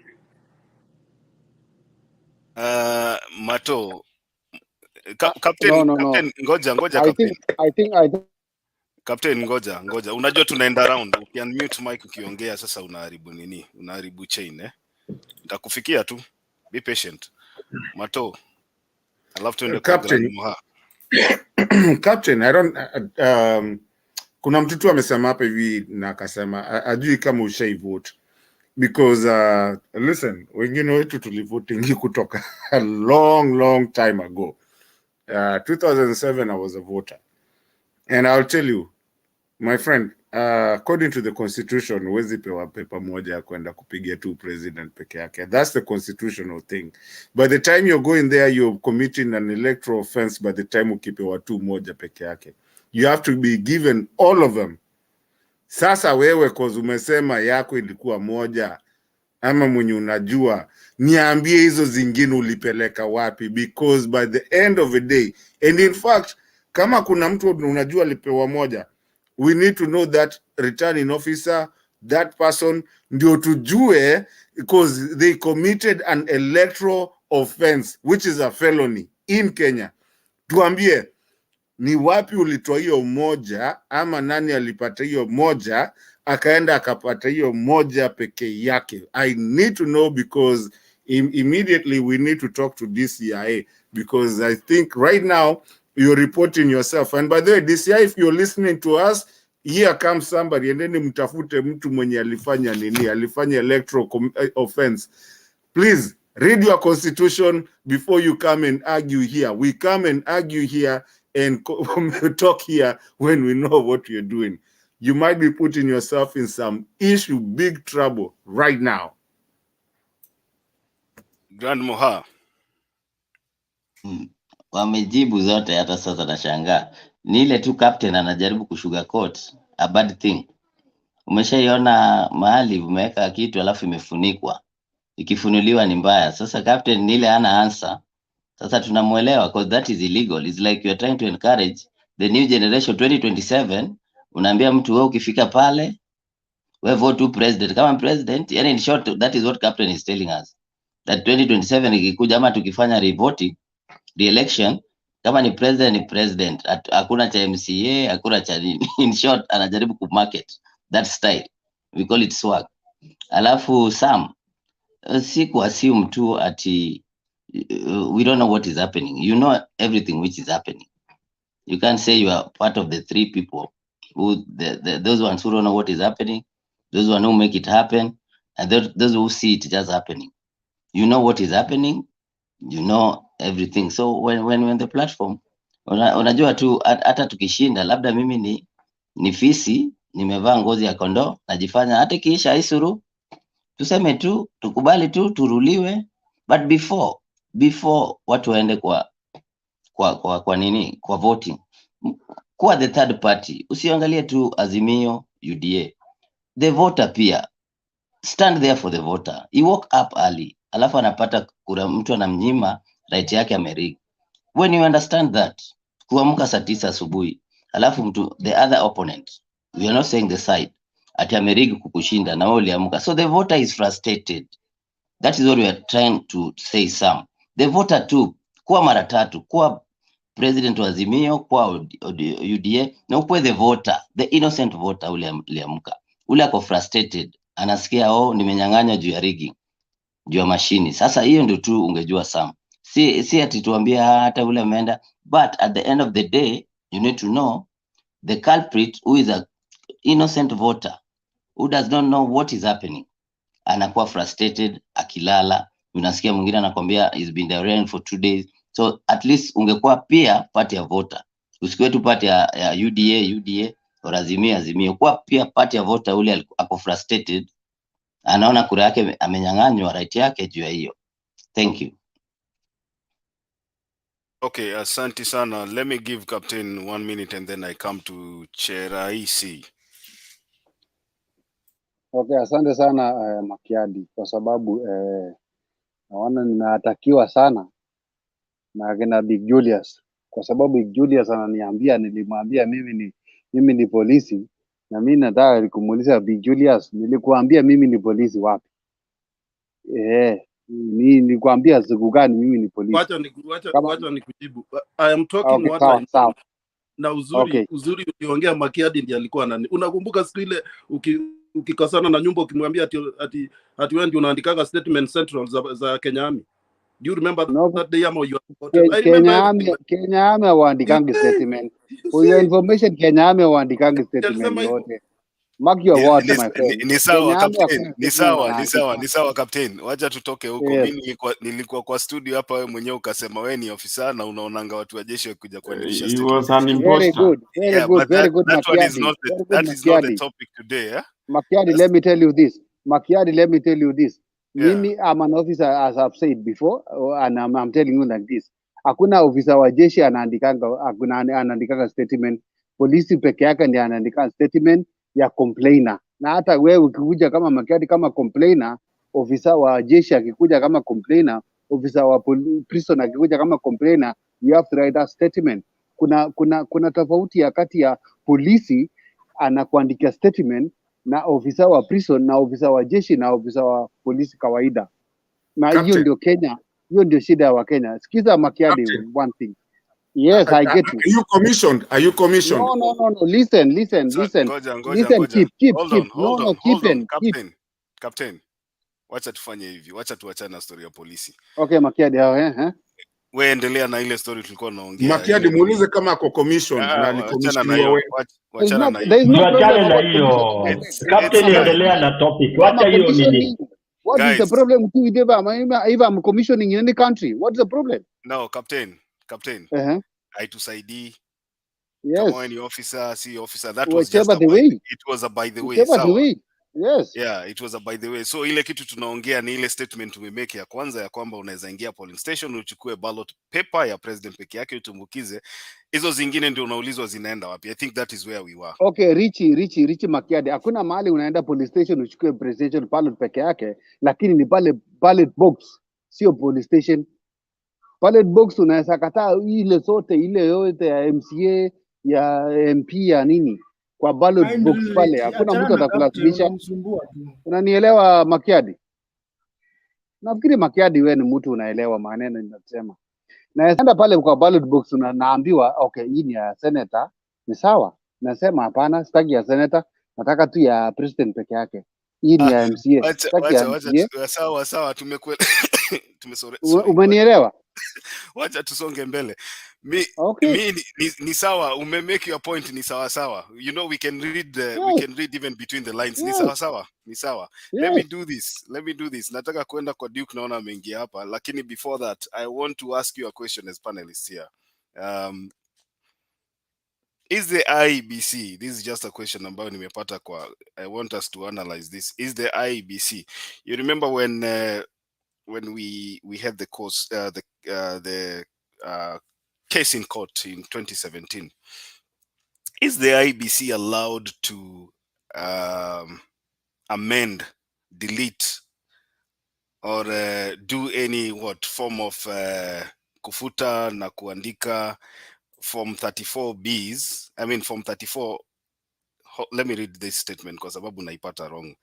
So the thing is, I'm reading this extract from the Supreme Court judgment in 2017. This brings us to the second question, which is whether the first and second respondent can correct errors identified in Form 34B and or amend the Forms 34B where the same differ with results contained in the relevant Forms 34A after verification exercise. Stone PK. No. Form 34A is the gospel truth. Ndio ya Yesu, ndio ya Mungu. Nini yako? Bluetooth yako iko na issue. The answer, can you hear me now? The answer is a straight no. Form 34A ndio msema kweli. That is what they go with. Whatever was recorded at the polling station, ikapigwa ile triangle hivi, agents wakasign ya presidential, that is final, period. Any other errors, whatever errors they are, hiyo ni yenyu. And that is the biggest, why the law says no, is because that would have been a window for Ruto and the likes of Ruto to do that in the name of correcting whatever. In fact, do you know you are not even supposed to validate Form 34A?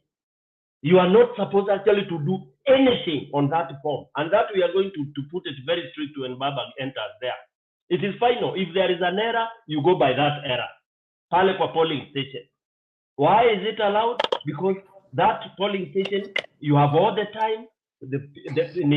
One polling station ni ndogo, huwezi kusema una time. Those votes are either 1,400, 2,500, which you count very quickly and you record, and it is final. Any error, you live with it. Thank you. Cheraisi. I think Stone answered the wrong question. Your question was about Form 34B. Form 34A, nobody tampers with that. If it has to be changed, it has to be changed by court.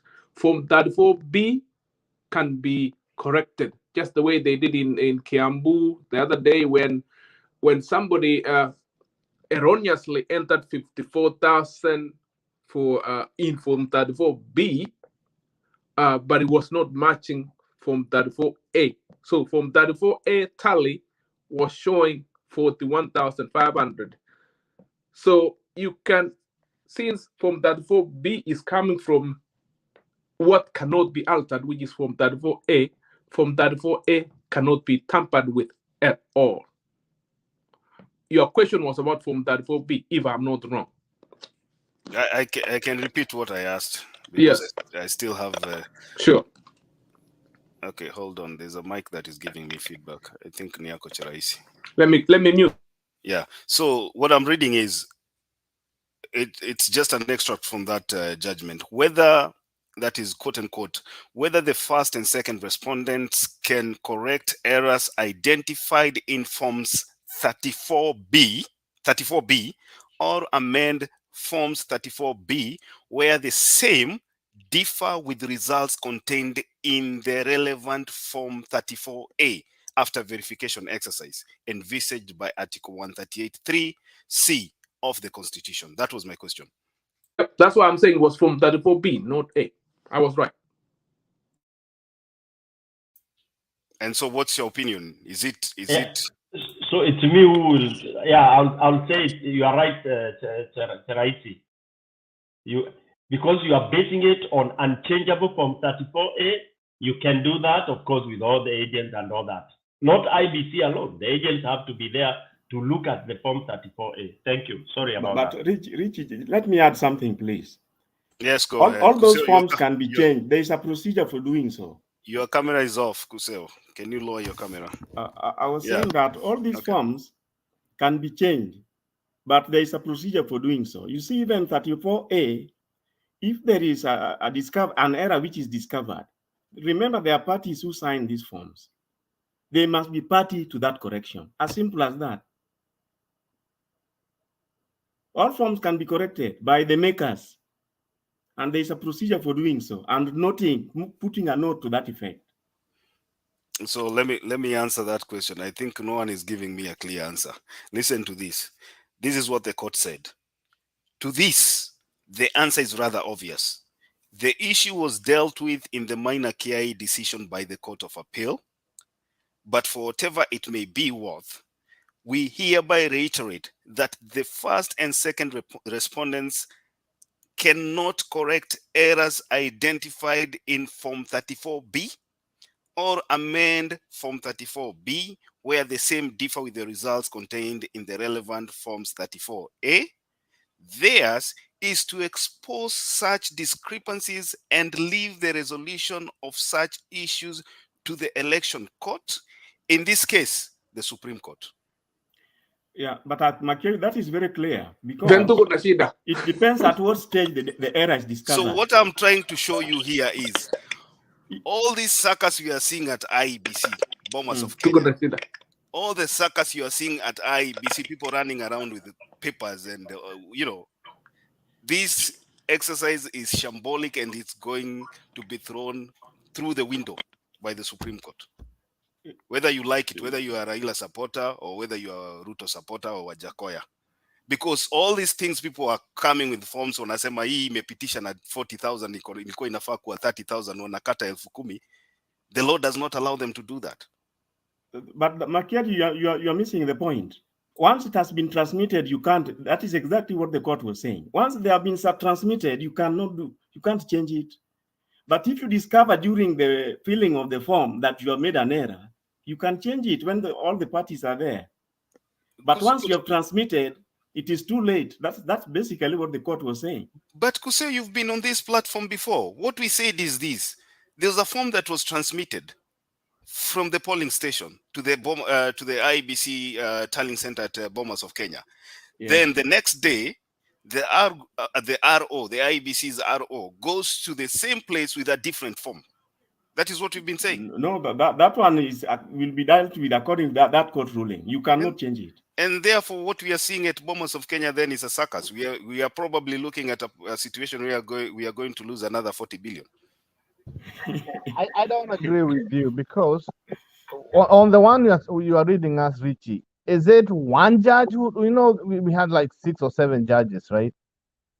It could have been opinion, of course. It doesn't make any sense. So let's say this. You are returning officer, Sorry. right? So you get like 10 34As. Just an example. Each one of them has 300. You know, those who voted are like 300. Or let's say Raila got 300 on each of the 10 polling stations. And we are just doing this, just trying to get an answer. I know it's not possible to get that. Let's assume you are returning officer at a constituency level. You receive 1034As with Raila 300. So you're supposed to have 310 is 3,000. So in that constituency, Raila amepata 3,000 votes because 10 polling station, 300 each. So uchukue hiyo 34B, instead of writing to 3,000, uandike 4,000. Upeane hiyo kwanza, so upeane huko Bomas. So what you're telling me, they cannot do anything about it? They'll just pull the 4,000. And this question, when they asked this code, I think the same thing came back and they said they'll go back to 34As. They will go with what 34As. They will ignore the 34 because you cannot tell me ati sasa Chebukati atachukua, even though ameona hii ni 3,000. 10 times 300 ni 3,000. So unataka kuniambia hakuna kitu anaweza fanya, ataenda achukue hiyo 4,000 aweke pale. So why are they verifying in the first place? Because they want to make sure this is matching this. So I don't think that what you guys are saying is correct. I disagree 100%. It's not even making any sense. Weke 4,000, even though unaona kura ni 3,000. Okay. Just because a returning officer may make mistake, uchukue your mistake weke kwa 34C. Let me pick the first point, G, you made about was this one judge? Was it a one judge decision? I would love you to expound on what you meant by that statement. I think what he was saying. This is what I meant. What he was saying is, was this a majority decision or was it a dissenting opinion? You know, there's a ruling and then there's a dissenting opinion and then there's the majority ruling. That's the question. Let me clarify what I read. I think some of It was a us 6-judge ruling. Let me clarify what I read again. I'll read it again. It says, to this, the answer is rather obvious. The issue was dealt with in the minor KI decision by the Court of Appeal. You know what that statement means? And then it says, but for whatever it may be worth, we hereby reiterate that the first respondent and the second respondent cannot correct errors identified in the Form 34Bs or amend the Forms 34Bs where the same differ with the results contained in the relevant Form 34As. Theirs is to expose such discrepancies and leave the resolution of such issues to the Elections Court, in this case, the Supreme Court. So the judges are saying this is not about whether it was one judge or what. The court is making a decision saying that this issue was dealt with the Court of Appeal case that is called the minor KI Court of Appeal case decision with finality. But Makeng, what you are reading for us was from the Supreme Court, is it? Oh, sorry. I'm reading you, that ruling you are reading was from which court? I'm reading you a judgment from the Supreme Court, and the Supreme Court is reiterating that the issue of altering votes was dealt with by the Court of Appeal. Yeah, I wanted to just that was from the Supreme Court. Now, from what I understand is that from 34As carries precedence over from 34Bs. In other words, kusema ukweli, when you have the two forms disagreeing, the form you rely on is from 34A, 134A. The form 134A is the one which carries the day. So in other words, if we go with what Sam is saying, whereby the returning officer made an error on the form 34B, remember, form 34B is a collation, is an addition of all the form 34As in the constituency. If he made an error there, then this verification will go with what is in Form 34As. And if anybody wants to challenge that, then they can do it so later on when the matter goes to court, if at all. Yes, don't pick it. Makiadi, for the sake of progress, huwezi fundisha Wakenya. Wakenya is when, I told you in Kenya, we refuse to do things when we want. We refuse to recognize degrees and decide that a degree from River Road is okay. If you doubt it, work a lawyer.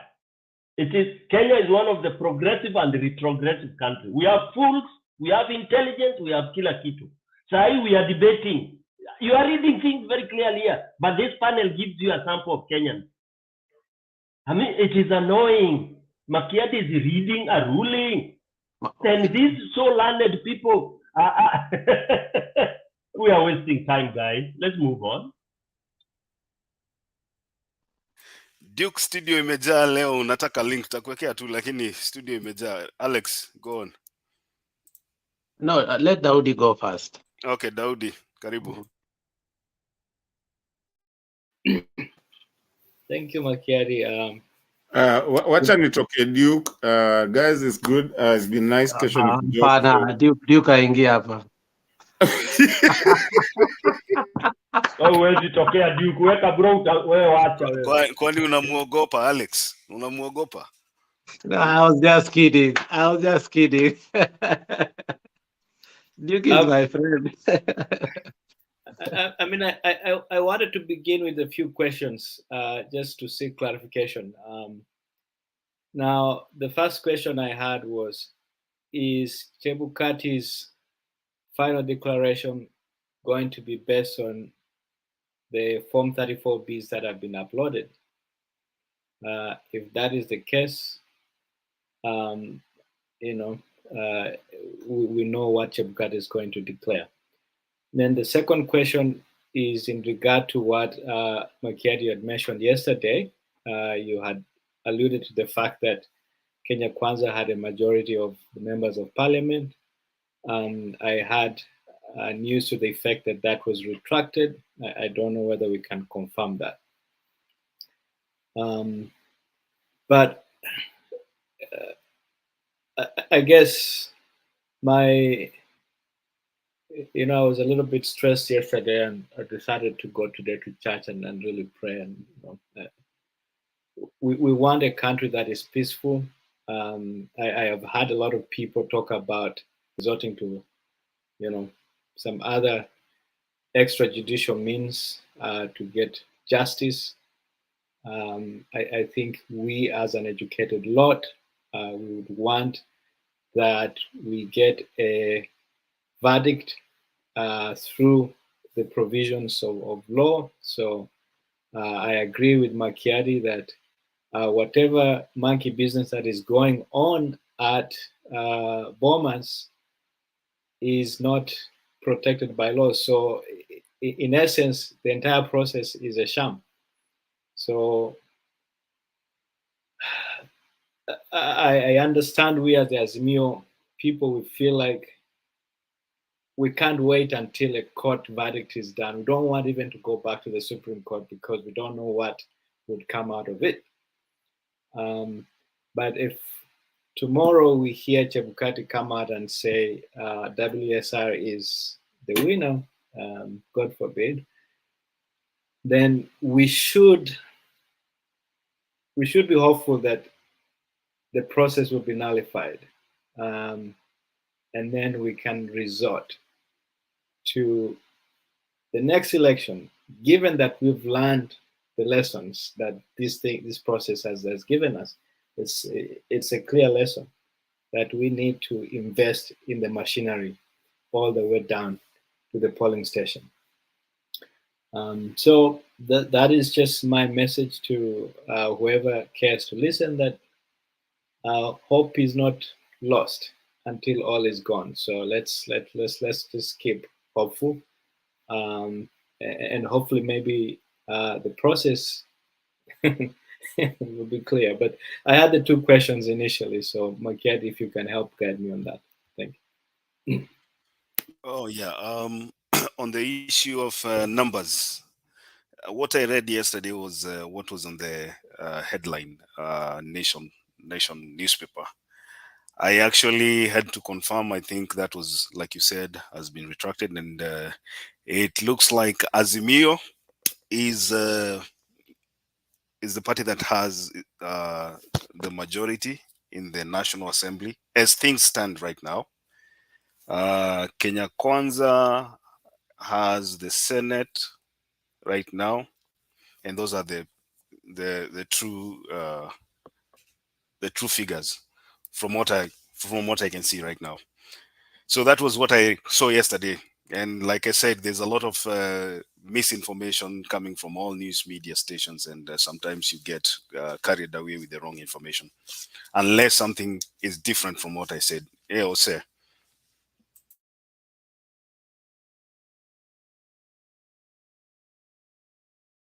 The last time I checked, Azimio had 153 and Kenya Kwanza had 157. Yeah, And we had like I think, how many were remaining? I can't remember. That was as per the one of the media, mainstream media. Yeah. They had given 153 for Azimio and 157 for KK, and then there are others. Not that they are not completed. There are others. Most of them are independent, and whoever was reporting was not sure which side they are leaning, so he couldn't place them either. 14 of them. So then of course Senate is 24, 23. Yeah, I think that those were the reportings. Yeah, thank you. And with 23, because the tiebreaker is Wetangula. Wetangula can demand whatever he wants with that one vote. Because if he decides to go to the other side, he can use it. If I was him, that's what I would do. And we don't know. Weta is obviously in KK. What if we decide not to vote with that? Let's say they are going to vote for speaker, and KK say we are going to vote for, let's say we are going to front Musalia Mudavadi, right? And the other side decide we are going to front someone else. He decide to go with the Azimio side. Then what happens? Because it's possible. What from experience, what will happen is that there will be a by-election. For what? Why? For Bungoma, there will be, but for some time there will be no. There will be one. Whoever will win from Bungoma would, if it is KK, of course it will go to KK side. If it is Azimio, it will come to Azimio side. But one thing is clear, that if Weta chooses to go for the speaker, he will have to resign. No. Here was my question. So we have 23. Yes. We have 23 23 Azimio, and 24 Kenya Kwanza. Yes, as it is. So let's say the first business when they open will be to election of the speaker, right? Yes. Let's say Kenya Kwanza brings Kithuke Kindiki, and the other guys bring Marende. Just an example. We don't know. So what if Musalia Wetangula decide, instead of voting with his fellow Kenya Kwanzans, he decide to vote with Azimio and vote for Marende? I think why are you bringing us a complication? We know that Wetangula is in KK. Why are you seeing him on Azimio side? I don't understand. No, I'm just looking at scenario. Is that possible? Then what happens?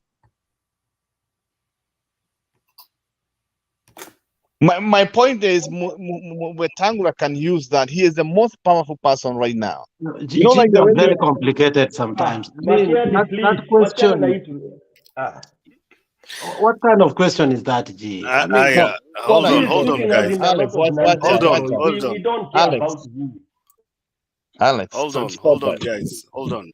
Unajua nyinyi mmefungua debate ingine tofauti sana. I think we were on the right track. Sasa mmeleta G. If Wetangula decides to vote for Kenneth Marende, hiyo ni shida yenu, watu wa Kenya Kwanza.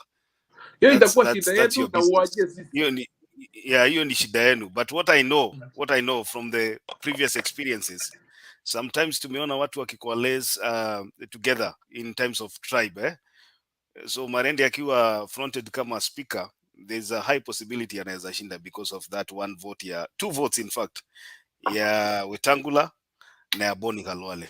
That one take to the bank. Let's move on. Hey. Thank you. That's what I was saying. Yeah, My point was with 23-23, for the Kenya's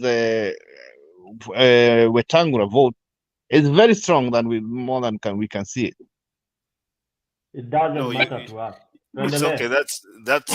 That's what we are saying. Marende was promised kiti ya speaker, and we are seeing from where we sit, we can see him being the speaker wa Senate. Whatever happens with you guys, hiyo ni shauri yenu. We as Azimio don't care. Julia, kuna video ulikuwa unataka kucheza. Karibu sana. Habari ya masiku kwanza. Asante. Umeweza kuongea na Ndemba kweli? Ndemba, I think he's still crying. Watu wanamuulizia I don't know whether he's still crying in the toilet. I think we should give him a call. Naona kuna wageni hapo wametutembelea. Cheraisi, I know your friend.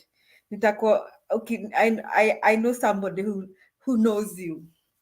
So I promise that somebody, I'll be nice to Cheraisi.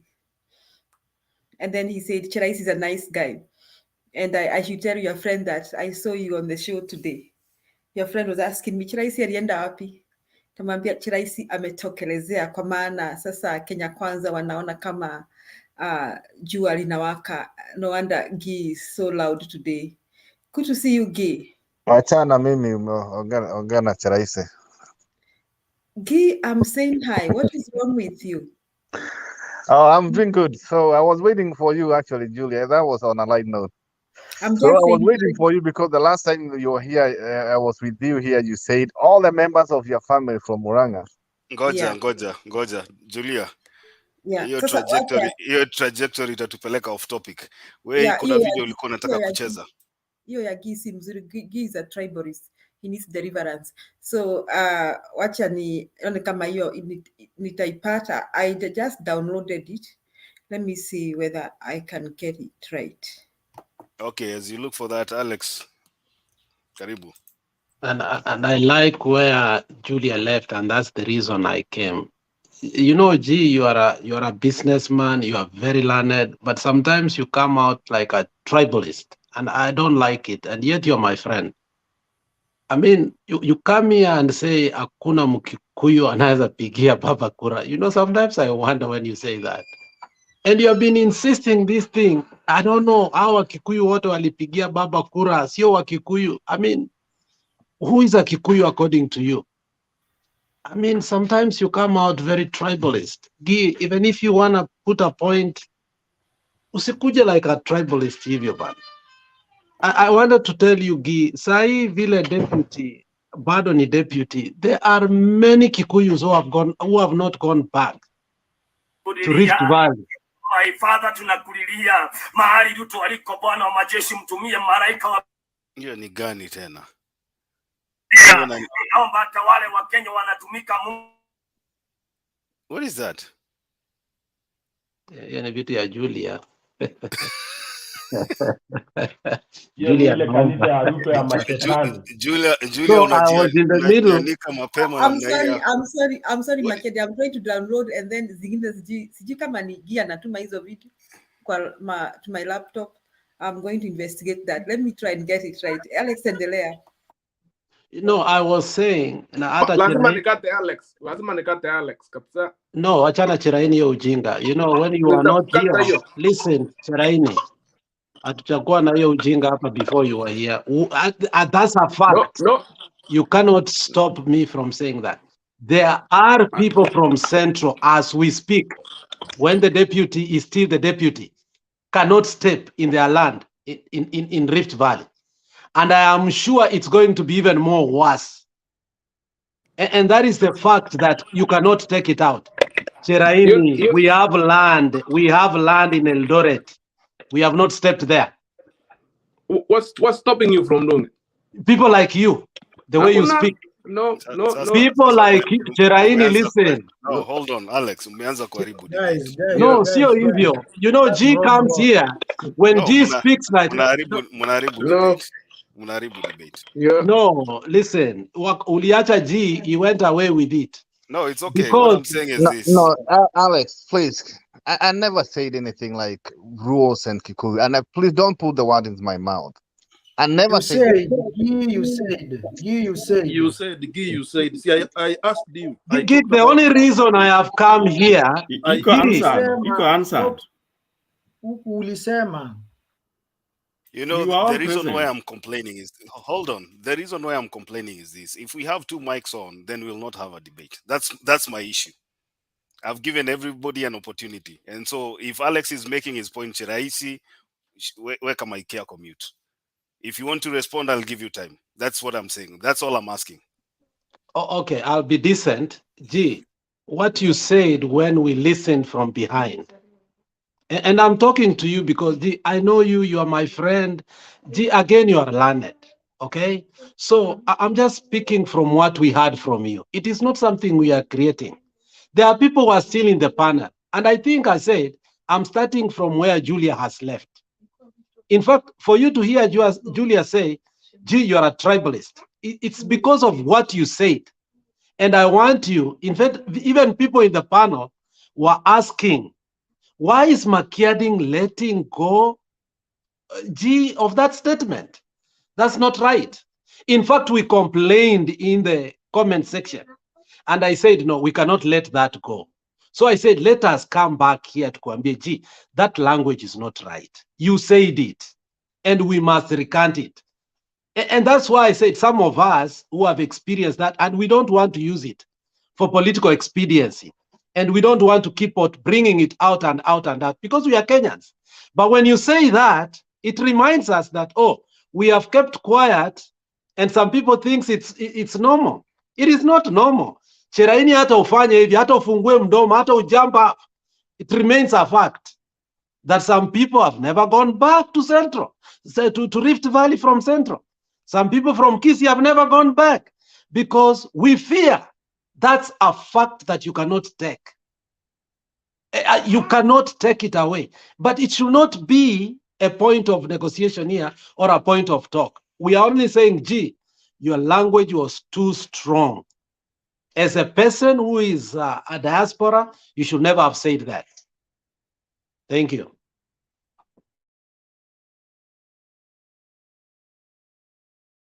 Makeni endelea. I'm still looking for it. Once I get it, I'll let you know.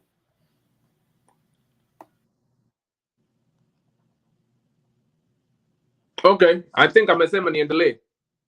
Let me assume that.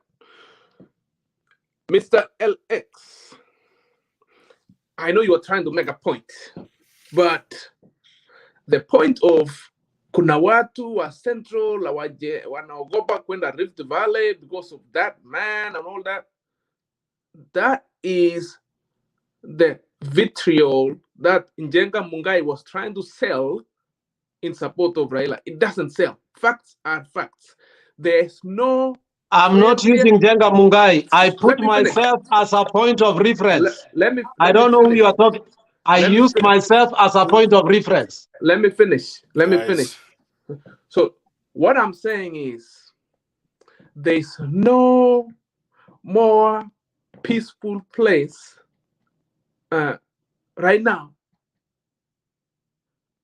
to hiyo shamba ulisema ujerudia to go back. Rift Valley, Eldoret, Nakuru, whatever it is. Yes, there's history of all those dirty clashes that all of us condemn. But iyo ilienda kaburi ya sahau, and anyone from anywhere who has those fears, I will not deny the fears because you say it's you. Feel free, my friend. Kama uko na shamba, enda lima, enda ishi. It's free, peaceful, and most peaceful. Let's move away from those tribal baiting and scaring and all that. Kenya moved on, and let's move Kenya together forward. Asante.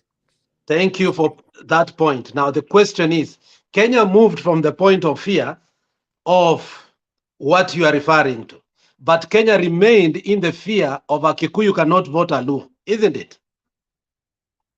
That's why I'm saying let's move forward from those kind of. So when I say that, you have a rebuttal, but when G said that, you were clapping here. You think we didn't see?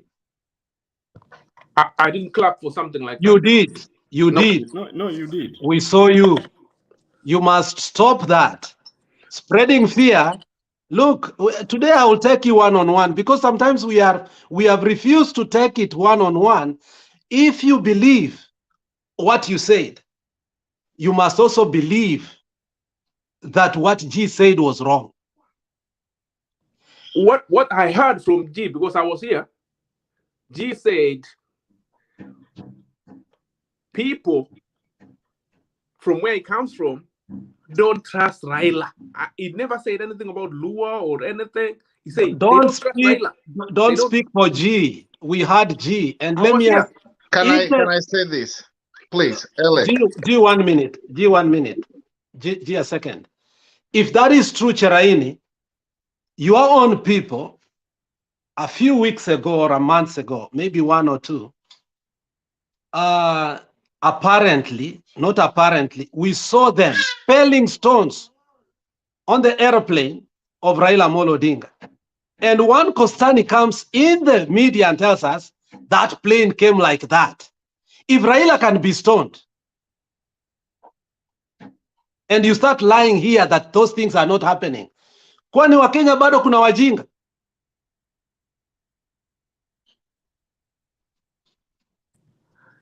Okay, you want me to respond? Stoning anywhere is retrogressive. We saw it in Bondo when Ruto was there. He was stoned. It's retrogressive. Whoever stoned Raila's plane or whatever, it's retrogressive. But we should not, in that situation, we should not say, let's say, oh, those people who stoned Ruto were Luos, and the Luos are bad and all that. And then those who stoned Raila in Eldoret, they stoned him because he was a Luo or no. They stoned. We just narrow it to those presidential candidates, and those criminals, we handle them as criminals, not as No stoning was done in Bondo. You didn't see that, right? Conveniently. But anyway, no stone was done in Bondo. If you said another place, I'll agree. But my point is this to you, and I finish, maybe G can talk. My point is this. If what you are saying is also true, Kenya is a democratic country, that you cannot speak for another community, that a community cannot vote for another community. That's my point here. If you believe what you have said, that is all my point. You cannot take a community and say this community cannot vote for this community. That's my whole point. He didn't say community, he said Raila. To be specific, like for me, for example, let me clarify. Let me finish. Me, for example, let me tell you, I'll be open up as an individual. I'll not vote for Raila, but bring me Otienda Omolo, I'll vote for him 200% against Ruto. Bring me bring me even whoever. When we say we don't vote for Raila, don't start making it look like this community. Raila is not a community. Raila is Raila.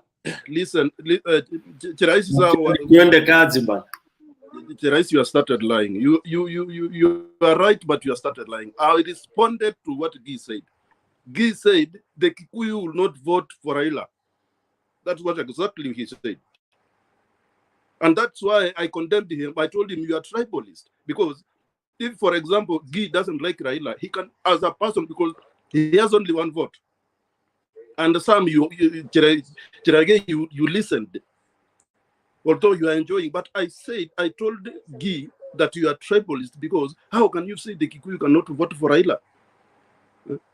Because, for example, you are the only person who controls your vote, because we have only one vote. You cannot talk about other Kikuyu's votes. That's what the words exactly I said. So I think sometimes if this this show people are this kind of tribalists, we should not allow, because we are not here for tribals, whatever.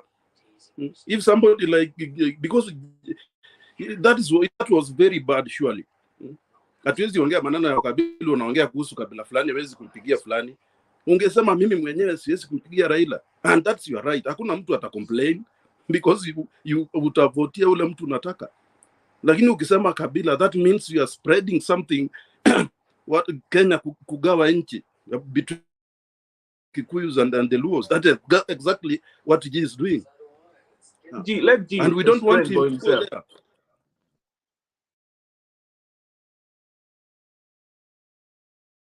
there. So, Julius, Alex, this is what I said. First of all, I never said Kikuyus cannot vote for Luo because I never used tribe. Politics is all about interest. When the people from Coast are talking about Badari, our Badari imepeleka huko Naivasha, people from Northeastern, they have what they need, their issues. 1 kilometer, 1 vote, for example. And I said, based on what I know, where I come from, because we talk, we are not comfortable with Raila as a president, not a Luo. I never mentioned. And I said, because it's all about, he don't talk about business. That's where we are, about ukulima, farming. So we don't think we will be comfortable under his presidency. As Raila, I see like 4 candidates. I see Mwaura, Wajakoya, Raila, and Ruto. As far as I know, those are all Kenyans. But if you see them as Ruos and Kalenjin and Luyas, you are the one who is tribal, not me. You are the one who is classifying them as this tribe and that tribe. I said, our interest, where I come from, and you know in Mount Kenya, there are a lot of tribes. Ukenda Badeka, which you have been there, you know that. We have all tribe, all of them. But we don't think people from Mount Kenya, our interest, is able. He is yet to convince us that he'll take care of our business. So I say, in my own analysis, because that's what we do here, trying to analyze. I don't think. You know, G, when you say we, it means we from Mount Kenya. It means Kikuyu. No. That's a tribal point of view. You know, G, you can't run away from this, no matter how you want to. The more you talk about it, the more you implicate yourself. And you can't run away from this, G. When you say we from my region, what does that mean? Because we have the same political interest. Farming, business. See how conniving you are? So others, we are not farmers. Kwani sisi tunafanyanga nini? Alex, our interest is different from people from the lake. No. That's what you have been told. That is what you have been lied to. Okay, I'm the one who said we have big rice farmings in Ahero. We do a lot of farming in Nyanza. Can I? I'm the one who we are farmers, my friend. Let's let him finish. Dude, I'm the one who came up with this. So I cannot talk about Badari kutolewa Mombasa kupelekwa Naivasha because I'm not there. I'm not from coast. What is our interest? Because hata wakati tuliona kuna ule chapter za economic walikuwa wanaenda. They went to every village, every county, walikuwa wanasign zile chapter. Nyinyi mnataka nini? This is what we want. Nyinyi tukiingia, this is what. And the same like they were doing with BBI. They went from region and region and region. Because the interest. And that region is Kikuyu. Sasa goja kidogo jamani. Alex, what I said, I never. First of all, don't say I mentioned a rule because I didn't. I never. You know, this is the propaganda you have used for a very long time, and we were not ready to be honest with you because we thought being diplomatic is going to help. It has reached a point that you saying a region, sijui it interest, sijui nini, you are just saying ask Kikuyus in one way or the other. You just don't want to accept it. And anybody in this panel will tell you right on your face. That's what you are saying. I'm not wrong on that. Like I said, Makiadi, Alex, let's continue. He has already proved what he has been saying. you're not the one who is. You are not controlling the moderator. I see you as a Kenyan. If you call yourself a Kisi or another tribe, you are being tribal yourself. Me, I see Raila as a Kenyan. How do you see I see Raila? Ruto as a Kenyan. I see Wajakoya as a Kenyan. If you see them as Aruos and Kalejins and Kikuyus, you are the one who is tribal, not me. So get me out of there. I don't think Raila is bad because he is of his tribe. I just don't agree with what he believes in. Ati kusema mitumba imaliziwe. Sijui watu wapewe 6,000 kama wamelala chini wakiamka unatenda chukue. Those are the people who are saying. Lakini leather factory inaweza wacha mitumba, viatu ya mitumba, alafu mjenge leather factory huko Limuru, si ndio? Kwani viatu haina mtumba? Hey, my friend, interest ya bandari, my friend, we have these things, we know them. It's only that we don't talk. Your leader spoke during the manifesto kuwa mutawacha viatu za mtumba. We have enough leather in this country. Go back to that clip. So mutaacha mtumba ya viatu mujenge ingine, lakini mtumba ya nguo akiongea, so mtumba ya viatu is different na mtumba ya nguo ni different. Wajinga waliisha Kenya. He spoke about that. Since it's on the record. It look like it's open mic. So Ruto akisema nitatenga 50 billion, it's different. Raila akisema nitapeana 6,000, it is different. It is propaganda you are spewing that we have really stopped spreading. Sasa unakuja kutudanganya ati anapea watu 6,000 wakilala. Wakati Ruto anasema tutatenga bilioni 50. Hao watu wanafanya nini? Makiadi, waja ni Lex. No, I was not speaking to you. I'm speaking to G to Maliza. And I don't need any explanation from you. I think I've given all of you enough time to dialogue. Yeah, I think free mic was not okay. Yeah, sometimes we let the free mic flow so that mkitaka kupigana mpigani alafu tuachane na hiyo tusonge mbele. I can see Otieno Fendi. Otieno Fendi, ni stima imekataa ama ni ni bulb mazesina ingine ya kuchange. Okay, sawa. Na umeingia umepata tumeongea kidogo. Toa maoni yako. Maoni yangu ni hivi. Kwanza, hi to everyone.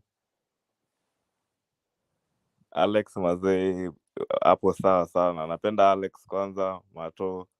Hi to you guys mazee. Big up kwanza. Point yangu ni kesho mtu wote atatangaza watu wangu. Mimi naambia wa Kenya. Mtu wote asitume mtu yake tukwenda kudemonstrate ama kufanya nini. Tutume tu akili. Akili ndio kila kitu. Wanapata kuna kitu yenye Joe alisemanga na hiyo kitu mkumbuka vizuri sana. It is very easy to start something and to escalate the feelings of Kenyans outside there. Lakini kuzima hiyo moto bro ndio shida. I'm so happy Baba Jay ongea tangu watu waende kwa ballot. Amekaminchi vizuri. Kwa sababu yeye anajua vile hiyo control hii nchi. Juu angekuwa angesema election ni mbaya. Sasa tumekuachia na violence. But I'm so happy Jay ongea tangu watu wa vote and it's very calm. So when Baba is calm, all of you should be calm. Umenipata? Alafu kuna kitu mimi nataka nifundishe Wakenya. Wakenya tunafaa tukue na kitu, tunafaa tukue united mazee. Mimi upenda vile Tanzania za ujikari. Au kuwa na Nyerere aliwafundisha kitu poa sana. They have so many tribes but you'll never hear them mention any tribe anywhere. Umenipata? Lakini they have more tribes than us. Sisi tuko tuna 42 lakini ukabila imejaa mbaya. Umenipata? So mimi za sisi kama Wakenya mazee tunafaa tukue united mazee sana. Unity ndio kila kitu. Hata kwa familia mkiwa united you guys can go places. Na mwezi kwama but tukianza kuongea story ya tribe tu ni Mjaluo ni Mkisii tutaienda mahali. Unapata Omanyala akishinda gold tunacheka sino wa Kenya. Lakini kuja kwa elections tuko na African mentality, ni Mkikuyu, ni Mkamba, ni nani. Unapata hiyo African mentality tueni. It's like religion. Unanipata? Huwezi, kila mtu ana believe kuna supreme being. Mbona tusikue hivyo ikifika pande ya tribe tuko united tuseme there's something that unites us as a Kenya. Unanipata?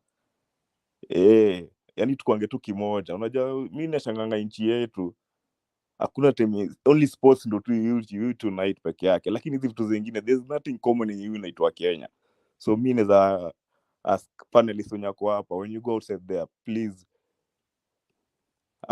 jaribu tu uprichio message ya let's be all Kenyans mazee. Unanipata?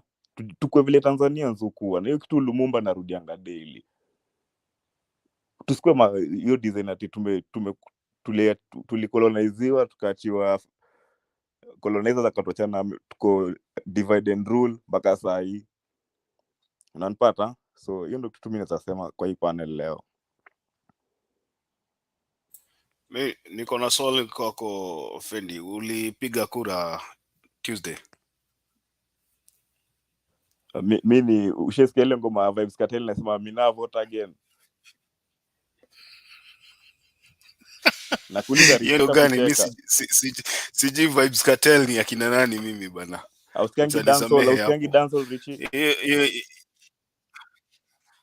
Mimi siji Vybz Kartel, nimeuliza tu kama ulipiga kura ama kupiga. He's a Jamaican musician. Let me educate you a bit. He's a Jamaican dancehall musician. Na music za lyrics zake sana cause I'm an artist too. Na kuna ngoma hiyo wimba nasema mina vote again. Unanipata? Hiyo ni kumaanisha nini? Mina vote again. Inamaanisha siku ya kupiga kura mimi utanipata na popcorn na Netflix.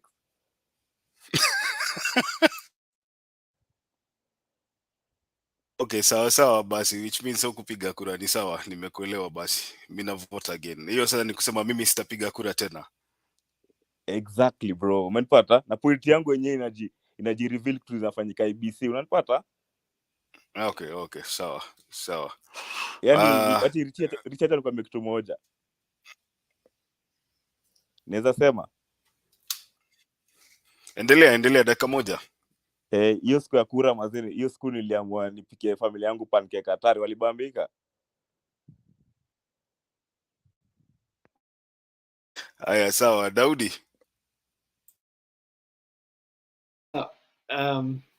Fendi, I hope you change your mind. I mean, voting is a civil right and a duty at the same time.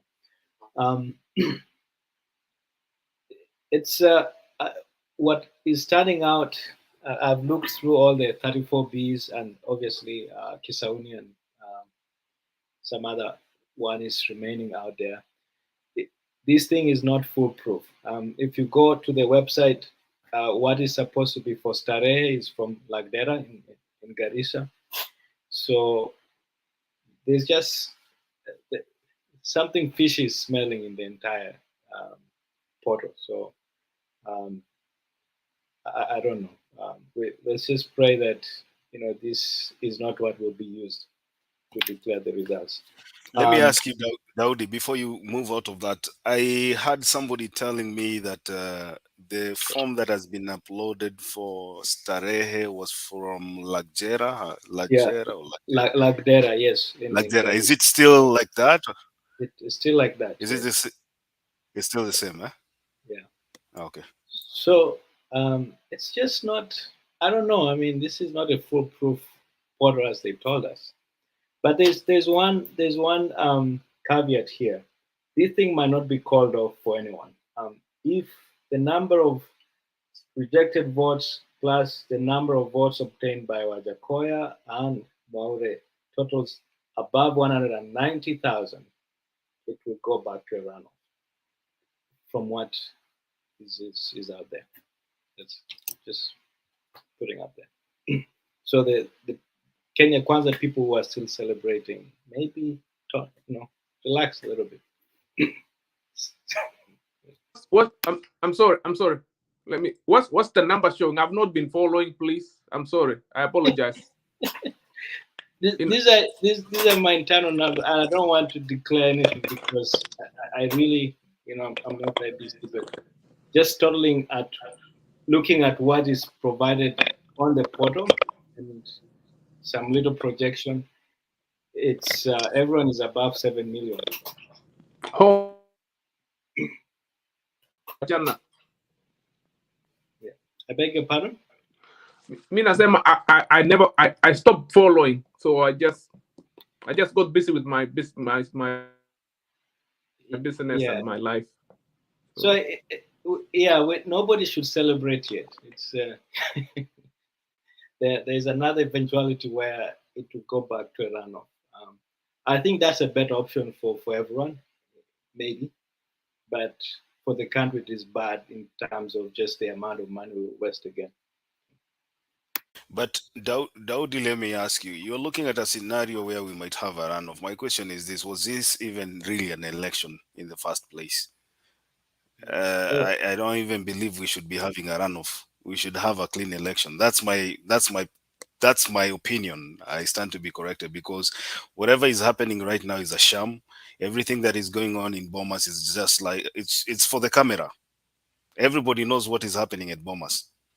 And I think the more we delay the process, we are creating a lot of tension in the country. And the more we delay the process, the more numbers are changed. We have seen people being nabbed outside Bomas of Kenya with bags and bags of Form 34As, copies without the originals, and they call themselves returning officers. You saw the video. I played the video here yesterday. So this thing, hata kama wanasema wana verify, I think Chebukati should be bold enough. Aseme it's true, I've seen all these discrepancies, I don't know what is right, what is wrong. So a call of kitu, watu warudi kwa uchaguzi. We will lose a lot of money. But yeah, still we'll lose a lot of money, but we have to get it right. Ose. You see, I think, Richie, the more we witness all these things, you see, one surprising thing is that most of the arrests around the irregularities and illegalities around this election is the IBC itself. Now, that takes me just back to what I was saying in the beginning. The election laws are seriously letting us down. There is no way you can start counting ballots and you find that the turnout, the ballots in there you get are more than what the turnout is. Now, automatically, things are wrong from the beginning. Now, to continue to the end, it doesn't matter even what you're verifying. Something is seriously wrong. Now, personally, I think since the laws don't cover this, where does that leave everyone? Where does that leave everyone? It is very sad. Secondly, imagine people are found with election ballot papers, which are marked together with IBC stamps, like the case in Stare. Now, what did you see? In the next 1 hour, the person is left on bail. Now, the election itself, for which he has committed an offense, as is not even through. Now, to leave such a person on bail alone tells you the laws are letting us down. How do people just get away? For the fellows who are arrested, the IBC officials who are found with offenses here and there, all they could do is to replace them. Chebukati feels very good. He goes to Bomas, tells we have since replaced them. Now, why are all the errors pointing at IBC? Now, how can we have confidence in such an election? It is very, very difficult. I think it's asking too much from Kenyans. I do not know what is going to happen. Maybe unless we do the way Cheraisi was saying, that suppose it is your candidate who is declared tomorrow. But you can see that the entire process, there are a lot of hiccups. Well, that is the challenge which is there. And think going forward, let's just pray. Personally, like I said yesterday, I'll pray that let the Martha Karoas come in, because they are determined to correct things, so that not every other time, because of shortage of foolproof laws, you end up doing the nominations alone, the headache, you have not even rested, because Chebukati was saying he was being guided by what laws? The courts are ruling that way, this way. Nothing seems to be really according to the law. The spirit of the people who made the constitution is not at play at all. Parliament has gotten away with so many of the wrong things. You remember the gender real issues, the degree qualifications, now the political parties law, now the security laws. everything seems to be having, the laws are not serving us the way it was intended at all. Now, imagine from 2017, we still have the same electoral commission in place. Even like somebody said here yesterday, even people watching us from outside, they'll be wondering, hey, even having learned from the 2017, these guys, how they've still maintained the same fellows here to be managing things. We have everything for ourselves to blame. But what pains me is that the fellows who are supposed to be serving us from IBC cannot be trusted. Where do you run? And they're supposed to be neutral umpires. Thank you.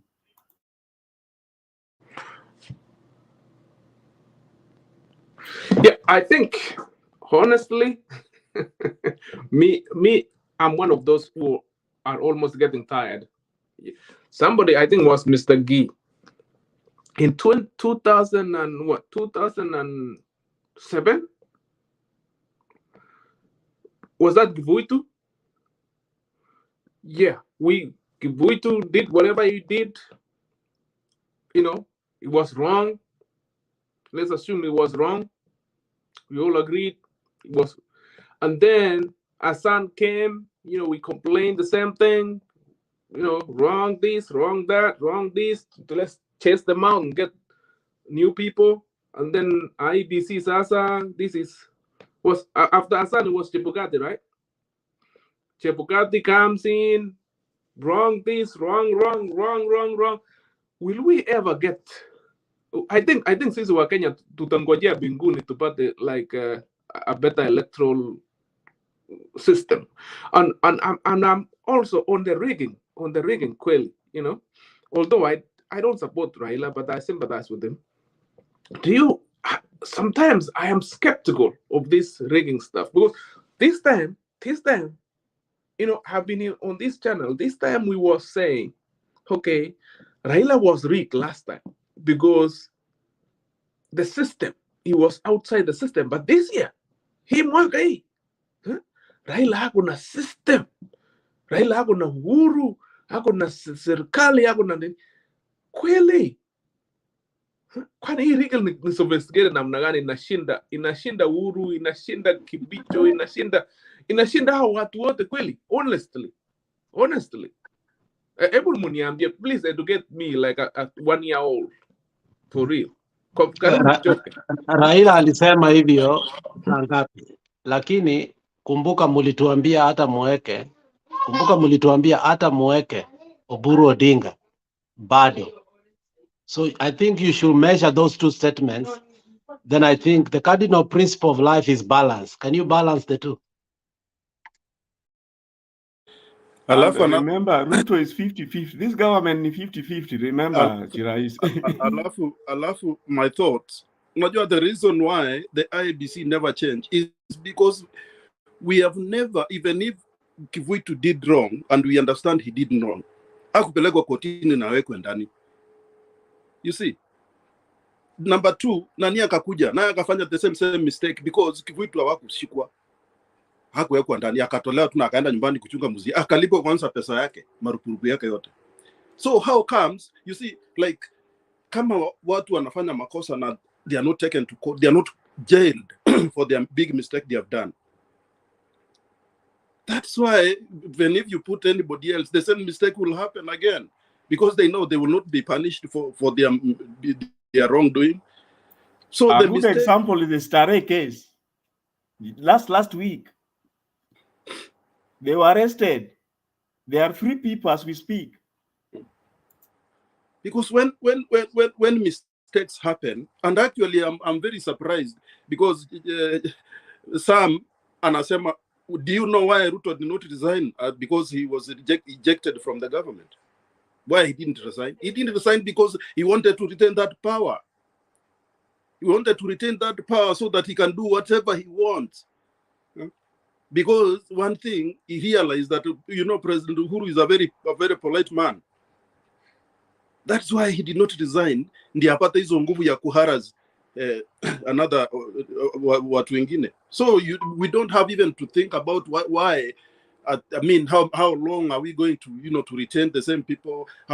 Because we are not punishing the wrongdoing people. If somebody does wrong, especially in IEBC, unatakikana mtu akishikwa IEBC kama mimi ningekuwa if I was I don't know, a president or a judge, wanataka wafungue not less than 25 years one person.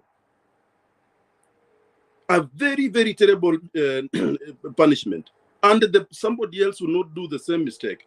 But because unapata mtu amefanya makosa anakuja tunampaka sugar coating, anaenda nyumbani na packs. Can you imagine? Mtu amefanya 207, watu walikufa.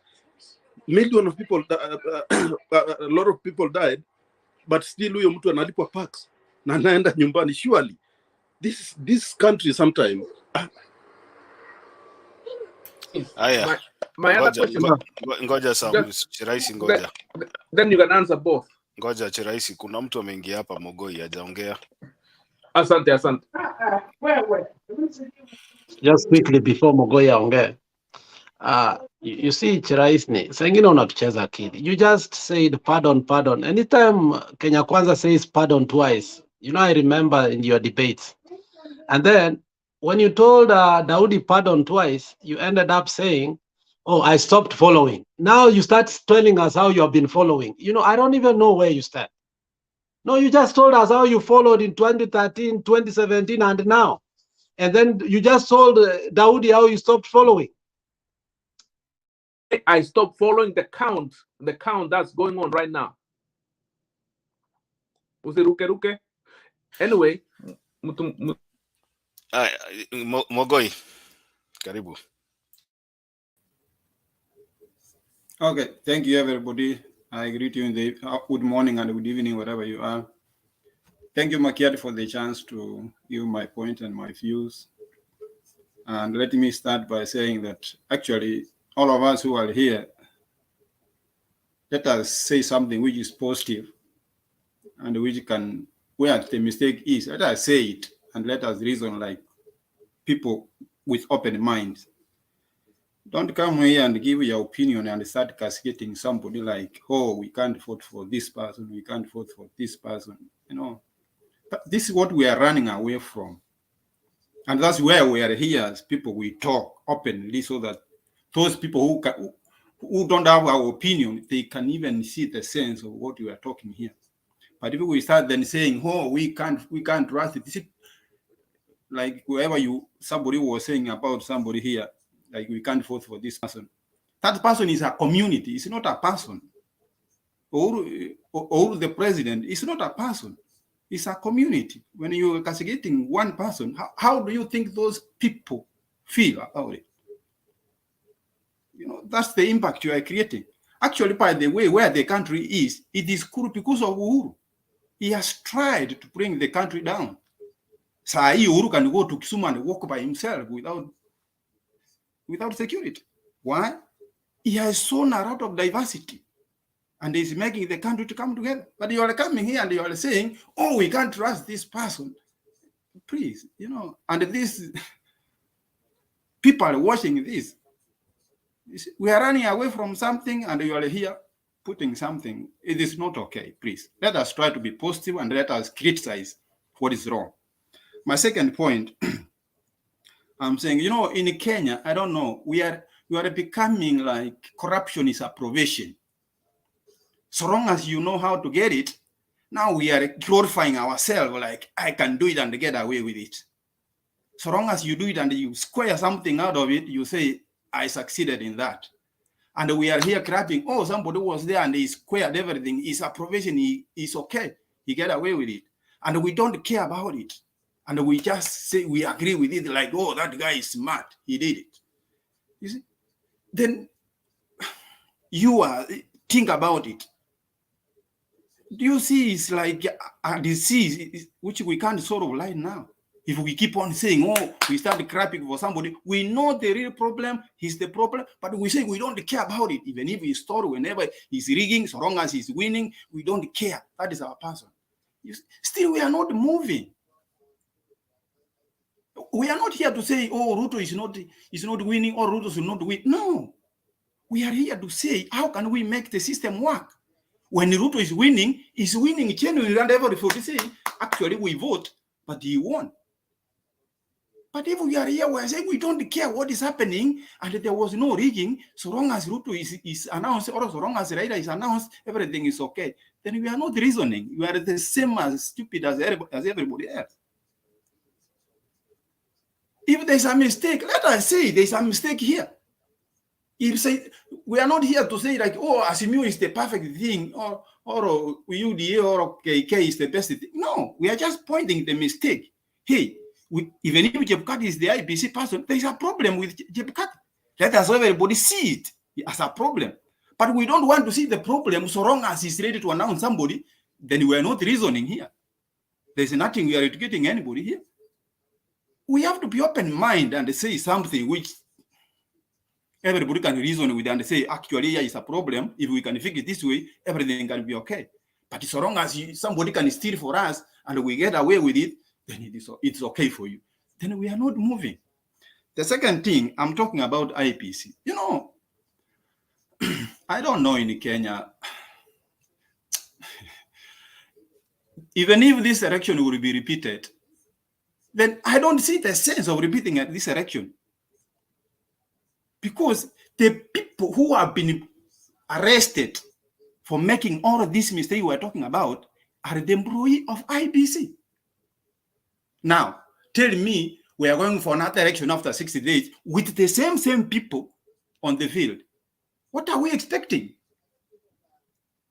If people in the camera in the bombers, they can still do monkey business within Pumas, where there are cameras, there is a right every corner, but they are still doing monkey business. How are we reasoning Kenyans really? Yeah? You are watched by the TV, you are watched by people here, and still you are doing monkey business with papers. Yeah? That's why I'm saying we have taken corruption and rigging as a provision, like you can do it and get away with it. And I'm requesting, if this Kenya can change for, you know, even our codes here, I don't know which system can work, because if you see IBC as a problem, you go to court, they are the same problem. If these people who have been arrested by today, they should be in court by tomorrow, the other day, and they have been killed or have been fined in the next people will not repeat the same mistake. But the people are arrested today, tomorrow they are free. So what do you expect the next person who could be employed to be a returning officer? They will say, oh, there is no problem that you can do and get away with it. So giving a punishment of these people committing the illegal election, it is the only solution we can make IBC to be accountable. Or else, let us select the presidential candidate, give them to the IBC so that the IBC can give us the president. There's no need of voting. Why do we vote for president? If IBC, they are the one who vote there and they start cooking papers to give us the president, why should we waste all of the money and the part of the papers from Greek? We should tell Raila and Ruto to go to IBC to interview IBC to give us the president. That is simple. And save the money for anything, for something else.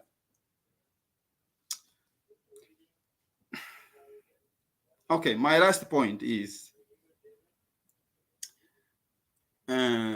tomorrow they will announce. Let us everybody have positive, whoever will be announced. Today. Okay, yeah, today. The result will be out. Either Ruto or Raila will be announced. That's the probability. We also know that. But let us hope that this one will go to court. Whether it is Raila, whether it is Ruto, somebody will go to court. And going to court is not a problem. The problem is the court will nullify the election. And after nullifying the election, who will conduct the election? That's where the problem is. So that's why I'm saying we have a problem in Kenya which we can't solve at this moment, according to me. Because at the point court will nullify this election and say go back, then the problem will be who will conduct it. Is it Chebukati? Who is the problem? Who is rigging inside the Pumas where there is security all over? So how can we go to the how can we go to the polling station to vote? expecting to get the result from Chebukati. People will not have trust on Chebukati. You know, right now, we are just coming down to see if we can do something positive. But we are not seeing anything positive here. When you are a reader and you are reading people who are smuggling papers into Bomas, and you are there as a reader. Really? And we say we have independent IBC in Kenya which is conducting election. My friend, our morals are beyond repair. I don't know. We should stop doing election. Maybe we can do county election for presidential. Let us elect elders of the village to go and elect a president. Then we do away with this thing because it's a waste of money and everything in Kenya and making us poor for nothing. Thank you, Makia. Mi naenda na sura mpya kwa panel kwanza. Tafadhali Stone PK. Wacha tupatie mtu amekuja saa hii Ed. Alafu tutarudi kwenu. Sawa bro, hamna shida, tuko. Sawa Ed. Ed, are you there? Ed. Haya, Stone PK. Naona Ed hatusikii. So No, amemove. Mpatie chance. Ndio huyo. Ed, unmute. Yeah, mnanisikia? Yeah, nilikuwa nasikiza. The reason niliingia is because nilisikiza argument.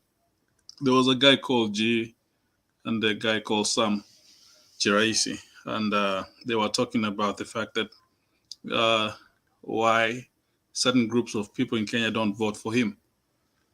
I heard what Alex was arguing. I mean, Alex was mad and some kind of carried over by emotion, but you would ask yourself why.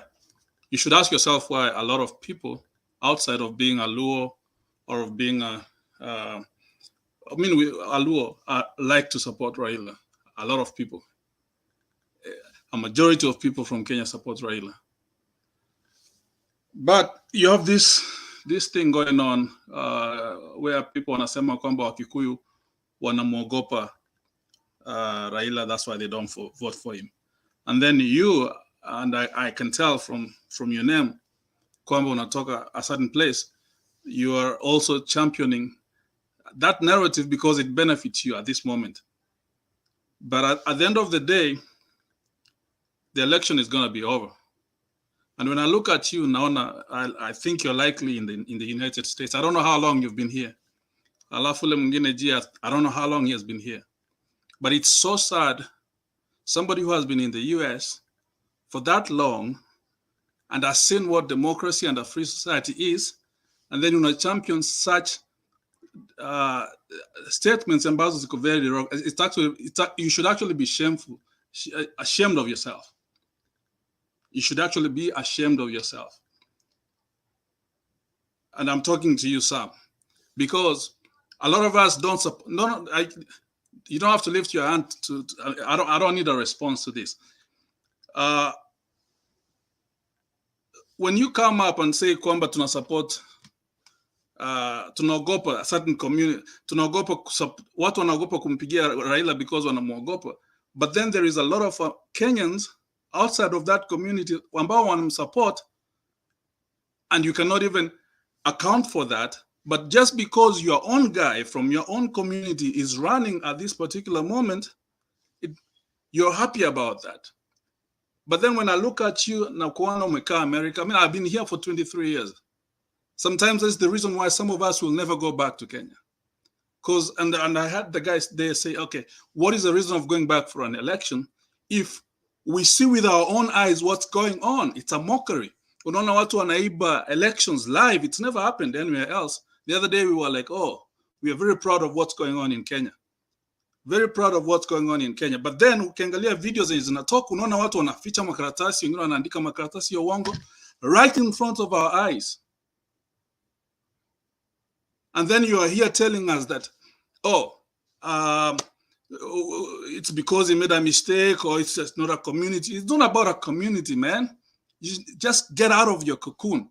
That's what I'm trying to say. Just get out of that cocoon. I don't know. As I said, I don't know how long you've been here.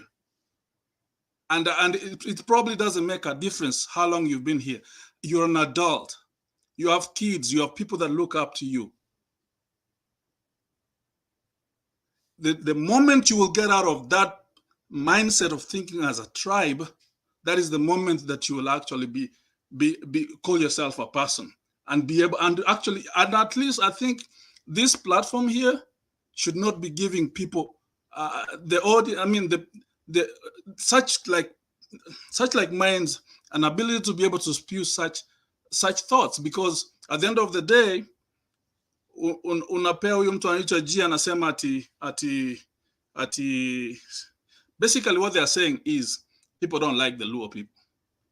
Basically what they are saying is that it's not about the rest of them, it's just about the fact that we don't like the Luo people.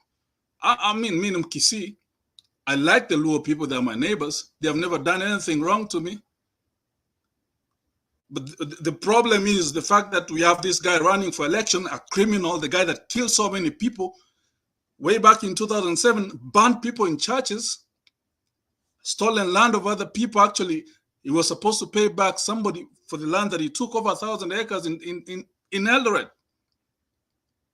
Stolen a school land. Amenda Coast Province amechukua 2,000 acres and anasema he received it as a present.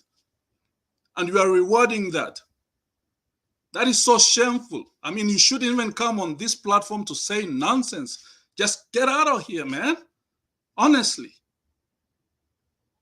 And you should be lucky that you have people like us listening to you. Honestly, you don't even deserve that. Thank you. Okay, I know I didn't get the permission to respond, but let me respond real quick. I'll be straight to the point. I feel a lot of deep emotion in you. I'm sorry for that, but I'll reiterate this.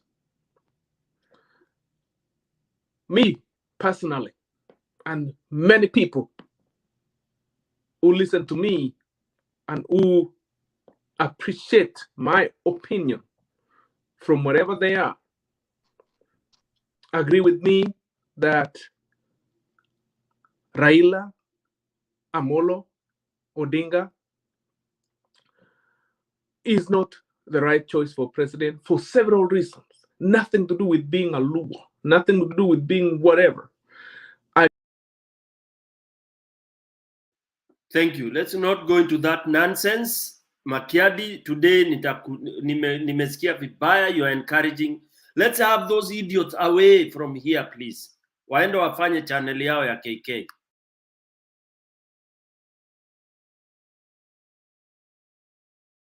Yeah, okay. Makiadi, najua watu wanakujaga anaanza kusema unajua mimi I don't have any problem. You know, let me make this clear, because I don't want to look like I'm favoring anybody.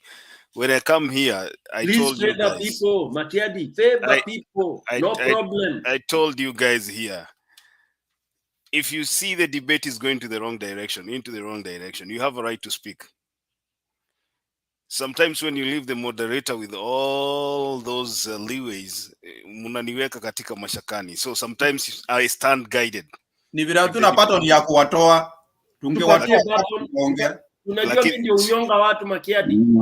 Umeona mimi na Alex Barton uone. Alex amemtoa, si mimi, he's here. Si mimi. Barton uone. We'll discipline these idiots. Sa ingine I stand guided. But what I can say is this. You know, I was trying to lead the debate in the right direction. Alafu nyinyi mkaleta hii debate mkaiharibu kabisa. You started a back and forth. We were going very well. So sometimes at some point nikawacha kwanza mbishane kwanza mtosheke ndio tuendelee mbele, because nilikuwa ninaona ni kama it's running out of hand. I had to let you guys speak. So I think from now on kwenda mbele, I think now we can move forward. I don't know tulikuwa tumefika wapi. Oh yeah, Stone PK. Let me first of all thanks Ed so much for coming in. I have a brother who is really, I don't know, you are really sharing what I have in mind. For me, I would not entertain even an iota of that kind of an argument. Big Julius, thank you so much. And the rest of you guys. To say the truth, you know, I can never stand anybody who begins to open up his mouth and try to convince me. You know, ukiniangalia mi si mtoto, I'm not 40 years old. I'm older than that. That tells you I must have voted more than 3, 4, 4 times, I'm sure. And when you are a voter, you know, some of us here in the panel, I can assure you, don't even vote. Unajua, ama for some reasons, unakuta, you know, you never get involved in it.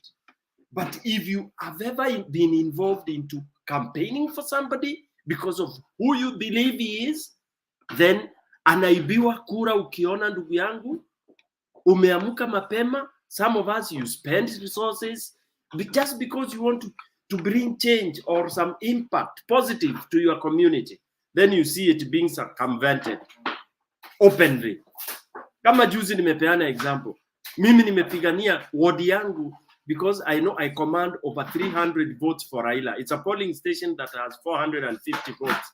And I make sure 300 ni ya baba through hooks or crooks. Na msiniulize ninafanya nini. Then I see it was overturned. I have that form.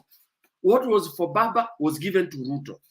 Why? Because the guys who were supposed to be Azimio agent for some reason disappeared, and who was there to sign all these things? A UDA agent.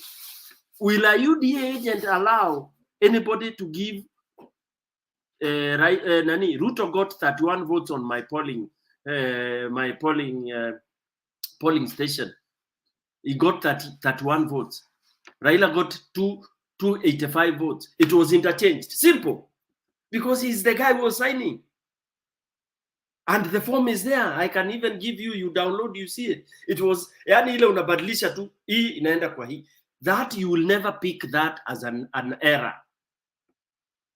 Because why? There was only one agent. So when some of us talk and say, this happened or this is happening, it is not a matter of that, yo, Azimio kazi yao ni kulia. I get so irritated when somebody says, oh, baba ni kazi yake ni kukataa elections, ati oh, kubali yaishe tuendelee, oh, we must move on. In fact, that's why I think this country, we have to dismantle it, and I will use that language. It's my statement, not Mtembei.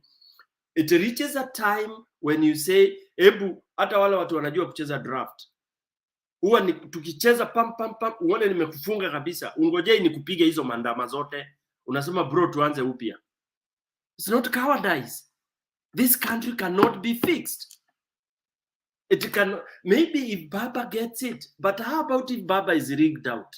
Do you have hope, Bwana my brother? We will have no hope, brothers. As much as we are in church praying. I said in my statement previously that there's no church in Kenya. It's all evil. It's garbage. Don't even bother to go to church in Kenya, my brothers. It is infiltrated by evil. Our country has become an evil country. Hakuna ukweli wa mambo kule. Nobody tells you the truth. People advocate and defend rubbish na wizi. What is going into Bomas today? Tunaambiwa tu, oh, be patient. Be patient, upewe garbage kesho. Na unaambiwa usidemonstrate.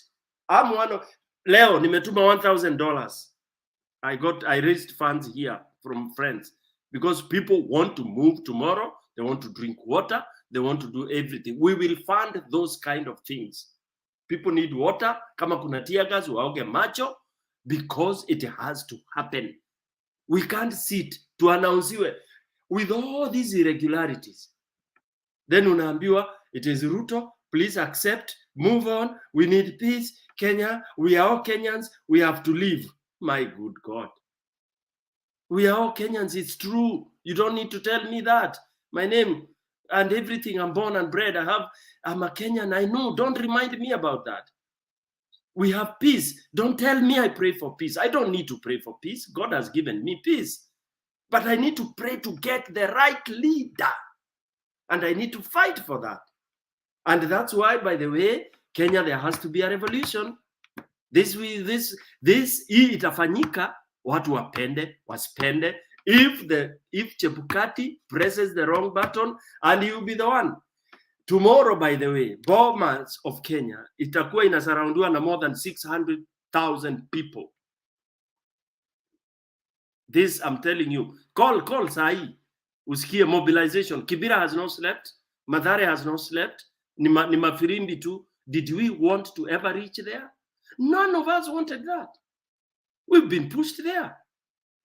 So, watu wangu, let's not entertain the geese. The geese, those are garbage human beings who should not even be in Kenya. You come here telling us Kikuyus can't vote, Luos and all. That is nonsense. It's annoying. It's annoying. If he hates, and I had Nani telling me he's a young man. You know, in Kenya, again, we've lost brains. Unaita mtu wa 50 years young. Unaita mtu, I don't know, we've lost meanings. Yani tumekuwa wajinga kabisa, washenzi. Ile Kibaki alikuwa anatusema 50 years old is a young person, which under what category? Ruto is young, kijana Ruto.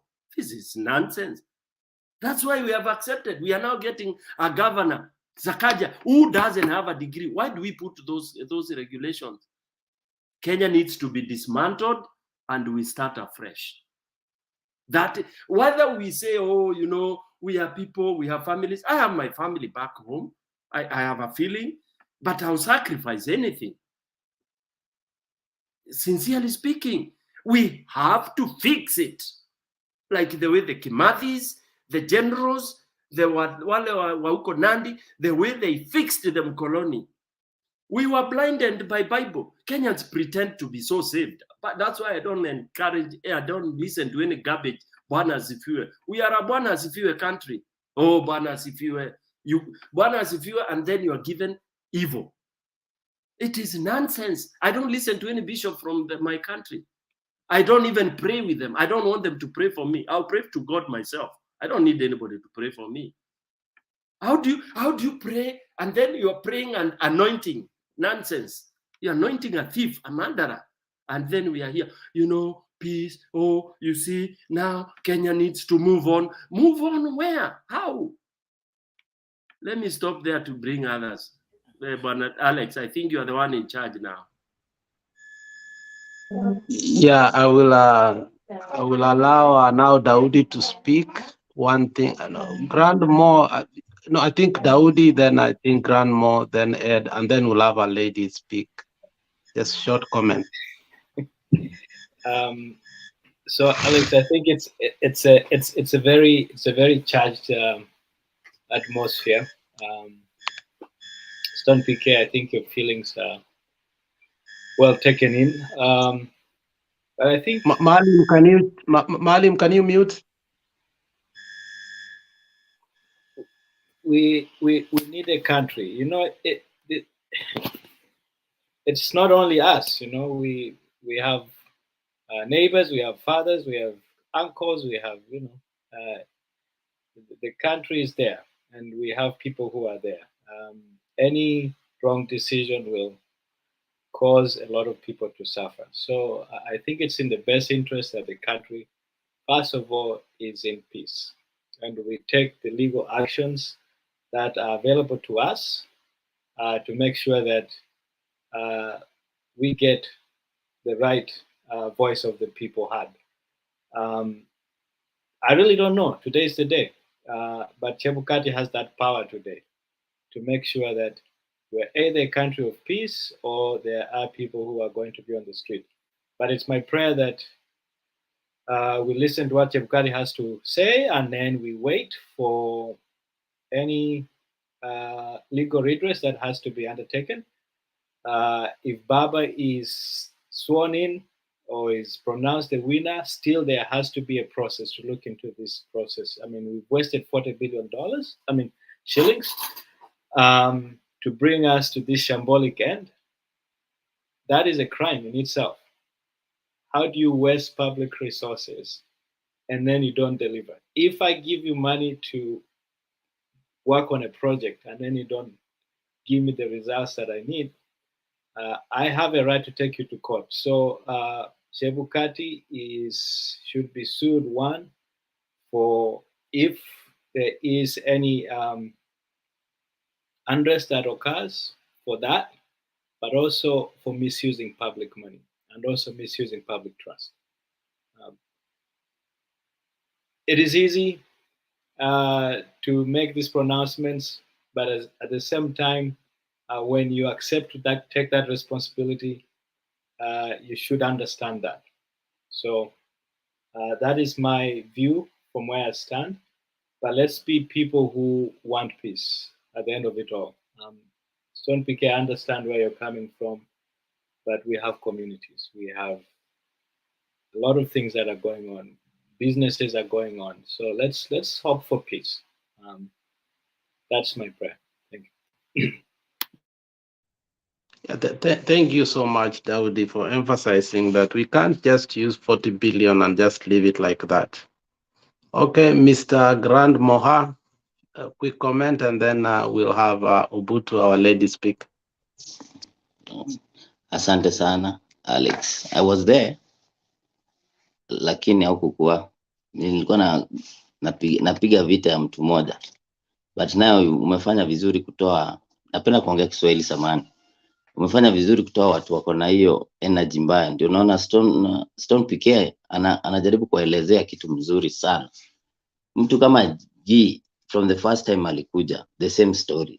Tukamwambia si brainwash watu kwa gossip. You know what you gossip with your friend in the Mount Kenya is not what all Kikuyus are thinking. So yeye analeta gossip kwa platform, the analog gossip which those forefathers used to have. So at least venye mmemtoa umefanya vizuri. Second, according to venye naona leo, I don't think if Karua can let us down as an Azimio, because baba wanasema ana roho mzuri, yeye anasamea, anafanya nini. Vota ule alienda is feeling bad, alali now inaenda the 7th day. So sina mengi. I don't just think kama Karua anaweza tuacha tu kiti ende ati inapewa mtu kwa sababu ya rigi. That's all. I'm 100% tuko na kiti, tungoje after Chebukati, then now we come with another platform. But so far ni hivyo. Asante. Asante sana ndugu.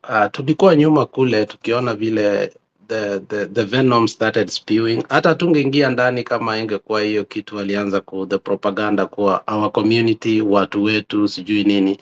I mean, that propaganda has been told to us. And finally anasema, our interest is farming, as if there is no farming that goes on in Luo Nyanza. As if nothing comes from there. I mean, that propaganda. Remember at some times when we used to do some geography and a Ahero irrigation scheme is there. One of the biggest irrigation scheme in Africa. So if it's farming, every community has its own farming. So, I mean, we must respect this propaganda that has been propagating for over the years that nothing comes from Luo Nyanza. It's very sad. Luo Nyanza is very productive, extremely, and especially if the government had put a lot of resources, we will be very far. Lake Basin Development Authority is one of the biggest regions supported by European Union. And you can imagine why they did so. So, I mean, your propaganda must stop. Nyanza is very productive. We also have interest. Interests are not only from one region. Your propaganda tuache kabisa. Thank you very much, Madam Obutu. 3 minutes. You can. I know you've been watching from uko nyuma. You can also give your views. Thank you very much.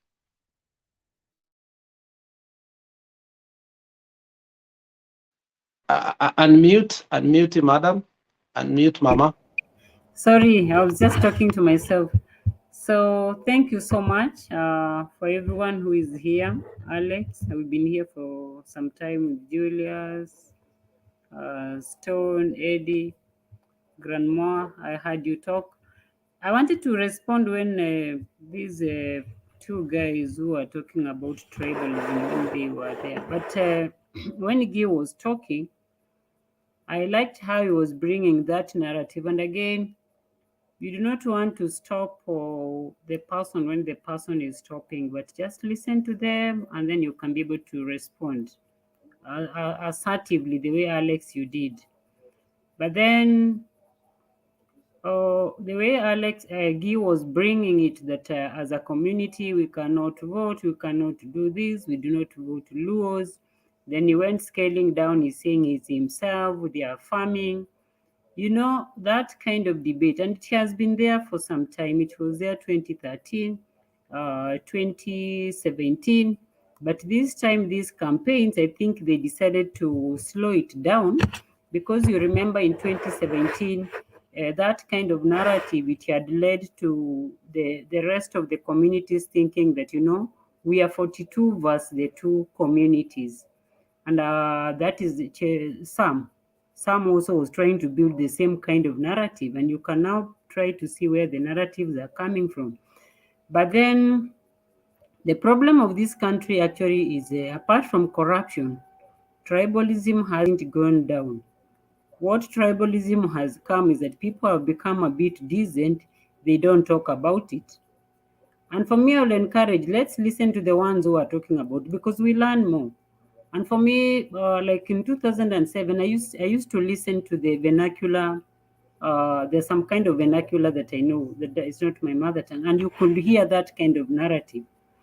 But then I think this country, where we are headed to, we can only learn from experience. The experience we had in 2007 looks as if it was not enough. And where we are headed from this kind of sentiments, we are headed for a very serious revolution. We are headed for trouble. Even this narrative, hustler narrative, the have and the have-nots, you know, that is now another tribe. Now we have, apart from the 42 tribes, I think we have 43 tribes. Now we have two more tribes, the haves tribes and the have-nots. Or we can generally put ourselves to be like two tribes. We have the have-not and those ones, the ones who have and those ones who don't have. Because the moment we continue categorizing ourselves into some kind of groups, because even within that Kikuyu or Kalenjin or Luo or whatever community, when you go to this community again, you find there are also subgroups within themselves that stereotype themselves. And I think we are headed for trouble, but I think we need to have some kind of leadership of people who go beyond the tribe, who look at Kenya as a nation, as all of us we belonged. So that when you steal resources, because when you steal resources, the price of unga, people are buying unga at 240 shillings. So when you go to the shop, when you go to a supermarket, it will not be like you are a Kikuyu or a Luo or a Custarian. All of us, we are suffering at the same time. So when leaders use their tribe for us to give them votes, and then at the end of the day, they benefit. I know there's a kind of narrative that maybe some communities will benefit when their people are there, but that is not the case. So even we had two groups. I thought we had Azimio and Kenya Kwanza. One was led by a Luo, and then one was led by a Kalenjin and a Kikuyu, and then Luo and a Kikuyu. And there were Kikuyus. Mwaura, of course, is it Mwaiga had Kikuyu? I don't know for him. I don't know how his mathematics were. But then, now when people now start going back to Ruto, and then they start, even the ones now, Ruto, and then they lose. For a number of people, for us, like for me, what I'm looking at which kind of grouping you think that you would deliver or solve the problems of this country. And somebody said their manifestos seem to be the same. But then you look at the trust, who's going to do what? And somebody said that we don't care who takes the presidency, but so long as they can be able to fix the problems of this country. But these issues to do with the tribalism and corruption, especially tribalism as it has come in this forum today, we need to have like some kind of serious webinar where people need to make presentation so that we start deconstruct. And they are very deeply rooted. You cannot convince somebody like who was Guy. That thing is really in him, and he's talking. There are few honest ones who can come out and talk about it. There are those ones who don't talk about it. But then experience is the best teacher, because as we go by and then we institutionalize corruption, we don't care, people are stealing, you realize, you even in your house, you give somebody some cleaning job, they steal. You go to your farm and give some young men or women some tasks, they steal.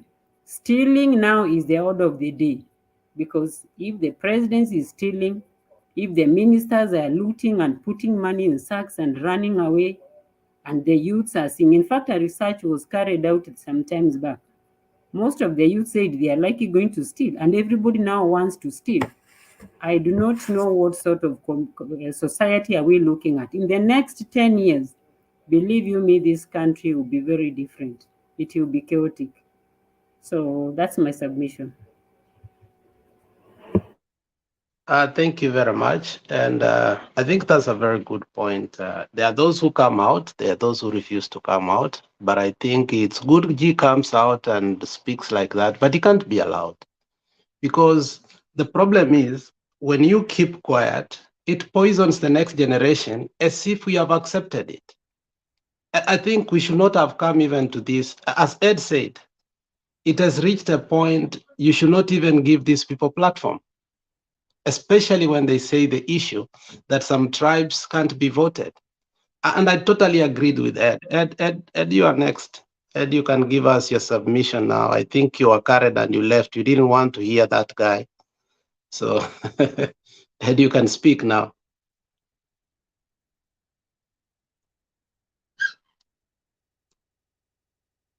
Ed, can you hear us?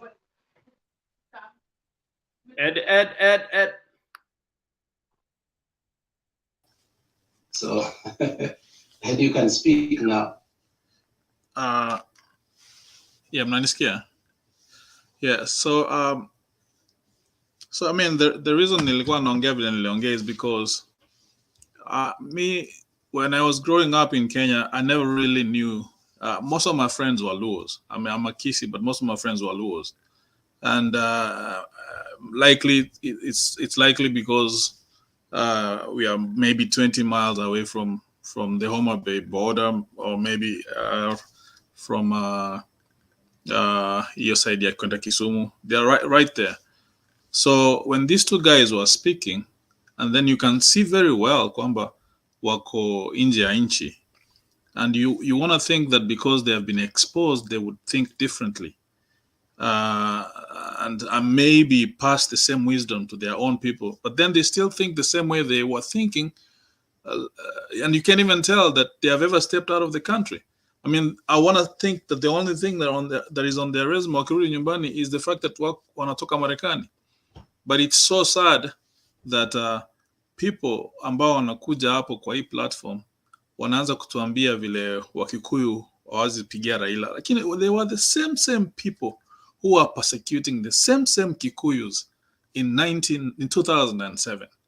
I don't even know why people cannot learn from that. And I'm sorry that I'm using tribal names here. So, and don't be surprised, because my brother went to school in Baraton, in Eldoret, 2007. He had friends who happened to come from that particular community. But when things got hot, guess what? Those same friends waliandika majina ya watoto ambao walikuwa wanatoka community zingine, wakaenda wakapeana kwa milisha huko nje, and guess what? My brother's name happened to be one of the people that was alikuwa naombwa, like they wanted to basically massacre people who are coming from other communities. Same guys who are coming in this platform, they talk very well, they pretend they're your friends, and those are the same people who will turn against you. I mean, damu ya watu ambao wanapenda kufanya vitu kama hivyo, it's always the same. It's always the same. And we know communities that are friendly. We know communities that are not friendly. I mean, and Kikuyus, I believe they voted for Raila. Those numbers you see out there are probably not true, but they were played with. So, and there's this narrative going around, kwamba, oh, these guys did not vote for Raila. No, they voted for him, except the fact that those numbers have been played around with. And these guys want to run away with this narrative, kwamba, oh, sisi wa Kikuyu na sisi wa Kalenjin, we will always vote together, and we will always vote to elect the president.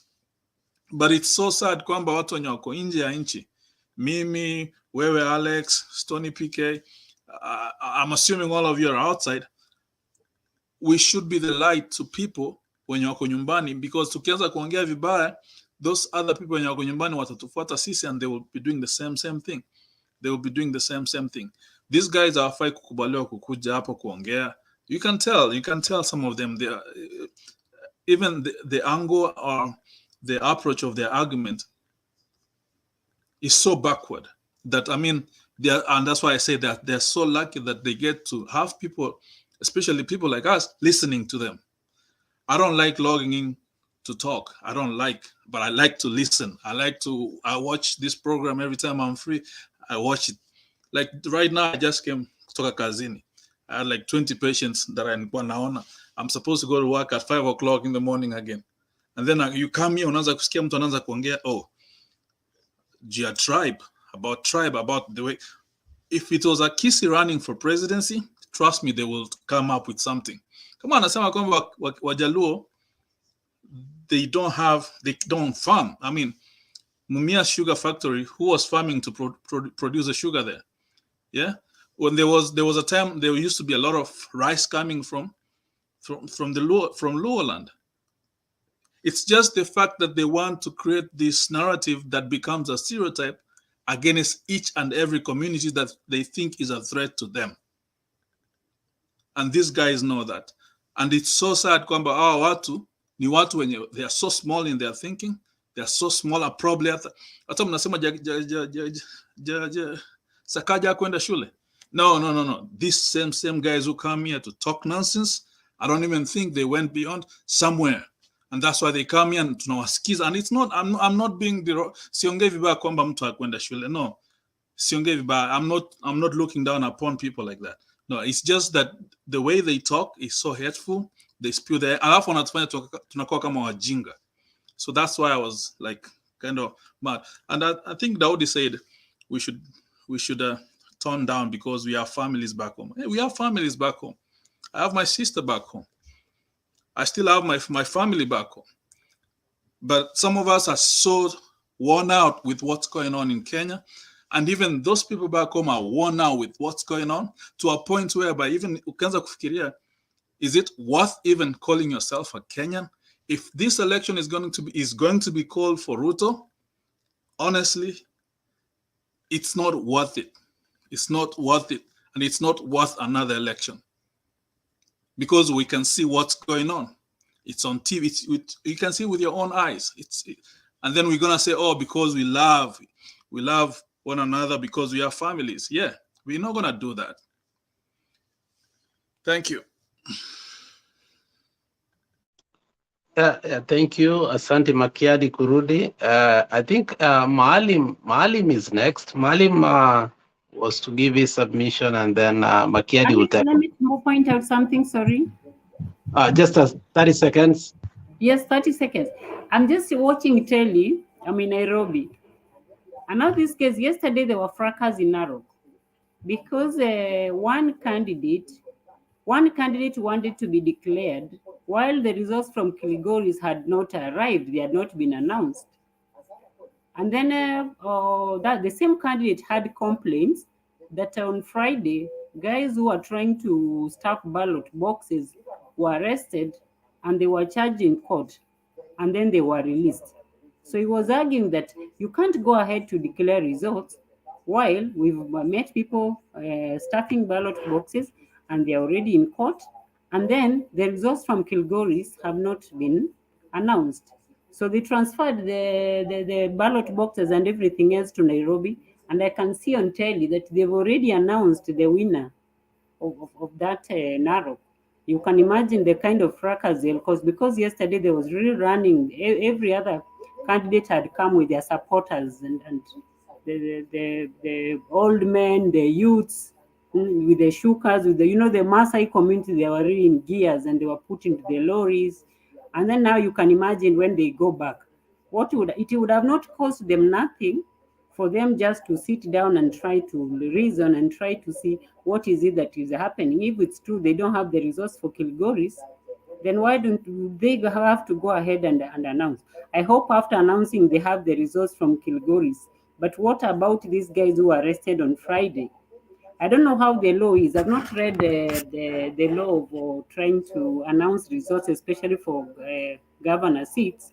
But some of the things that Chebukati is doing might end up raising community tensions, especially in those kind of very volatile areas. That's what I just wanted to note, that the results for Narok have now been, they're out. Over. Who has been announced? Tell us.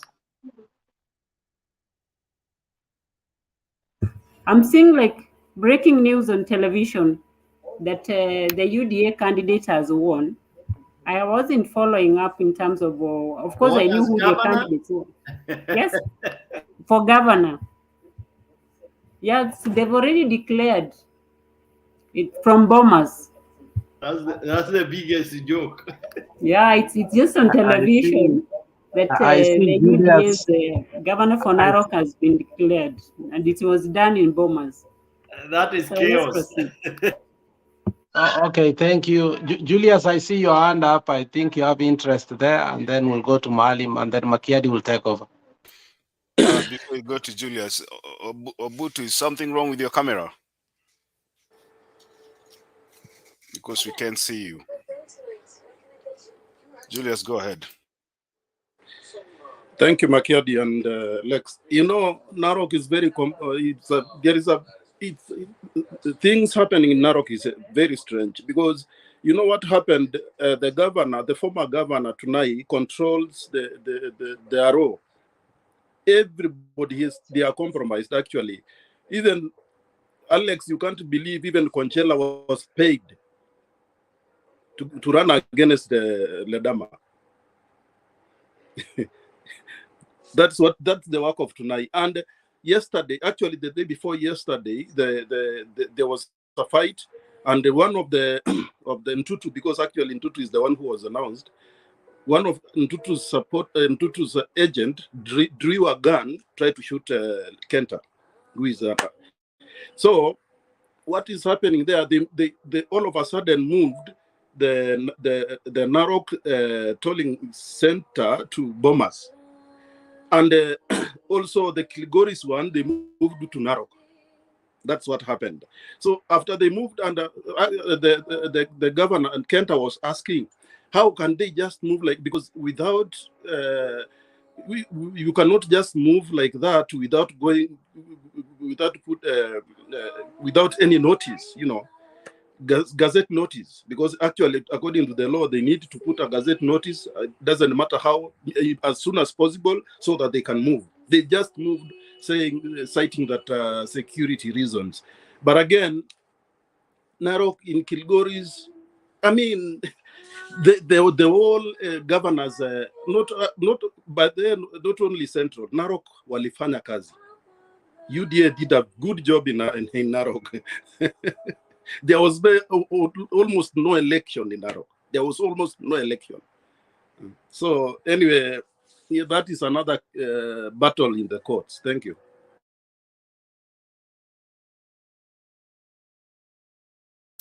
Was it Maalim next?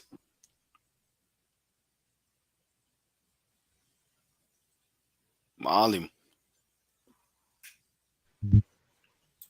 Thank you. I have not much to say, but all has been talking about has been said, my fellows. What I want to say is that we don't belong to tribes, we belong to parties. And our tribes and our parties are now the four parties: Azimio, Kenya Kwanza, the Wajokoya, and David. We are all supporters of those four candidates. And the race now is Mr. David has already conceded the Davids, and the race now between the three candidates. The race is especially Raila Amolo Odinga and Dr. William Samoei Ruto. These the race is between these two races. Whoever wins is our president, and whichever party you support, we are now supposed to work with them. And in case a candidate that's not contested with the result, the law is clear. There's procedure to follow. There's no way we fight. There's no way we stone as supporters to one another. The only channel we follow is the right channel. That's the channel, and that was been there 2017. Raila Omolo Odinga team, NASA team followed the same.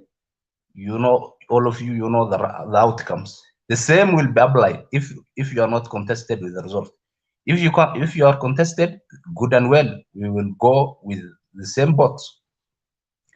And so let's pray. Let's pray peace. Let's also pray that our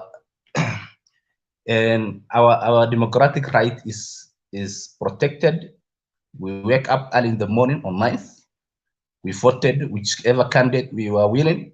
Some have lost the race, others have won, and some are remaining still. We expect the same. Whichever the race, there must be a loser and the winner. Whoever wins is our president. We don't care.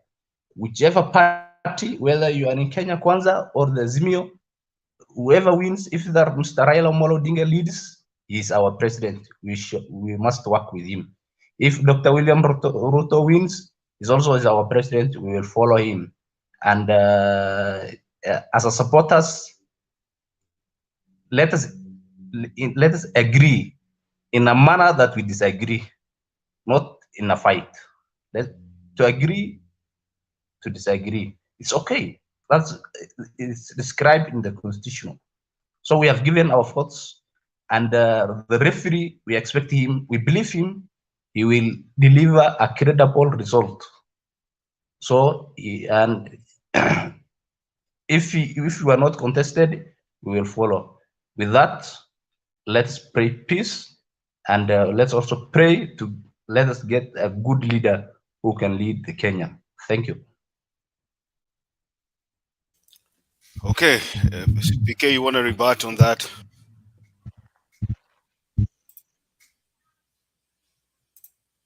Brother here, Maalim.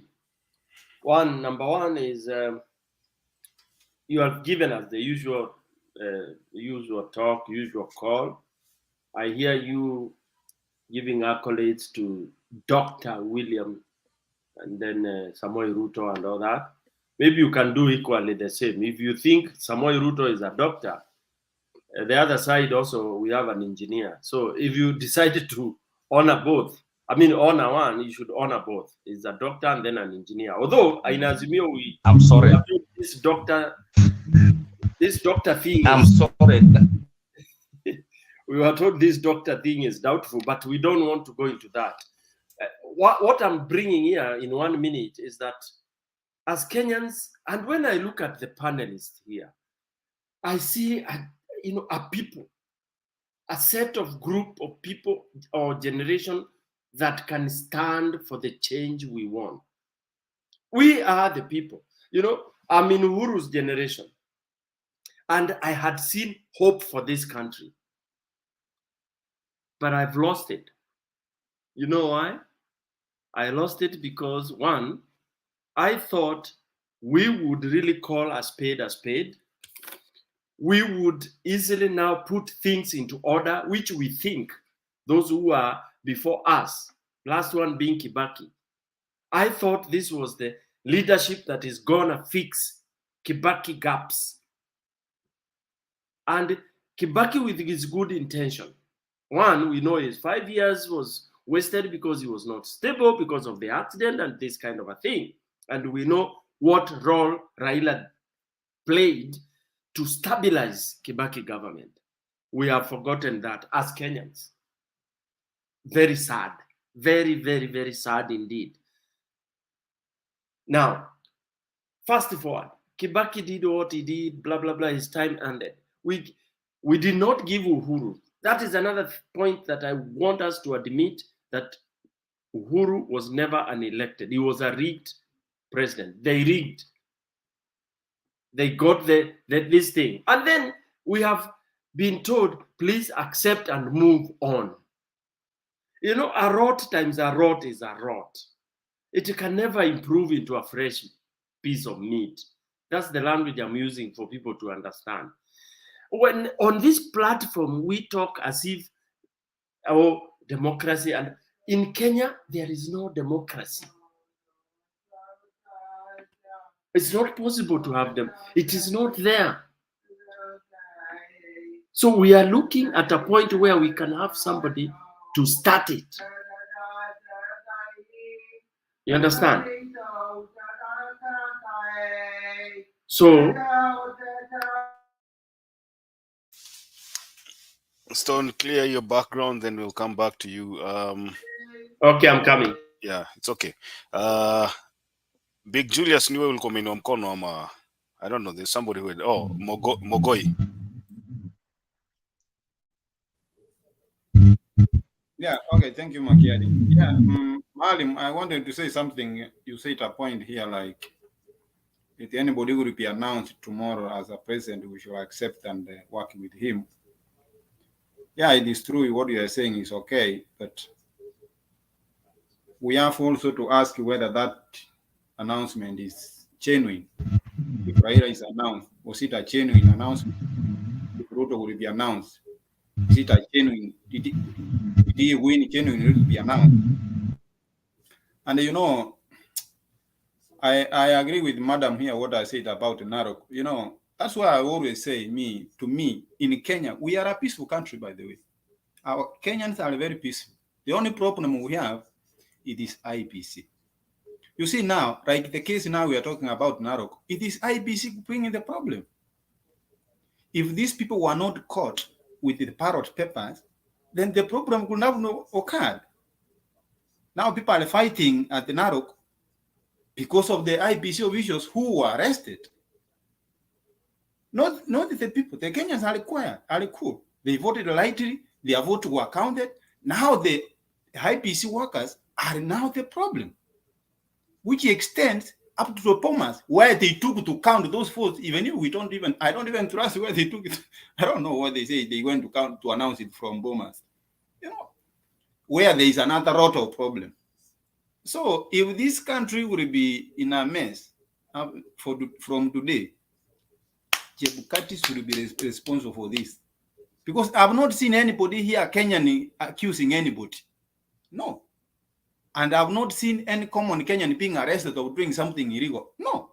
It is IBC people who are causing all of this problem.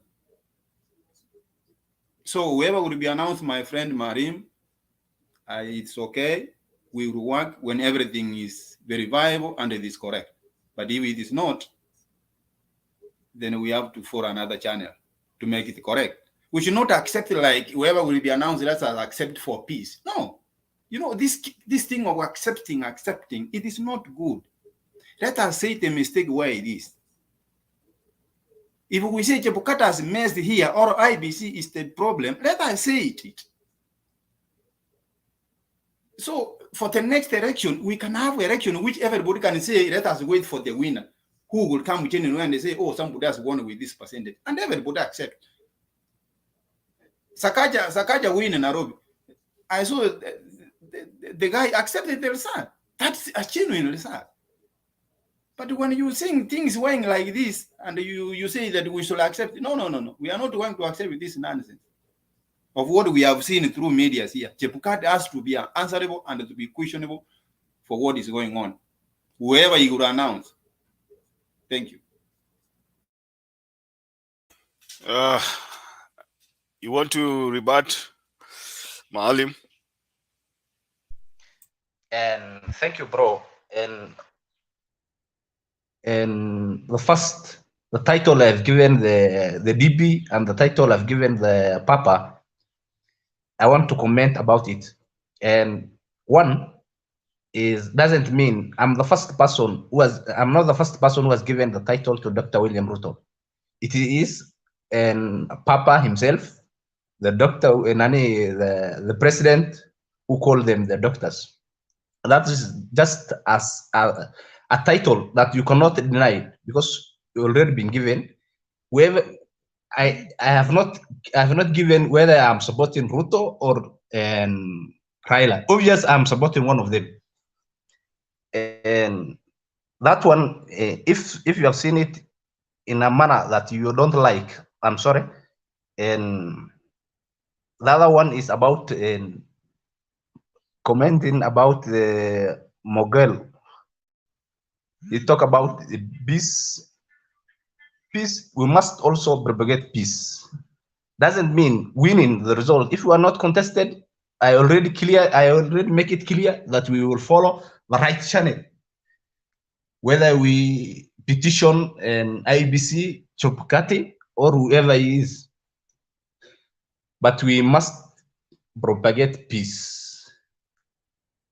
Peace is paramount to everybody. Whether you're in Kisumu, whether you're in Nairobi, whether you're out of the country, and as a supporters, we should not be suffer under the two hosts. We support them, we disagree them, we will take them to the court, and then we will wait the court from the verdict. Where I sit, I can even see the changes from when you compare the result of 2017 to the 2022. There's great difference. This time round, the kids will be the game changer. Thank you. Okay, Grand Moha. I just want to tell Salim, this world, if you sow banana, you reap banana. So Chebukati is the one to determine the peace. If you want to sow peace, you need to declare peace. So you cannot tell Kenyans to go away and stay peaceful. And Chebukati is restoring fight. So that thing is in black and white in a real very big blackboard. I know you are very young. You have not traveled. You are talking about Kenya. Me, I'm talking about Congolese. They are crazy more than Kenyans. So you can't tell us to do peace if there's no peace. So that depends on IBC. If Chebukati will need peace in Kenya, he will do that. He will declare peace. Very simple. It's nothing to debate. Tell Kenyan, oh, be peaceful. You cannot be peaceful if you unasikia 1 week watu walikuwa na hara and all that. I think you understand. So we don't need just to talk and tell people, oh, it was bad. We did a mistake. I'm sorry. So let's just be peace. 207. Oh, it was a mistake. Oh, I'm very, very, very, very, very, very, very sorry this time around. 2013. Let's be peaceful. So I think if you understand where I'm coming from, Salim, peace is for everyone. But you have just to tell Chebukati to make it happen. Or else everything will be in black and white. Very simple. We don't need so many words to declare, to convince somebody. That's fact. Thank you. Okay, I think we have exhausted our topics today. And I think it's fair that we bring this debate to a closure. Yeah, I'll give you an opportunity. Hold on, just hold on. So I want us at least to take our closing comments right now. I think tomorrow is Monday. We will meet here again to probably dissect what the IBC announces. And so we want to take at least 2 minutes each so that we make our closing remarks. And then we will meet here very early. I think Bernard atafungua show mapema sana kesho, because we expect maybe the IEBC is going to announce the winner of the 2022 Shambolic presidential election. Makiadi sio kesho, ni leo. Oh, unajua sisi tuko nyuma, bado hatujafika saa 6. We have 12 minutes kufika saa 6 ya usiku.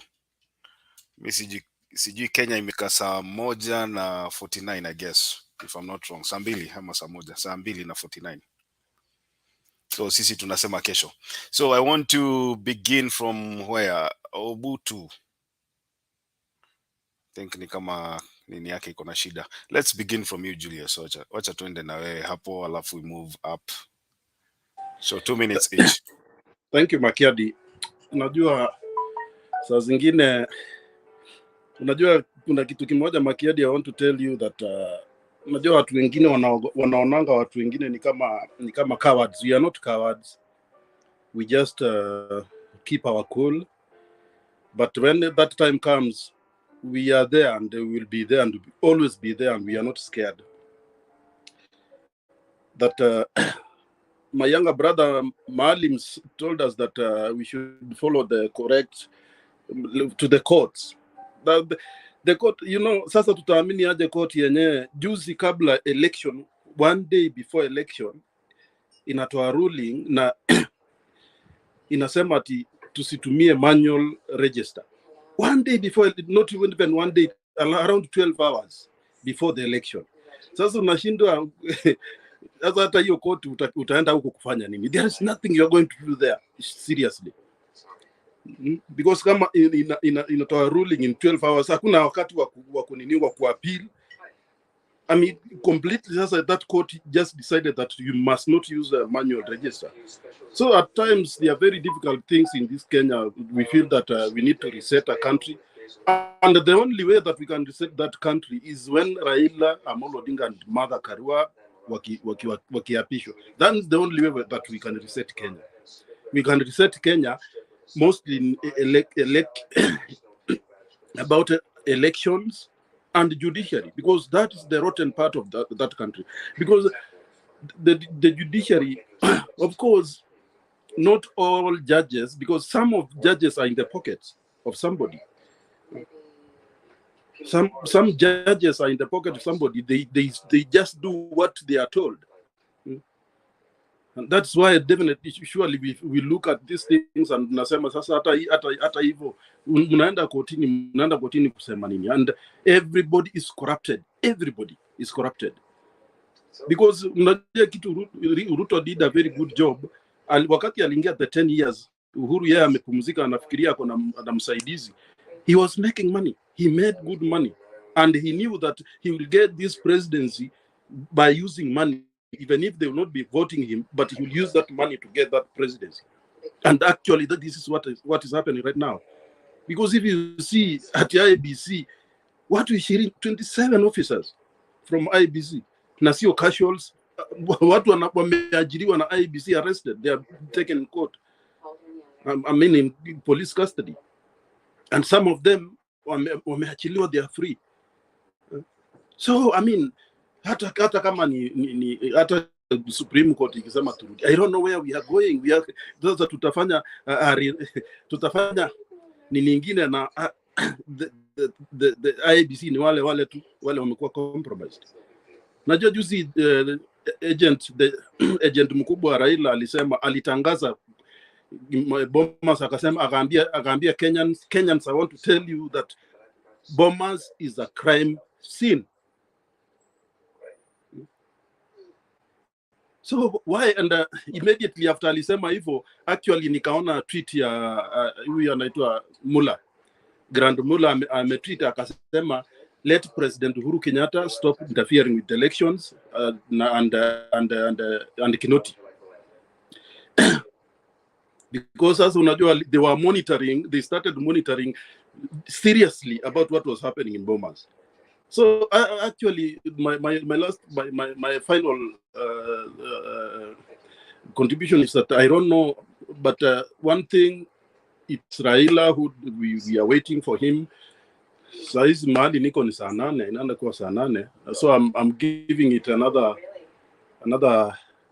some few hours. We know that Baba, it's only Baba. Yeah. Thank you so much. Maalim, dakika mbili. Thank you, bro. And in every platform, we must debate, and at long last, when we are closing, we must bring a solution. We don't just give the complaints or the mistakes only. It needs, this is the problem, we must have this solution. If this happen, we must have this solution. Some of us are raising that if not Papa, the only solution we have is to fight. Who will going to suffer? Who will going to fight? It's not Ruto, neither Raila who will fight. It is us, supporters. Kenya Kwanza, Azimio. Citizens will going to suffer here. So please, kindly, let us have solution. The only solution we have, and one of my friend Pick has raised that Kenyan court are not being contested. They are corrupt. Chebukati is corrupt. Where can we go if we cannot go to judiciary at the same time we are running from the Chebukati? Where can we go? Can we go to somewhere else? Kindly, let us have contested with everything, whichever the case. We have the channel 1 from the court, even have from court, High Court, Court of Appeal, Supreme Court. We will go up to that level. Up if you are not contested with the Kenya laws, then we must preach peace. Peace is important. Whichever carries. If Ruto carries, we must also preach peace. If Papas carries, we will also preach peace as a team of Kenya Kwanza and Azimio. So, okay. Let us not propagate a propaganda that we are not contested. If we are not contested, we could not even allow the IEBC to carry the election. Why? Ruto to carry it. Raila allowed to carry it. Then who's us? When we are now giving verdict before even Chebukati has announced. Chebukati is the referee, and whichever he announced is the president of the Republic of Kenya. I salute you all. Thank you. Thank you. Grand Moha. Grand Moha. Okay. It looks like we'll. Oh, okay. Grand Moha, 2 minutes.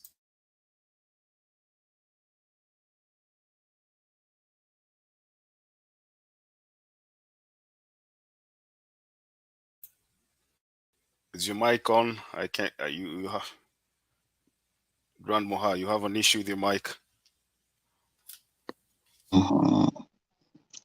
Yeah, can you hear me now? Yeah, go ahead. Yeah, mine is just to wish Kenyans to wake up from the slumber and corruption so that we can get one day that now we are saying Chebukati. 2007, we were saying somebody else. At least we get the new government, which, according to my ideas, was Baba and Mama, which one day can feed our stomach so that we cannot be controlled by our stomach. Because the hunger in the stomach is what makes a candidate do what they are doing. They have been promised this, that. You heard the other folks who spoke. It was around midnight here when we were saying these people of IBC, they're having building, they're having what? They don't know where they get this. It's just a deal which you get one-time deal, pap, and this is how your life is changed. So my prayer is just to get a Kenyan which is sober the way everybody's crying. Kenyan is in tears. A Kenya which is sober, which we wake up, even if it's today, 3 o'clock or 11 o'clock, when Chebukati will wake us up. Wake us up with a positive government, because a government can be changed, but a system cannot be changed. So he let Baba or whoever, according to my wish, to rule at least this government. We see government of Baba.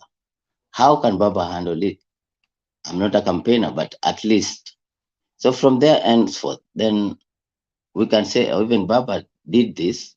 They used to say Baba used to cry. Now Baba is not crying, and he did this, or he cried, or he came on the power. So at least you give that measure than just assumption.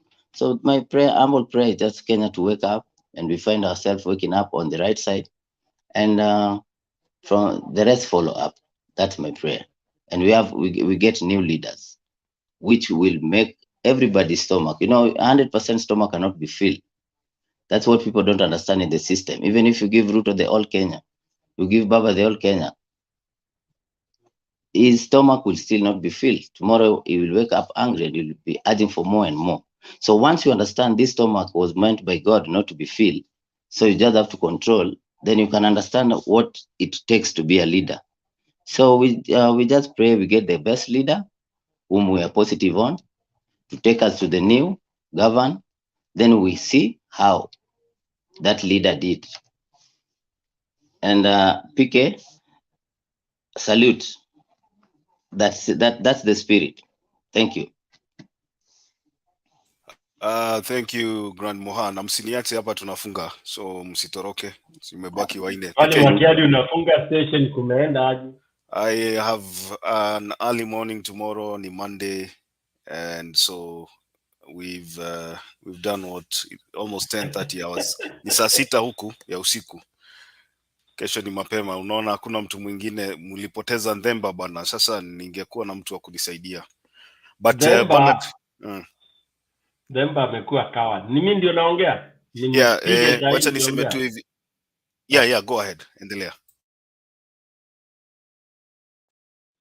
Oh, sorry, I talked before you. No, I'm saying it's okay. It's you. It's your turn to give your closing remarks. Go ahead. Oh, thanks, bro, Richie, and also I'm happy to have Grand Moha, and I'm happy to have Mogoi Fila. To tell you the truth, let me confess one thing. I'm militant, and I'm militant. See now, Jinga. I'm militant because we've seen this thing. We've seen what and where this country is being taken by deceit.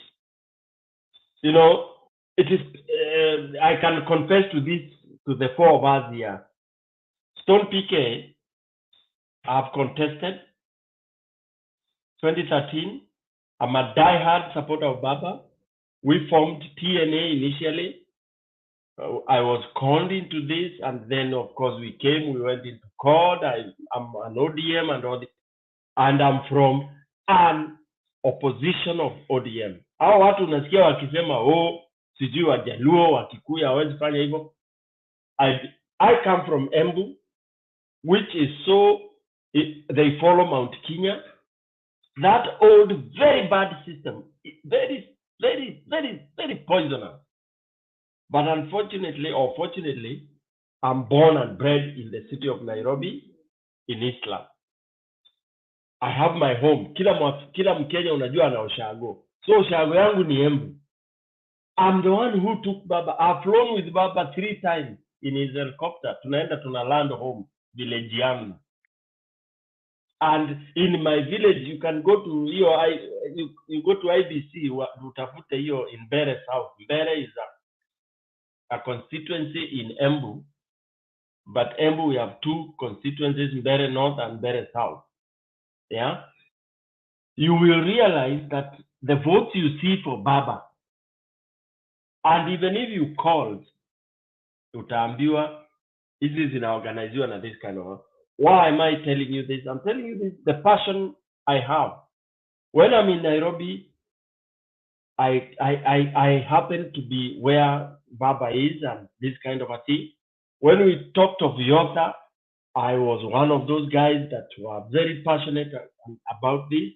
So we are the people who really know what Baba can facilitate. Baba is not an angel, but he's a facilitator. Ndugu zangu, hata when we are talking to people, Baba is not the one to do the miracle, but Baba is the one to allow the miracle to happen.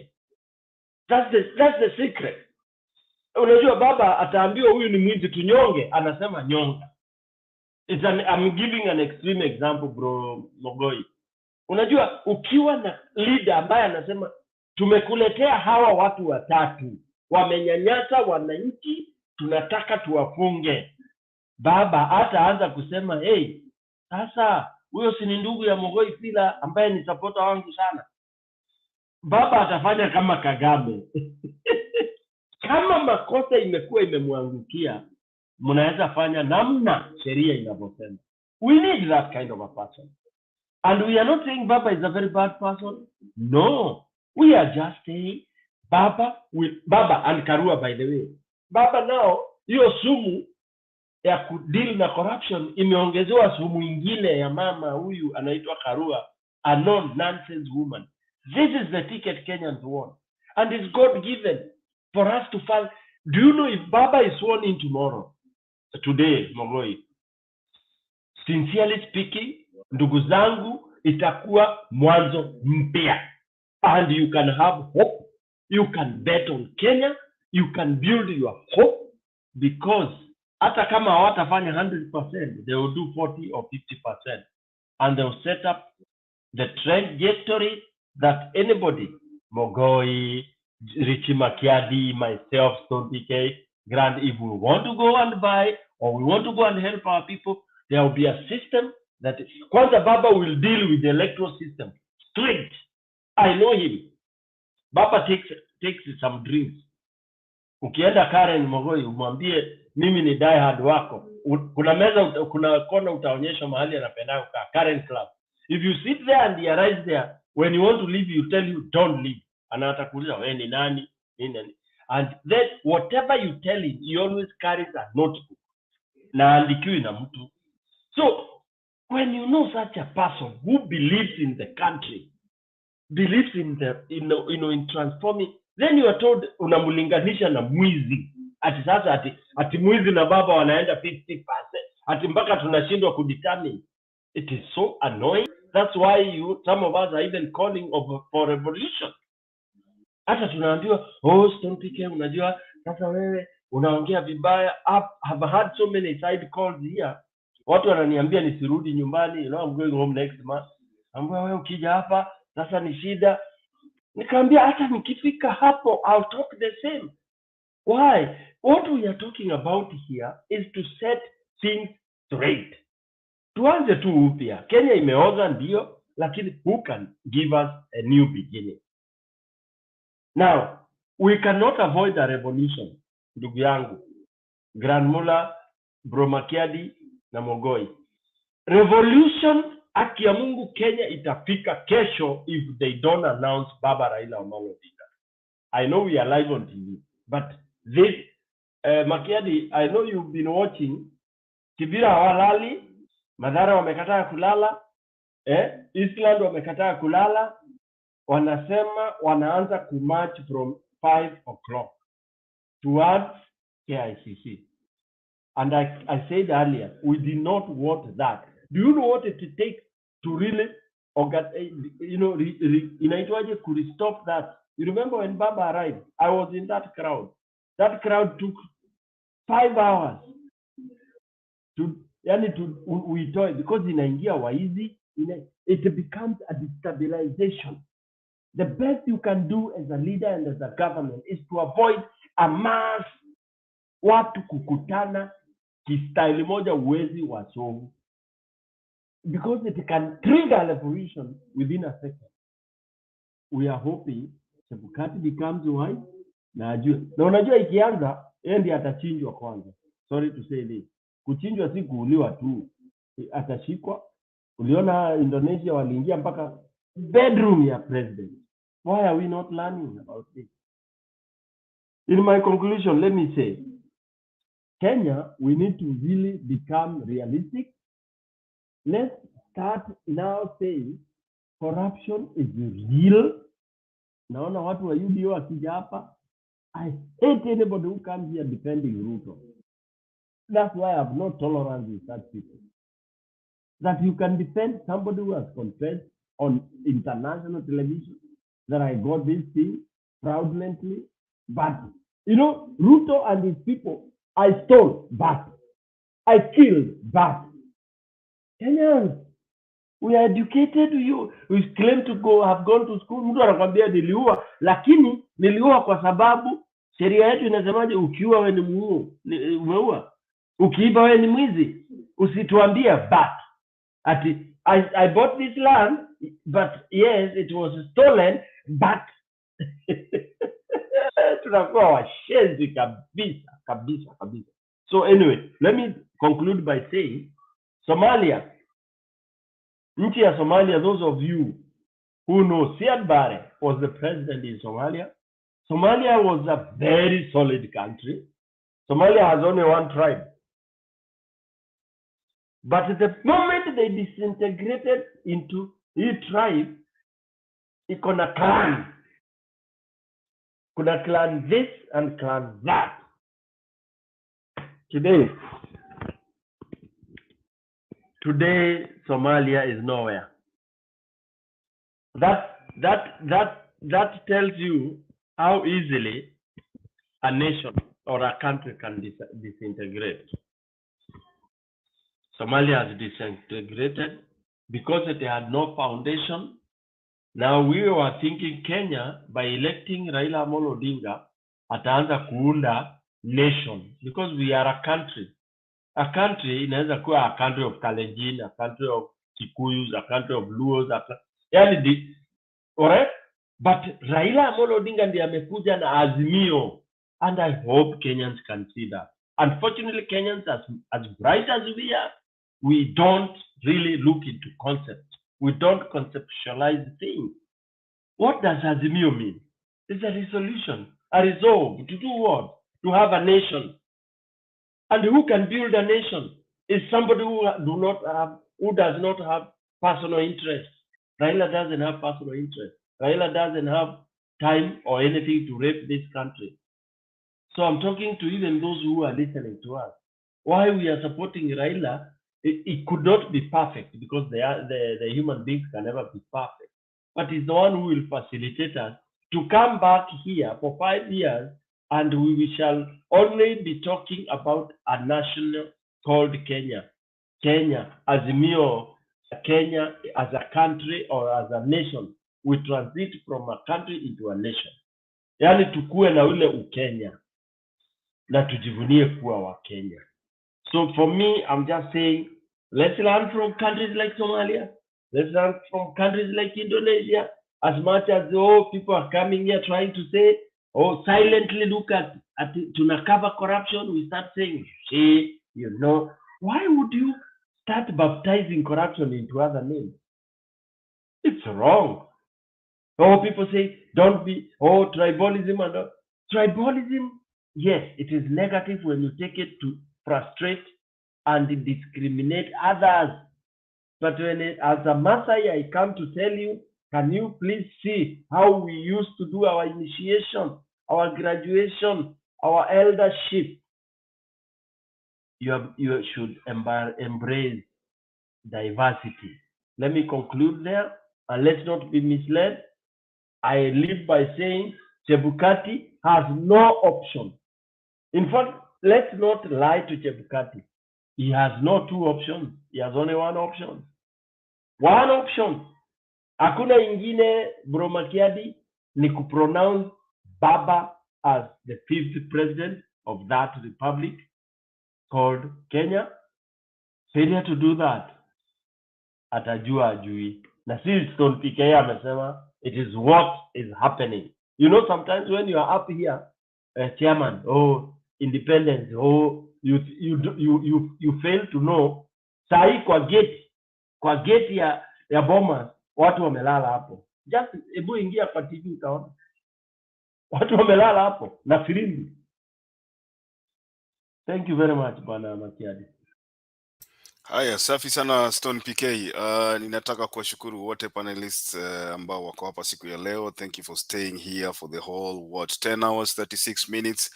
Wale ambao mko kwa comment section tunawashukuru sana. Ninaona Felix Young, Millionaire, Eugene Adams, Kip, Josephat, Sage, Michael Waweru, Shediti, Moses Yongo, Lucky TV, Michael Waweru, nimemtaja huyo Lucky TV, nimemtaja Gitash Day.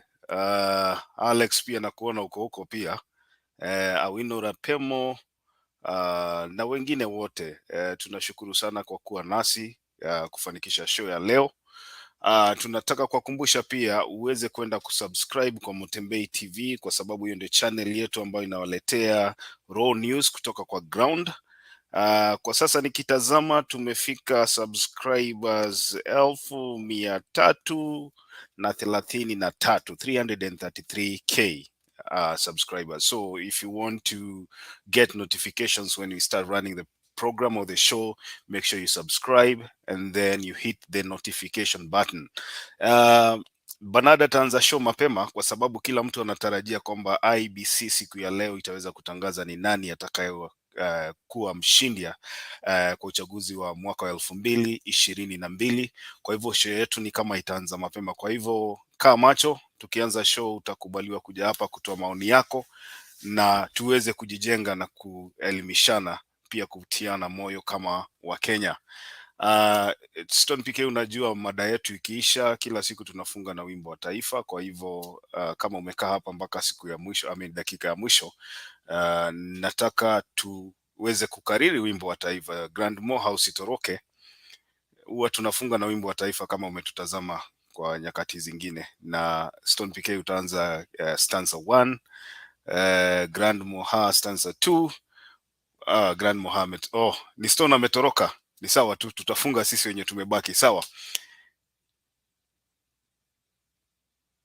nimebaki peke yangu. Mogoi, unanisikia? Haya, sawa sawa. Wacha kwa vile naona tumebaki wawili, wacha niseme wimbo wa taifa alafu tutafunga show. Nitausema wimbo wa taifa.